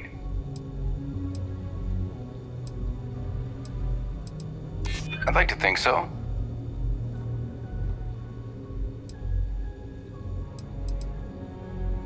Yeah, I hope so. I'll be the judge of that. I've got eyes on the intruder. All units to Engineering Bay 4.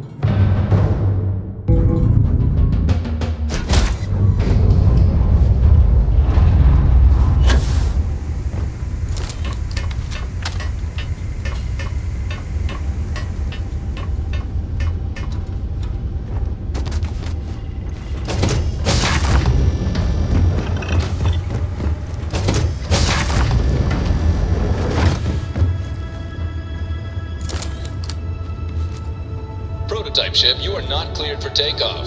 What's going on over there?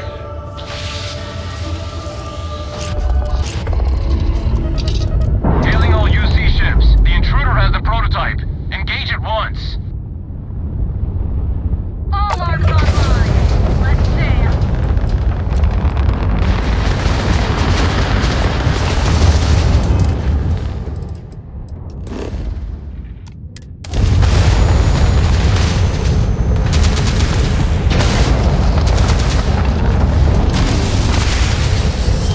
Concentrate fire.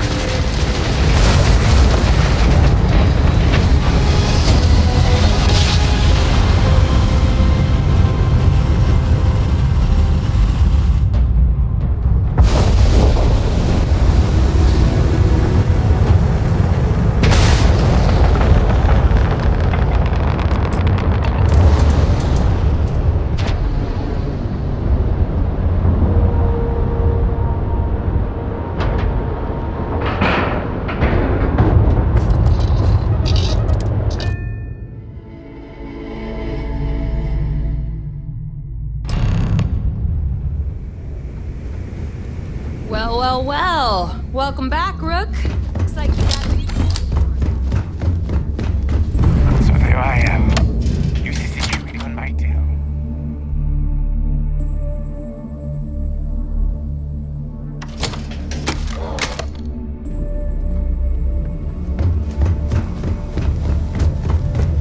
Need something?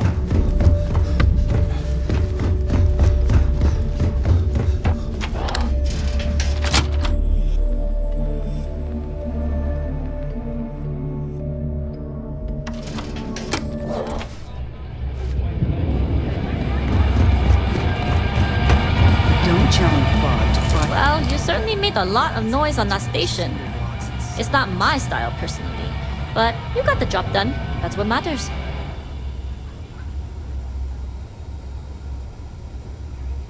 It depends on the individual. Your skills are what determine your choices.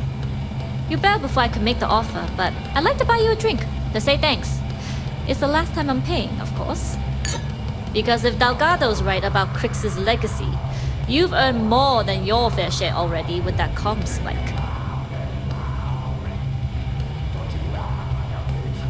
Sounds like you're on board as a true believer. I have to admit, the way things are going, I'm starting to believe myself. Looks like everyone's starting to buy in. Well, stealing. Pirates don't actually buy anything. Anyway, I've kept you long enough. Now that you've had your drink and my debt is paid, it's time for you to give Delgado the good news.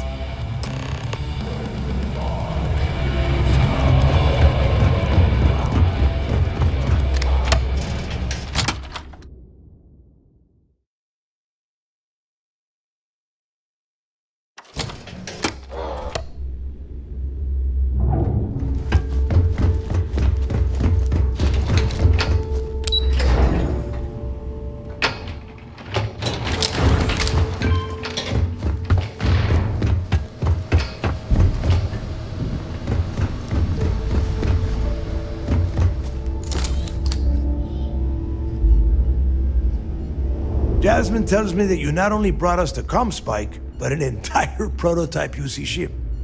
I'm impressed, Rook. Very impressed. Should have taken the compliment, Rook. Dale doesn't give those out often. Juan gave us the full rundown of your little smash and grab operation. She said you had to start a fight on the station, so it sounds like things didn't go smoothly. Lucky for you, I don't give a damn how many Marines you killed. Your job was to get the comm spike, whatever the cost. Now, on to the business at hand. Jasmine, are you there? Yep, I'm here, boss. What's up? How's it going? I already have 2 of my crew tearing the ship apart from one end to the other. Comm spike shouldn't be too tough to extract. I'm looking forward to seeing what those UC techs have been up to. Keep me posted. All right. That leaves our electromagnetic atmosphere problem. And I think we've discovered a solution. There's a corporation in the city of Neon called Generdyne. They're responsible for the massive conduction grid that powers the city. We get our hands on their electrical absorption tech, and Jasmine swears she can tame it to handle Bannock 4.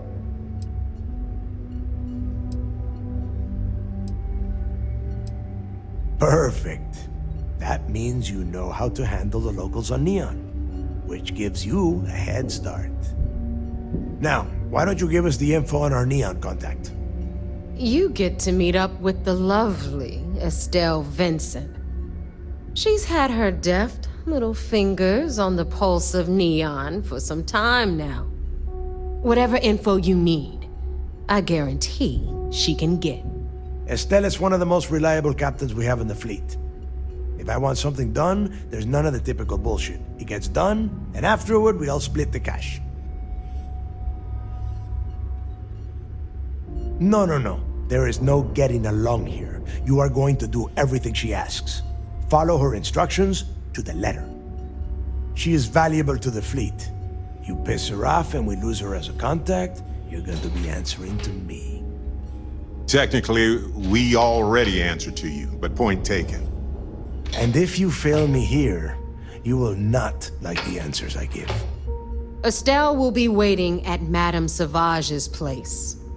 I'd say don't keep her waiting, but chances are she won't mind. Girl loves her liquor. And keep your eyes on the prize. Neon's one big distraction for people like us, so I want you focused. We are one step away from Crix's legacy, and we cannot afford any screw-ups.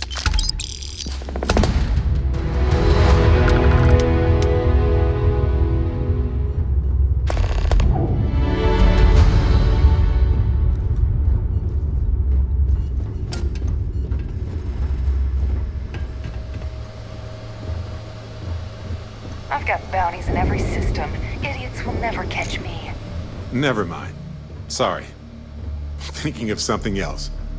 Yes, Captain. Of course.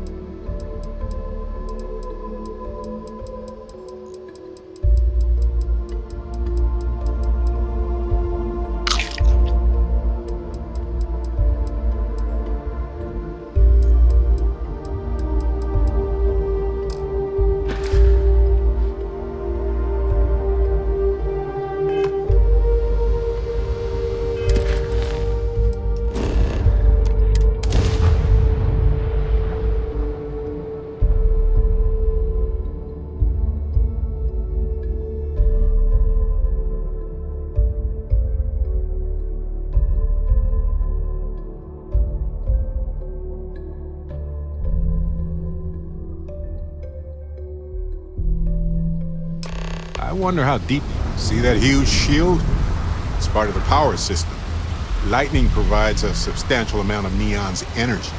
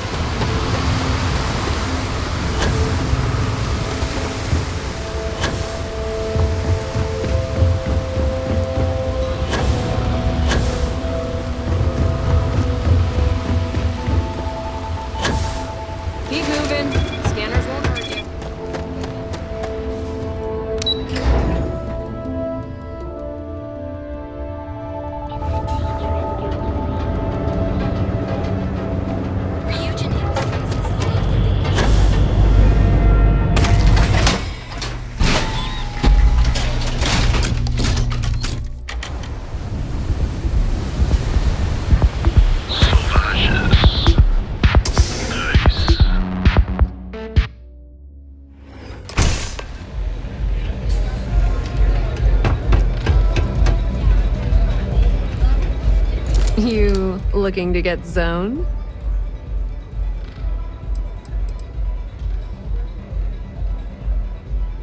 Not trying to score some of the good stuff? Okay. That means you're the rook that Delgado sent. Well, let me save both of us some time. Turn around, fly back to the key, and tell the big boss that I'm in no mood to screw around. We'll make this deal when he starts taking me seriously.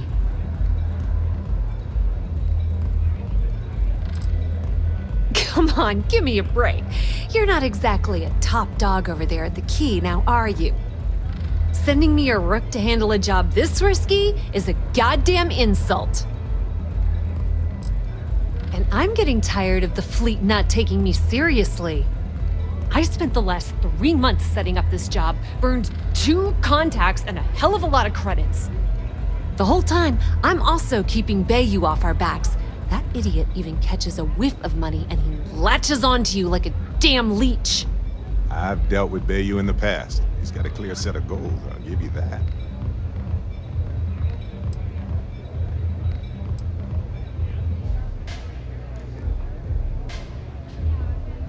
Yep, just like a couple of Model A's. Program us, point us in the right direction, and watch us go. I don't have a ton of time to stand here and screw around, so I'm gonna make this as clear as possible. You want the conduction grid tech, then you're gonna have to download it from the power core of Generdyne's facility in the underbelly.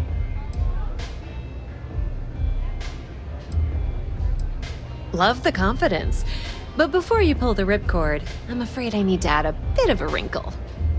While you're inside Generdyne, I need you to plant a virus into their system. It's a simple side job that'll earn you some credits. I think you can handle it.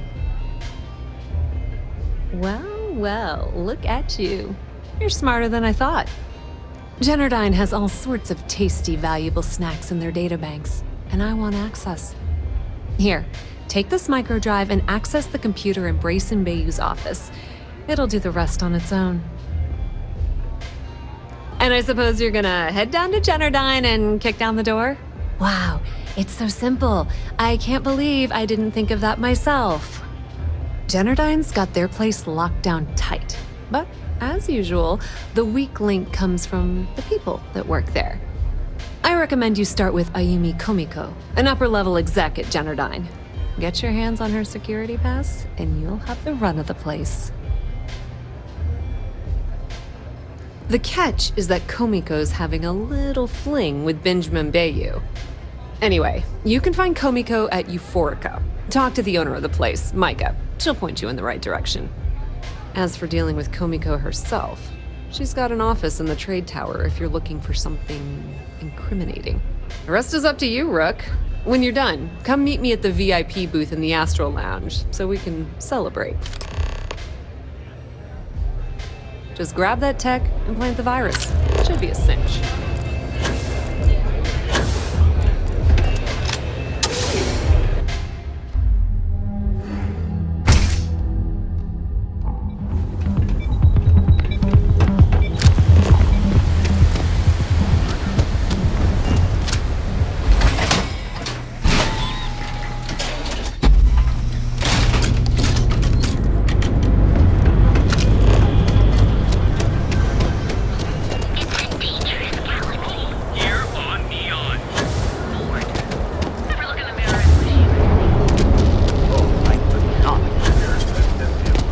Benjamin Bayou's tower.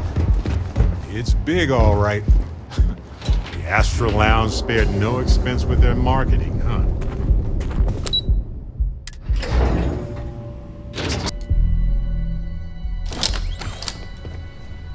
Yeah, what? Is this important? I'm really busy right now. Let me save you some time. If you're here for a job, we're not hiring. If you're here about the conduction grid tour, we shut it down a year ago. Good. If you were, you'd be the 12th person I've turned away this year. What a waste. Look, I'm sorry if I'm blowing up at you, but I've got a ton of problems and no time to deal with them all. I'm afraid that things aren't going terribly well around here. I don't care if I'm allowed to or not. I'm happy to get this off my chest. The conduction grid went online almost 75 years ago. And since then, we haven't developed a single groundbreaking innovation. At this point, the money we're taking in as a power utility barely covers the waste that's going on in the research and development division. You'd think that, right?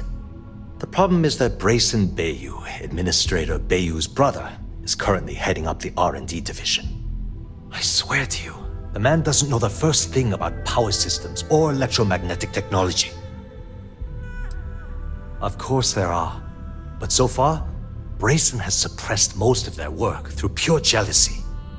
Look, I'm running out of options. No one above me seems to care what's going on, but I'm willing to take a chance. I have a full report on Brayson that I want to send to Administrator Bayou, but I don't know if he can be trusted. What do you think I should do? You know what? You're absolutely right. I can't allow Brayson to run this company into the ground. Hey, look, thanks for helping me out with this. It's been on my mind for a long time. If there's anything else you need, any questions at all, feel free to ask.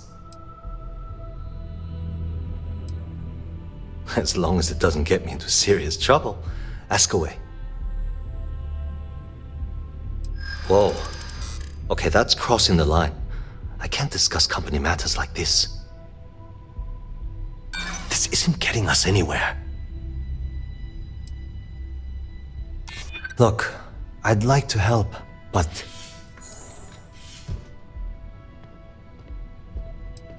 I mean, it might be okay.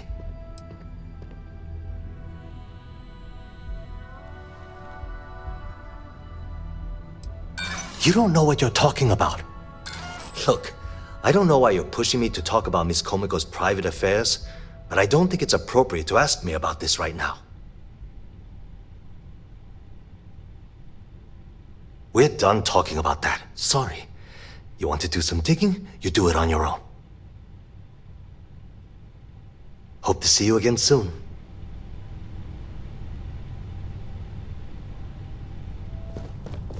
You didn't hear this from me, but those eclectic mercenaries? Restart collected and why they give them a life. Don't ask me. Those murdering assholes should be blasted into space.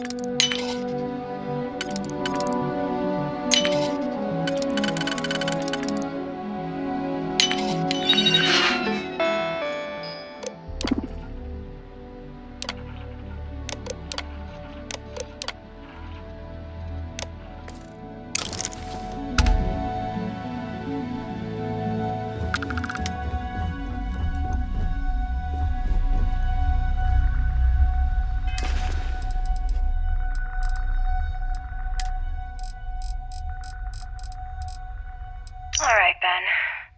What was so important I had to come to the office in the middle of the night? It's the numbers, Ayumi. I don't like what I'm seeing. If you'd stop interfering with my company, the numbers would be better. Your company? That's funny. I thought it belonged to Mr. Harada. Give me a break. We both know you set up that identity so we could both reap the profits off the books. If Generdyne was showing a profit, we wouldn't be having this conversation. How the hell am I supposed to make a profit when all I have is your brother, the idiot, as my chief technician? I'd choose your next words very carefully, Miss Komiko. Raise the utility costs to your clients, cut some staff, I don't care how you do it. I want Generdyne's profits soaring by the end of the month. And if I ever hear you talking about Brayson like that again, well, I'm sure you can imagine the consequences.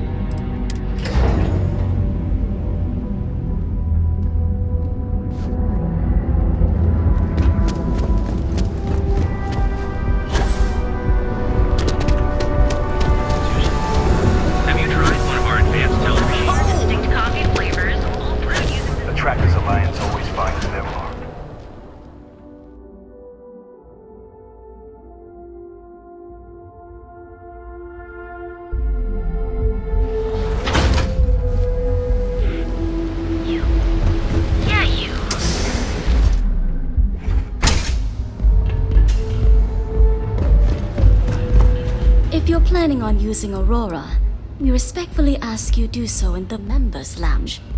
You people should leave her alone. What do you want with her? Yeah, sure. Tell me another one. You debt collectors are low-life assholes. She's broke, okay? Now get out of my club before I get really pissed off and have you thrown into the street. It's nothing personal, friend.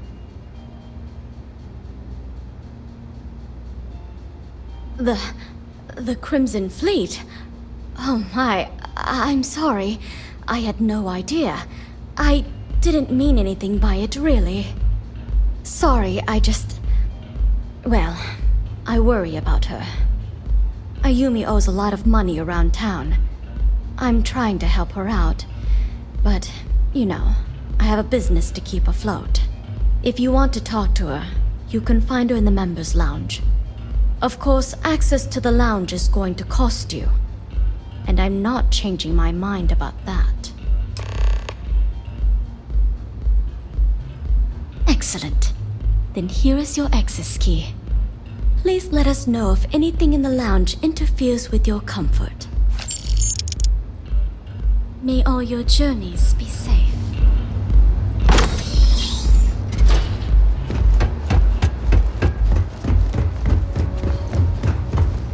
Yeah. What do you want? You must be zoned out of your mind, because there's no way anyone sober would say something like that. How the hell did you find that? It was Estelle Vincent, wasn't it? That bitch. I knew I should have kept that somewhere else. Here, take this pass. It should get you through the storage room entry to the facility. I'm warning you though. Once you're inside, you're trespassing in a high-security zone. That means they shoot on sight. Good luck. You're going to need it. I suppose if I don't explain, a copy of that recording you found might end up on the next SSNN report. Okay, fair enough. A few years back, the previous CEO of Generdyne went missing. As the COO, I was next in line for the job. Instead, Bayu muscled his way into the company and gave me an ultimatum. Either back up his bullshit Mr. Harada identity, or I'm gone. I had no choice. But I decided right then and there, I was going to do whatever I could to take what was rightfully mine. If that meant seducing Bayou to tip him off balance, then so be it. Luckily for me, Micah's been incredibly understanding about the whole thing. More than you can possibly imagine. Micah is the only person in this godforsaken city that's kept me from going completely under. She doesn't want money, doesn't use me for influence or as a stepping stone to get ahead. She loves me for being me, and I love her for being the same. And when this stupid bullshit is over, and Bayou is 10 fathoms deep under Neon, we'll be there for each other. Forever. If you had to work with Grayson Bayou, you'd understand. The man is still a totally incompetent fool, and he's running our company into the ground. The worst part of it is that he's Administrator Bayou's brother, so I can't fire him. I can't reassign him. I can't even yell at him. It's like having a cut on your body and you're helplessly watching yourself bleed to death. Except in our case, we're hemorrhaging money. What is this? A job interview? I'm the COO of the company, second to the top, right under our esteemed CEO, Mr. Harada, also known as Benjamin Bayou. So when you ask me what I do for Generdyne, the answer is nothing. The Bayous run the show, and I tread water. The salary helps, of course, but at the end of the day, I'm just a joke. Sitting in an office to make things look legitimate. Keeps them off the Freestar Collective's radar. They might actually step in if they discover that the same person controlling the city's regulations and bylaws benefits financially from them. If you haven't figured it out by now, Benjamin has a stranglehold on the city. You can't take a piss without him charging you after flush. Try and get in his way, and then he uses Neon security to beat you senseless, or the Sioga Syndicate to make you disappear. I just know this is gonna come back to bite me on the ass.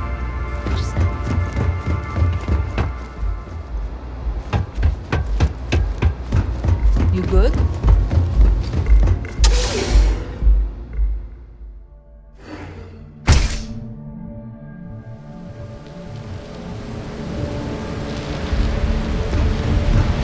What I don't sell ends up in trash.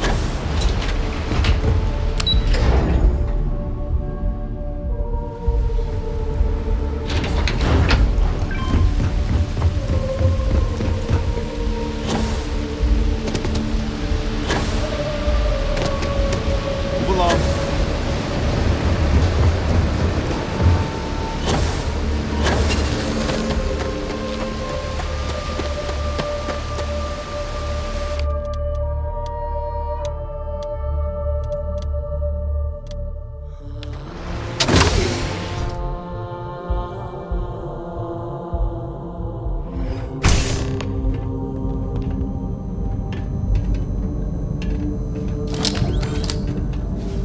Everybody works the best when they're scared and tired, right?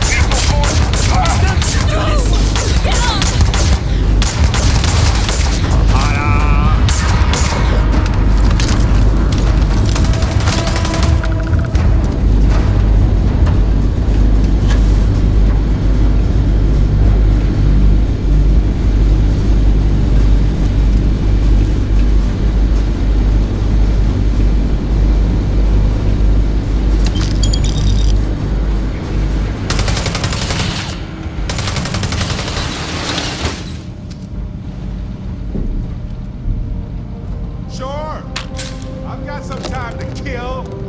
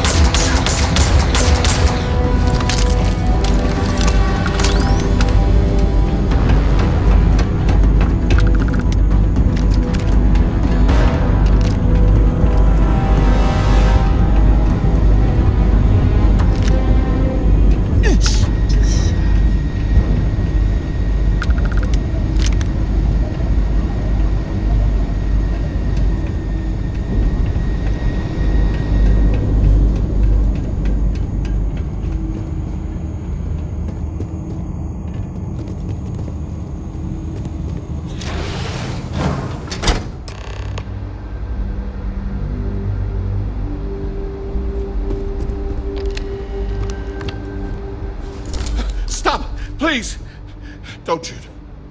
If you want the encryption cipher, you're welcome to it. There's no need for all this violence. Look, there's no need to be angry with me. I'm on your side. I'm not trying to trick you. You want the cipher? It's yours. At this point, I'd do anything to get back at my brother. He deserves everything he's got coming to him. Oh, don't patronize me. I know I'm no prize winner myself, but at least I don't spend my days trying to screw everyone over. You know, I've spent my entire life living in Ben's shadow. Everything always works out for him, while I've been bouncing from one job to the next, barely keeping afloat. And all the while, he laughs at me behind my back. Thinks it's hilarious to make fun of his stupid brother. Like I wouldn't eventually find out. Sounds like what old Benjamin needs is a good punch in the nose.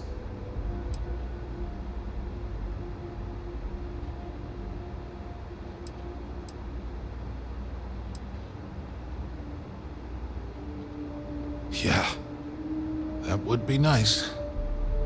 Nothing else would hurt as much. You know what? I am sick to death of being pushed around. It's my turn to take control for once. The passcode for my terminal is GEN-41A18. That should give you access to the cipher and whatever else you need. I'm getting out of here while I still can. After you're done, I suggest you do the same. Because he's a two-faced son of a bitch, that's why. It's not like I should be surprised. When we were younger, we never got along very well. I mean, he's 11 years older than I am. We had two different mothers. Might as well have been from two separate families.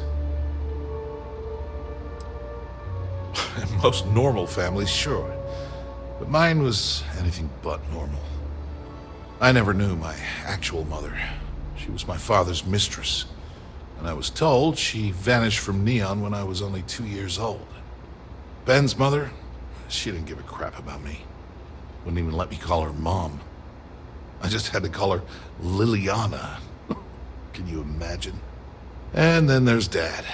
So buried in the day-to-day operations of Neon, he didn't have time to pay attention to his bastard son. Yeah, everyone's sorry. Just as sorry as I am. Look, I appreciate what you're trying to do, and it's nice to get this off my chest, but talking about it isn't gonna change a thing. That's why I gave you the encryption cipher. Anything I can do to stick it to Ben, that's the real therapy. As usual, you can thank my dear brother for that. At first, he made me deputy administrator. That went well, until I wouldn't cooperate with Owen Dexler and all of his thugs at Neon Security. Then, he had me work with Valentina over at Xenofresh, helping with Aurora distribution. Until she pinned a credit skimming scam on me. And now, here I am, chief technician at Generdyne. And I don't even know the first thing about electrical engineering. On a scale of 1 to 10, 1 being the worst, I'm at about, I don't know, a -8. I don't have the background for this electrical engineering stuff. Chief technician? It's ridiculous. Ben stuck me down here expecting me to work miracles. He didn't stop for even a second to think of the repercussions. That's so typical. All I need is one breakthrough, one, and I could shove this job right in his face. Damn, that would feel good.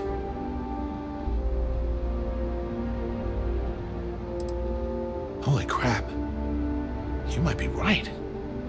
I mean, it would take some time, but I bet I could figure it out. Huh. All this time I've been trying to develop something new, and it's been staring me in the face for years. Oh man, that is so like me. Thank you for giving me that kick in the ass I needed to get going. Thanks again for the talk. It really helped.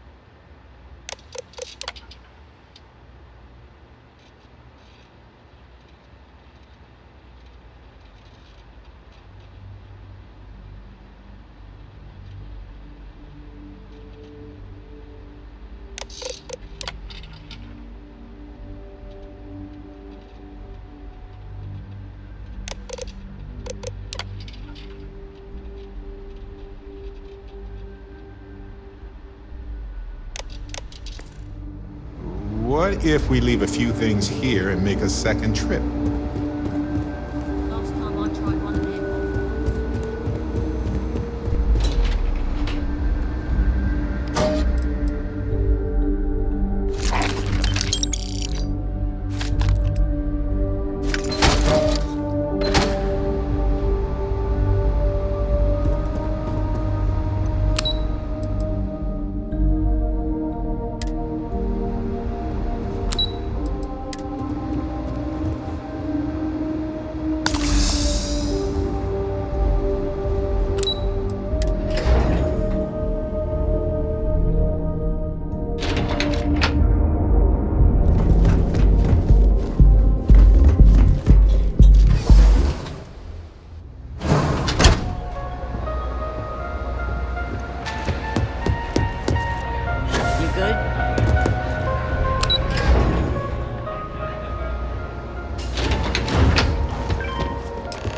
Ah, there you are.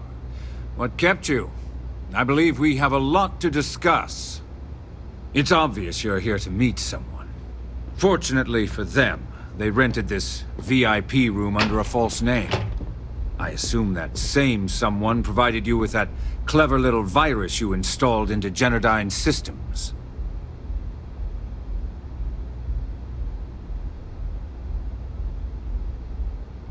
All too well. You know, I should give credit where it's due. That virus is quite impressive. It will cost me tens of thousands of credits to remove.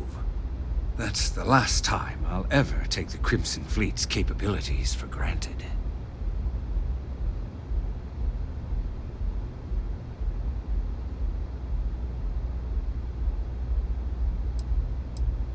Probably. But do you want to know why that's not going to happen? It's because I don't negotiate with pirates. They don't understand commitments or contracts. How to get the deal done with finesse. No. For your kind, it's only brute force and violence. Shoot first, take whatever you want, and ask questions later. That's not how I do business. It may seem that way, but for every rival I've had thrown into the ocean, I've made 2 times as many legitimate deals. Look, I'm not here to debate. I'm here to make an offer. All you have to do is tell me who's profiting from the virus you've uploaded. In return, I'll let you leave the city alive. I've always appreciated that you get right to the point, Bayou.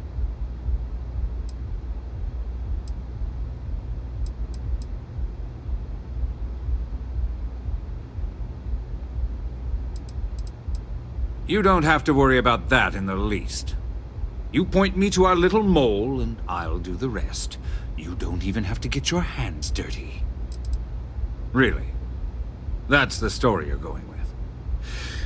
Very well. There's a body that Neon Security is going to be discovering very soon. One with concrete evidence that links you to the murder. I'd say you have about 1 hour to leave this place before you have a price on your head. Murder? Even for you, that is remarkably low, Bayou. You must be very, very worried. So, I assume this concludes our little arrangement, and you'll be leaving our fair city. Oh, when you get back to the key, be certain to give Neva and Delgado my warmest regards.